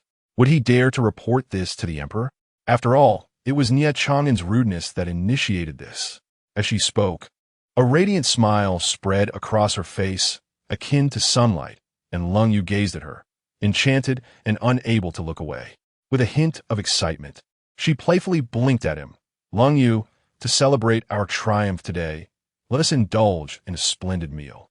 I have sent Lu Mei and the others to Tianxiang Tower to order dishes. They will bring them to you shortly. At this point, she sighed with a hint of regret. However, it is quite unfortunate that due to this incident, Captain Zhang has been ousted from his position by those little schemers. I do feel somewhat guilty towards him. Upon the mention of Captain Zhang, Luo Lan shook his head in regret. He might well be the only paragon of justice within the Shuntian prefecture. Lung Yu pursed his lips, wearing an expression of helplessness. For his adherence to righteousness had rendered him unable to remain in Shuntian, as he thwarted those who perpetrated evil. Indeed, Luo Lan sighed, wishing that he could showcase his talents elsewhere. Should fate allow us to cross paths again, I shall certainly express my gratitude to him. Last night, he still spoke on our behalf. Lung Yu nodded gently, and upon your words, I find myself quite intrigued by this Zhang Yuan. However, for a man of his integrity, it is likely that he will struggle to find a place of refuge unless he discovers a realm of virtuous governance. Luo Lan could not help but ponder in silence. It is a common truth that in any society, the sycophants are often favored, while the straightforward and capable souls face exclusion.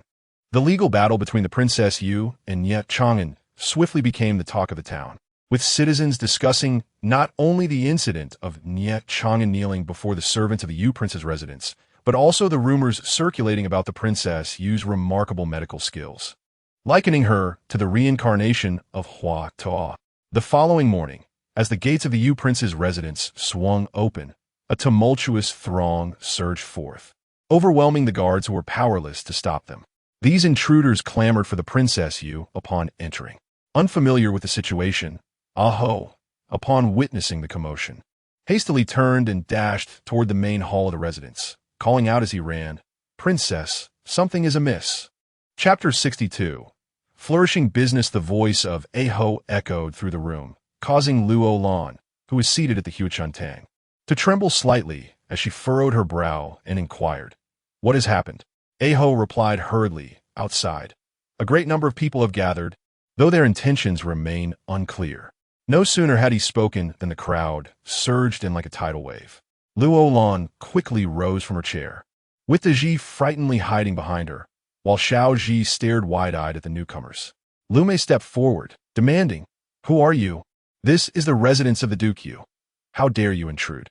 A middle-aged man at the forefront responded, "We witnessed the medical prowess of the Duke Yu's consort yesterday and have brought my father today to seek treatment. Might I ask if the consort is in attendance?" Those behind him chimed in, "Yes, we have come for medical attention as well. Please do not turn us away."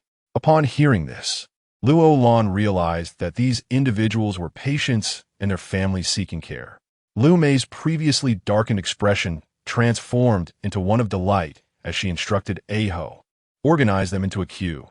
This chaotic throng cannot be managed. Those with urgent ailments should come to the front, while the less pressing can either wait or return tomorrow."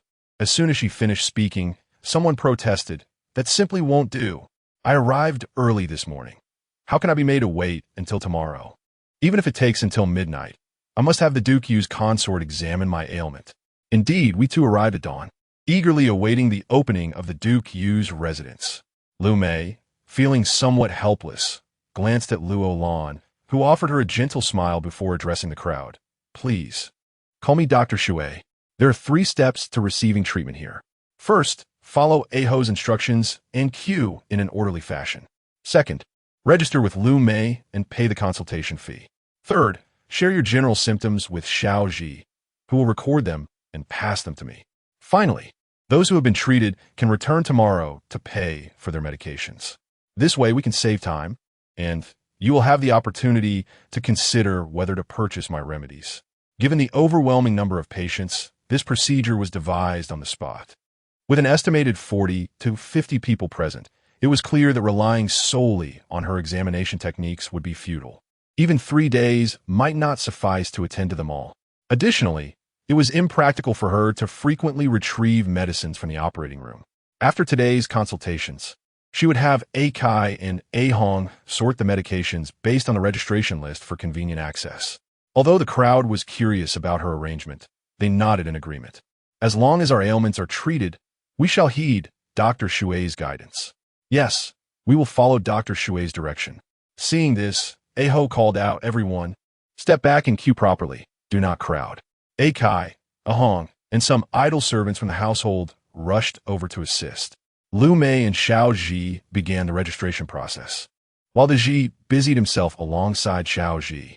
Following the order of registrations, Luo Lan commenced examining the patients, recording the medications they required. Throughout the morning, Luo Lan attended to 10 patients, but there remained a daunting 30 to 40 individuals waiting outside. At this rate, it seemed impossible to complete the consultations by nightfall. After bidding farewell to the patient before her, she pondered for a moment and addressed Lu Mei. Lu Mei, please fold the parchment into small squares and number them from 1 to 50. Have A Ho distribute them according to the order in which these individuals are queued. Retain the first 10, and the rest may return tomorrow. I can attend to a maximum of 20 patients each day, excluding those in critical condition. Despite the throngs waiting outside, Luo Lan instructed A Ho to halt the queue, and after distributing the numbers, she advised everyone to return home for their meals. I require a brief respite at noon. Otherwise, my health will be compromised. Henceforth, I shall rest during lunch unless faced with urgent cases. In truth, she was not particularly fatigued. Rather, she was anxious to deliver a meal to Long Yu. No matter how busy she was, she could not allow him to go hungry. Moreover, his leg wound had healed, and she intended to commence acupuncture and massage today, twice daily, to facilitate his swift recovery. This would become a steadfast routine. As the patients dispersed, Luo Lan prepared to rise and leave when a figure swaggered toward her, brandishing a folding fan and regarding her with a mischievous expression. Frowning, Luo Lan recognized him as the loathsome dog prince. Ignoring him, she turned to Lu Mei and instructed, Mayor, please tidy the table. I shall go see the prince. Seeing that Luo Lan paid him no heed, the dog prince smirked and scoffed. Is this how princess you treat her guests? Where is the hospitality? Unfazed, Luo Lan glanced around before shrugging. This is a medical establishment, and I attend only to patients. If you are unwell, I can examine you. But you will need to wait until afternoon. The morning slots are fully booked. You are the one who is unwell, remarked a servant beside the prince, gesturing toward her. This is the crown prince. Surely, princess, you recognizes him. Luo Lan furrowed her brow at the young servant and retorted coldly, You know, I am Princess Yu. Yet you dare to speak to me in such a manner? Your lack of upbringing is quite evident. Offended, the servant recoiled, while the prince narrowed his eyes, observing her. Princess Yu, I did not expect you to possess such sharp wit, as well as skilled hands. I have heard you can bring the dead back to life. Thus, you must be able to tend to my fourth brother's ailments. I wonder how he is faring. He is quite well, Luo Lan replied icily, fixing her gaze upon him. As for the affairs of Prince Yu, there is no need for your highness to concern yourself. If you have business, state it. If not, please depart, for I am not at liberty to entertain you. With that, she attempted to leave, but he sidestepped and blocked her path. Dr. Shui, I require medical attention. She raised her eyes to meet his, enunciating each word with icy precision. I already mentioned that one must obtain a number to be seen. Today and tomorrow are fully booked. The earliest available appointment is the day after tomorrow. The prince squinted, suddenly growling in a low voice. Then it shall be the day after tomorrow. Xiao Zhuzi, secure a number for me. To her astonishment, he indeed sent his attendant to Lu Mei to obtain a number. Clutching the slip handed to him, he smirked, Dr. Shui, I am now your patient. Please be gentle with me. His tone and gaze left Luo Lan utterly displeased. Coldly, she remarked, Since the crown prince is unwell, it would be prudent to return and rest, lest you find yourself in a dire condition before even consulting a physician. With that, she disregarded his astonished expression and strode out of the main hall, heading towards the rear courtyard. Observing her retreating figure, the crown prince narrowed his eyes, a hint of lingering intrigue dancing upon his brow. He had encountered many women, yet such a woman was a rarity. He found himself particularly captivated by the woman associated with Long Yu. Since childhood, he had relished competing with Lung Yu. Whatever he possessed, he must also claim. This woman belonged to him, though he may not have even touched her. If that were the case, would it not be acceptable for his brother to take his place? Contemplating this, he grinned broadly, his smile imbued with lascivious intent. He clutched the token tightly in his hand, the corners of his mouth curling upward, exuding an aura of determination. With a wicked charm, he turned to the attendant beside him and commanded, "Return to the palace." Having spoken, he swiftly pivoted, and as he prepared to leave, a voice called out behind him, "We bid farewell to His Highness the Crown Prince. Safe travels, no need for further escort." Following this, he disdainfully snorted, gesturing with his nose. Xiao Ji and Ji echoed his sentiment, expressing their profound disdain for his departing figure. Chapter 63. An invaluable gift. When Luo Lan returned to the courtyard, the chair specially crafted for Lung Yu by Yu was already completed.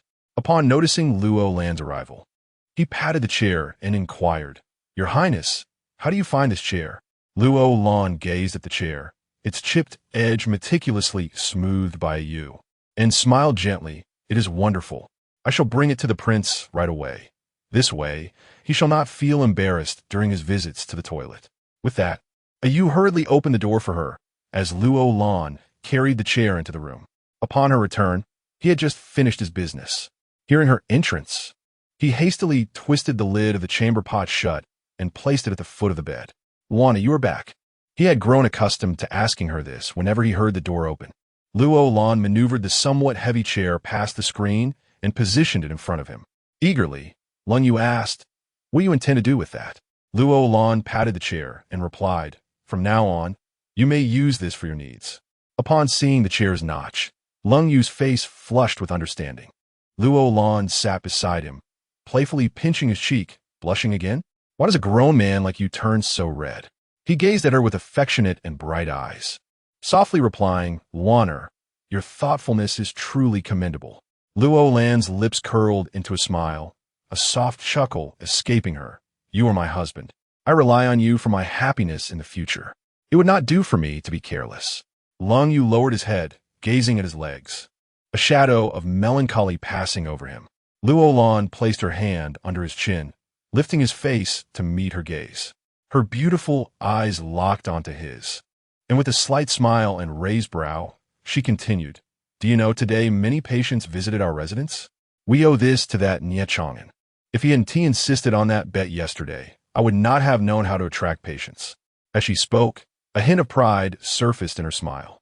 Lung Yu, however, narrowed his eyes and cautioned, "Fame brings troubles. A tall tree attracts the wind. With so many medical establishments in the capital, if all the patients come to you, it will surely breed jealousy. There will be those who will attempt to hinder you, so you must be cautious. What is there to fear?" She turned his legs over to rest on her lap, gently kneading them as she replied softly, "I provide medical care at a reasonable fee.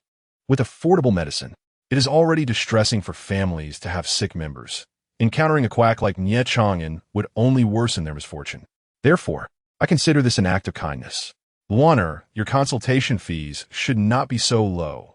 Otherwise, your peers may think you are intentionally disrupting the order. Although it is not illegal, it can offend others, and then other establishments might trouble you. I fear you may not be able to handle it." "I'm not afraid." She blinked playfully at him. "Regardless of the price, what truly matters is the ability to heal. Now, let us not dwell on this matter. I shall fetch your meal, and after you eat, we can proceed with your acupuncture." With that, she gently pressed her finger against his nose, affectionately saying, "Wait here," before rising to fetch his meal. Concerning Luo Lan, Lung Yu often harbored a sense of concern. She was not overly ostentatious, yet her approach to tasks was entirely unrestrained, even somewhat careless, which inevitably attracted the envy of certain individuals. While he pondered these thoughts, Luo Lan had already entered, carrying a bowl of food. Today, she had specifically instructed the chef to prepare noodles, and it had been quite some time since Lung Yu had indulged in such a dish. "Do you know why we are having noodles?" she inquired, placing a bowl in his hands while taking another for herself. Lung Yu shook his head. "Did one need a reason to eat noodles?" "Indeed," she replied, savoring a bite before thoughtfully stating, "because today is my birthday, and eating noodles symbolizes longevity. Upon hearing this, Lung Yu's hand trembled slightly, and he set the bowl down, staring at her in astonishment. Your birthday? Why only one bowl of noodles? What is wrong with noodles? She retorted, gazing at him with narrowed eyes. Remembering the original owner's past birthdays, a pang of sadness washed over her as she continued. Isn't it customary to eat noodles on one's birthday? While I was at my uncle's house, I couldn't even get noodles. Every year on this day, I would sneak into the kitchen for a bit of raw dough, and at night, I would knead it with water, shaping it into noodles. After everyone had fallen asleep, I would light a fire to cook and eat them. As she recounted this, a bittersweet smile formed on her lips. The noodles I made were so thick they never cooked properly. To avoid being discovered by my aunt, I would eat them regardless, inevitably suffering from a stomach ache the next day. She stuck out her tongue, reminiscing about the original owner's hardships, her heart swelling with a mix of nostalgia and sorrow. Listening to her nonchalant recollections of her past tribulations, Lung Yu's eyes suddenly glistened with unshed tears. He gently took the bowl from her hands, gazing at her with deep affection. Bringing her hand to his lips, he whispered, Lanner, I promise, this shall be the most modest birthday of your remaining years. From next year on, I will remember this day and celebrate your birthday with you.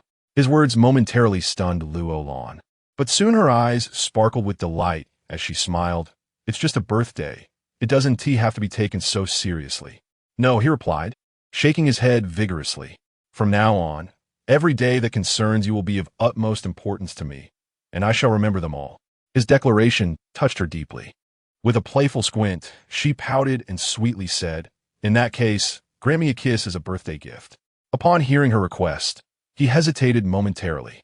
Just as Luo Lan was about to open her eyes in surprise, he lifted her chin gently, leaning in slowly, and delicately pressed his lips against the corner of hers. Her face instantly flushed crimson. He gazed at her rosy visage, then tenderly brushed his cool lips against her forehead, her eyes, and the tip of her nose, finally resting on the alluring lips he had longed for. As his lips descended, a wave of exhilaration enveloped her. Her mind went blissfully blank as she obediently shut her eyes, savoring the warmth of his passionate kiss. As she reveled in the moment, he seized her hand, entwining it around his neck. His lips, which had previously caressed her softly, now transformed into an ardent embrace. His agile tongue deftly pried open her lips, plunging into a fervent kiss that was both passionate and lingering. In that instant of mingling mouths, she was overwhelmed by his kiss, feeling a delightful numbness coursing through her body, her head spinning. Instinctively, she clung to him tighter, yearning for more. This was the most exquisite birthday gift she had received. Yet, their connection remained confined to mere kisses, his large hand incessantly caressing her back, as if he wished to meld her into his very being. Lan, he murmured, parting his lips slightly, his eyes half closed, tenderly calling her name. Do you know what I most desire to do on the day I can stand again?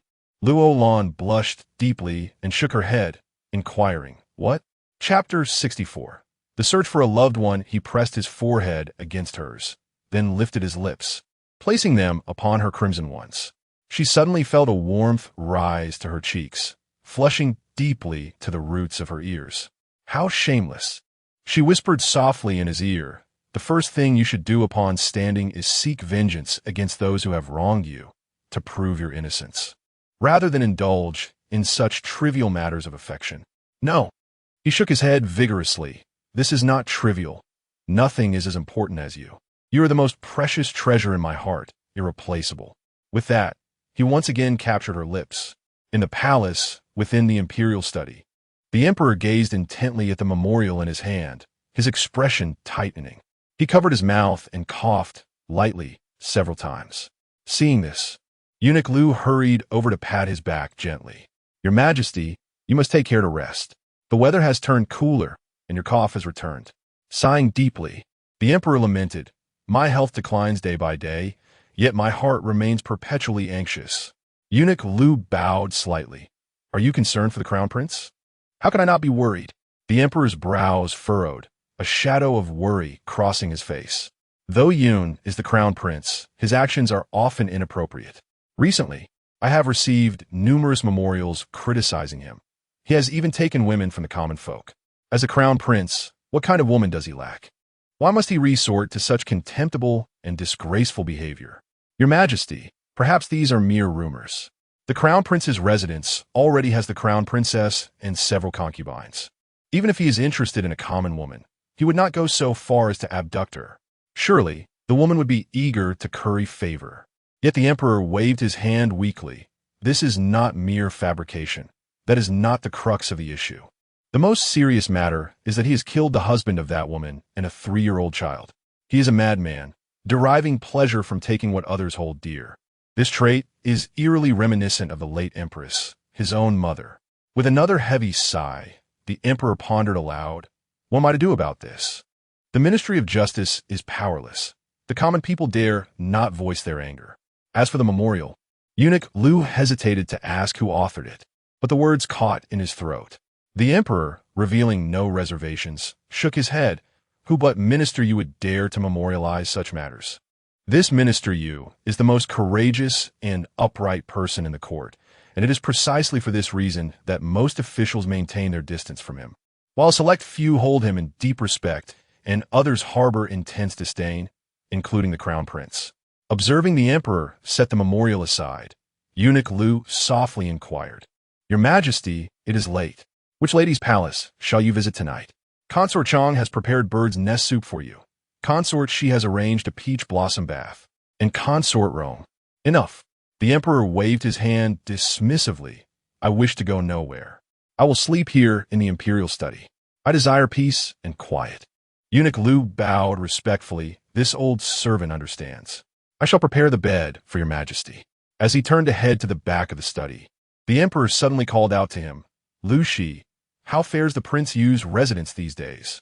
As Lu Gonggong turned around, bending slightly at the waist to address the emperor, he reported, the Princess Yu engaged in a legal dispute with the proprietor of Chang Xiaotang at Shundianfa yesterday. It is said. Pausing to glance at the emperor, he continued, that she compelled the steward Nye to make 2 of her household servants kneel. The specifics. This old servant did not inquire further. The emperor furrowed his brows, perplexed, and inquired, surely she must have her reasons for such actions. However, since she possesses medical knowledge, what of yours? At the mention of Lung Yu, his heart tightened. Lu Gonggong offered further reassurance. Your Majesty, I am unaware of the prince's condition. It is rumored that Consort Chang has not visited in some time. With a sigh, the emperor shook his head, dismissing the matter. Alas, Yuer has committed a grave misstep, inviting mockery from the world. It is not my place to pry further. Upon uttering these words, he seemed to recall the scene from years past when Lung Yu had pointed a sword at him. Had it not been for Yuner's timely intervention, he might have perished beneath that blade. That moment haunted his dreams, vivid and unforgettable to this day. Yuer, his most cherished son, yet the one who had inflicted the deepest wounds upon him. Sighing deeply, he ambled toward the imperial couch. Meanwhile, the influx of patients at Chunchun Hall continued to grow. Lu Mei, undeterred, decided to directly distribute tokens at the entrance of the Prince Yu's residence to register patients and collect consultation fees. After tending to her 10th patient of the morning, Luo Lan stretched lazily. Today, as patients mostly presented minor ailments, thus the appointments were brief. Just as she prepared to rise and administer acupuncture to Lung Yu, Ollie rushed in, clutching a piece of paper. Princess, you must see this. Luo Lan took the paper from her hand, glancing at the sketch upon it, and queried in astonishment, Is this? Casting a look at De Ji, who was writing with Xiao Ji, she frowned. Is this person De Ji? Ollie nodded. Yes, I think it resembles De Ji, but what does it say? It turned out that Ollie recognized the likeness, prompting her to bring back the notice. Yet being illiterate, she had no idea of its contents. Upon reading the text, Luo Lan couldn't help but smile. It was a missing person notice posted by De Ji's family. De Ji, she said, gesturing toward him. Your family is searching for you. Hearing this, De Ji furrowed his brow and blinked at her, then pouted, shaking his head in a pitiful manner. Does that mean my sister wants me to leave? Luo Lan quickly shook her head, clarifying, that is not the intent. It states here that your family is urgently looking for you. I don't want to go, De Ji suddenly exclaimed. I'm staying right here. With a sulky pout, he stormed off. Luo Lan sighed in exasperation and instructed Ali.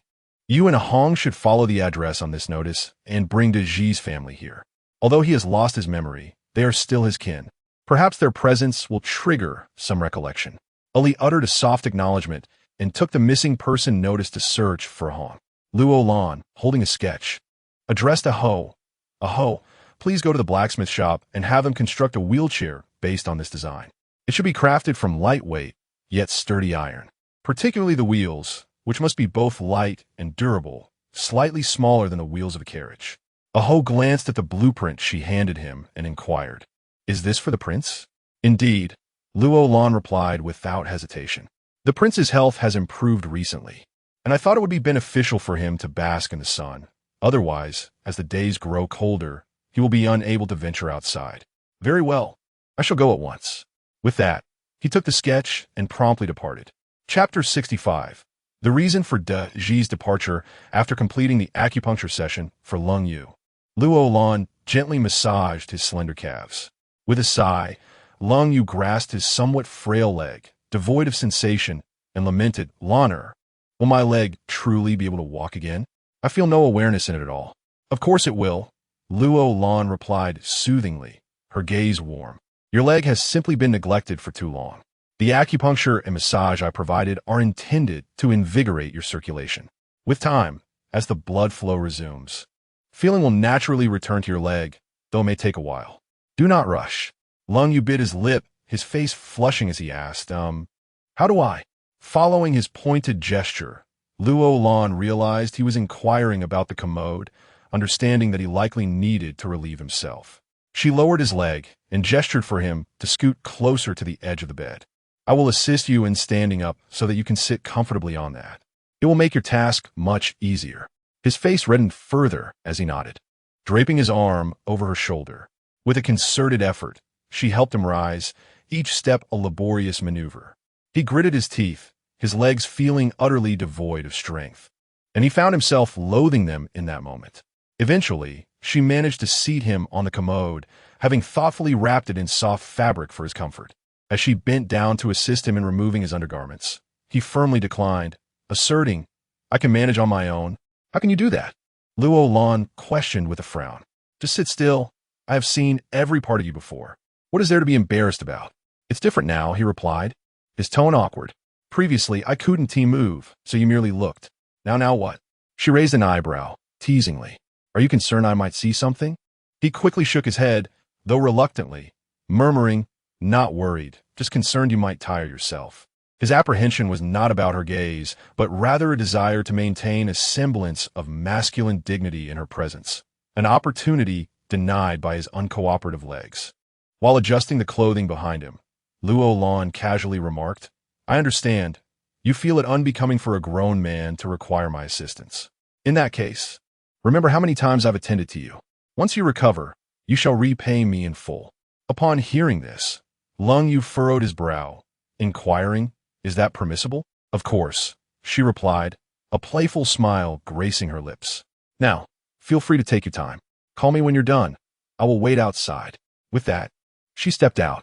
Outside, a Yu approached her, asking, "Princess Ali just reported that the GS family has arrived and is waiting for you in the front hall.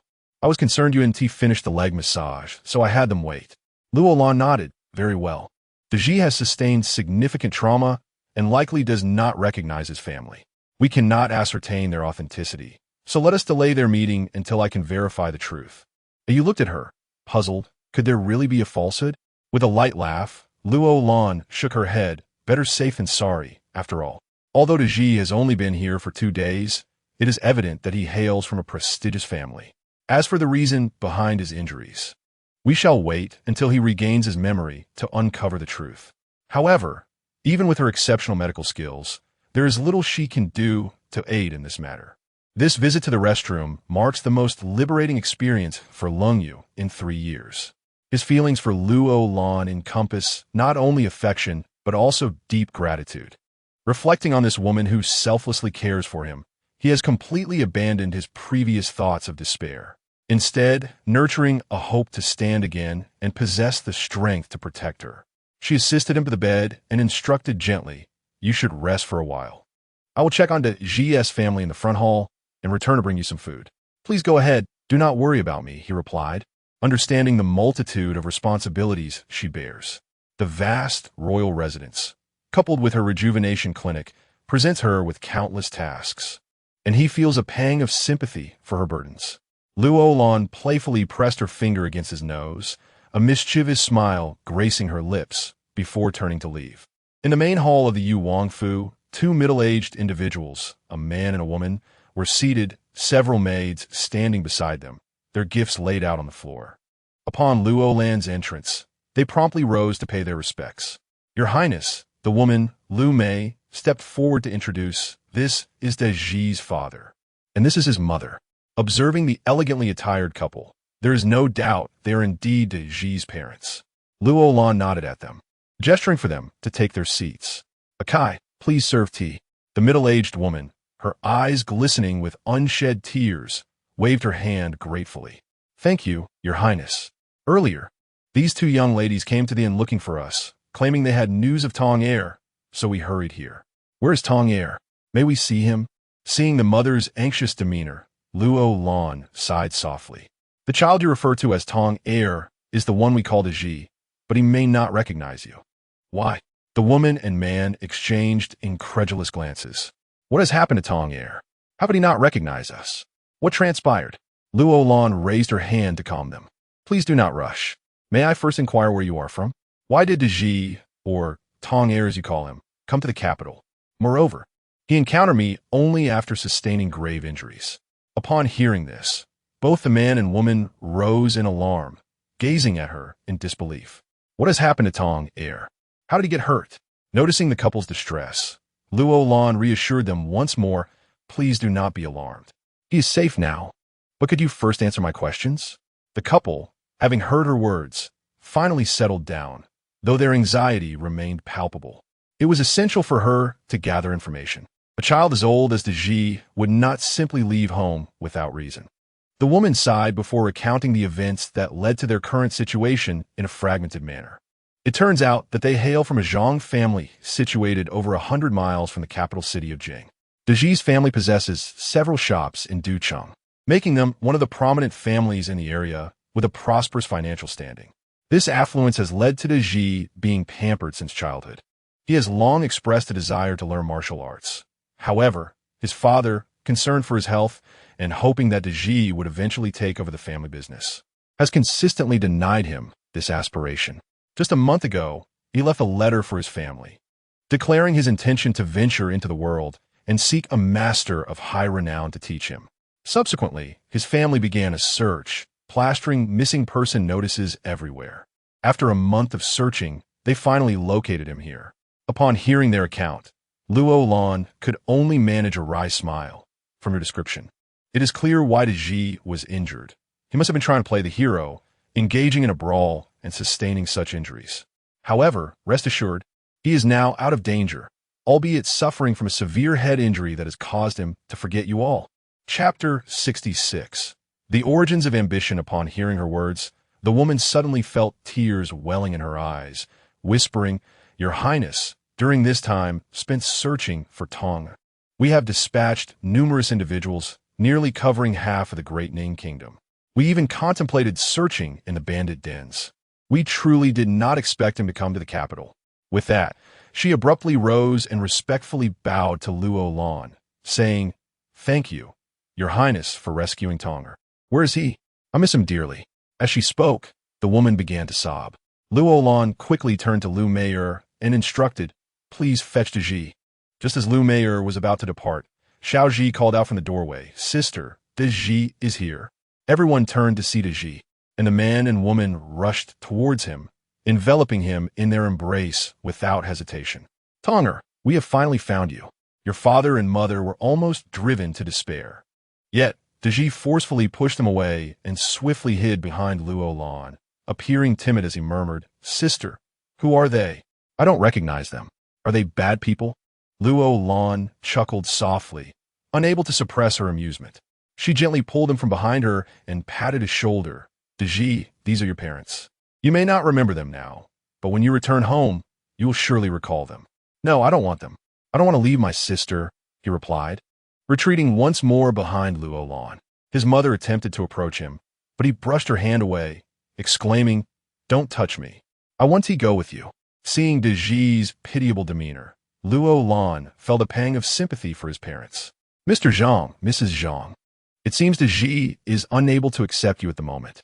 Perhaps it would be best for you to stay here for now, and we can work together to find a way to help him regain his memory. Given his current state, he is unlikely to accompany you." Hearing this, Mr. Zhang looked somewhat troubled as he regarded her, then clasped his fists in salute to Luo Lan, saying, "In that case, it would indeed be an imposition upon your highness. We shall take up residence at an inn and visit Tong'er during the day." Luo Lan did not insist further, replying, "Very well. De Ji's injuries have healed well, and I have prepared medicine for him. If all goes as planned, with some time to recuperate, he will gradually recover his memory and naturally return with you." Mrs. Zhang gazed at De Ji with teary eyes, longing to approach him, but upon seeing the fear in his expression, she hesitated to advance. In the afternoon, Luo Lan specifically arranged for Xiao Ji to take De Ji and his parents to the back garden of the Wang residence, hoping to foster their bond. As the consultation time arrived, Luo Lan instructed A Ho to bring in the first patient, and the crown Prince Lung Yun swaggered in, flamboyantly waving his fan. Luo Lan furrowed her brow at him and coldly remarked, "Consultations here are conducted by appointment. If you do not have an appointment or are not yet called, please wait your turn." According to her schedule, the crown prince's appointment was for the next day, yet he had arrived today, and an immediate sense of distaste washed over her. However, Lung Yun triumphantly produced a ticket and slapped it on her desk, declaring, "See, I am first in line this afternoon." Luo Lan cast a puzzled glance at A Ho, inquiring about the situation. A Ho, somewhat helpless, clenched his fists and said, "Your Highness." He spent 10 taels of silver to change his appointment with the first patient. Upon hearing this, Luo Lan furrowed her brows. The crown prince was so eager to seek medical attention that he spared no expense to secure a slot. It seemed he must be quite unwell. "Please take a seat." Lung Yun, without a hint of hesitation, settled himself across from her, propping his chin on one hand as he leaned over the table, gazing at her intently. Luo Lan, displeased, yanked the pulse pillow from beneath his elbow, causing him to stumble slightly. Coldly, she inquired, "Now, where do you feel unwell?" Raising an eyebrow, Lung Yun replied, clutching his chest, "I am afflicted here." Luo Lan recognized his intention to provoke her. She was disinclined to take his pulse or conduct an examination. Instead, she grabbed her pen and hastily scribbled a prescription, slamming it down before him. "Take this and fetch your medicine accordingly." Her action visibly irked the crown prince, who opened his mouth in protest, momentarily vexed before regaining his composure. "Dr. Shui, you haven't even taken my pulse, yet you prescribe indiscriminately? Do you possess the ability to diagnose merely with your eyes?" Luo Lan let out a cold laugh. Then, with a disdainful arch of her brow, remarked, "The pain you experience should stem from your heart. I surmise it is your heart that is ailing. You ought to consume more medicine to remedy it, lest you meet an untimely demise." "You!" Lung Yun pointed at her, his teeth clenched, but he soon regained his calm, bantering with her. "I rather enjoy women like you, Dr. Shui, fiery yet elegant. I detest those who flatter me. Scold away. The harsher your words, the more I relish them." With that, he playfully scratched his ear, leaning closer as he lowered his voice, squinting at her. "To be frank, from the moment I laid eyes on you, I deemed you a woman of distinction. A woman like you is rare, and my fourth brother is utterly inept, unable to achieve anything, leaving you in a state of unfulfilled widowhood. As your elder brother, it pains me. How about this? You come to my crown prince's residence." Before he could finish, Luo Lan's hand shot out, poised to strike his face, but he seized her wrist instead, leering at her delicate hand with a lascivious chuckle. Dr. Shui's hands are so soft. Nearby, Lu Mei, A Hu, A Kai, and A Hong readied themselves to intervene, but Luo Lan shook her head at them. "There are still patients waiting outside. If I were to engage in a physical altercation with the crown prince here, it would be difficult to explain to outsiders." Thus, she lowered her voice, her crystalline eyes twinkling as she addressed the crown prince. "Very well. Since you harbor such thoughts, why not speak to the emperor?" If His Majesty's decree permits me to go to your crown prince's estate, I shall comply. Really? Lung Yun's eyes sparkled with excitement as he gazed at her. You're not jesting? Luo Lan curled her lips in a dismissive smile.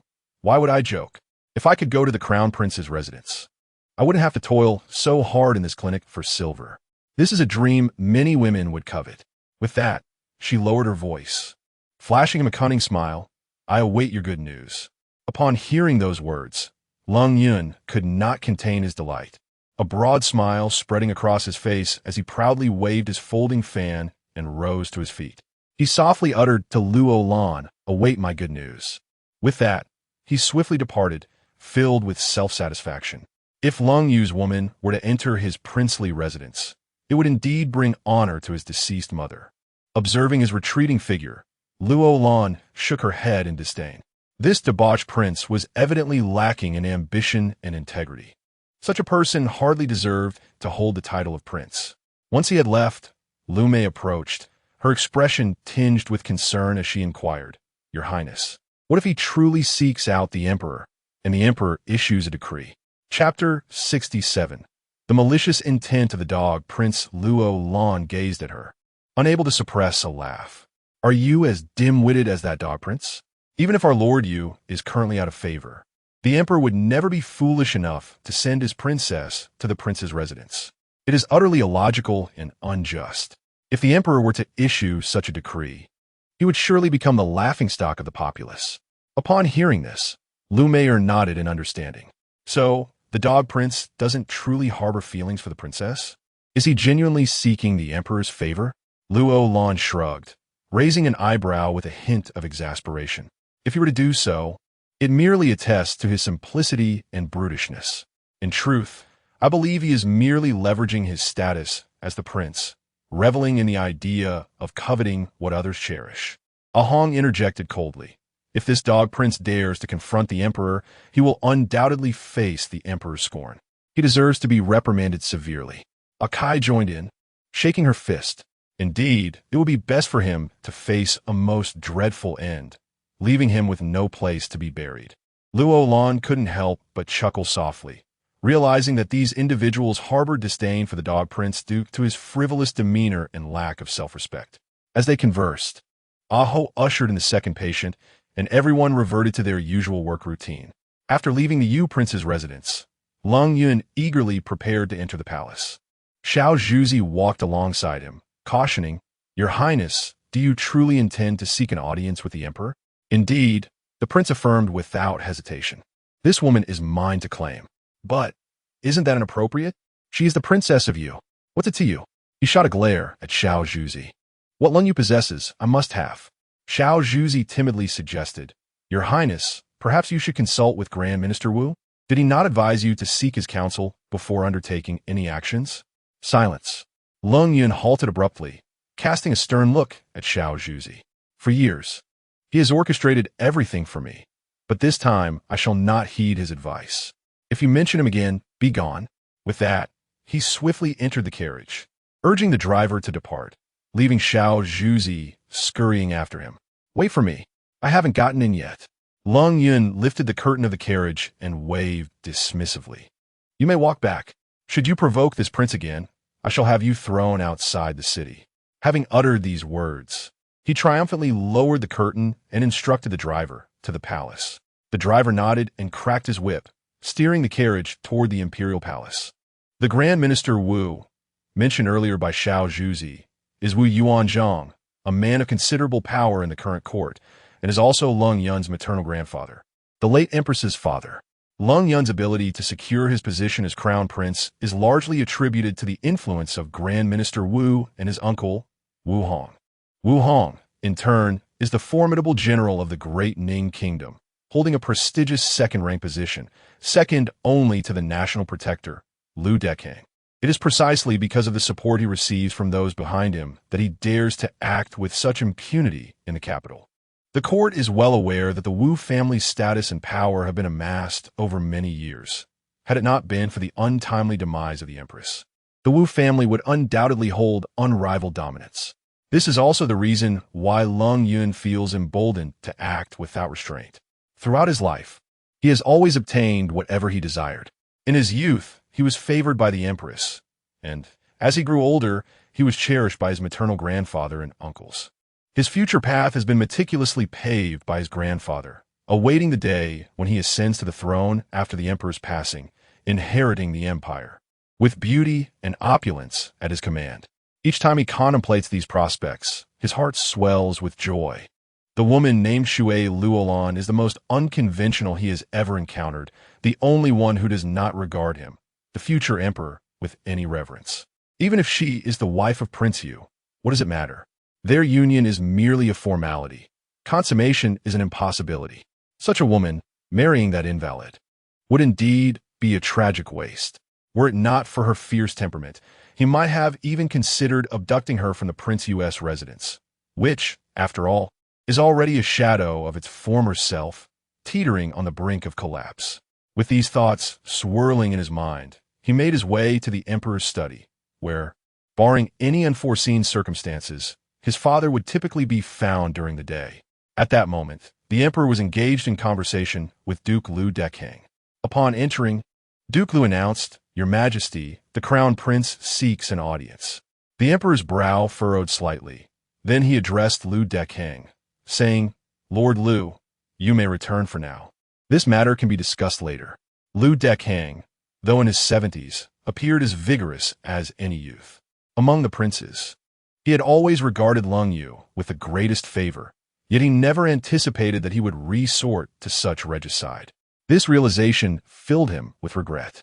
Without further ado, he bowed and stated, "I take my leave, Your Majesty."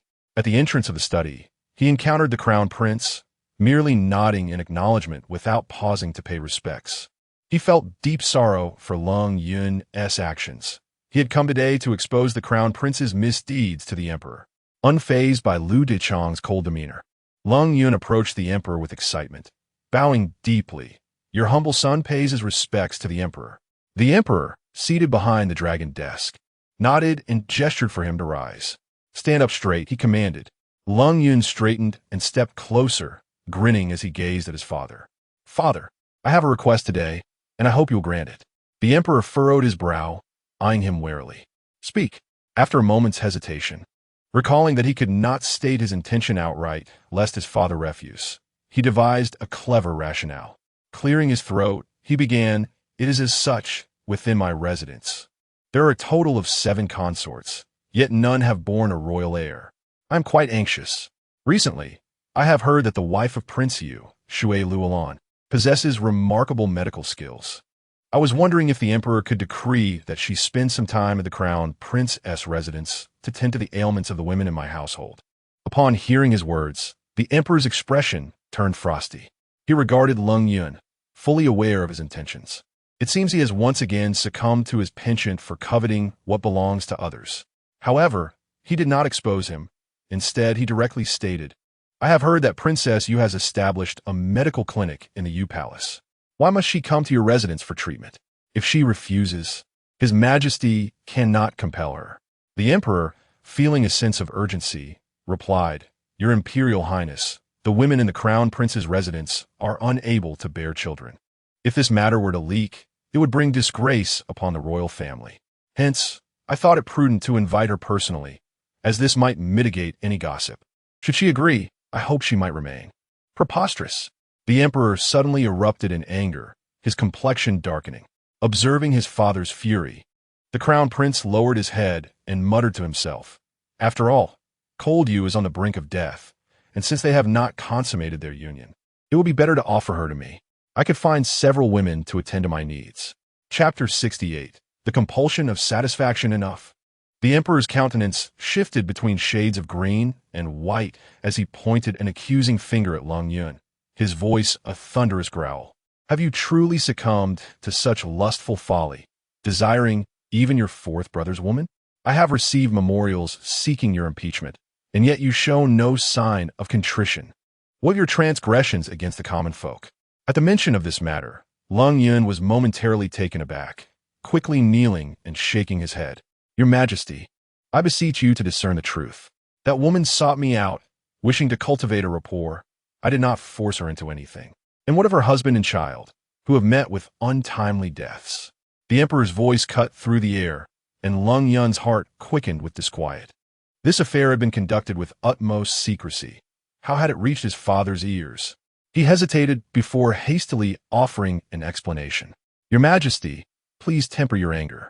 This incident was instigated by my subordinates, and I have already punished them. Should you deem the punishment insufficient, I can surrender them to the authorities. This matter is not mine to bear. Not yours to bear.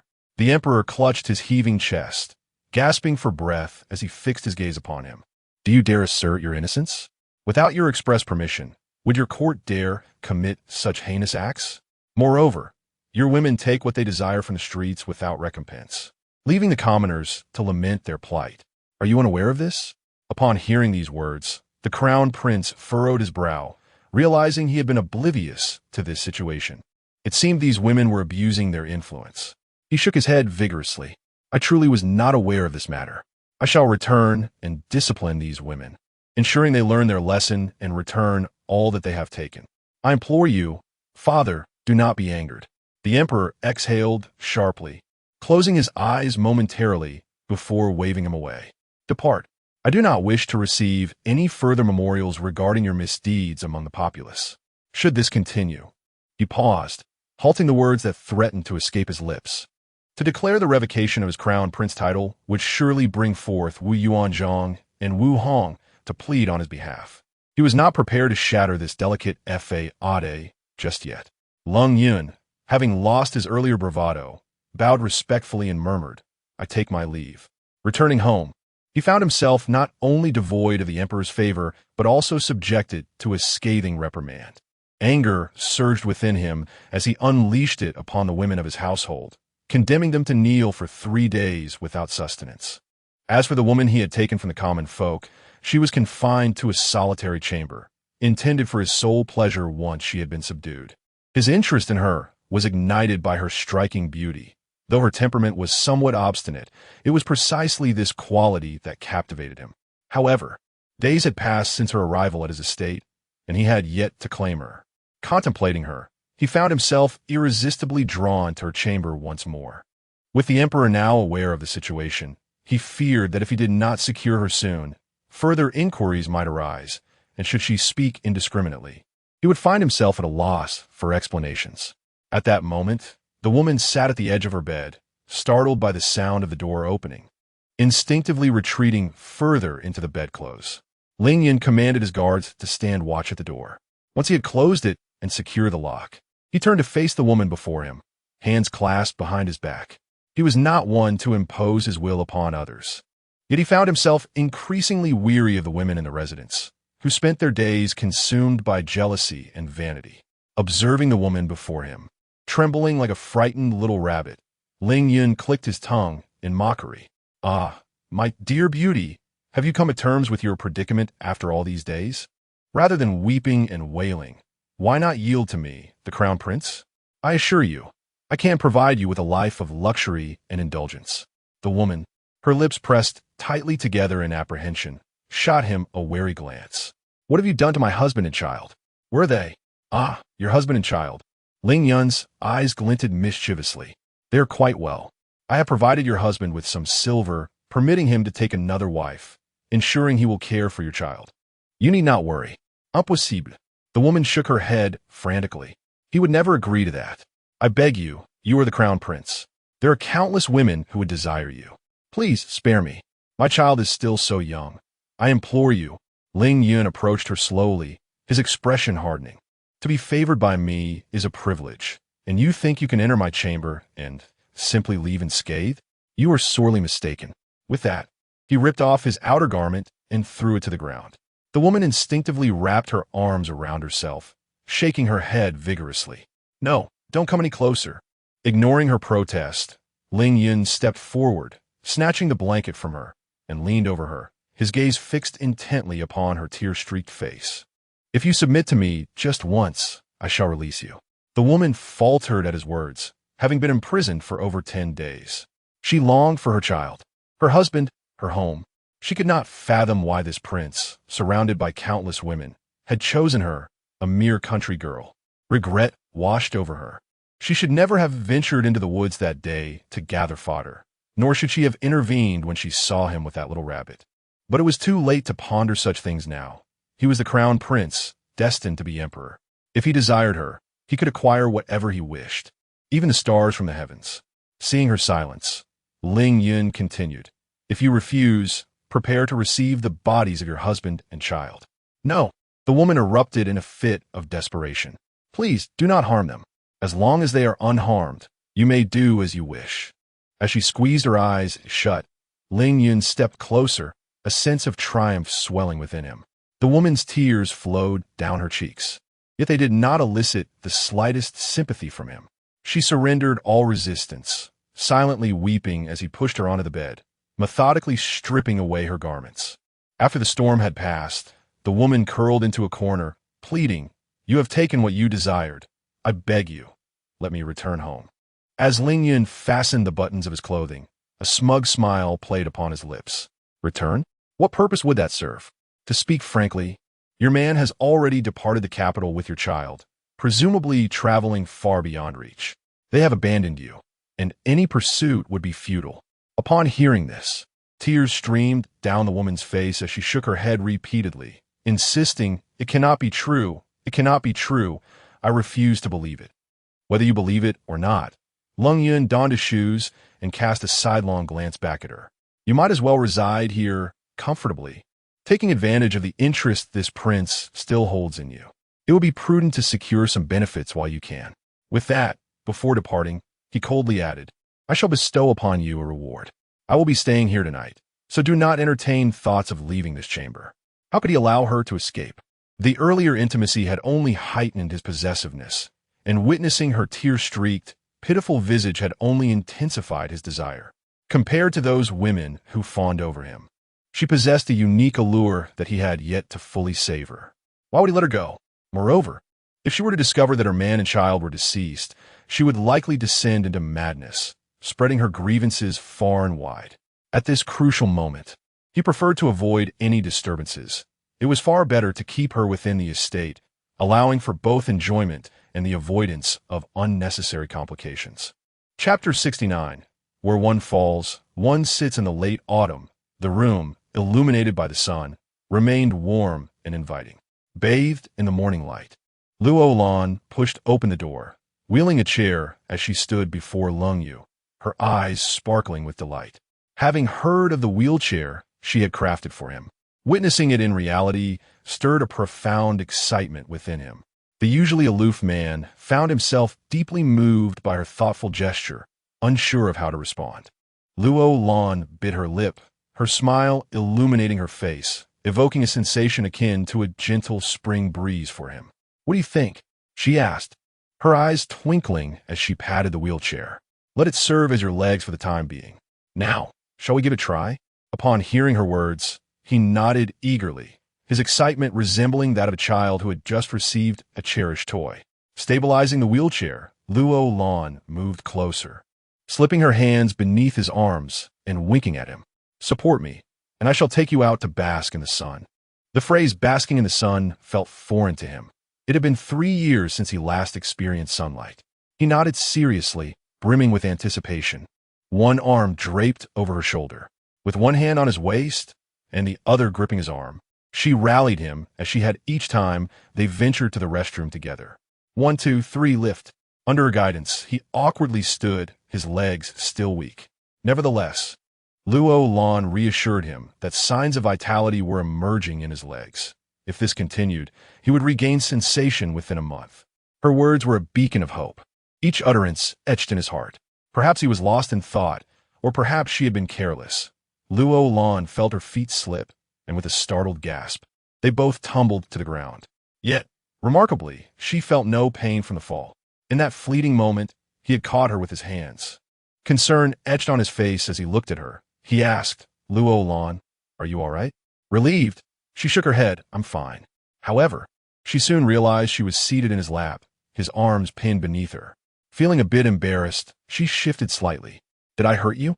He shook his head, withdrawing his hands from beneath her, adjusting her position to sit more comfortably on his legs.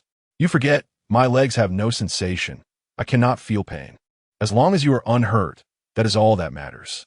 Luo Lan noticed the flush of embarrassment spreading across his face, and she playfully leaned closer. Since we have fallen, let's linger here for a while. She felt like a dual-natured person. Before him, she appeared as a fragile woman, while in the presence of others, she transformed into a strong, commanding figure. Lung Yu pressed his face against hers, his arms tightly encircling her waist. With a tone laced with regret, he whispered near her ear, "Luo Lan, I'm sorry for causing you to fall." His insecurities began to resurface. Luo Lan pouted and turned back, inadvertently brushing her lips against his. She gazed at him, her warm breath brushing against his face, and spoke slowly, "Do not utter apologies. If you feel remorse, then spend the latter half of your life compensating me." "I will," he replied, holding her tightly, resting his forehead against her cheek like a child who has erred. In her presence, he felt himself transform into a vulnerable child in need of her protection. Fearful of her indifference and terrified of her departure, she raised her hand to gently caress his face, nuzzling her forehead against his, murmuring, "I believe our future days will be filled with happiness, with a son as handsome as you and a daughter as intelligent as I. Our family of 4. Filled with laughter and joy." As these thoughts crossed her mind, she smiled broadly, while he stood frozen. The life she envisioned was one he had never dared to dream. Yet now, he found himself filled with anticipation. Suddenly, he lifted his head, cradling her face in his hands, and earnestly declared, "Lanner, once my leg heals, let us leave this place for a land where no one knows us, to live a tranquil life." Seeing the hope in his eyes, she could not bear to shatter his dream. She nodded earnestly and playfully pressed her finger against the tip of his nose, saying, "All right, we shall find a place blessed with mountains, rivers, and flowers. You will farm while I weave, you will hunt while I manage the home. Such a life would be delightful." Yet deep down, she knew that when the day came for him to stand again, he would not let matters rest so easily. 3 years of freedom, 3 years of living as neither man nor ghost. Would he truly let those who had wronged him escape unscathed? The answer was certainly no. Thus, nurturing his fantasies, allowing his thoughts to remain innocent, was perhaps a kindness. He gazed at her with a soft smile, then wrapped her in his embrace, a bittersweet smile on his lips. "Lanner, I know you are comforting me. You are one who seeks revenge, and I am the same. Since meeting you, I have learned a vital lesson. I should not succumb to despair as I once did, but rather, to survive well, those who have harmed me must face consequences." As he spoke, his fists clenched tightly, his teeth grinding audibly.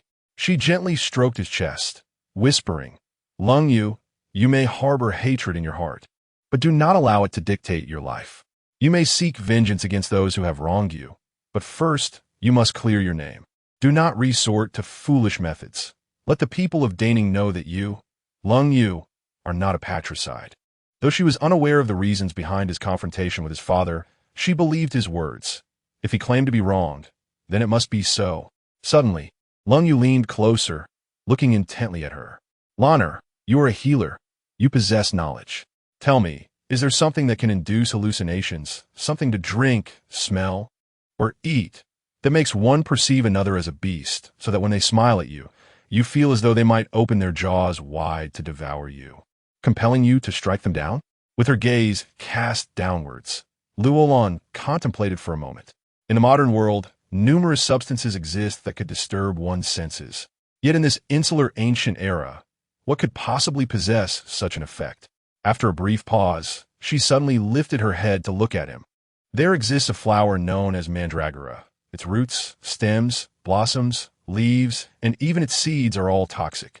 It has the power to induce hallucinations. Merely inhaling its fragrance or consuming it can render one weak and disoriented, prompting actions one would typically shy away from." "Indeed," Lung Yu replied, as if awakening from a dream, nodding in agreement. "This sensation is precisely what I have been unable to comprehend for the past 3 years. Your words have illuminated my thoughts. The day before my father's birthday celebration, the aroma in my chamber shifted. That very morning, Lung Yin offered me a cup of tea, which I found rather peculiar. It was adorned with white leaves. He claimed it was tea he had procured from the western regions. At this point, he clenched his fists, overwhelmed by a sense of foolishness. How could I have been so naive, so unguarded? If only I had been more cautious. I would not have found myself in this predicament. His expression of regret, filled with remorse, caused Luo Lan to furrow her brow. Suddenly, she lifted her head and gently pressed her crimson lips against his chin, hoping to soothe his troubled heart. Chapter 70. Let everything be guided by Luo. Her kiss was the most luxurious indulgence for him, an irresistible temptation.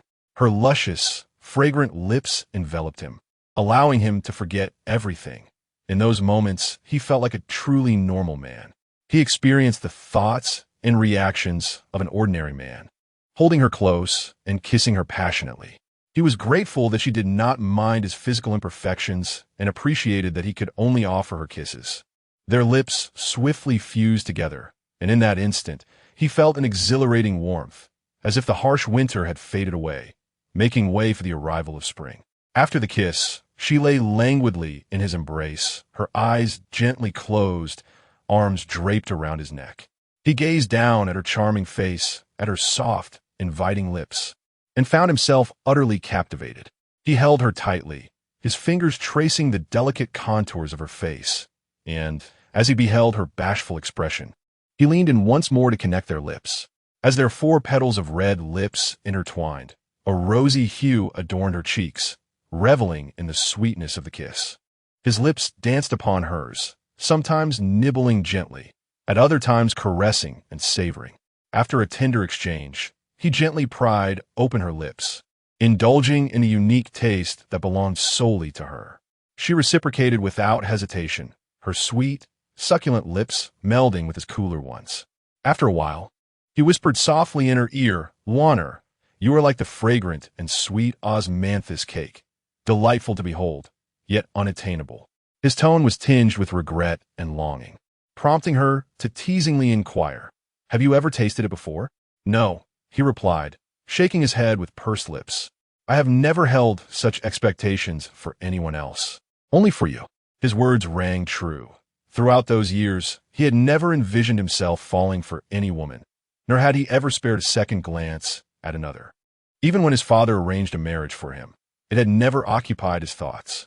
At that time, he had been solely focused on mastering his martial skills to protect his homeland, ready to go wherever war beckoned.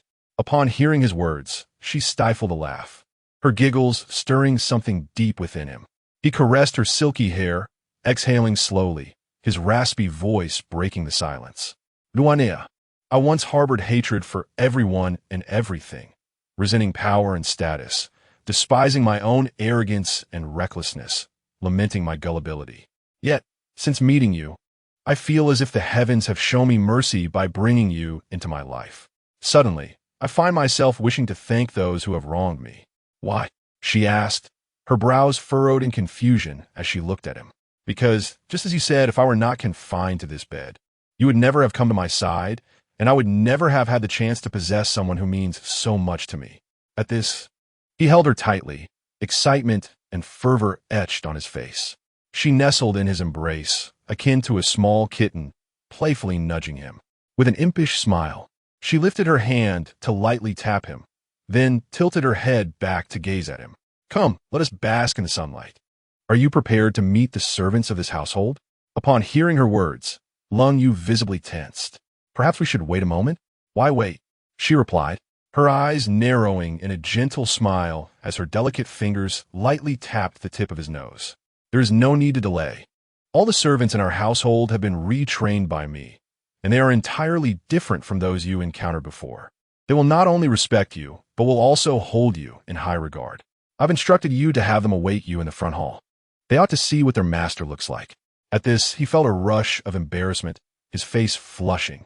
"Have we kept them waiting long?" "Not for long," Luo Lan replied, biting her lip in amusement, recalling the earlier scene. A hint of shyness crossed her face as she playfully stuck out her tongue before rising, gesturing for him to lean on her shoulder to stand. Lung Yu shook his head. "Bring the wheelchair here.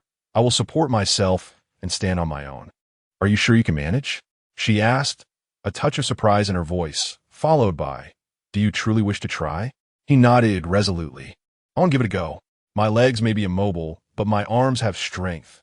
Luo Lan moved the chair beside him and secured the wheelchair before nodding encouragingly.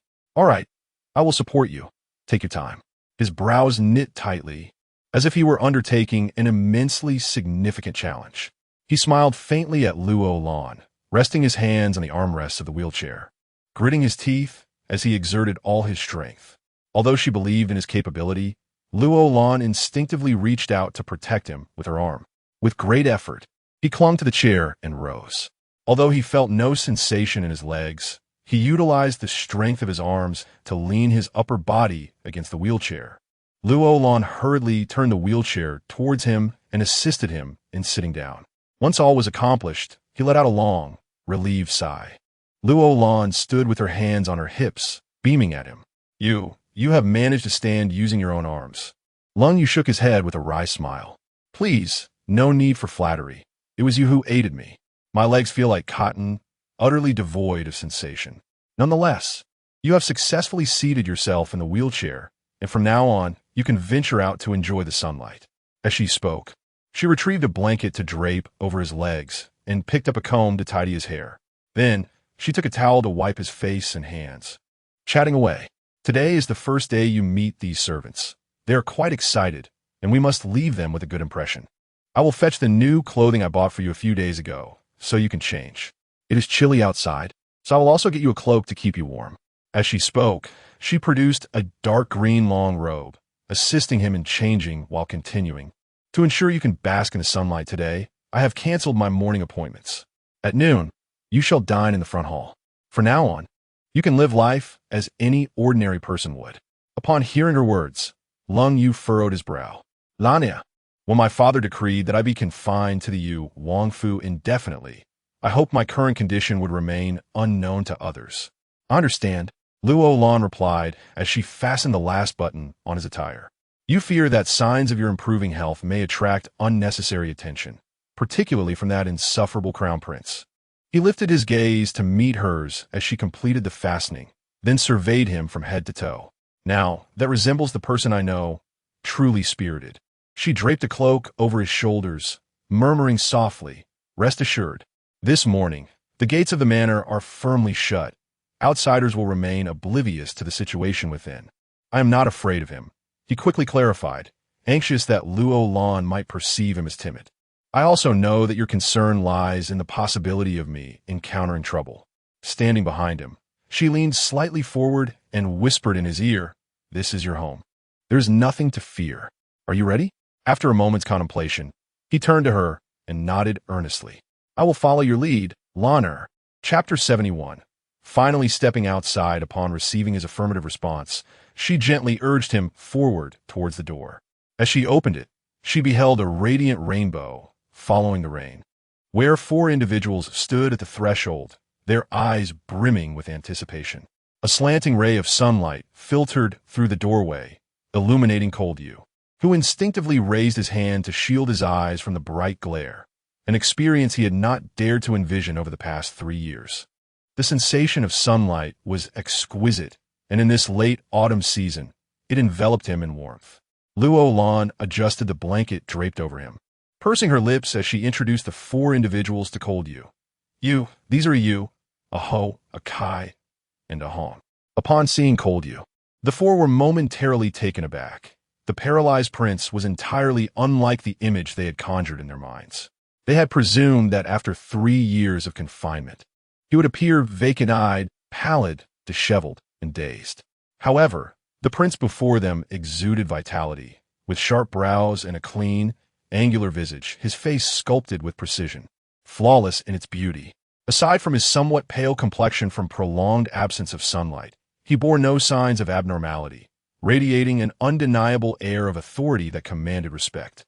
In unison, the 4 bowed and saluted, "Long live the prince." Cold Yu regarded them with a slight nod, his lips pressed together, indicating that formalities were unnecessary. It was then that Luo Lan beckoned a Yu and a Ho to assist him down the steps. She turned to a Yu, saying, "You have been with the prince during this time. You may push his wheelchair."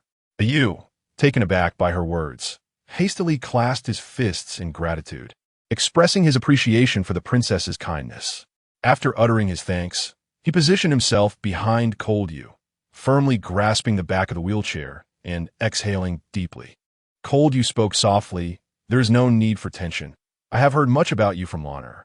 You have worked hard during this period. Your Highness, please do not say that. Ayu stammered. This is what I ought to do. Observing Ayu's nervous demeanor, Luo Lan suppressed a smile. Ayu, you will be by the prince's side from now on. You cannot remain this tense. Ayu nodded vigorously. Rest assured, princess. I will take good care of the prince. Witnessing his cheerful demeanor, Aho clicked her tongue. Look at you, all pleased. My position is equally significant, is it not? Princess? Luo Lan, aware of Aho's jealousy, nodded with a smirk. Indeed, each of you holds great importance. From now on, the responsibilities of caring for the prince during the day will fall to Ayu and Akai, while Ahong and Aho will assist me at the medical clinic. Your roles are irreplaceable. You four are the most trusted individuals of both the prince and myself. Upon hearing this, the faces of the four, like a rainbow after the rain, lit up with pride and excitement, grateful that they had chosen the right path.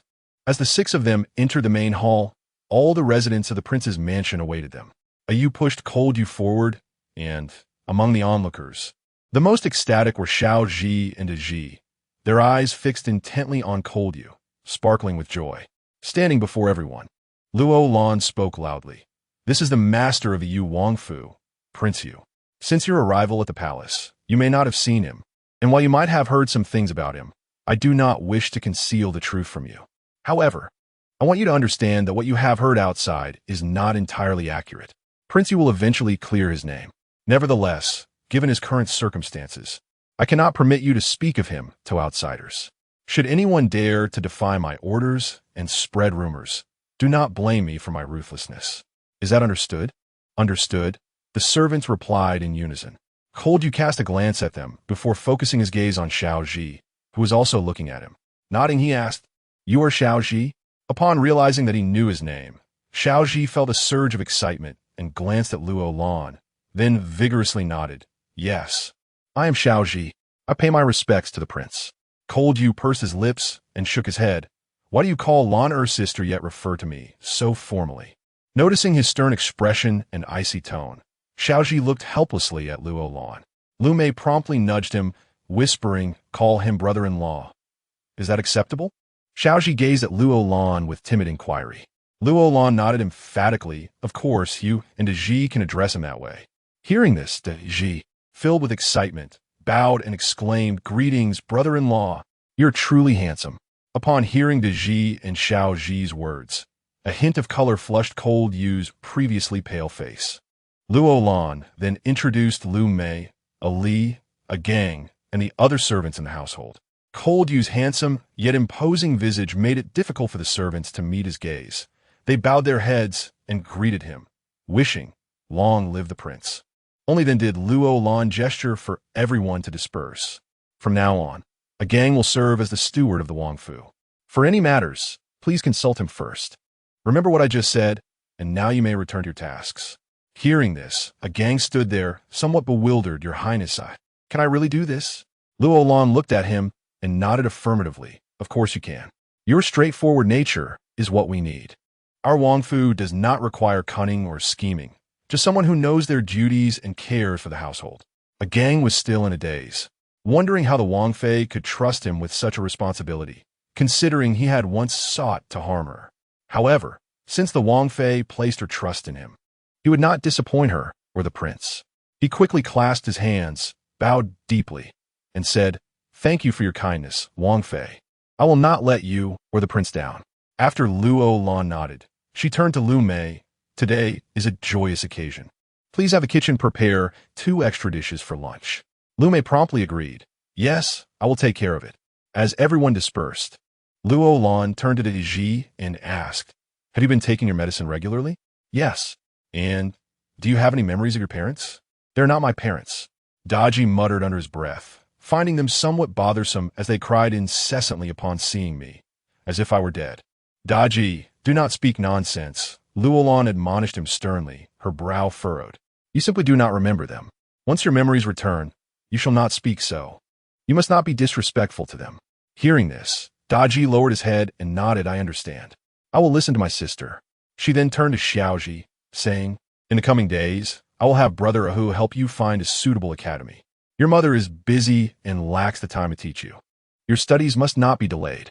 Upon hearing this, Daji chimed in, "Sister, I want to go too." Luo Lan looked at him with a hint of exasperation. "You may go, Daji, but only temporarily. Once your memories are restored, you must return home with your parents." This was the last thing Daji wished to hear. He lowered his head and mumbled, "I understand." Just then, Ahu rushed in, panting, "Your Highness, it's bad. The Crown Prince has brought a large entourage and is knocking at the door." Chapter 72. Confronting the Accuser? The Dog Prince returns? Upon hearing those words, Luo Lan's brow furrowed slightly, and the expression on Lung Yu's face darkened ominously.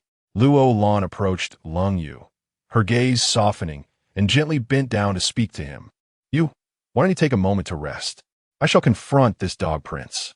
Lung Yu lifted his eyes, concern etched in his expression as he replied, "Lan'er, since he has arrived, it is unreasonable for me to hide away. I cannot allow you to face him alone.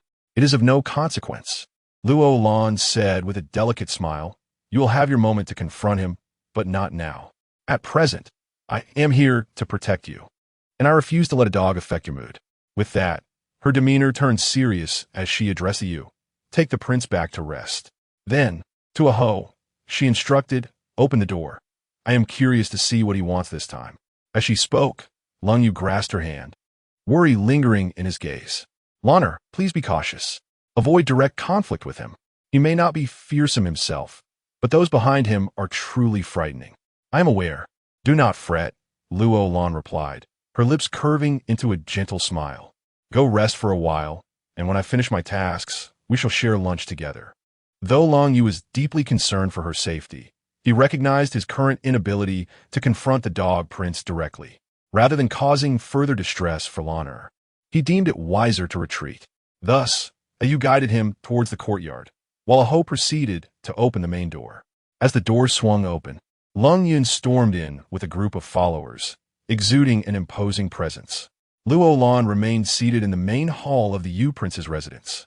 A gang stepped forward to greet them, bowing respectfully as he inquired, "Your Highness, what brings you and such a large entourage to the Yu Prince's residence?" Lung Yun cast a cold glance at him, retorting, "And who might you be?" "I am the steward of the Yu Prince's residence. If the prince has matters to discuss." "I am at your service," a gang replied. "Get lost," Lung Yun scoffed, his brow furrowing. "I wish to see your master, the Yu Princess. You have no authority to speak to me." Though a gang felt a surge of indignation, he remembered his station and stood tall, raising an eyebrow at the prince.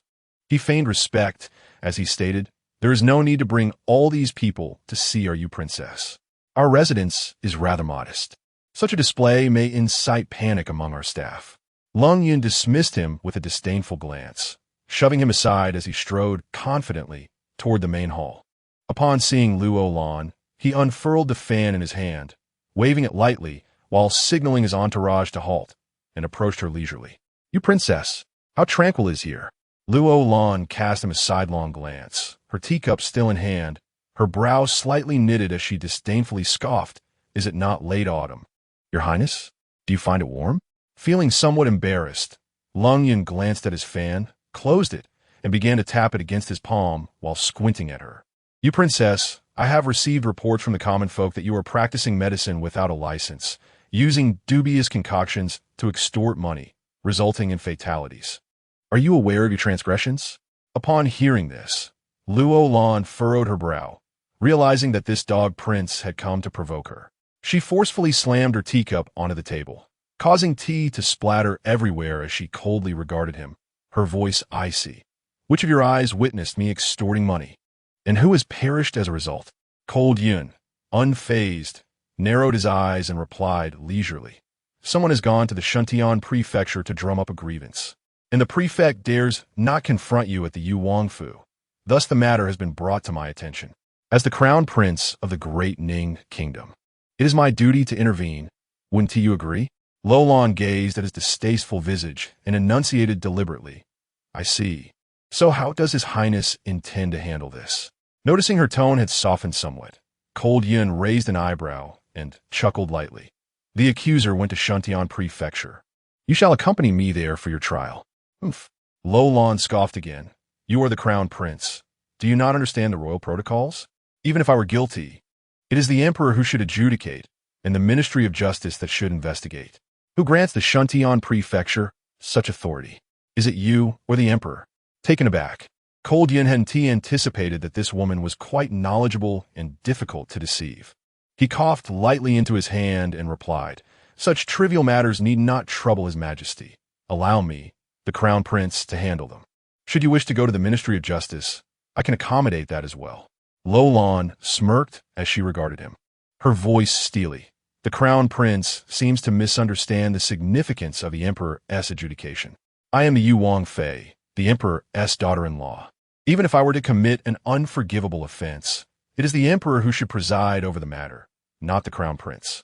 Do you wish to usurp the emperor's authority? Upon hearing this, Cold Yun pressed his lips together. This woman was sharp-tongued.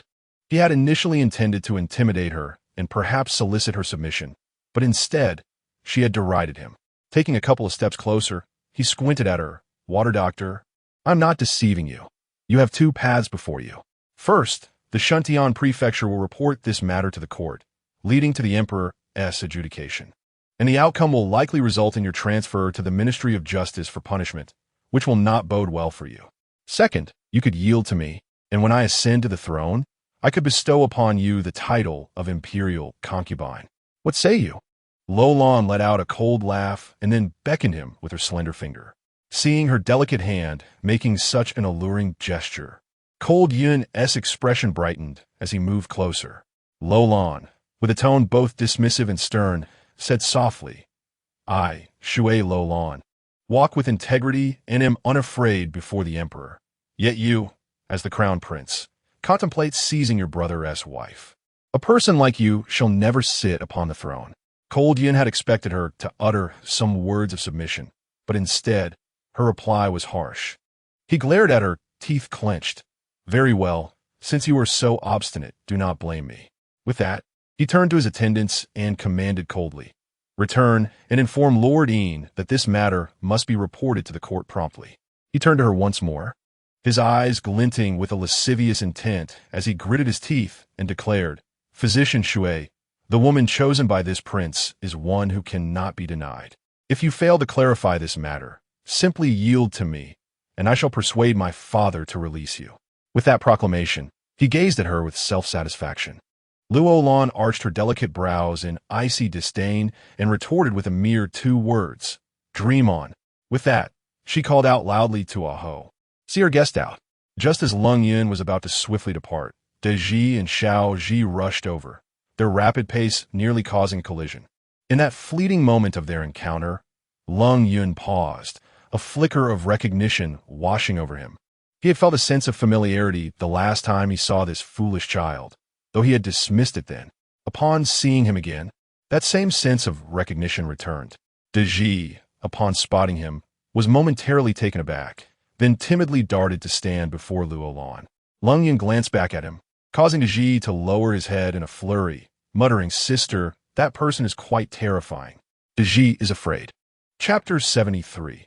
The imperial edict has arrived. Luo Lan cast a glance at Lung Yun and softly reassured De Ji, Fear not, for your sister is here. Even the fiercest beasts would not dare approach us. Lung Yun turned back, casting a cold glance at De Ji, his eyes flickering with a hint of darkness before he strode away, with those awaiting him outside closely following. Upon exiting the gates of the Yuangfu, Lung Yun abruptly halted before mounting the carriage. He addressed Xiao Zhuzi. That fool named Ji seems oddly familiar to me. Investigate his background. Xiao Zhuzi hastily clarified. There is no need for that. He is the very person who was saved by the bet made between the Yu Wangfei and Nie Chang'an at the Shuntian prefecture. It is said he was gravely injured and seems to have lost his wits, suffering from amnesia. At this revelation, Lung Yun suddenly appeared enlightened, striking his head with the fan he held, muttering fiercely, so that's why he seemed familiar. How could I not have realized? Hearing this, Xiao Zhuzi looked at him in confusion. Your Highness, what do you mean by familiar? He inquired, lacking understanding.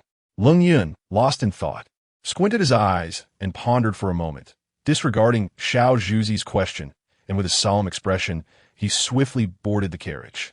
3 days later, Eunuch Lu arrived at the Yu Wangfu bearing the imperial decree. Luo Lan and her companions knelt before the hall, anxiously awaiting the edict. For days, her heart had been racing, yet she could not recall which patient might have succumbed to her treatment. None of her recent patients had been critically ill. She had assumed the dog prince was merely trying to frighten her, but to her astonishment, the decree had indeed arrived. Eunuch Lu regarded her, cleared his throat, and then raised his voice to proclaim, "By the will of heaven, the emperor decrees. I have received a report from the Shuntian prefecture stating that the Yu Wangfei, while practicing medicine, disregarded the causes of her patient's ailments and indiscriminately prescribed unknown and peculiar remedies, resulting in the death of Su Tianhu's mother. This matter cannot be overlooked. Therefore, I summon the Yu Wangfei to the palace immediately to face inquiry. Thus it is decreed." Upon hearing this decree, Luo Lan's brow furrowed tightly, and those behind her were equally astonished. After delivering the edict, Eunuch Lu bowed and handed it to her, saying, "Yu Wangfei, please." Luo Lan accepted the decree, bowing respectfully. "I apologize for the inconvenience, Eunuch Lu. I must first inform Prince Yu to alleviate his concerns." Eunuch Lu nodded in understanding. "Please be swift, for the emperor awaits." After nodding, Eunuch Lu turned and withdrew. With a furrowed brow, she spoke to a gang. "I am uncertain about the nature of this matter. I may not return for some time after I leave. Please post a notice at the entrance indicating that the medical clinic will temporarily close until my return." A gang nodded gravely. "I understand. Wangfei, do not worry." She then addressed a Ho and a Hong. "Inform the household staff about this matter, but do not disclose anything to the prince. While I am away, you must collaborate with the gang regarding household affairs. Do you understand?" A Hong stepped forward, concern etched on her face. "Wangfei, allow me to accompany you to the palace." "There is no need," Luo Lan replied. Luo Lan waved her hand, fully aware that if anyone were to perish due to her medicine, she would undoubtedly be implicated. There would certainly be those who would seize the opportunity to undermine her. It was not merely the contemptible prince, but also El Wei from the Shuntian prefecture and Dr. Bai from the Imperial Medical Institute, who harbored grievances against her. Thus, she resolved not to involve others in this matter. She would confront it alone. After confiding in these few individuals, she hurried to the back courtyard. Yet she had no intention of disclosing to Emperor Lung Yu the reason for her summons to the palace, nor did she plan to inform him of her impending visit, as it would only cause him worry. As she entered the courtyard, she coincidentally encountered a Kai, who was bringing in tea. She gestured for Kai to approach, and the latter bowed softly, greeting her, "Your Highness." After acknowledging her, Luo Lan leaned in and whispered, "I must go to the palace for the matter raised by the contemptible prince a few days ago. However, do not mention this to the prince. If he inquires, tell him I am attending to a critically ill patient and that my return is uncertain." Hearing this, Akai gazed at her with concern. "Your Highness, the emperor will not trouble you, will he? Is this the prince's doing?" Luo Lan pursed her lips and shook her head. It was still uncertain. "In the meantime, you must take good care of the prince's meals and daily needs. I will strive to resolve this matter swiftly." Though she spoke with assurance, uncertainty gnawed at her heart. She had yet to grasp the full scope of the situation. All would be revealed once she entered the palace. Upon her arrival, Emperor Lung Yu's face brightened with joy. "Lana, are there no patients? Why have you returned?" Luo Lan approached him, gazing tenderly, as she often did, pressing her finger gently against his nose and affectionately saying, I have taken on a critically ill patient and may need to be away for 2 days." His expression shifted to one of concern as he grasped her hand tightly. "Lana, how long will you be gone?" She looked into his eyes, offering a gentle smile. "Not too long, I hope. I cannot be certain.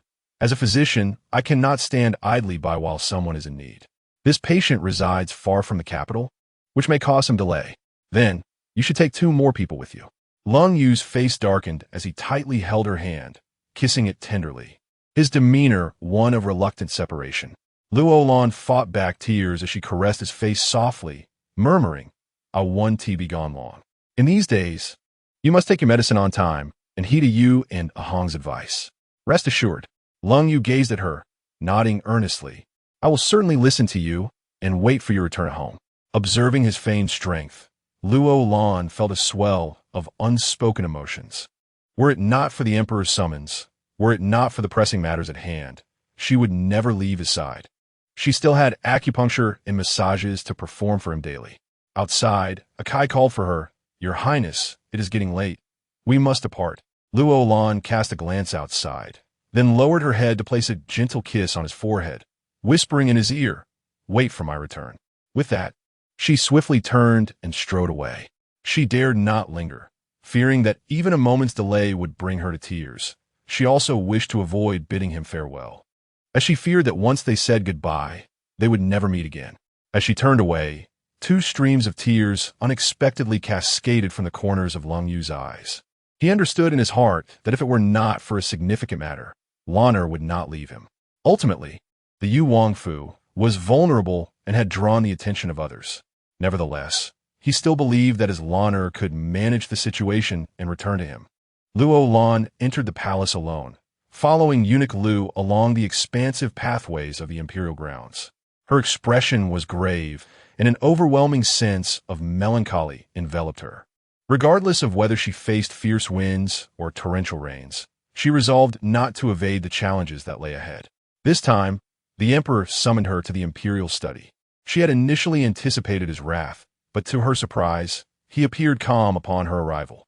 After she had paid her respects, he softly inquired, "I trust you are aware of the reason for my summons. Pray, explain what has transpired." Chapter 74. Unspoken thoughts. Luo Lan lowered her gaze and, undeterred, replied, "I have nothing to say. Since someone has died after taking my medicine, I must be allowed to meet them. Otherwise, I cannot believe that my medicine could cause death." Her resolute tone momentarily startled the Emperor, who then furrowed his brow as he regarded her. "Princess Yu, I have heard that you are a competitive person. However, this incident is not without foundation. I believe it was not your intention to harm. Therefore, I wish to prepare you mentally before the public trial." Upon hearing the Emperor's words, Luo Lan felt a warmth in her heart. He was allowing her time. She raised her eyes to meet his and said, clearly and deliberately, "Thank you for your consideration, Your Majesty. I have nothing to prepare. Logically speaking, the family of the deceased should come to the Yu Prince's residence to seek justice, rather than directly approaching the Shuntian prefecture. Thus, I suspect there is something amiss." The Emperor narrowed his eyes as he observed her, then sighed. "I will investigate this matter thoroughly. If you are wronged, I shall restore your honor. However, if it is indeed your medicine that caused the patient's death, I will not be lenient." A twitch of her lips revealed her understanding of this harsh reality. If she could not prove her innocence, not only would the Emperor not spare her, but also the esteemed Dr. Bai and that treacherous prince would not show her mercy. Living in the Yu Prince's residence, where she faced constant ostracism, required her to remain perpetually vigilant, always navigating a treacherous path. The Emperor regarded her once more, noting her unwavering resolve, and continued, "I know it is a burden to have you married to you. Recently, the royal physician mentioned his declining health, and Consort Chang suggested finding him a princess to accompany him in life and in death. I did not intervene." He sighed again. "Fortunately, you have cared for Yuer well. He is still alive. I'm uncertain whether I should be grateful to you. Although I do not wish for you to encounter misfortune, this matter has reached me through the Shuntian prefecture, and the common people have likely heard of it. Thus, even if I wish to conceal it, I find it impossible."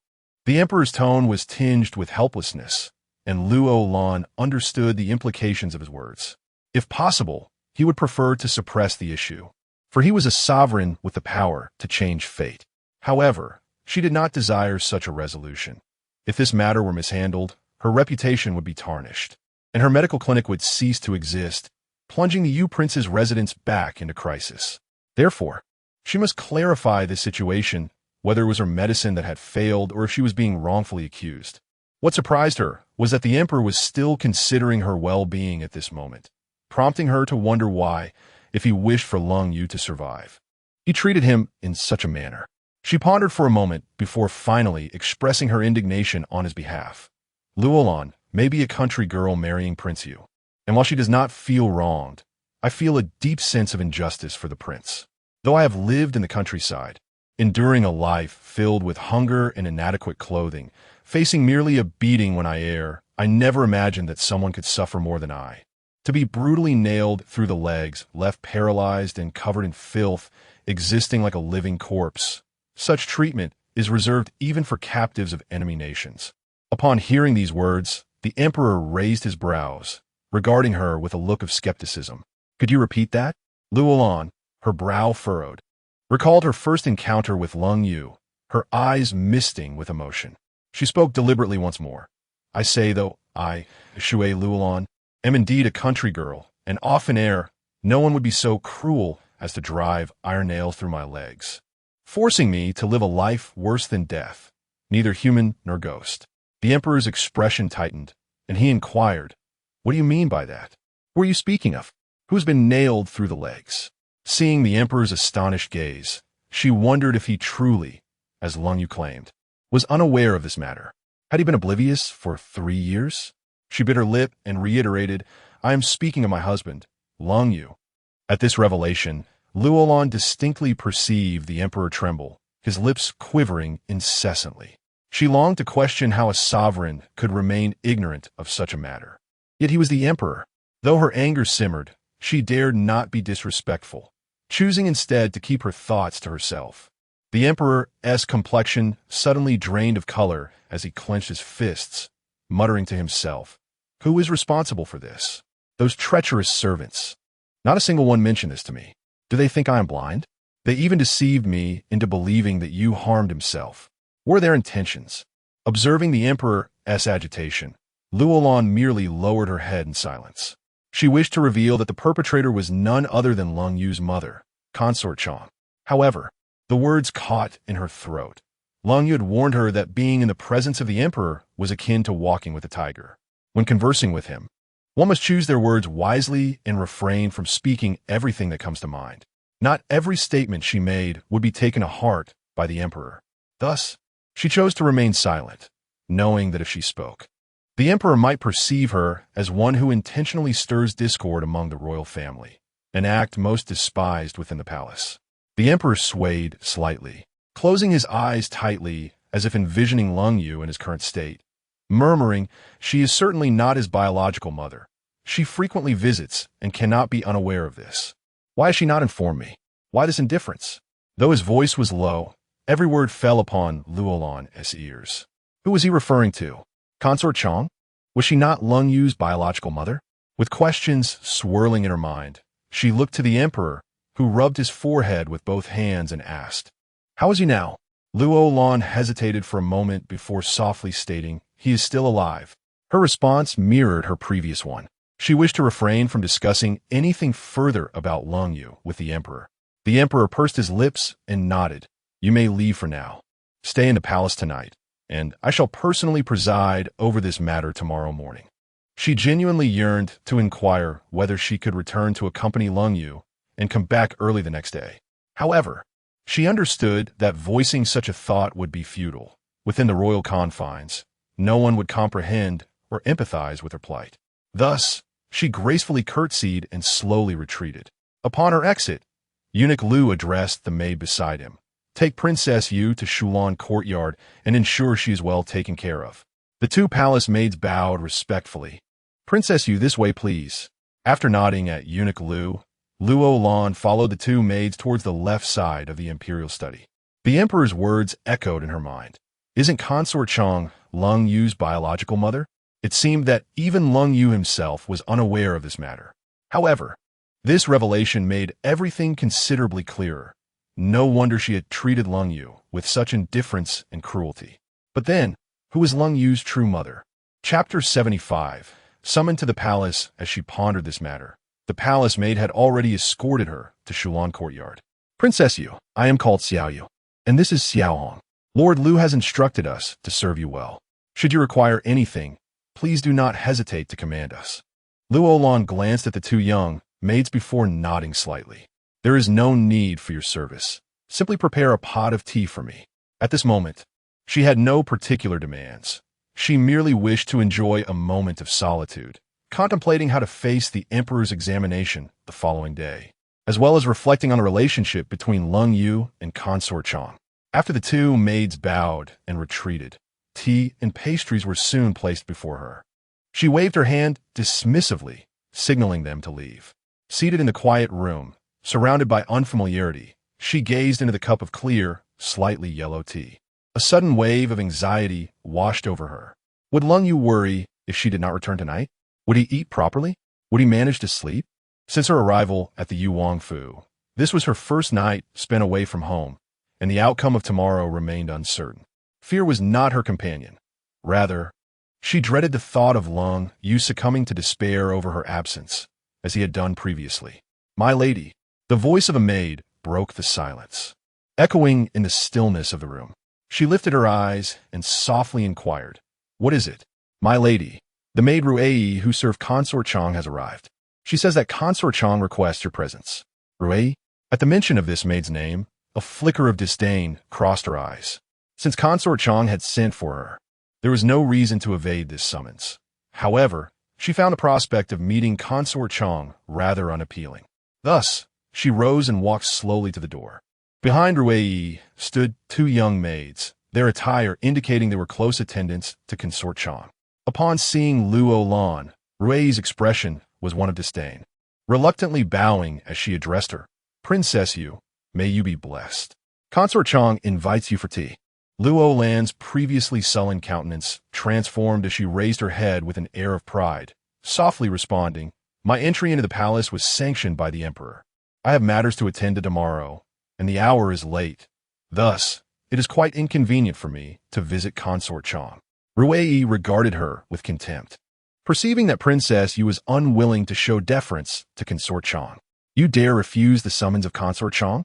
Not even a few in the imperial harem would be so bold as to disregard her wishes. I advise you to remain self-aware." "Huh." She arched her elegant brows, a mocking scoff escaping her lips. "You, a mere maid, dare to accuse me? Do you comprehend the gravity of your words?" Upon hearing this, Ruei momentarily froze, her face paling as she retorted, "My lady speaks harshly. How could a humble maid dare to slander Princess Yu? I merely wish to remind you that should you choose to disregard my words, consider them unspoken."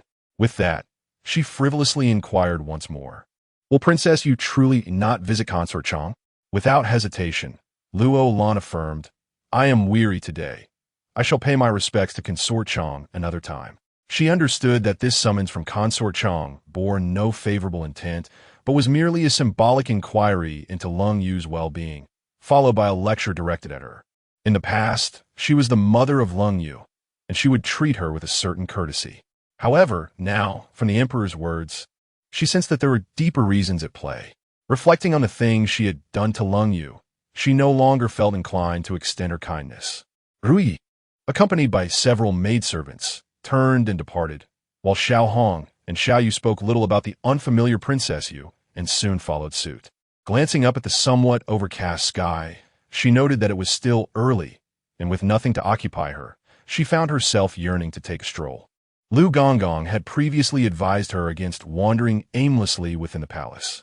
The Shulan courtyard was situated quite a distance from the emperor's sleeping quarters, and on her way here, she had passed by a small garden. Although the late autumn had withered the flowers, the scenery remained pleasant. A breath of fresh air from the garden could hardly be considered aimless wandering, she thought. With this in mind, she wrapped her garments around her and made her way to the entrance.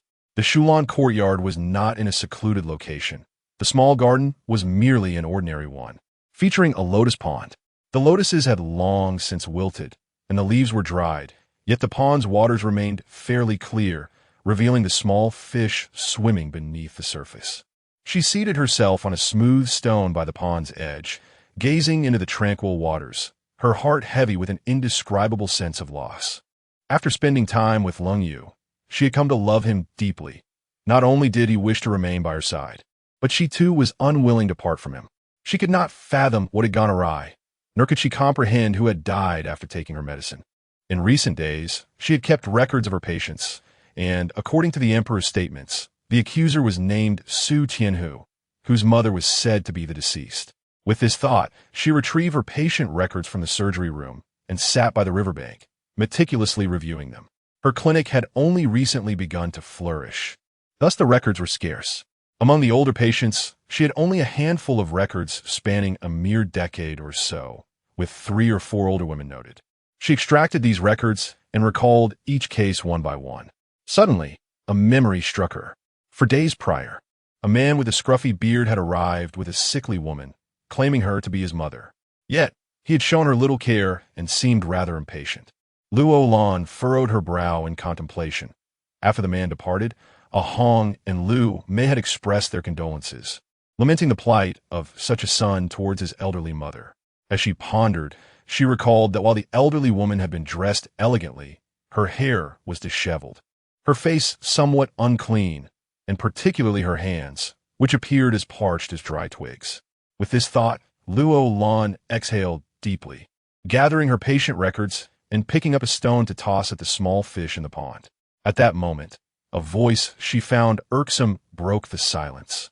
"Water doctor, what brings you here?" Luo Lan frowned, recognizing the voice of the dog Prince, who seemed to haunt her incessantly. She did not turn around or acknowledge him.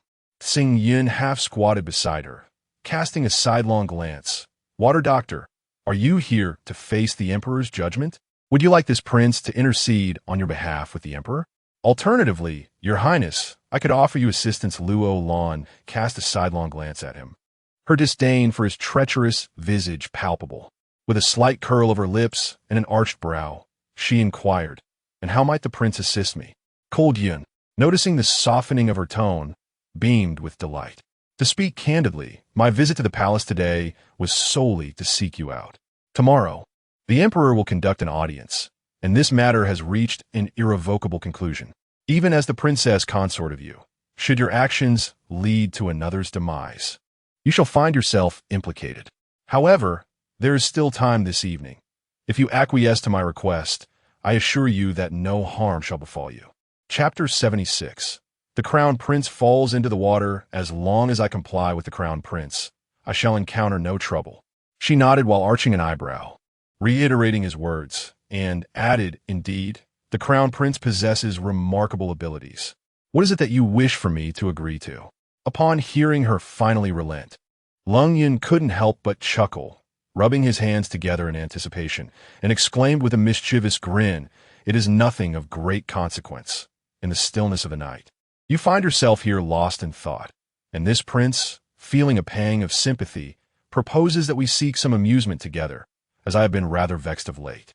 "Very well," Luo Lan replied without a moment's hesitation, pointing to a seemingly plump lotus pod by the lakeside, gazing at him with a pitiful expression.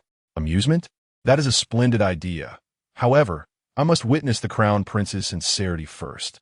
If you are willing to pluck the largest lotus pod from the lake and present it to me, I shall accompany you for some merriment." Upon hearing her words, Lung Yun's excitement surged. Could it be that this woman, Cold Yu, was about to fall into his grasp? With this thought, he gazed at her with pride and eagerly inquired, "Are you truly serious?" Luo Lan mischievously blinked, then nodded affirmatively, indeed. With her confirmation, Lung Yun lifted his garment and flashed her a charming smile. "Very well, you must hold true to your word. I shall fetch it at once." Without delay, he hurried to the lakeside, leaning over to grasp the lotus pod. Luo Lan, suppressing a smile, called out, "Crown Prince, are you unable to reach it? Allow me to assist you." Before he could respond, she sprang up and lunged toward him. Lung Yun, exerting all his strength, muttered, "No need. Come here. I shall reach it shortly." Luo Lan, standing behind him, raised an eyebrow, placed her hands on his shoulders, and softly said, "Crown Prince, I am here to help." As she spoke, she forcefully pushed him, and he barely had time to utter a sound before he plunged directly into the lake. He thrashed about in the water, choking on a few mouthfuls, but fortunately, the lake was not deep. Wiping the water from his face, he pointed at her, but before he could speak, Luo Lan feigned shock, exclaiming, "Crown Prince, how careless of you! Wait here, I shall summon someone to rescue you." With that, she triumphantly turned to leave. However, at that moment, she discovered that the noble consort Chong stood before her like a statue, her expression dark, while beside her, Rui grinned gleefully at the scene. Had the noble consort witnessed the earlier incident? Regaining her composure, she bowed respectfully. "Noble consort Chong, auspicious greetings." The noble consort regarded her with a penetrating gaze and then addressed the eunuchs behind her. "Why are you not hastening to bring the crown prince to safety?" Upon hearing this, the eunuchs swiftly dashed towards the lakeside. The noble consort narrowed her eyes at Luo Lan, her gaze sharp. "What is the meaning of this, Princess Yu? Did you push him into the water? Are you aware of your transgression?" At those words, Luo Lan felt an overwhelming urge to slap her across the face. Her lips quivered as she raised her head and softly addressed Consort Chong. "Might I inquire, Your Highness, which of your eyes witnessed any impropriety between me and the crown prince?" "The prince accidentally fell into the water, and I merely happened upon the scene. I cannot swim and was seeking someone to rescue him." "You speak nonsense," Ru interjected, stepping forward, pointing at her, and raising her voice. "I saw it clearly. It was you who pushed the prince into the water, yet you refused to acknowledge it." Upon hearing this, Luo Lan's heart sank. Who could have anticipated that Consort Chong would appear at this moment? She found herself in a position where her words could not defend her.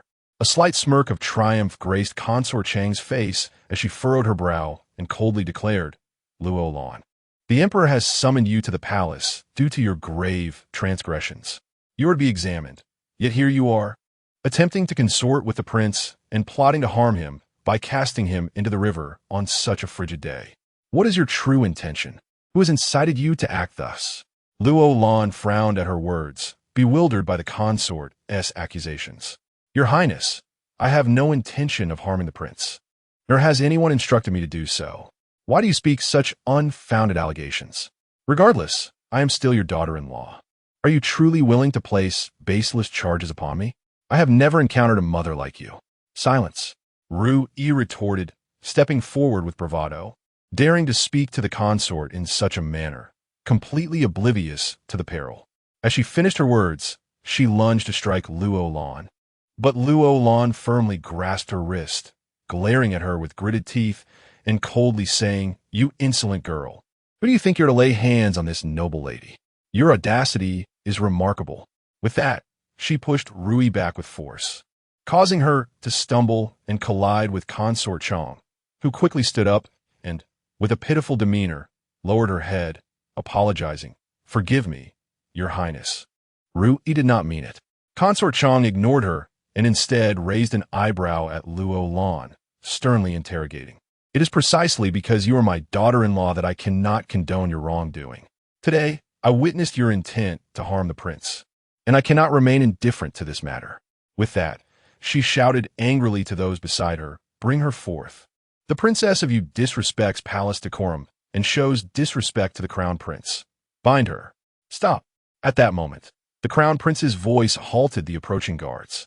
Soaked to the skin, he approached her and pointed, "Luo Lan, your actions are truly ruthless." Luo Lan forced a bitter smile, turning to the crown prince. "Your Highness, Consort Chong accuses me of consorting with you and attempting to push you into the water. You must clarify your purpose for being here and how you fell into the water, lest others believe we are engaged in some scandalous affair. The rumors of the crown prince and the princess of you would surely cause quite a stir." Luo Lan intentionally exaggerated the situation, convinced that Consort Chong had only witnessed her pushing Lung Yun into the water. Otherwise, Ru would not have solely claimed that she intended to harm the prince. The insinuation of impropriety was likely a fabrication of the consort's imagination, lacking any substantial evidence, thus making her accusations unreliable. Her words caused Lung Yun to furrow his brow. The matter of his improper thoughts towards Luo Lan had already incited his father's furious wrath. Should this incident reach the emperor's ears, he would surely face dire consequences. Moreover, this consort Chong had always cast a covetous gaze upon the crown prince.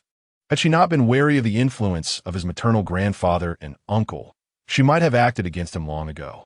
Thus, he cleared his throat and addressed Consort Chong. "Annie, you have misunderstood. I merely intended to catch a fish in the river and accidentally fell in. The princess you happened to pass by and wished to save me, but she cannot swim. She went to call for help. There was no incident of her pushing me into the water. And as for her supposed manipulations," he pointed at the maidens and eunuchs beside Consort Chong. "Who among you witnessed this? Who saw it?" Chapter 77. Sleepless with worry, the group, naturally hesitant to speak further, bowed their heads in silence. However, Rui, feeling indignant, stepped forward and, with a disdainful snort, pointed at Luo Lan, declaring with an air of triumph, "I saw it. I witnessed the princess pushing the crown prince. She personally shoved him into the river. Crown prince, you may not have noticed, but she intends to harm you." Upon hearing this, Luo Lan pursed her lips, took 2 steps forward, and, with a sharp slap, struck Rui before she could react, admonishing fiercely, "You dare to contradict the crown prince? How dare you slander me? You foolish wretch."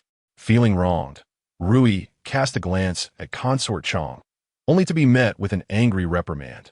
"Fool, go away." Understanding little of the situation, Rui retreated to the side, perplexed as to why her attempt to protect the crown prince had provoked Consort Chang's ire. The crown prince, addressing Consort Chong, warned, "Aunt Chong, please keep your maidens in line. I would hate for one of them to cause a scandal." Consort Chong furrowed her brow and coldly replied, "Thank you for your reminder. Crown Prince, I shall discipline them upon my return." With that, she shot a frosty glance at Luo Lan and disdainfully questioned, "I have heard the princess is weary and unwilling to see me.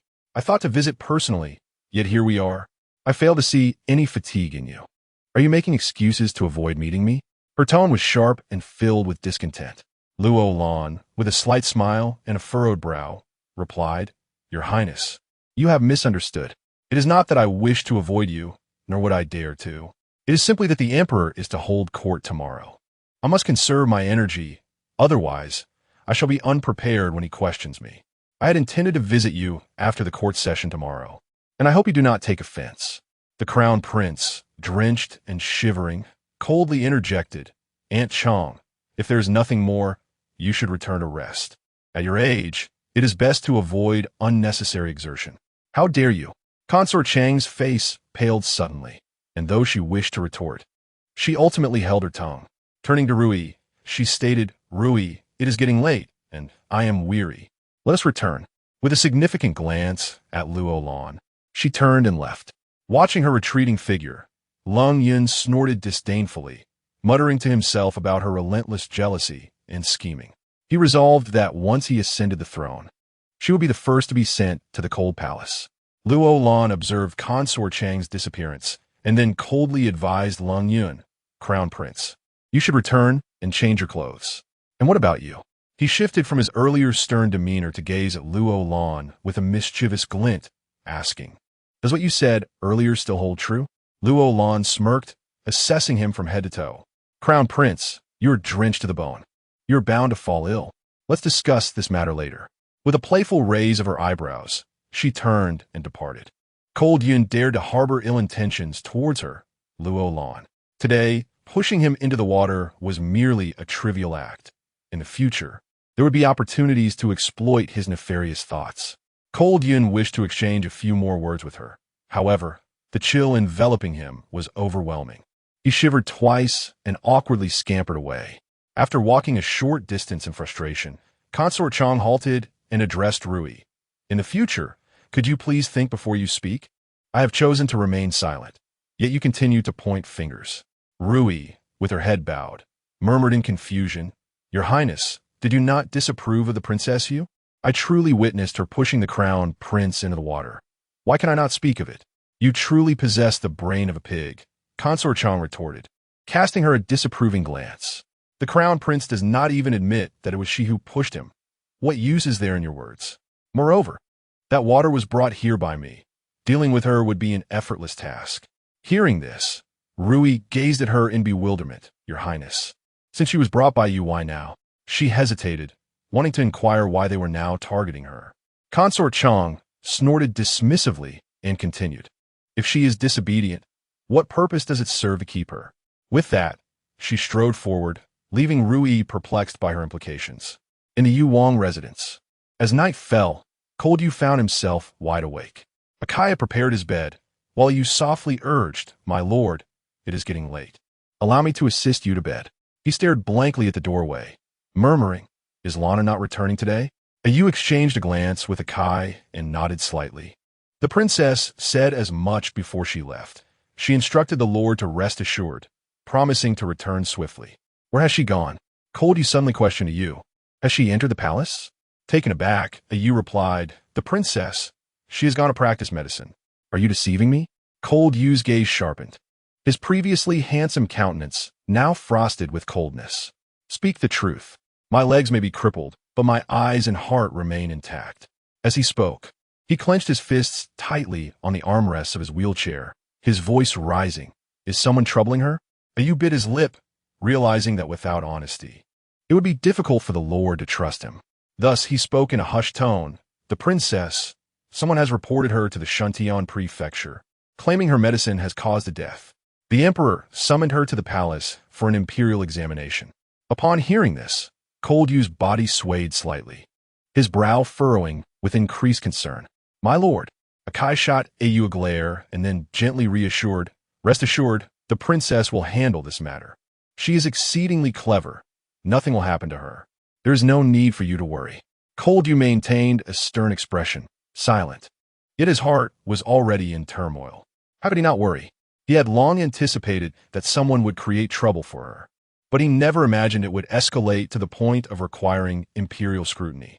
This was certainly not a simple case of someone suffering misfortune due to her medicine. After a moment of silence, a Yu softly urged, My lord, please retire to bed.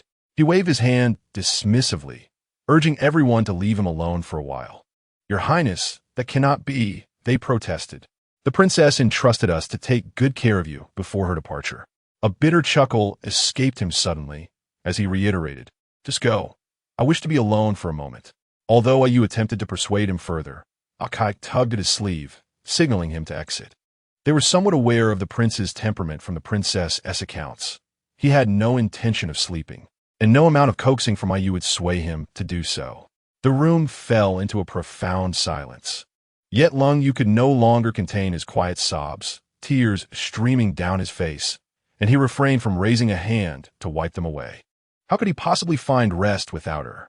She was undoubtedly feeling helpless at this moment, and how could he peacefully close his eyes? After all this time, Lan Er had become an inseparable part of his existence. He feared for her safety, anxious that harm might befall her. Yet, the more he feared, the more likely calamity seemed to strike. What was he to do? With this broken body, what could he possibly do? He still required her care, and the Grand Yu Wangfu needed her support. Yet, he was powerless to assist her, left only to wait here, silently praying for her safe return. He longed for the day he could stand again, for the day he could protect her. Chapter 78. The Emperor's Inquiry the following morning, within the Imperial Study. This is the place where the Emperor deliberates over petitions and addresses matters of state, particularly those concerning members of the royal family, which he personally examines. Such cases are rare, and those presented by the Shuntian prefecture against royal family members are exceedingly few. On this day, the Emperor sat upright, his expression grave. Present for the case were Lu Wei, the prefect of Shuntian, the imperial censor Yu Shiming, Grand Tutor Wu Yuanzhong, chief physician Bai, and several officials from the Ministry of Justice. They stood divided into two groups, while Luo Lan and the plaintiff, a man named Su Tianhu, stood in the center of the hall, awaiting the emperor's words. The emperor surveyed the assembly before addressing Lu Wei. Lord Lu, you brought this matter to my attention. Please elaborate.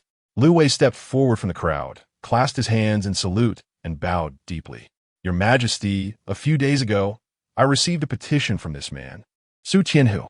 He claims that after his mother sought treatment at the Huachuntang and took medicine prescribed by the Princess Yu, she succumbed to death within less than a day. Initially suffering from a mere cold, her sudden demise left him in disbelief, prompting him to seek justice before my court. Luo Lan clasped her hands in front of her, listening intently to Lu Wei. Upon encountering Su Tianhu earlier, she recognized him as the man who had shouted at her mother that fateful day. His beard and behavior had left a lasting impression on her. Once Lu Wei finished speaking, the emperor turned his gaze to Su Tianhu. Su Tianhu, you allege that your mother perished after consuming the medicine from the Princess Yu. Do you have any evidence to support this claim? In response, Su Tianhu retrieved a blister pack of cold remedy capsules from his pocket, raising it before him. Your Majesty, please observe. This unknown herbal medicine is what caused my mother's death. The peculiar sight of the capsules widened the eyes of the emperor and the assembled officials. Eunuch Lu took the medicine from Su Tianhu and presented it to the emperor. Upon examination, the emperor noted the red and green capsules within, which appeared decidedly unusual. Frowning, he turned to Luo Lan and coldly demanded, "Princess Yu, provide me an explanation." Luo Lan, with a hint of exasperation, tugged at the corners of her mouth. "Your Majesty, this is merely an ordinary cold remedy. Even if 2 capsules were missing, consuming 10 or 8 would not result in death. If such a medicine could kill, there would be countless fatalities in previous eras." She slightly inclined her body in a respectful gesture and raised an eyebrow. "In response to your Majesty, this is simply a standard remedy for colds. It cannot cause death." "Preposterous!" Su Tianhu erupted in anger. "If it cannot kill, then how did my mother die after taking it? This is poison. Why else would no other pharmacies sell it?" Seeing the emperor's displeasure, Lu Wei furrowed his brow and admonished sternly, "Su Tianhu, you stand before the emperor. You must not be disrespectful." At this, Su Tianhu lowered his head and fell silent. The emperor paused briefly before addressing Chief Physician Bai. "Physician Bai, have you encountered such a medicine before?" Bai furrowed his brow, glanced at the capsules, and then shook his head, clasping his hands in apology. "Forgive this old minister's ignorance. Despite years of practice, I have never come across such a remedy." The remaining imperial physicians shook their heads in unison, expressing their unfamiliarity with such a remedy. The emperor then turned to Luo Lan, his voice stern as he inquired, "Princess Yu, from whence did you acquire this medicine?" Luo Lan composed herself before responding, "Your Majesty, the ingredients of this remedy are devoid of toxicity and do not induce death. It is derived from a blend of cinnamon twig, roasted licorice, jujube, and ephedra, and it is my own creation." Su Tianhu, however, persisted with a piercing gaze, "Do not exaggerate here. If this medicine is harmless, then how did my mother perish after consuming it? What do you make of that?"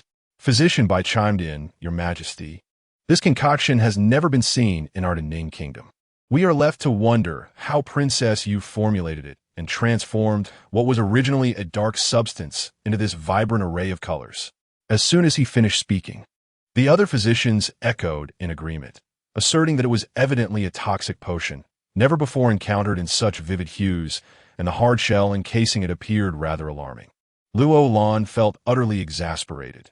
This trivial cold remedy was being portrayed as a lethal poison capable of leading one to perdition, leaving her with a sense of bemusement. The emperor regarded Luo Lan, his expression growing grave. "Princess Yu, not only have you established a clandestine medical institution within the Yu residence, but you have also caused a death. Do you acknowledge this crime?" "I do not," Luo Lan replied defiantly, her brow raised, displaying no trace of fear.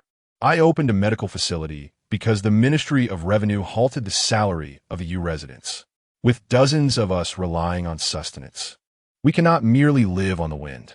Furthermore, I have already stated that my medicine cannot cause death. The demise of this individual must have other causes.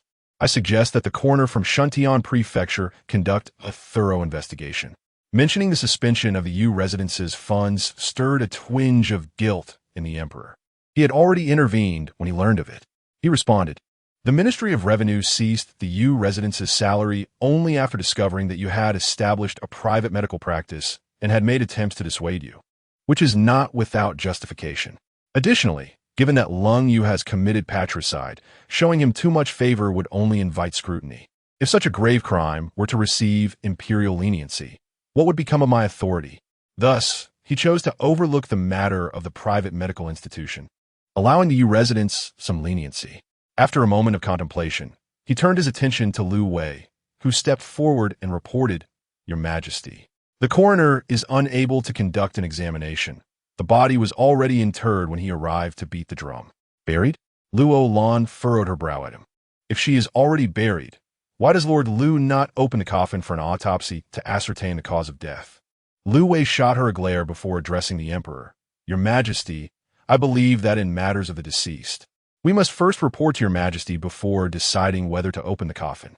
"That cannot be allowed." Su Tianhu interjected loudly, "My mother is dead. Do you wish to let her rest uneasily in death? She perished after consuming Princess Yu's medicine. She is of royal blood, and we common folk cannot provoke such power. Now that this matter has reached your Majesty, I beseech you to stand for the common people."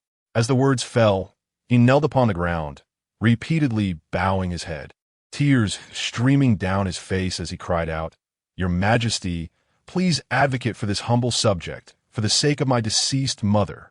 Observing the pitiable state of Su Tianhu, Wu Yuanzhang stepped forward, clasping his fists in reverence, and said, "Your Majesty, this matter cannot be dismissed lightly. The medicine brought forth by the Princess Yu is indeed suspicious. I believe it should be submitted to the Ministry of Justice for thorough investigation." The Ministry of Justice, as its name suggests, is a place where those of royal blood who err and refuse to confess are subjected to punishment. Wu Taishi's intent was evidently to suggest that the emperor should impose torture upon Luo Lan. Upon hearing this, the censor Yu Shiming advanced, clasping his fists and stating, "Your Majesty, I contend that we cannot reach a conclusion based solely on Su Tianhu's words. The Shunkai Bureau should exhume the body and ascertain the cause of death."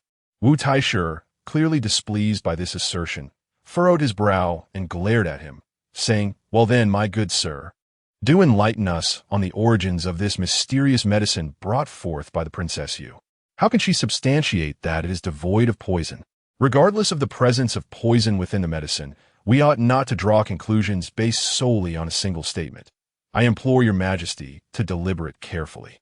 As the exchange escalated, the two men found themselves embroiled in a heated argument. Suddenly, the emperor raised his hand, silencing them, and declared enough. "Princess Yu, since you assert that your medicine is harmless, how do you intend to prove it?" Chapter 79. Testing the medicine. Personally, this question drew the attention of all present to Luo Lan, while Lu Wei and Bai Qianqing wore expressions of smug satisfaction. Everyone was eager to witness how she would substantiate her claims. Luo Lan raised an eyebrow, a playful smile gracing her lips, and gracefully inclined her body towards the emperor, stating, "Since everyone insists that my medicine is poison, in order to clear my name, I kindly request the emperor to return the medicine to me." Upon hearing her words, although the emperor was uncertain of her intentions, he nodded at eunuch Lu, who then retrieved the medicine from the dragon table and handed it to Luo Lan. She held the medicine aloft, displaying it to the onlookers, and slowly spoke, "Ladies and gentlemen, for those who suspect that my medicine is toxic, I urge you to open your eyes wide and observe closely whether my medicine can indeed cause harm." With that, she deftly extracted the remaining 8 capsules from the medicine board, elegantly discarding the empty packaging onto the ground. She then opened her palm and addressed the emperor, "Your Majesty, as you have just witnessed, I am left with 8 capsules, indicating that Su Tianhu's mother consumed only 2. If 2 capsules could prove fatal, then these 8 would undoubtedly lead to immediate demise." As she spoke, a fearless glint flickered in her sparkling eyes. With a composed demeanor, she began to consume the capsules one by one, swallowing them without hesitation. The sight of her throat gently moving in rhythm caused a wave of astonishment to wash over the assembly. Even the emperor felt she was taking a perilous risk. Upon reaching the 5th capsule, the emperor abruptly raised his hand to halt her, urging her to stop. Yet, she showed no signs of pausing, tossing the remaining capsules into her mouth with a flourish, executing the action with a clean precision, devoid of any doubt. This spectacle left all present in sheer disbelief. Beads of sweat began to form on the emperor's forehead, prompting him to urgently instruct Bai Tai, "Quickly, prepare an antidote for the princess consort." However, Luo Lan remained unfazed. Addressing the emperor with a steady voice, "I appreciate your concern, your Majesty, but there is no need for an antidote. As I have stated, my medicine is merely a common remedy for typhoid. It is not lethal." She then turned her gaze towards Su Tianhu, inquiring, "You claim your mother died after taking my medicine. Might I ask what symptoms she exhibited prior to her passing? When she came to me for diagnosis, there were burn marks on her hand, and she attributed them to a fire. Could it not have been an infection from water exposure?" Su Tianhu's eyes darted around as he pondered her words. Then he replied, "My mother insisted your medicine was poisonous. After consuming it, she complained of abdominal pain. Her wound was well bandaged. I never allowed her to come into contact with water. So how could it become infected? It must be your medicine that is problematic." Hearing this, Luo Lan's lips curled into a slight smirk as she raised her brow and sharply retorted, Su Tianhu, you are lying. That person was not your mother. Was she? Taken aback by her accusation, Su Tianhu hesitated, shaking his head as he stammered, she wasn't my mother. Could she possibly be yours? Don't speak nonsense. Luo Lan's smile widened as she commanded. Then tell me, what was her name? How old was she? How long has she been suffering from symptoms of cold? Su Tianhu was momentarily taken aback. Then, mustering his courage, he looked at her defiantly. Why should I tell you my mother's name? Don't think you can confuse the truth and mislead everyone to evade responsibility. Su de li, Luo Lan Tuka. Retrieving the consultation record from her pocket, she bowed to the emperor and said, Your Majesty, please take a look. Here is my consultation record from that day, which meticulously documents the age and name of the elderly lady. If Su Tianhu cannot provide this information, it would suggest that his claims are unfounded. Upon hearing her words, the emperor's expression turned grave as he gestured for eunuch Lu to bring forth the consultation record. Su Tianhu became visibly flustered, pointing at Luo Lan and exclaiming, You must have forged that. The emperor abruptly slammed his hand on the table, shouting in anger, Su Tianhu, regardless of whether her words bear truth or not. First tell me your mother's surname, given name, and age. Su Tianhu stammered, My mother. Her name is Wang Dahua, and her age is... Enough. The emperor thundered, striking the dragon table with authority. This document contains records of your consultation fee and medication purchase, as well as the notes from your mother's examination. Based on the signatures, your mother is certainly not named Wang Dahua. Speak the truth now, or I shall have your head. The emperor's voice echoed in the silent imperial study, leaving Su Tianhu trembling in fear. He hastily bowed his head, pleading, Your Majesty, please spare me. That woman is indeed not my mother. I do not know her name. Having uttered those words, he quickly turned to look at Lu Wei, who frowned and shot him a glare, lowering his head in silence. Luo Lan raised an eyebrow and questioned sternly, moreover, that elderly lady bore no injuries on her hand. Why are you falsely accusing me? Her voice escalated, and Su Tianhu, terrified, could only cower on the ground, unable to speak. Seizing the moment, Luo Lan pressed further, raising her voice. Do you realize where your reasoning falters? By ordinary logic, if your mother had indeed passed away, you should have brought her body to the Yuangfu to seek justice.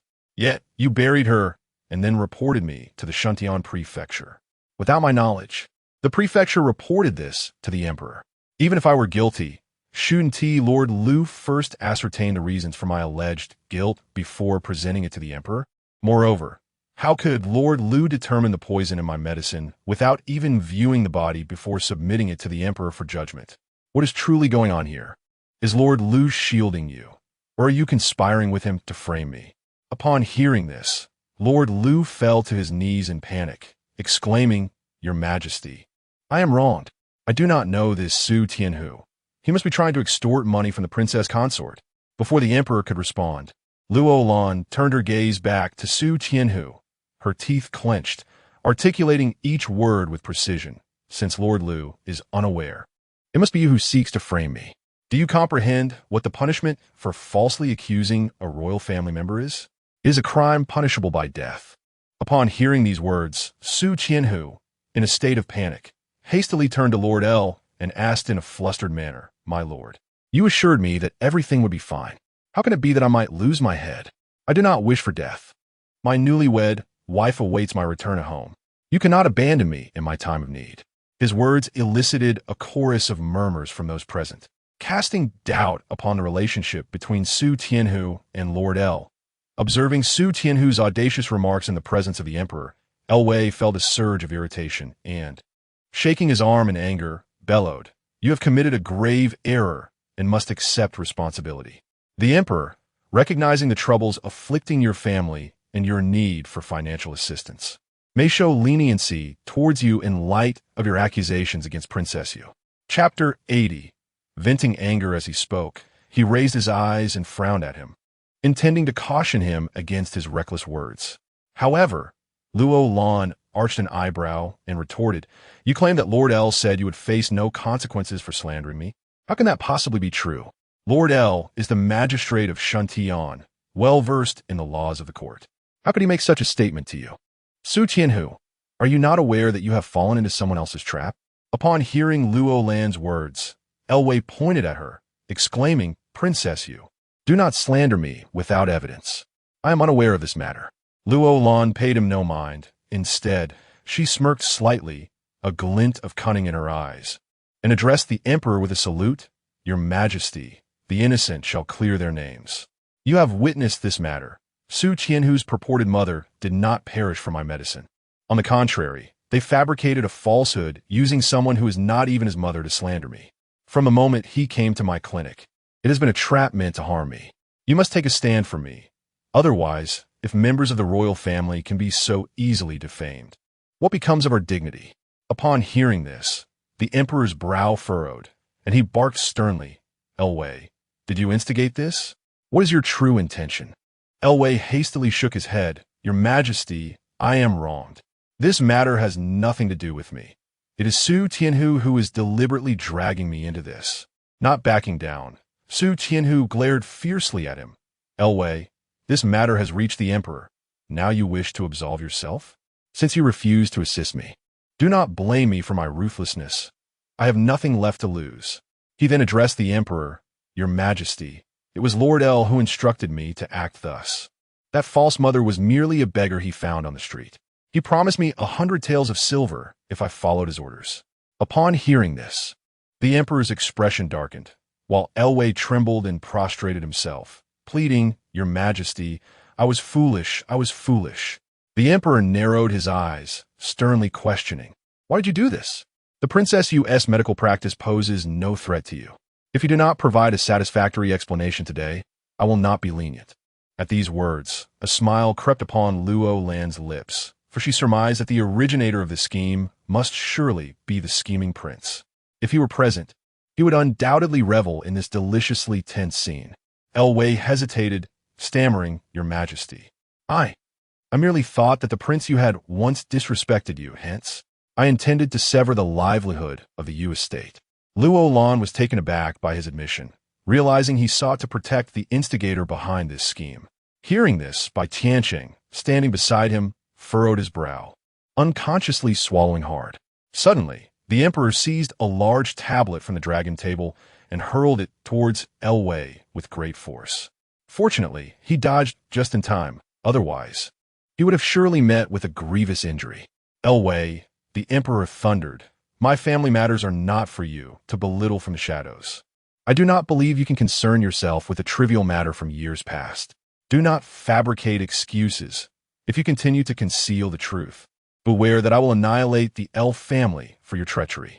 This statement rendered Lu Wei pale with fear, unable to raise his eyes to the emperor. His lips trembled as he spoke.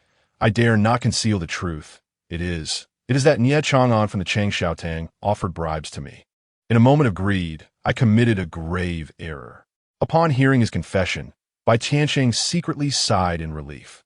The emperor had already heard from eunuch Lu about the legal dispute between Luo Lan and Nie Chang'an. Thus Lu Wei's words were entirely reasonable. Luo Lan was taken aback to learn that this incident was orchestrated by Nie Chang'an. It seemed that Lung Yu's warning to be wary of Nie Chang'an was indeed justified. This man harbored a vendetta, albeit with rather clumsy methods. The emperor furrowed his brow, his expression grave as he addressed Shiming, stripped Lu Wei of his official title, and turned the matter over to the Ministry of Justice for investigation. As for you, my lord, you will temporarily oversee the Shuntian prefecture until a suitable candidate is appointed. You shall supervise this case. Regarding Nie Chang'an, arrest him immediately and hand him over to the Ministry of Justice for questioning. Shiming promptly stepped forward, clasping his fists in salute, proclaiming, I accept the command. As the emperor's words fell, several guards approached, escorting the trembling Su Tianhu and Lu Wei away. A flicker of luck gleamed in Bai Tianqing's eyes. Watching the two being led away, the emperor continued, Post a notice in Shuntian prefecture to clarify this matter and restore the honor of the Yu princess, returning her reputation. Upon hearing this, Luo Lan felt a wave of relief wash over her. She hurriedly bowed to the emperor, expressing her gratitude. Thank you, Your Majesty, for advocating on my behalf and restoring my honor.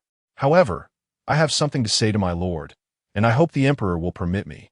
The emperor nodded slightly, encouraging her to proceed.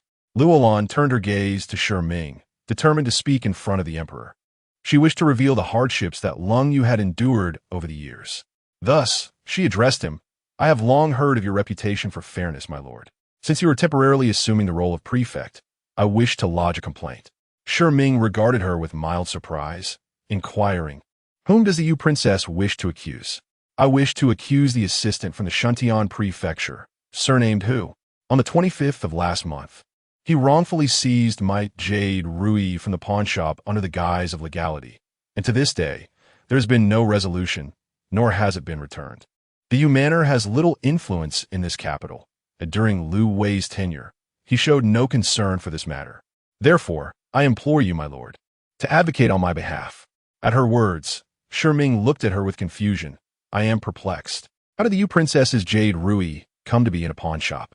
Luo Lan smiled wryly, a hint of embarrassment flashing across her features as she replied, "To be candid with you, my lord, when I first arrived at the Yu manor, we were devoid of provisions, and the prince had no warm clothing. Thus, I thought to part with an item for some silver, only to be mistaken by the pawnshop owner as a thief of royal property. That assistant who seized my jade Rui under this pretense, and it has yet to be returned." With a look of injustice on her face, she continued, "I beseech you, my lord, to help me recover my jade Rui. It is a cherished possession of the prince and should not fall into his hands." Upon hearing this, the emperor's expression fluctuated between anger and concern. Had the Yu manor truly fallen to the point of relying on pawning items for sustenance? He furrowed his brow and spoke softly. "Isn't Consort Chang frequently visiting? How could the Prince of Yu's residence be, as you described?" Luo Lan smiled slightly, not wishing to elaborate on the matter. The emperor was no fool. He understood the relationship between Consort Chang and Cold Yu better than anyone. Now that she had voiced her thoughts, it was certain the emperor would investigate further. Thus, with a graceful inclination, she said, "Your Majesty, I do not wish to elaborate further. I only ask that you, my esteemed lord, take charge of this matter. Since it has been settled, may I take my leave?" Chapter 81. The thoughts of Consort Chang. The emperor gazed at the crowd with a shadowy look in his eyes and gestured dismissively. "You may leave now." His expression conveyed an enigmatic aura that left others puzzled. Luo Lan bowed and paid her respects before turning to exit, followed by the others. Once they had departed, the emperor addressed Eunuch Lu, "Let us proceed to the Dening Palace." Understanding the emperor's intentions, Eunuch Lu dared not utter a word, instead raising his voice to announce, "The emperor is headed to the Dening Palace." With that, a throng of attendants hurried after the emperor towards the palace. The emperor's countenance was hurried and grim, a storm of dark emotions clouding his face, while Eunuch Lu remained silent, wary of provoking further inquiry. Upon learning of the emperor's unexpected arrival, Consort Chang was taken aback. Why would the emperor visit at such an hour? Nevertheless, she promptly went to greet him at the entrance of the Dening Palace. "Your Majesty, what brings you here?" The emperor ignored her question, his serious demeanor prompting him to dismiss the attendants behind him with a wave of his hand. "Leave at once." His tone was unmistakably irate, and the servants quickly retreated. Consort Chang, confused, looked at him and timidly inquired, "Your Majesty, what has caused your anger?" The emperor raised his gaze to her, slowly approaching. Before she could react, he struck her sharply, causing her to stagger back, her eyes filled with shock. Clutching her reddened cheek, she bit her lip, tears brimming in her eyes, and asked, "Your Majesty, why have you struck me?" "Why indeed?" The emperor replied with a twisted expression, advancing menacingly as he demanded, "What happened to you, who drove the iron nail into his leg?" At his words, Consort Chang looked up in astonishment, fear etched across her face. Your Majesty, this."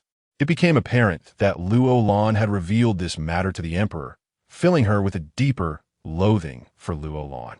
Suddenly, the emperor seized her collar, glaring at her as he gritted his teeth. "You knew about this, didn't you? Who is responsible?" "Your Majesty." Consort Chang managed to force out a response, her gaze filled with terror. "Please spare me." The emperor's teeth ground together in fury as he thundered. "Did I not instruct you that the stipends for the Yu prince's residence had been cut? I as emperor, could not intervene directly. So I entrusted you to assist them privately, to care for him in your capacity as his mother. How did you fulfill that duty? What care did you provide for the Yu prince's residence?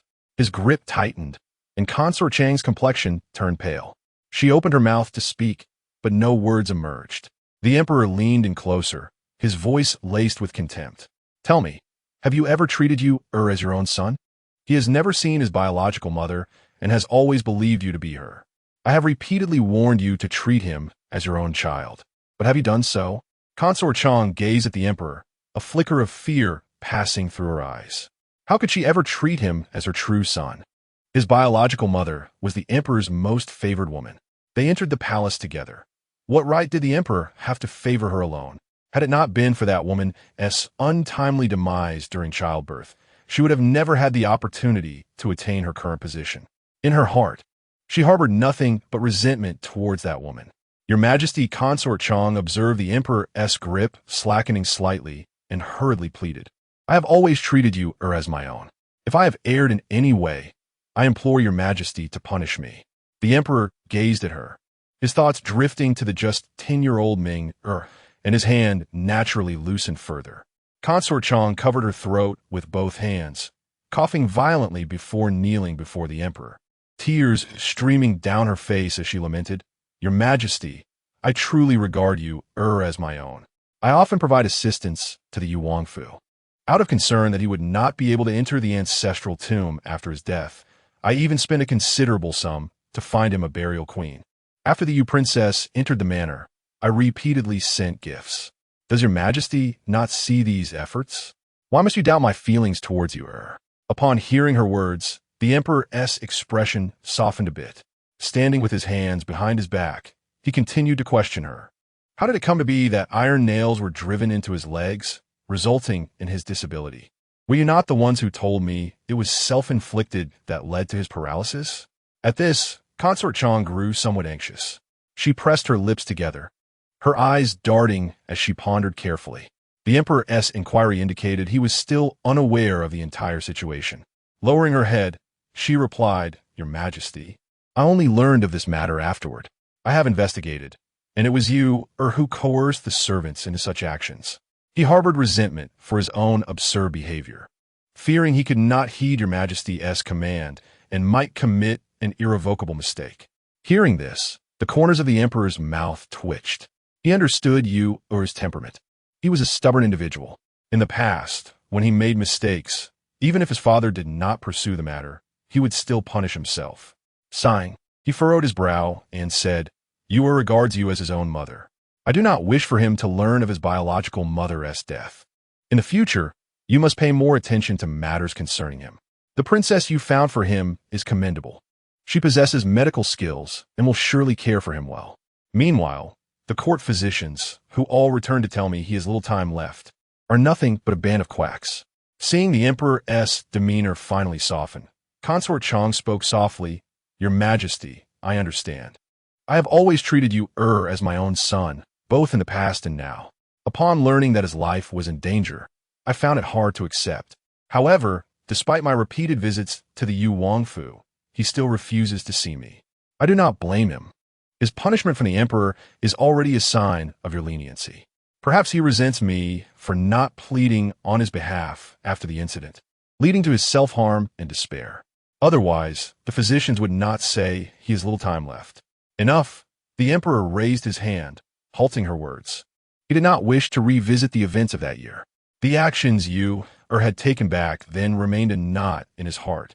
When he felt he could never untie, he cast her one last glance, lingered not a moment longer, and left with a swift motion.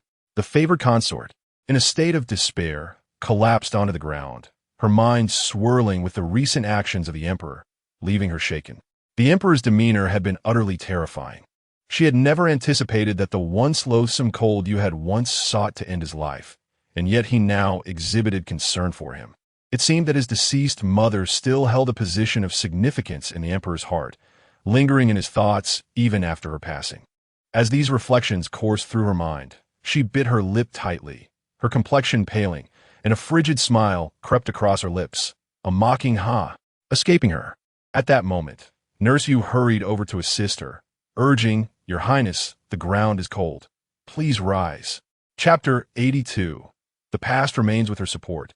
Consort Chang rose to her feet, a sardonic smile gracing her lips. "Am I, in his heart, even less than a mere specter? My lady, do not let your thoughts wander astray. Regardless of circumstances, that Lady Yu is no longer among us, and her son must still refer to you as mother," replied a handmaiden. Reflecting on Lady Yu, an indescribable expression flickered across Consort Chang's face. In the days of yore, she and Lady Yu had entered the palace together, bonded as the closest of sisters, inseparable. Yet, she had ascended the dragon bed first, claiming the esteemed position of consort, while Lady Yu remained merely a lowly concubine. Had it not been for Lady Yu's untimely demise and her subsequent offer to raise the child, the emperor would have scarcely acknowledged her. The name of Lung Yu, bestowed by the emperor, was a constant reminder of the woman who lingered in his heart, for it bore the character for Jade. Contemplating these matters, a profound and shadowy expression settled upon her brow as she ground her teeth in resentment. "Shui Luolan, how dare she report me before the emperor? This woman acts recklessly, heedless of consequences. Such a person must not be allowed to remain, lest calamity befall us." Upon hearing this, Matron Yu's eyes glinted with malice. "My lady, I believe is not only that woman who should be eliminated, but also that man. I had advised you to take action long ago, yet you insisted on waiting for his demise. Now, he not only lives, but has also produced a rival in the form of the Princess Yu." "Huh," Consort Chang scoffed. "I was indeed short-sighted, underestimating that peasant woman. I have truly invited a wolf into my abode." With narrowed eyes, she commanded Matron Yu, "Procure an assassin, someone skilled, regardless of the cost." With a sinister smile creeping across her lips, Matron Yu understood, "I shall see to it at once." The mere mention of Lady Yu ignited a flame of hatred within Consort Chang. Although Lung Yu referred to her as mother, she seldom allowed him to remain by her side, for she could scarcely restrain her desire to inflict torment upon him. Raised by Matron's son, he held a closer bond with her than with the one who claimed the title of mother. The thought of Matron's son brought a smug smile to Consort Chang's face. After the emperor confined Lung Yu, she had foolishly attempted to defend him.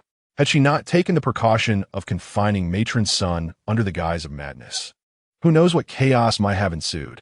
With the empress long deceased, she now presided over the entire harem, though the emperor had yet to express intentions of elevating her to empress, a matter she dared not inquire about, fearful of displeasing him. However, she remained patient, awaiting the opportunity to pave a luminous path for her son, Lung Ming, determined to eliminate all obstacles in his way. Currently, the emperor had 4 princes, and the idle Lung, she posed no threat to Ming. Yet, despite her years of solidifying her position in the court, she dared not move against the crown prince, Lung Yun, due to the formidable power that supported him.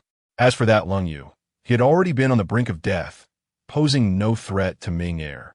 However, with the emergence of Shui Luolan, a woman of remarkable complexity, the situation has altered.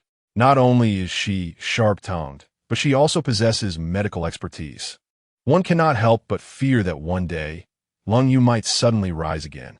Every time she contemplates this, she despises herself for having shown concern for Lung Yu in front of the emperor, for having sought a consort to accompany him in death. Now, not only is Lung Yu still alive, but she has also come before the emperor to present her condition. Thus, this woman must be eliminated. In the princely residence of Lung Yu, he remained seated in the same position as yesterday. Akai could no longer restrain herself and approached him, urging, "My lord, you must at least eat something. How can you go on without food, drink, or sleep?" Yu, equally troubled, sighed in agreement, "My lord. The princess instructed me and Akai to take good care of you. If you continue like this, the princess will blame us for your neglect. My lord, please say something. Do not frighten us. My lord, do not scare us. At least converse with us. Perhaps the princess will return shortly." Yet, Lung Yu remained motionless, fists clenched tightly in his lap, seated in his wheelchair. He loathed his own impotence, unable to protect the woman he cherished. He despised his frail body for not being able to stand by her side, and he resented himself for causing her so much trouble. Without her return, What meaning does his existence hold? How could he find the will to nourish himself? If she were to encounter harm, he would relentlessly pursue those who threatened her, even at the cost of his own life. His heart felt frozen, devoid of tears, yet bleeding profusely within. Just as despair enveloped him, a voice echoed from outside. "Lung Yu, I have returned." Her voice, as melodious as silver bells, pierced through his ears, and he immediately turned to the door in ecstatic anticipation. There stood Luo Lan, tilting her head, half closing her eyes, resembling a celestial being illuminated by the sun. She playfully squinted and laughed, articulating, "Lung Yu, your wife has returned." Upon hearing her voice, clear and sweet like that of a lark, Lung Yu's eyes brimmed with tears. Overwhelmed with joy, he softly murmured, "Luan heir, you have returned."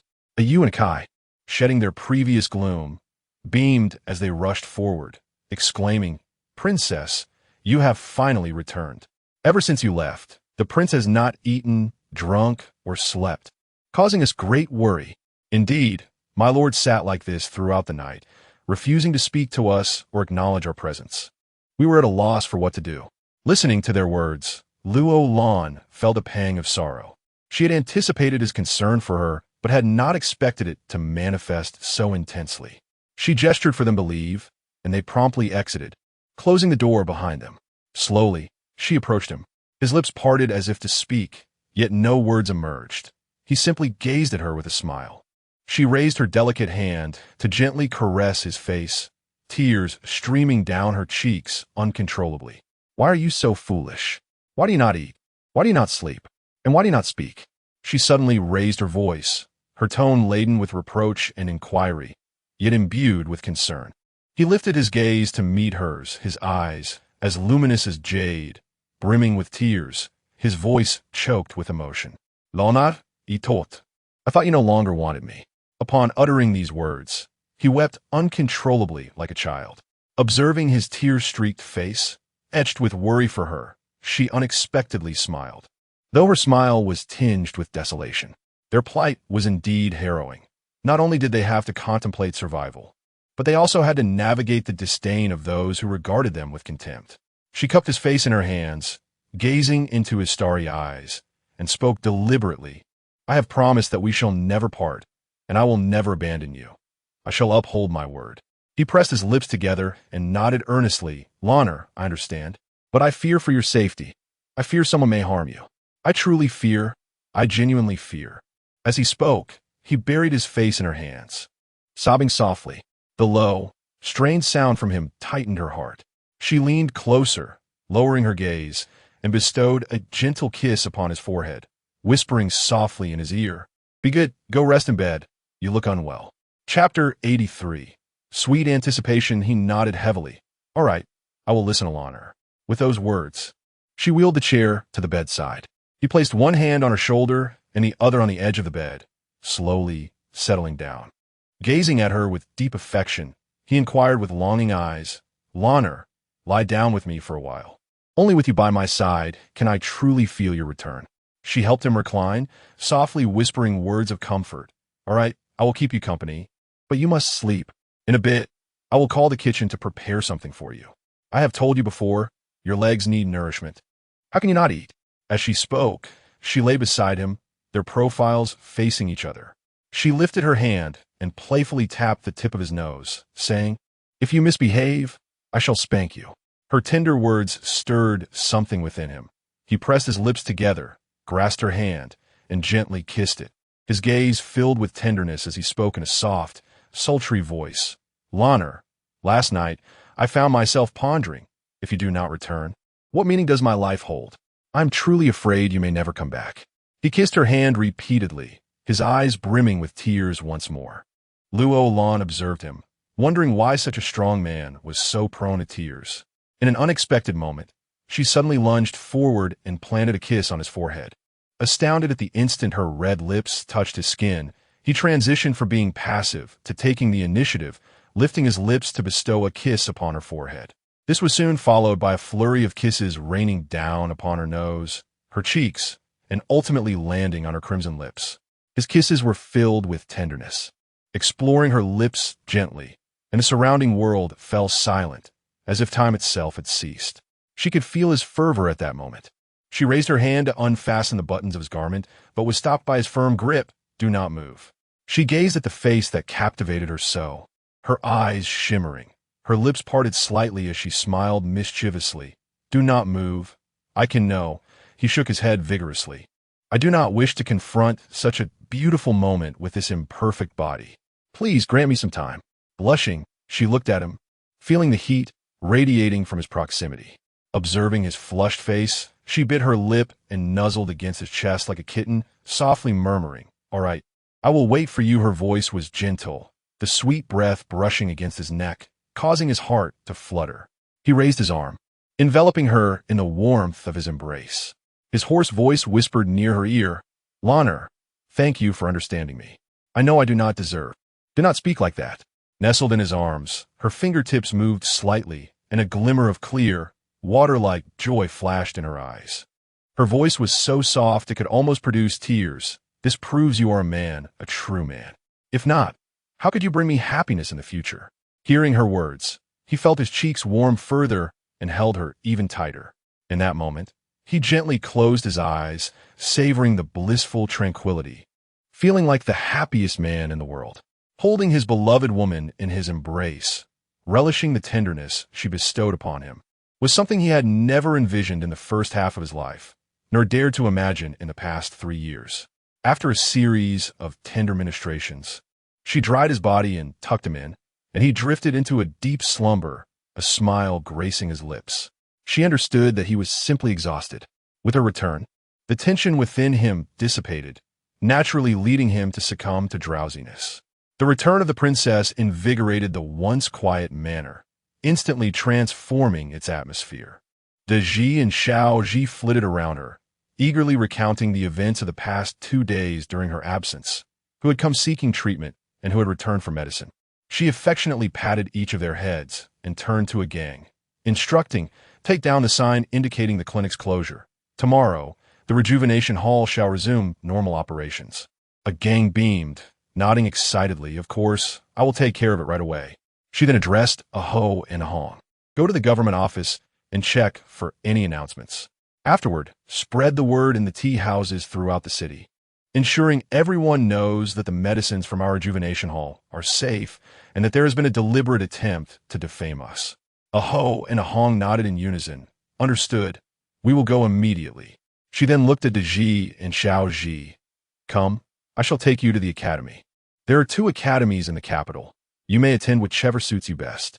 Hearing this, De Ji and Xiao Ji clapped their hands in delight, exclaiming, "Wonderful! We can go to the academy." Lu Mei stepped forward, speaking softly. "Princess, yesterday Mr. Zhang and Madame Zhang visited. They mentioned receiving a letter indicating some business troubles that require their attention, and asked me to inform you that De Ji will stay here for a few days. They will return later. Let him stay. It is good for him to have Xiao Ji's company. If he were to leave like this, I would truly worry," she replied. Turning to Lu Mei, she inquired, "How has our clinic fared since its opening?" Lu Mei pondered briefly before responding. "Our clinic has been open for 12 days. We haven't collected much in consultation fees, but we have earned over 100 taels in medicine sales." Luo Lan furrowed her brow, but nodded. While it was not substantial, it seemed sufficient to sustain the manor's expenses for now. "I see. Please inform Akai that once the prince awakens, she should go to the kitchen and prepare a meal for him. I will take De Ji and Xiao Ji out for a while. Do you need someone to accompany you?" Lu Mei asked with concern. Ali stepped forward, saying, "Princess, I am fine. I will accompany you." Observing the faint color returning to Ali's once pale face, she smiled and nodded. "Very well. Let's go together and enjoy some fresh air. Your complexion has improved significantly. You must remember to take your medicine on time. Do you understand?" Ali smiled, her lips still slightly pale. "I understand. My cough has lessened considerably these past few days, and I too wish to step outside." Later, Luo Lan came to realize that Ali possessed no martial prowess, and a gang only knew some rudimentary skills in hand-to-hand combat. Initially, the siblings had accepted the task of assassinating her purely out of desperation. They were driven by a resolve to gamble their lives. They had made a pact that should the assassination succeed, they would be rewarded with silver, while failure would merely result in death.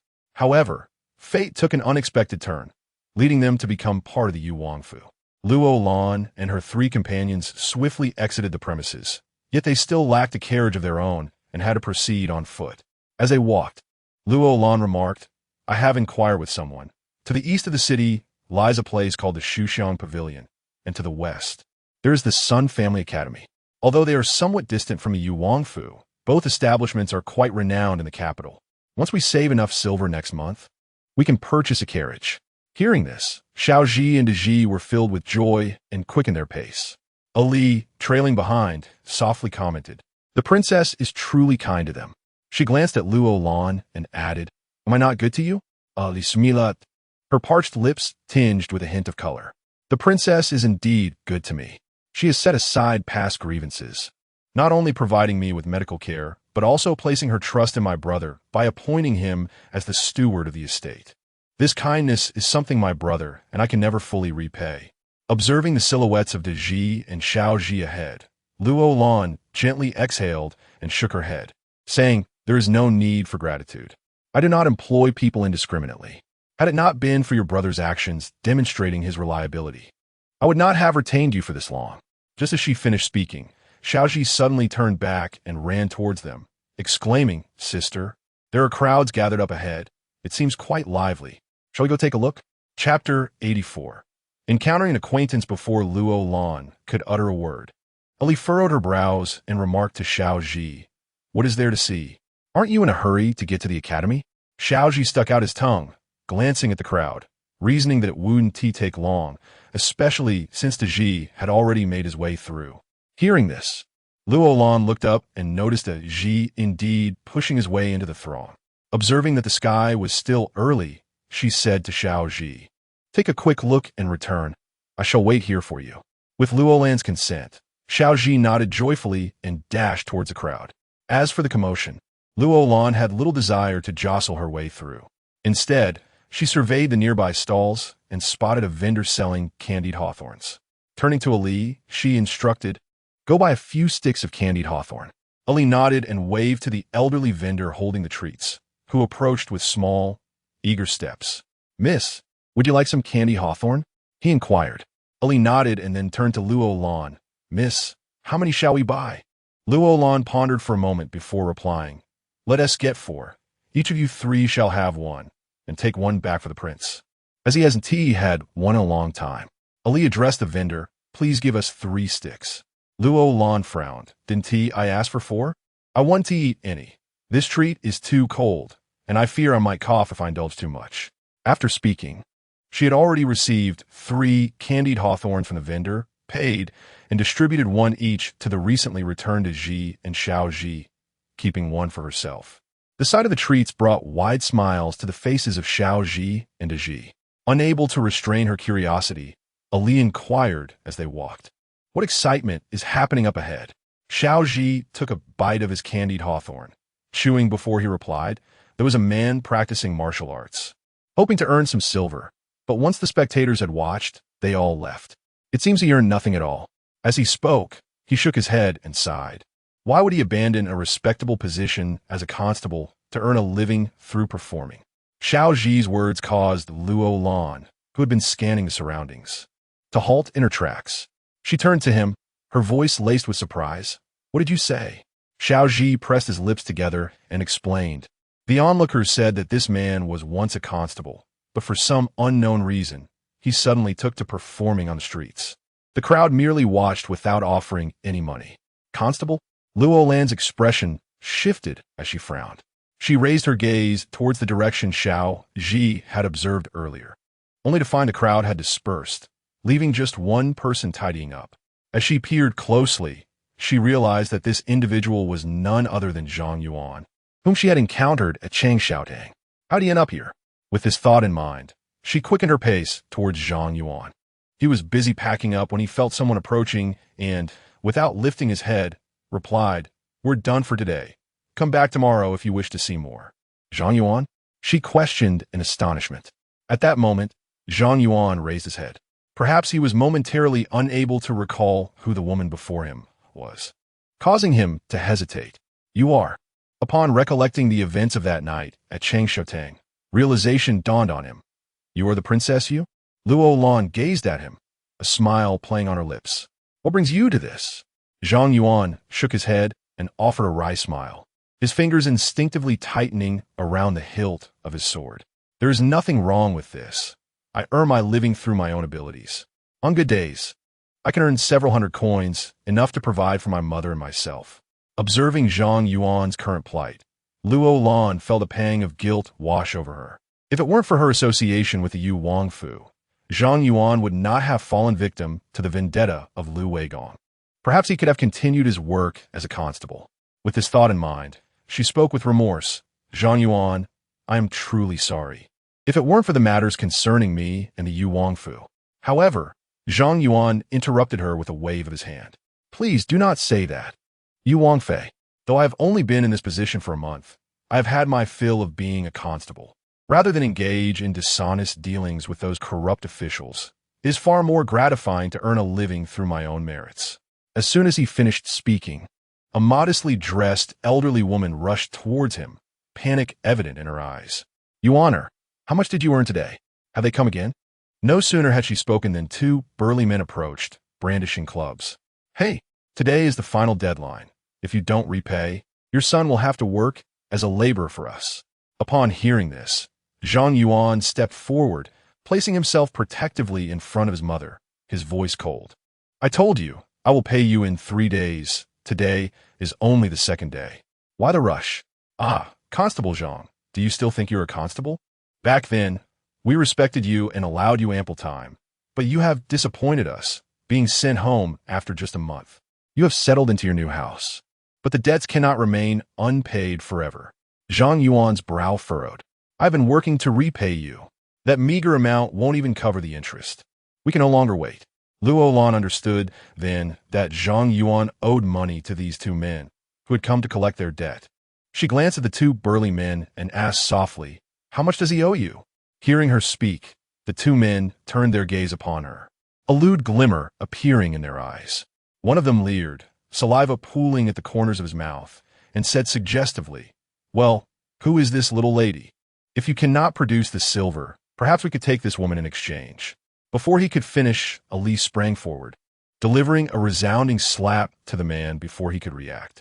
You dare to disrespect the Yu Wangfei? You truly have a death wish. The mention of Yu Wangfei momentarily stunned the two men. Despite their dominance in their own neighborhood, they would not dare to challenge someone associated with the royal family. Even if the Yu Wangye was not favored by the emperor, he was not someone they could afford to provoke. The man who had been slapped could only curse his misfortune. Gritting his teeth, he glared at Luo Lan. Since the Yu Wangfei knows Zhang Yuan, why not pay off his debt? It would save us the trouble of constantly demanding payment from him. Zhang Yuan hurriedly stepped forward to interject. This has nothing to do with the Yu Wangfei. I am the one who owes you money, and I assure you I will repay it by noon tomorrow. You? The man demanding repayment cast a disdainful glance at Zhang Yuan, dismissing the meager coins he scraped together on the streets, insufficient even for the interest accrued. He declared, If you expect to repay this debt, you might as well wait until the year of the monkey and the horse. Mark my words, should you fail to return the money, you shall toil as a laborer until you have earned enough to settle your dues, at which point you may reclaim your freedom. Upon hearing this, Zhang Yuan was poised to argue, but Luo Lan interjected, I will cover his debt. How much is it? Zhang Yuan quickly shook his head in protest. Your Highness, you need not. It matters not, she replied. Consider it a loan from me. When you are able, you may repay me. Chapter 85. Do you think I am a child to be coddled? Regardless of the circumstances, this chapter unfolds as a consequence of her actions, leading to such a dire state. Since she has encountered this matter, she cannot turn a blind eye. Upon hearing this, the two creditors were naturally delighted, quickly extending 2 fingers and chuckling 20 taels. In response to this, Zhang Yuan, incensed, pointed at them. Wasn't it 18 taels? How has it increased? Interest. The two men shot back with a scornful glance. What you have been repaying all this time was merely the interest. You are truly overstepping, Zhang Yuan exclaimed. His fists clenched as he glared at them. Observing his growing anger, Luo Lan waved her hand to calm him and addressed the two men, 19 taels will suffice. This afternoon, go to the Yuang Fu and collect it from Butler A. Gang. No need for before she could finish. The two men eagerly nodded. We'll take it, pointing at the impoverished fellow. Who knows when he could repay us? Since the esteemed Yuang Fei has spoken, we shall let him off by 1 tael. Consider it an act of charity. Yu Zhangyuan found their words distasteful, tightening his fists as he glared. Luo Lan, her demeanor stern, shouted at the two men, leave. With raised eyebrows, they turned and departed. Zhangyuan, feeling somewhat embarrassed, looked at Luo Lan. Esteemed Yuang Fei, how shall we proceed? His mother stepped forward, attempting to kneel before Luo Lan, but she was gently supported. Madam, what are you doing? The elderly woman gazed at Luo Lan, her eyes brimming with tears. Thank you ever so much for your immense kindness, Yuang Fei. These two have been harassing us daily for debts, and I have been at a loss for how to handle it. But rest assured, we shall repay you promptly.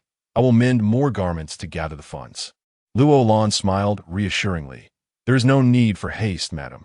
Zhangyuan and I are acquainted and can be considered friends. It would be remiss of me not to assist in this matter. You need not worry about the repayment. Zhangyuan, feeling a twinge of embarrassment, kept his lips pursed and his head bowed. His mother sighed and continued, alas, forgive my ramblings, esteemed Yuang Fei. Our previous home was in disrepair, and when Yuan was still a constable, he borrowed money to renovate it. He was promoted to head constable, and with the increase in his salary, he thought he could soon clear the debts. Who would have anticipated that after just a few days in his new role, he was dismissed before he could collect his salary? Oh, life is replete with hardships. Mother Zhangyuan furrowed his brow, calling to her, why speak of such things? I have hands and feet. I can support you through any endeavor. Hearing the elderly woman's lament, Luo Lan felt a pang of guilt towards Zhangyuan. Suddenly, she inquired, by the way, have you heard about Lu Wei? Upon mentioning this, Zhangyuan's spirits lifted. He raised his fist, exclaiming, indeed. Speaking of this matter, I truly admire you. Wang Fei, if it weren't for your revelation of his misdeeds before the emperor, no one could have possibly brought him to justice.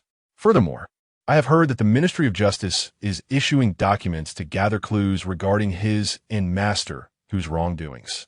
I intend to visit the ministry shortly to share all that I know. Luo Lan smiled gently, then nodded as she remarked, ultimately, good and evil will be repaid in kind. I shall not harm others if they do not harm me. However, if they do, I shall return the favor. Upon finishing her words, she let out a bitter smile and added, you may go about your business. I have matters to attend to as well. Zhangyuan promptly clasped his fists and bowed deeply, while Princess Yu strolled away. After she nodded, she departed with her entourage. Observing her retreating figure, Zhangyuan fell into contemplation, and the old lady sighed, is indeed a pity for her. I have heard she is a consort destined for burial. What a fine young lady she is. I truly wish that Prince Yu could live a while longer. Mother, you worry too much. With the skilled care of Princess Yu, Prince Yu will be just fine. Come, let me escort you home, for I must make a visit to the Ministry of Justice afterward. While conversing, the mother and son supported each other on their way home. Luo Lan took to Ji and Xiao Ji to 2 academies in the city, and upon comparison, she felt that the book Fragrance Pavilion in the eastern part of the city was the more suitable choice. The instructor there was a young man named Guaxi, who had once achieved the rank of flower among scholars. Disenchanted with the political scene, he opened this academy, and the tuition was modest, merely 500 won per person each month. Thus, she ultimately decided to enroll Ji and Xiao Ji in the book Fragrance Pavilion, arranging with Mr. Guo for the children to start their studies the following morning. Upon returning to the royal residence, she instructed a gang to prepare 19 taels of silver, ensuring that when the 2 debt collectors arrived, they would sign a receipt and leave their fingerprints to prevent any future disputes. Once this was settled, she took the Tonghulu from Ali's hands and made her way to the backyard. When she appeared before Lung Yu holding the Tonghulu, he couldn't help but smile wryly. Lanner, do you take me for child? Indeed, she replied, shoving the Tonghulu into his hands without reservation. Are you not my little one? I must take care of you and share delicious treats with you. Looking at the Tonghulu in his hands, Lung Yu raised it to her. You should take the first bite. I shall not. She shook her head. My stomach is not well. I dare not consume such cold and hard treats. I thought of you, as you have not had a taste of this for ages, so I brought it back for you to enjoy." With that, she seated herself on a small stool beside him, watching him eat while gently massaging his calves, murmuring, "Guess who I encountered today? It was that Zhang Yuan. He was busking on the street. Alas, such talent wasted." Lung Yu paused his indulgence in the Tongho Lu and replied, "You could recommend him to Lord Yu. He's the most upright and just man in this court." Luo Lan shook her head helplessly, given Zhang Yuan's temperament. "I fear he will not return to the government office." "We shall see."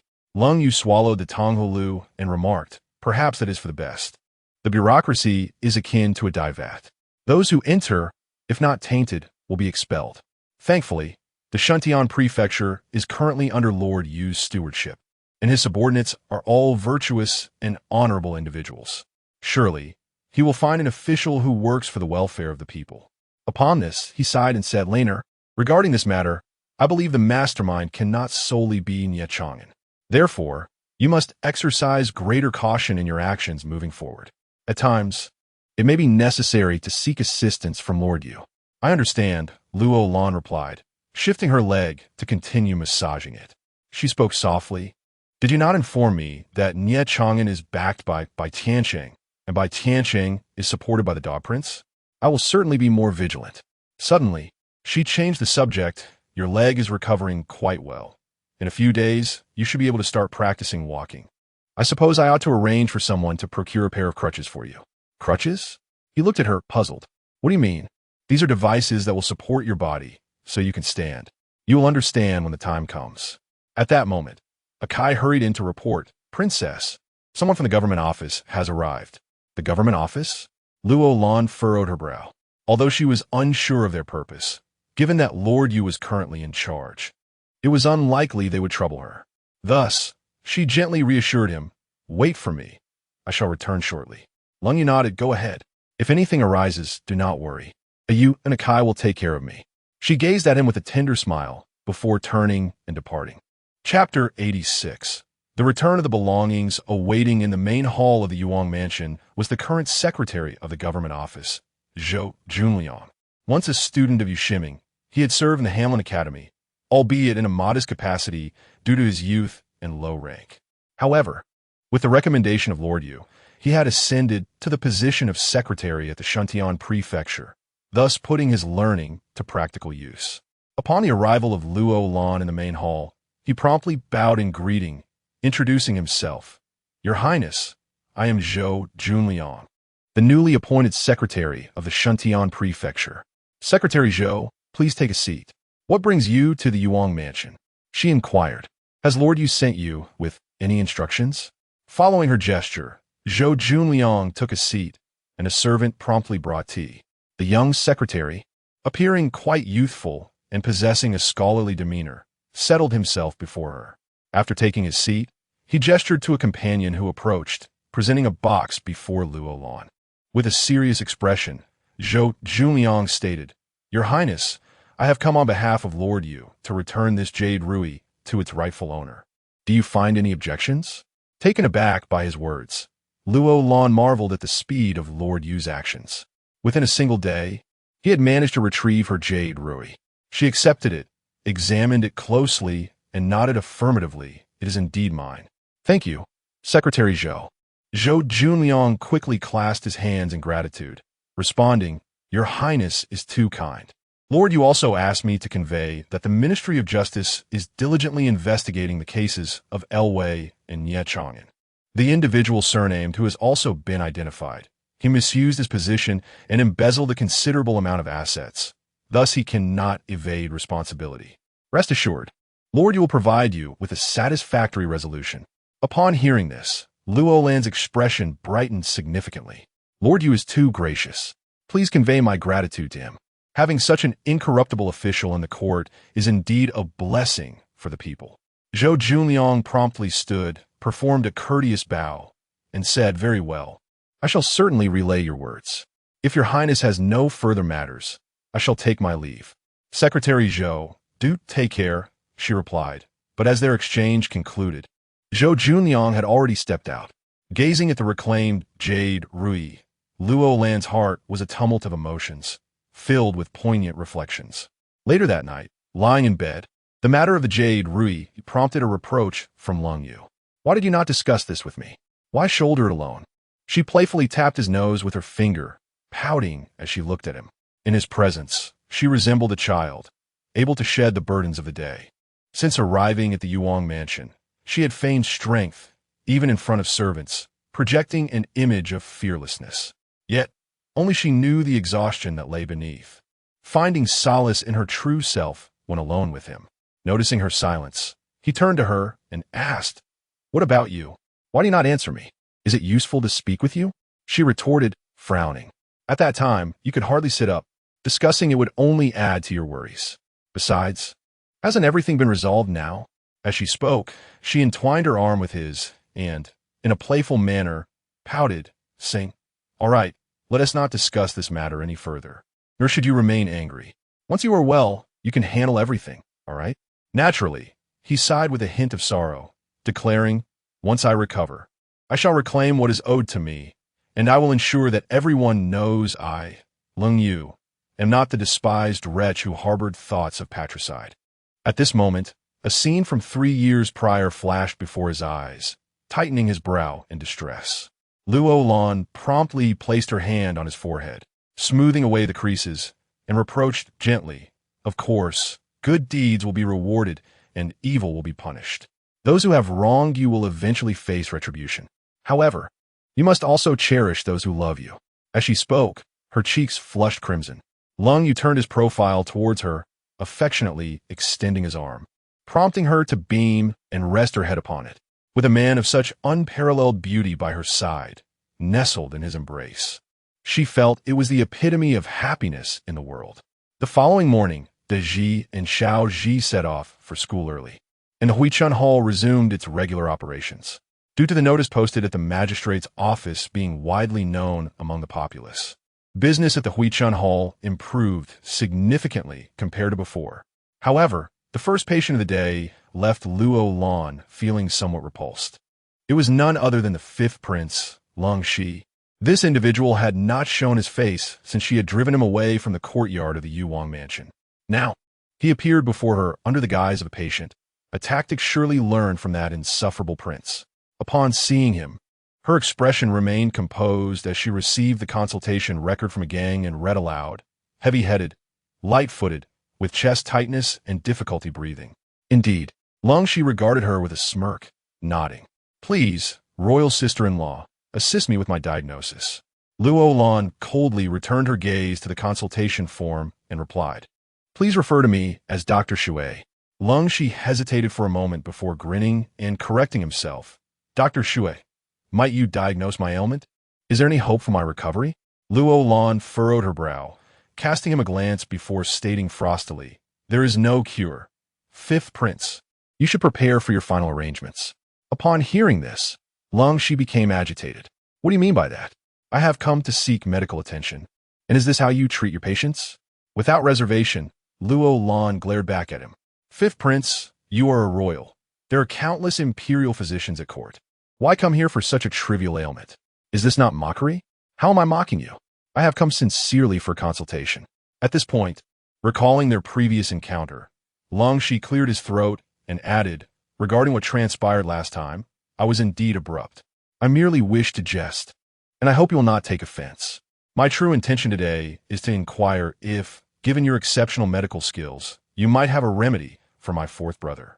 Luo Lan lifted her cold gaze to meet his, questioning deliberately, "Why should I disclose matters concerning my marriage to you?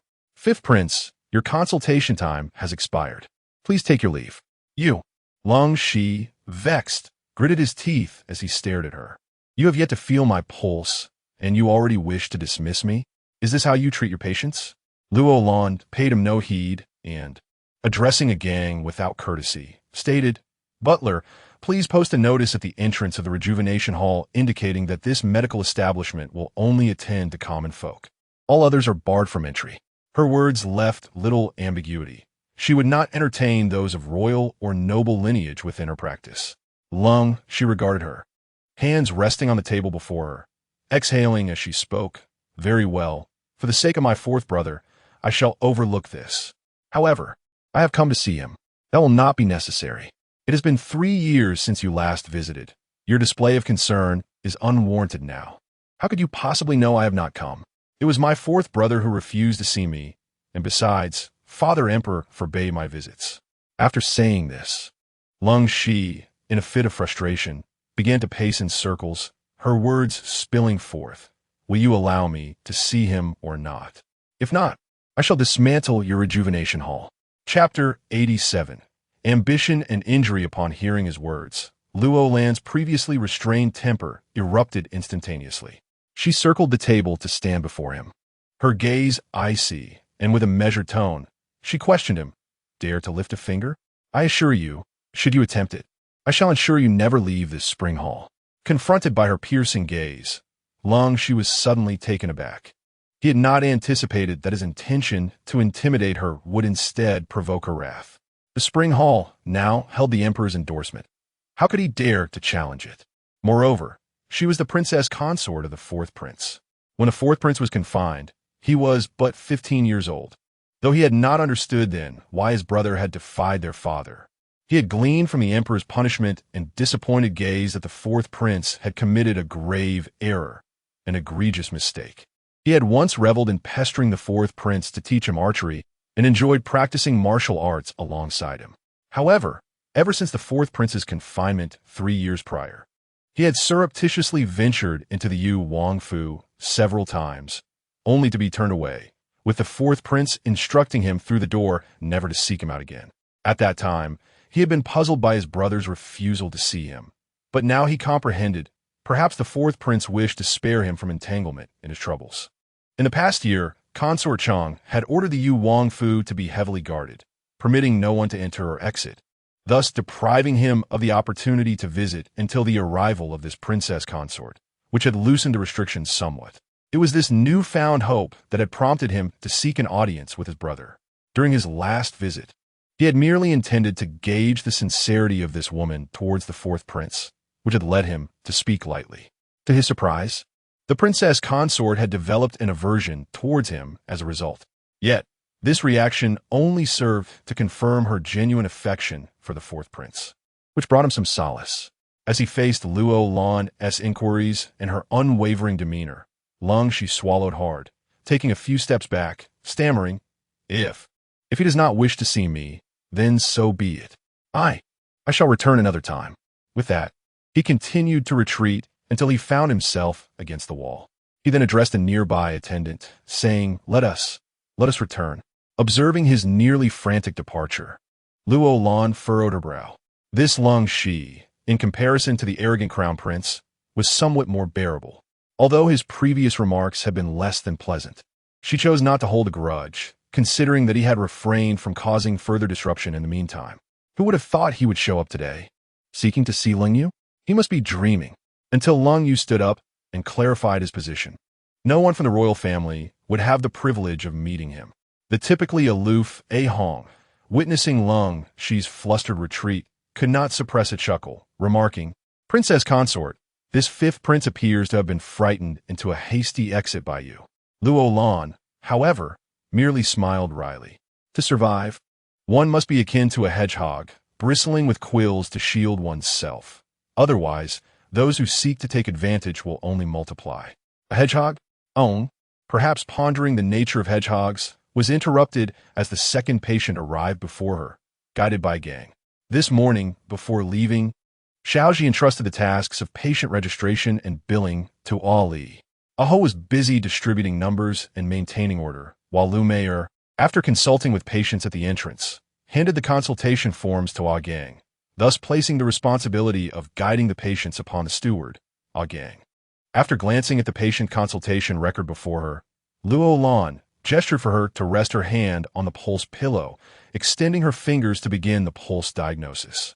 At that moment, Xiao Ji burst in frantically, shouting, Sister, something has happened, sister. Confused, Lu Mei and Ali followed him from the entrance to Luo Lan's side. Observing Xiao Ji's anxious demeanor, Luo Lan furrowed her brow and quickly approached, asking the sweating Xiao Ji what has happened. Where is Deji? Dashi? Deji is in trouble. Xiao Ji gasped, choking on his words. We encountered bad people on the road, and they beat Deji. I hurried back to notify you. You must go check. This news struck Luo Lan like a thunderbolt, and she frowned at Ah Gang, urging, quickly, gather people and let us go see. With that, she led the way, followed closely by Aho, Ah Gang Ahong, and a group of servants. Xiao Ji, fueled by an unknown strength, kept pace behind her, shouting, "It's just ahead, not far." After running a short distance, Luo Lan indeed spotted a group of people attacking Deji. In a fit of rage, she shouted, "Stop!" As she spoke, Aho and Ahong dashed forward. Seeing the newcomers, the assailants fled without hesitation. Aho and Ahong chased after them, while Luo Lan rushed to Deji, horrified at the sight of his bloodied body. Her voice caught her throat as she called to Ah Gang, "Quick, take him back." Without a moment's hesitation, Ah Gang lifted Deji and hurried towards the Yuwang Fu. Upon returning to the estate, Luo Lan instructed Ah Gang to place him in a separate room and dismissed everyone. She immediately opened the operating room to urgently examine Deji's wounds. Upon inspection, Luo Lan discovered a knife wound on Deji's chest, a palm's length close to his heart. Had the blade been positioned even slightly differently, it would have been fatal. It was evident that the assailants intended to kill him with a single strike. She swiftly staunched the bleeding, cleaned the wound, applied anti-inflammatory medication, and bandaged it. Furthermore, she performed a series of examinations, including a CT scan, MRI, and ultrasound, discovering that Deji had been struck on the head again. And this time, it was far more severe than the last. Taking a deep breath, Luo Lan urgently fitted him with a respirator, a monitoring device, and a pressure gauge.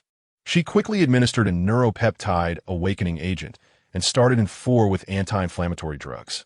Completing these actions, she cleaned the bloodstains from his body, her heart heavy as she gazed upon Deji's pale face, gritting her teeth in anger. What had this child done to incur such wrath? Why were there those who repeatedly sought to end his life?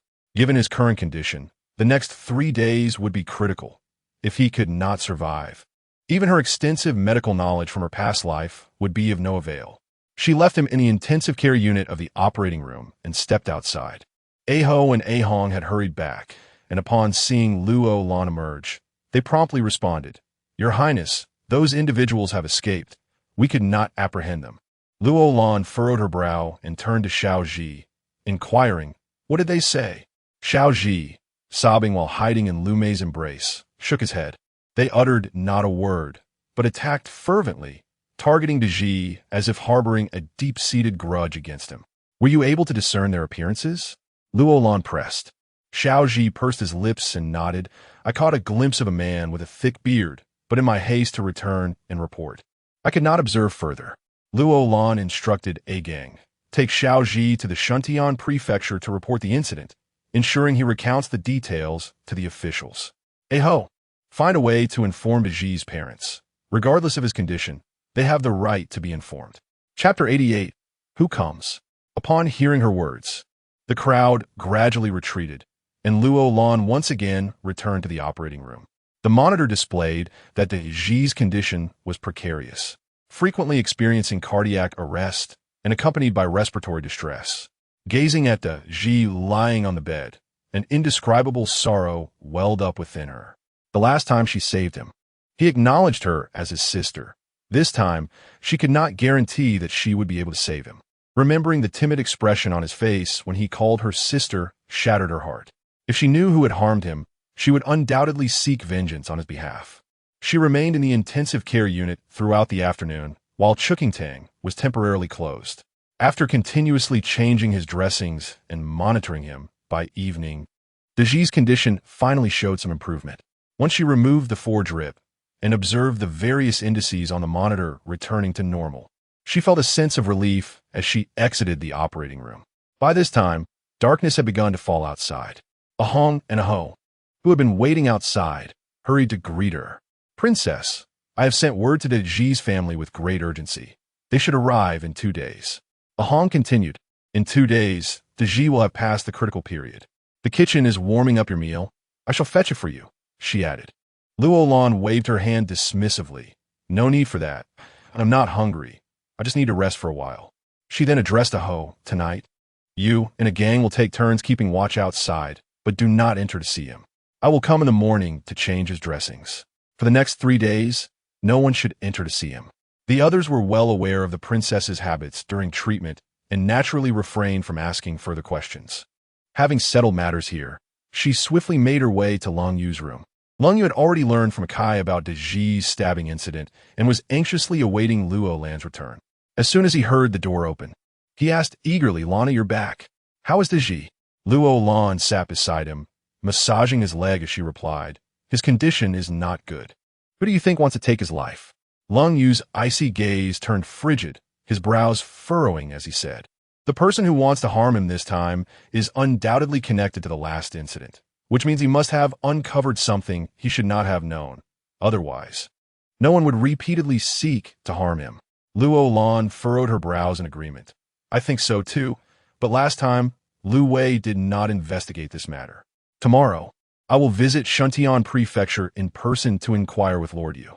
With a sigh, she expressed her fatigue, murmuring, "I hope this child can pull through." "Lania." He grasped her hand that was massaging his leg. "Stop massaging. You should rest early." "No, I didn't tea massage at noon, so I must do so more tonight. Otherwise, the meridians will not open properly." As they spoke, she yawned. Lung Yu frowned, tightly holding her hand, and reproached her with mild annoyance. "If you don't stop, I will be upset." She looked up at him, a gentle smile gracing her lips. "All right, I will rest for a bit and then resume the massage." With that, she rose, changed into her sleeping attire, and lay down beside him. Lung Yu softly urged, "You should take off your outer garments before sleeping." "No need. I will massage your legs later. They cannot be neglected." With that, she nestled into his embrace, yawning as she said, "I'm feeling somewhat drowsy. Please wake me shortly." He tenderly caressed her silky hair, chuckling softly, "Sleep now. I shall call you later." Watching her drift off into slumber, he could not bear to awaken her. As fatigue began to envelop him, he allowed her to rest against his arm, despite the discomfort it caused him. Observing her delicate, bashful visage and listening to her rhythmic breathing, a fond smile graced his lips. He leaned closer to her, surrendering to the realm of dreams alongside her. In the dead of night, a shadow flitted past, startling Luo Lan awake. "Lung Yu," she whispered, "What's the matter?" Luo Lan hushed him with a finger to her lips, her voice low and alert. There's a sound outside. Lung Yu furrowed his brow, tension creeping into his demeanor. Having just awakened from a prolonged slumber, his ears were not as sharp, and he had barely registered the noise outside. As Luo Lan attempted to rise, he grasped her wrist firmly. "Luo, do not go." She looked at him, suppressing a smile, and softly reassured him, "It's nothing. I'll check. Perhaps De Ji is in trouble. I will return shortly." Still apprehensive, Lung Yu shook his head. "Help me to the wheelchair. I shall accompany you." "No need. What is there to fear in our own home?" She playfully pressed her fingertip against his nose and gently added, "Rest assured, our Yuangfu is so impoverished that even a mouse would weep in despair. Besides, we have the 4 great warriors. Ordinary thieves would not dare approach." With that, she stepped out of bed and made her way to the door. At that moment, she noticed a bamboo tube had penetrated the window paper. It seemed that someone had employed a sleeping draft.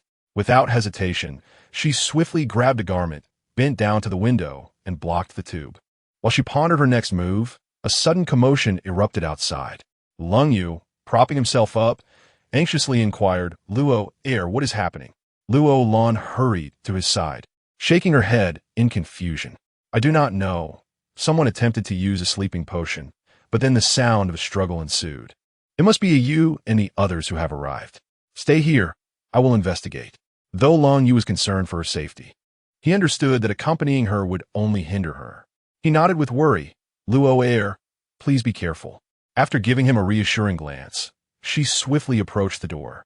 Upon reaching it, she was taken aback to witness 2 cloaked figures engaged in fierce combat. These individuals did not appear to be from the Wangfu. Just as her astonishment set in, a Yu and the others, alerted by the noise, rushed in with weapons drawn.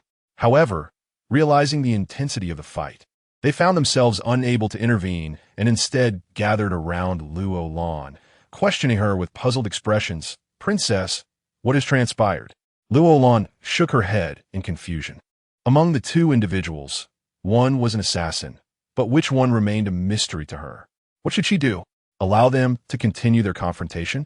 Furrowing her brow in contemplation, she turned to Ahu and instructed, "Shout for help, alert the authorities."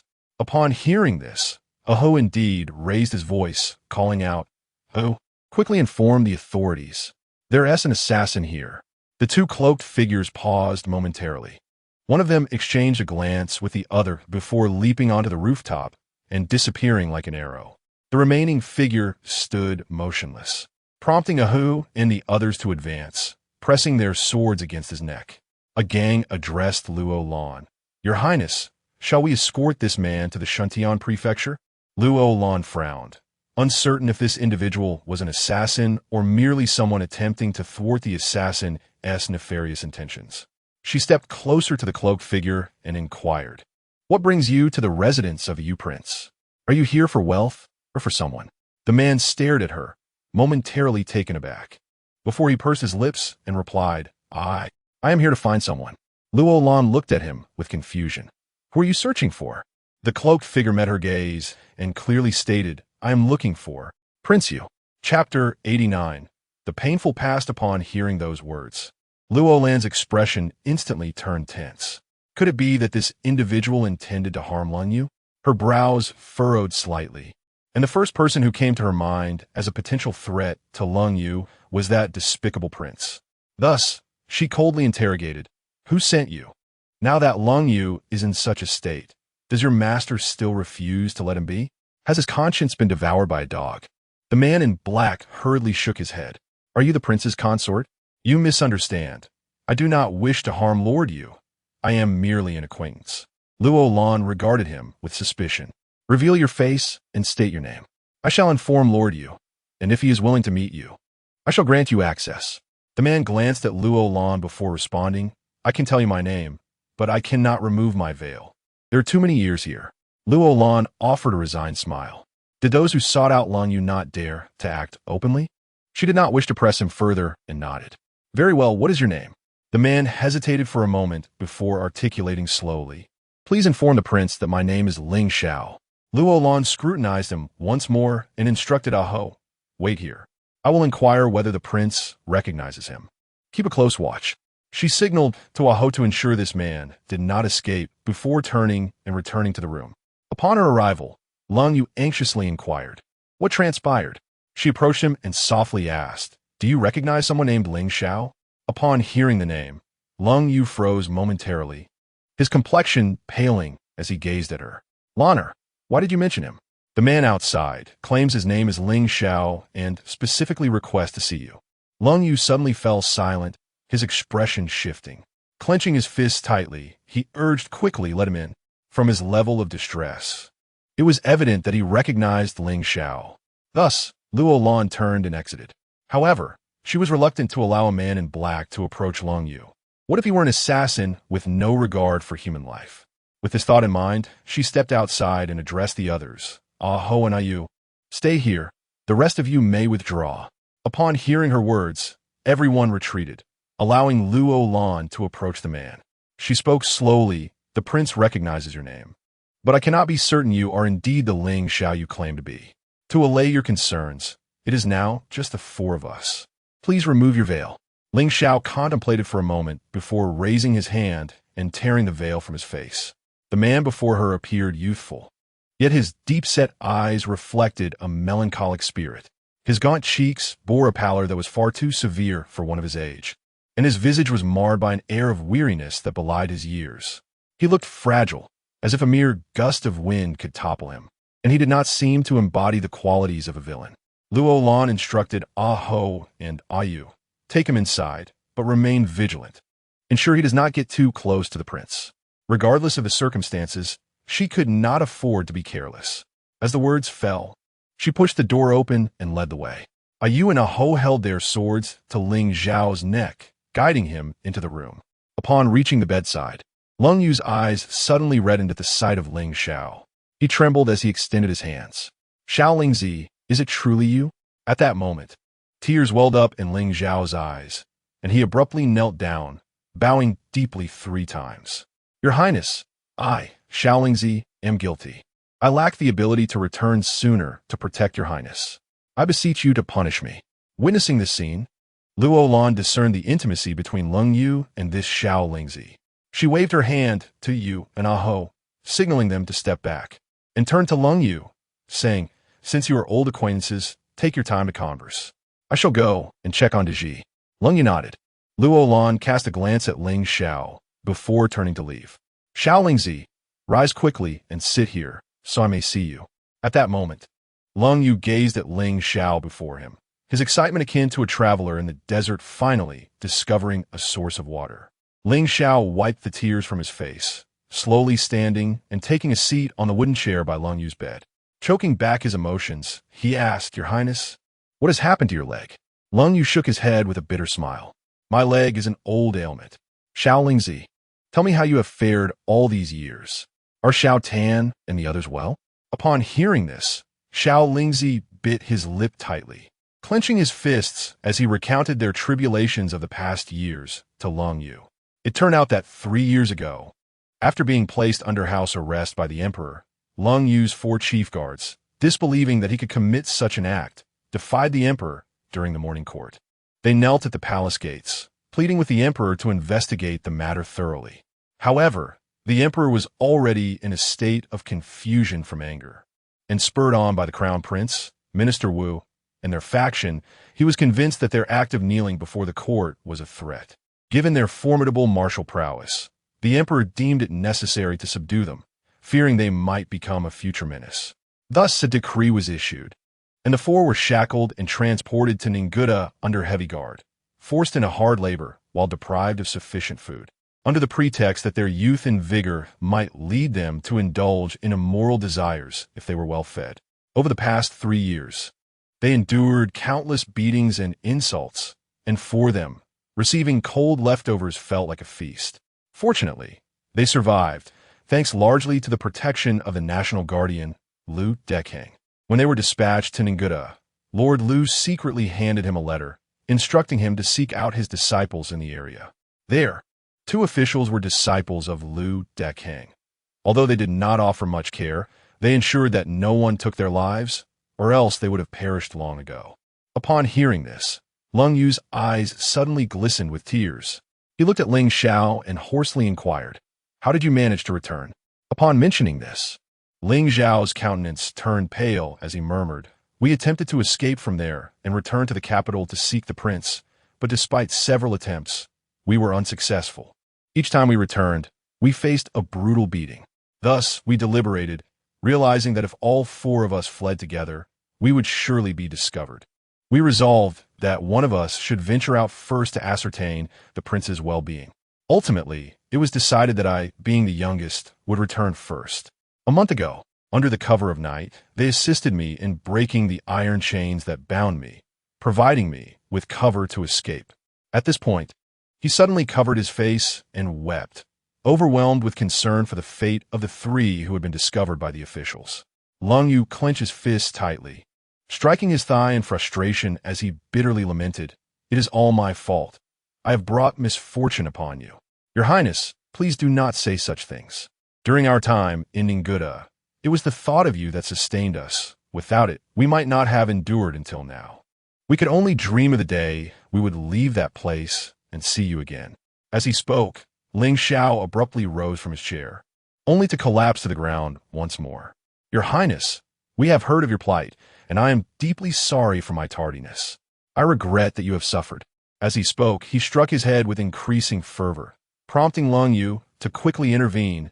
"Xiao Ling, do not do this. It is not your fault. Please rise." Seeing Leng Yu's urgency, Ling Xiao stood once more. "Your Highness, I cannot linger here for long. I have escaped, but I am certain that a warrant for my capture will soon be issued to the court. I must take my leave now. I shall return to see you tomorrow night." Chapter 90. Resentful memories. Upon hearing this, Leng Yu hastily interjected, "Xiao Lingzi, you cannot leave. This is your home. Where do you intend to go?" Ling Xiao stood rooted to the spot, shaking his head in distress. "Your Highness, I cannot endanger you. If it is discovered that I am here, it will only bring trouble upon you. I shall depart. The capital is vast, and I'm certain I can find refuge elsewhere. I will return to see you tonight. At that moment, Luo Lan entered the room, her expression grave. She spoke deliberately. We are not afraid of repercussions. Although I did not hear much of your conversation, if Lung Yu insists you cannot leave, then you must remain. The prince's residence is spacious enough to conceal you with ease. Seeing Luo Lan before him, Ling Xiao suddenly knelt at her feet. Thank you, Princess Yu, for taking such good care of the prince. Xiao Lingzi bows to you. Luo Lan hurriedly assisted him, saying, There is no need for such formalities. He is my husband, and it is my duty to care for him. Please rise. Hearing her words, Lung Yu added, You may stand. From now on, all matters within the residence are under Lanar's authority. If she says you can stay, then you shall stay. But this, Xiao Lingzi remained uncertain, his expression one of confusion. Luo Lan gestured for him to sit. I happen to have questions for you. Please sit down. Ling Xiao found a round stool and sat. You wish to inquire about the man in black, do you not? Luo Lan nodded, Li. Indeed, please explain what transpired. Ling Xiao composed himself, then spoke slowly. In fact, I arrived in the capital during the day. To avoid detection, I hid in the doghouse near the back gate of the residence, intending to see the prince after dark. However, I inadvertently fell asleep in the corner. When I awoke, I saw a shadow scaling the courtyard wall, heading straight for the prince's chambers. I followed and witnessed that individual attempting to use a sleeping potion. I intervened, and we engaged in a struggle. Upon hearing this, Luo Lan furrowed her brow and glanced at Lung Yu, then sighed with a wry smile. It appears someone intends to harm both of us. Lung Yu, a cold smile playing on his lips, shook his head.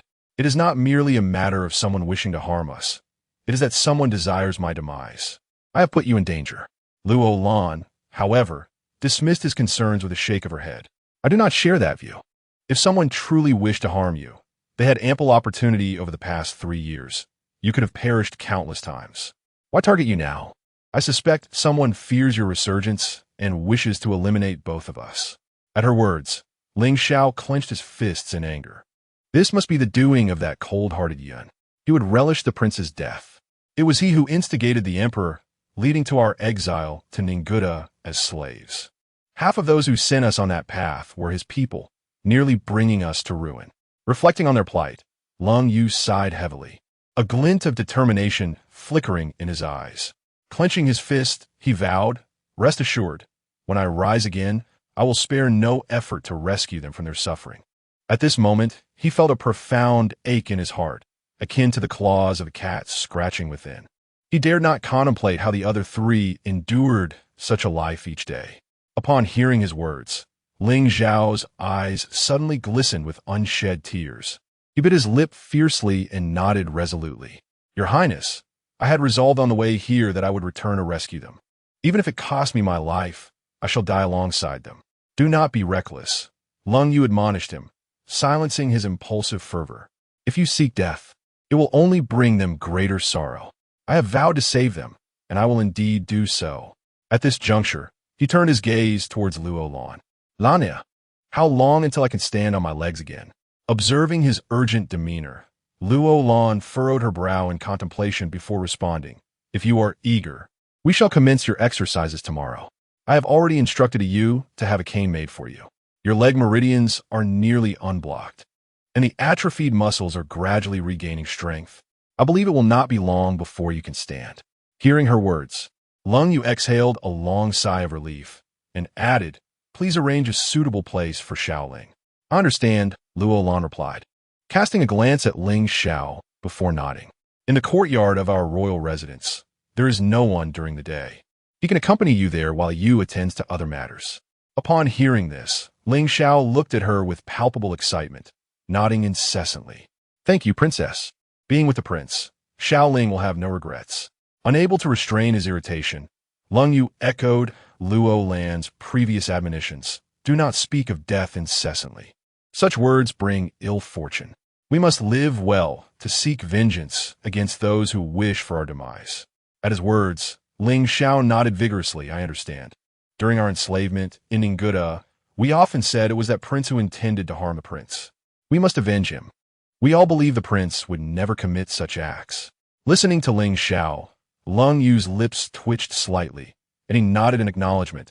Thank you for your trust. No one understands me better than you. At this point, noticing Ling Zhao's frail visage, he turned to Luo Lan and said, Please arrange for him to rest and fetch him some food. He must be hungry. Upon Lung Yu's suggestion, Ling Xiao finally felt the pangs of hunger as his stomach rumbled audibly. Embarrassed, he covered his abdomen, prompting Luo Lan to exclaim, Let us go. Ling Xiao rose, bowed to Lung Yu, and followed Luo Lan as they exited. Luo Lan instructed Yu, who was waiting outside, to accommodate Ling Xiao in a room closest to Lung Yu, and then sent him to the kitchen to fetch some pastries before returning to the chamber. When she saw Lung Yu sitting on the bed, pale and lost in thought, she took a seat beside him and gently inquired, What troubles you? Are you concerned that someone may come to harm us? Lung Yu raised his gaze towards her, letting out a soft sigh, imbued with a touch of melancholy as he slowly spoke. Xiao Lingzi, Xiao Tanzi, Xiao Ningzi, Xiao Shuangzi, they're my 4 esteemed guards. They grew up alongside me, sharing the battlefield in my company. Although our roles are that of master and servant, we have bonded as brothers. Their audacity to create a ruckus in the imperial palace stems from their trust that I would never engage in such actions. Yet, if it were not for my presence, they would have had a promising future ahead of them. How could they have been reduced to servitude in Ninguda? How could they endure lives more miserable than death itself? At this point, he suddenly shut his eyes tightly, his brows knitting into a furrow. Luo Lan understood that his heart was heavy with sorrow. For such a long time, he had never mentioned those 4 individuals to her. He refrained from doing so, perhaps out of fear, for he knew better than anyone the plight of those exiled to Ninguda. She reached out, smoothing the creases on his forehead, and gently reassured him. They will not blame you. One day, we shall rescue them from their dire circumstances. Chapter 91. His wish Lung Yu let out a long sigh, lifting his gaze to the pitch-black window, murmuring softly, Lanner, do you know? During these 3 years confined to my bed, the thoughts that haunt me most are of how I have wronged those 4. Their existence must be akin to a living hell, all because of me. Yet, I lack the strength to rescue them. I'm a cowardly master, a failure as a person, dragging them down with me. I am but a useless wretch. After uttering these words, he clenched his teeth and continued, If only I possessed even a fraction of the ability, I would storm the Ninggu Tower to liberate them from their hellish plight. But, as he spoke, his eyes reddened, and his handsome face turned pale. Noticing his emotional turmoil, Luo Lan understood that he was deeply concerned for his 3 brothers. She placed her hand over his, lifting her gaze to meet his, gently reassuring him, Do not think like that, and do not rush. They have endured for 3 years. Trust that they will wait for your rescue. One day, you shall clear your name, and then they can leave that place with dignity. Otherwise, attempting to bring them out of Ninggu Tower alone is no simple feat. Lung Yu sighed heavily, grasping her hand in return, his eyes locking onto hers as he declared earnestly, Lanner, I must rise swiftly. No matter what, I cannot allow my 3 brothers to suffer there. You are right. I cannot let them live a life of hiding, shamed and unable to show their faces in public. Thus, I must prove my innocence. Hearing his determination, Luo Lan gazed at him with a tender smile. Do not worry. I will assist you. At that moment, with her eyes narrowed slightly, she thought to herself, Dog Prince Lung Yun, you have harmed Lung Yu and his loyal 4 servants. This debt shall surely be repaid to you tenfold in the future. The assassination attempt on Lung Yu and Luo Lan had failed, inciting furious wrath from the imperial concubine Chang. Within the Daning Palace, the imperial concubine's complexion was ashen, her hands trembling uncontrollably as she shouted, Useless. How could they fail to accomplish such a simple task? They could not even kill a woman and a half-dead man. What sort of assassins are they? They are even less competent than a eunuch. Standing beside her, Granny Yu wrung her hands nervously, waiting for the tirade to conclude before softly speaking, Your Highness, it is my fault. Tomorrow, I will find someone more capable. That is unnecessary. The imperial concubine interrupted sharply, waving her hand. After this failure, they will certainly be on high alert. It would be futile to send anyone else. If caught, it would only complicate matters. At this point, she suddenly raised an eyebrow and glanced at Granny Yu, asking, You did not reveal your identity to the assassins, did you? Of course not. Granny Yu hurriedly shook her head. They do not know who I am. These assassins have their own rules. They do not inquire about their employers, but simply act for the payment they receive. The imperial concubine frowned, nodding in agreement. That is for the best. Let this matter rest for a few days. After some time, when they have relaxed their vigilance, we shall reconsider. Your Highness, do you truly believe that the water from Luo Lan can heal you? Chang Guifei remarked with a slight curl of her lips, her expression tinged with disdain. Not unless she is a celestial being descended to earth. Unless the iron nails in his leg are removed, he shall never rise again. If they are taken out, amputation is the only alternative, rendering him a cripple. Even if he survives, he will merely exist as a paralyzed soul. As she spoke, a sinister glint flickered in her eyes, and a mocking smile crept across her face. If that little princess you were still alive to witness her son in such a state, she would surely be heartbroken, wouldn't she? Ha ha! Her malevolent laughter echoed through the quiet of the night, creating an eerie atmosphere in the Dening Palace, accompanied by the approving, wicked smile of Madame Yu. 3 days later, De Ji finally emerged from the brink of danger, and his parents hurriedly arrived, weary from their journey. Seated in the main hall of the Wang residence, they maintained a semblance of composure, though Madame Zhang's eyes were still red and swollen from tears. Luo Lan cast a glance at them, letting out a resigned sigh. I admit my fault regarding De Ji. I should not have allowed him to venture out. Mr. Zhang immediately clasped his fists in respect. Your Highness, you're being too harsh on yourself. De Ji has been out for quite some time. We are unsure whom he has offended, but it was your intervention that saved him last time, and again it is you who has aided him. How can we blame you? Madame Zhang hoarsely nodded in agreement. Indeed, we cannot fathom who would wish harm upon our Tong'er. Over the past month, we are left to wonder what he has endured and why someone would wish to bring him to ruin. We thought it best to take him back home to avoid burdening Princess Yu. Upon hearing this, Luo Lan sensed that although Madame Zhang spoke politely, the underlying implication was a lack of trust in leaving De Ji in her care. However, De Ji's current condition was not suited for long-distance travel, and though he had survived the perilous phase, it was uncertain when he would awaken. Thus, she could not permit him to leave. With a firm yet gentle demeanor, she replied to Madame Zhang, I understand your concerns for De Ji, but he cannot leave this place.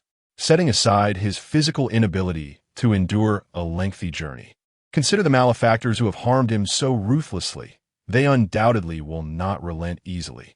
If they were to ambush you on the road, do you possess the means to defend yourselves? At her inquiry, Madame Zhang bit her lip in distress, while Mr. Zhang sighed heavily. To be honest, Your Highness, although my Zhang family possesses considerable wealth in Du City and we have numerous servants, they lack any martial skills. They are merely laborers. If we were to encounter skilled assailants, I fear we would be at a severe disadvantage. After this, he turned to his wife. My dear, I know you're concerned for De Ji. Perhaps it would be best for you to remain here. I doubt that Your Highness would find your presence burdensome. He then addressed Luo Lan once more. Your Highness, we have brought 1,000 taels of silver as a token of gratitude for your care of De Ji. Upon uttering these words, he called out to the people outside, Bring it in.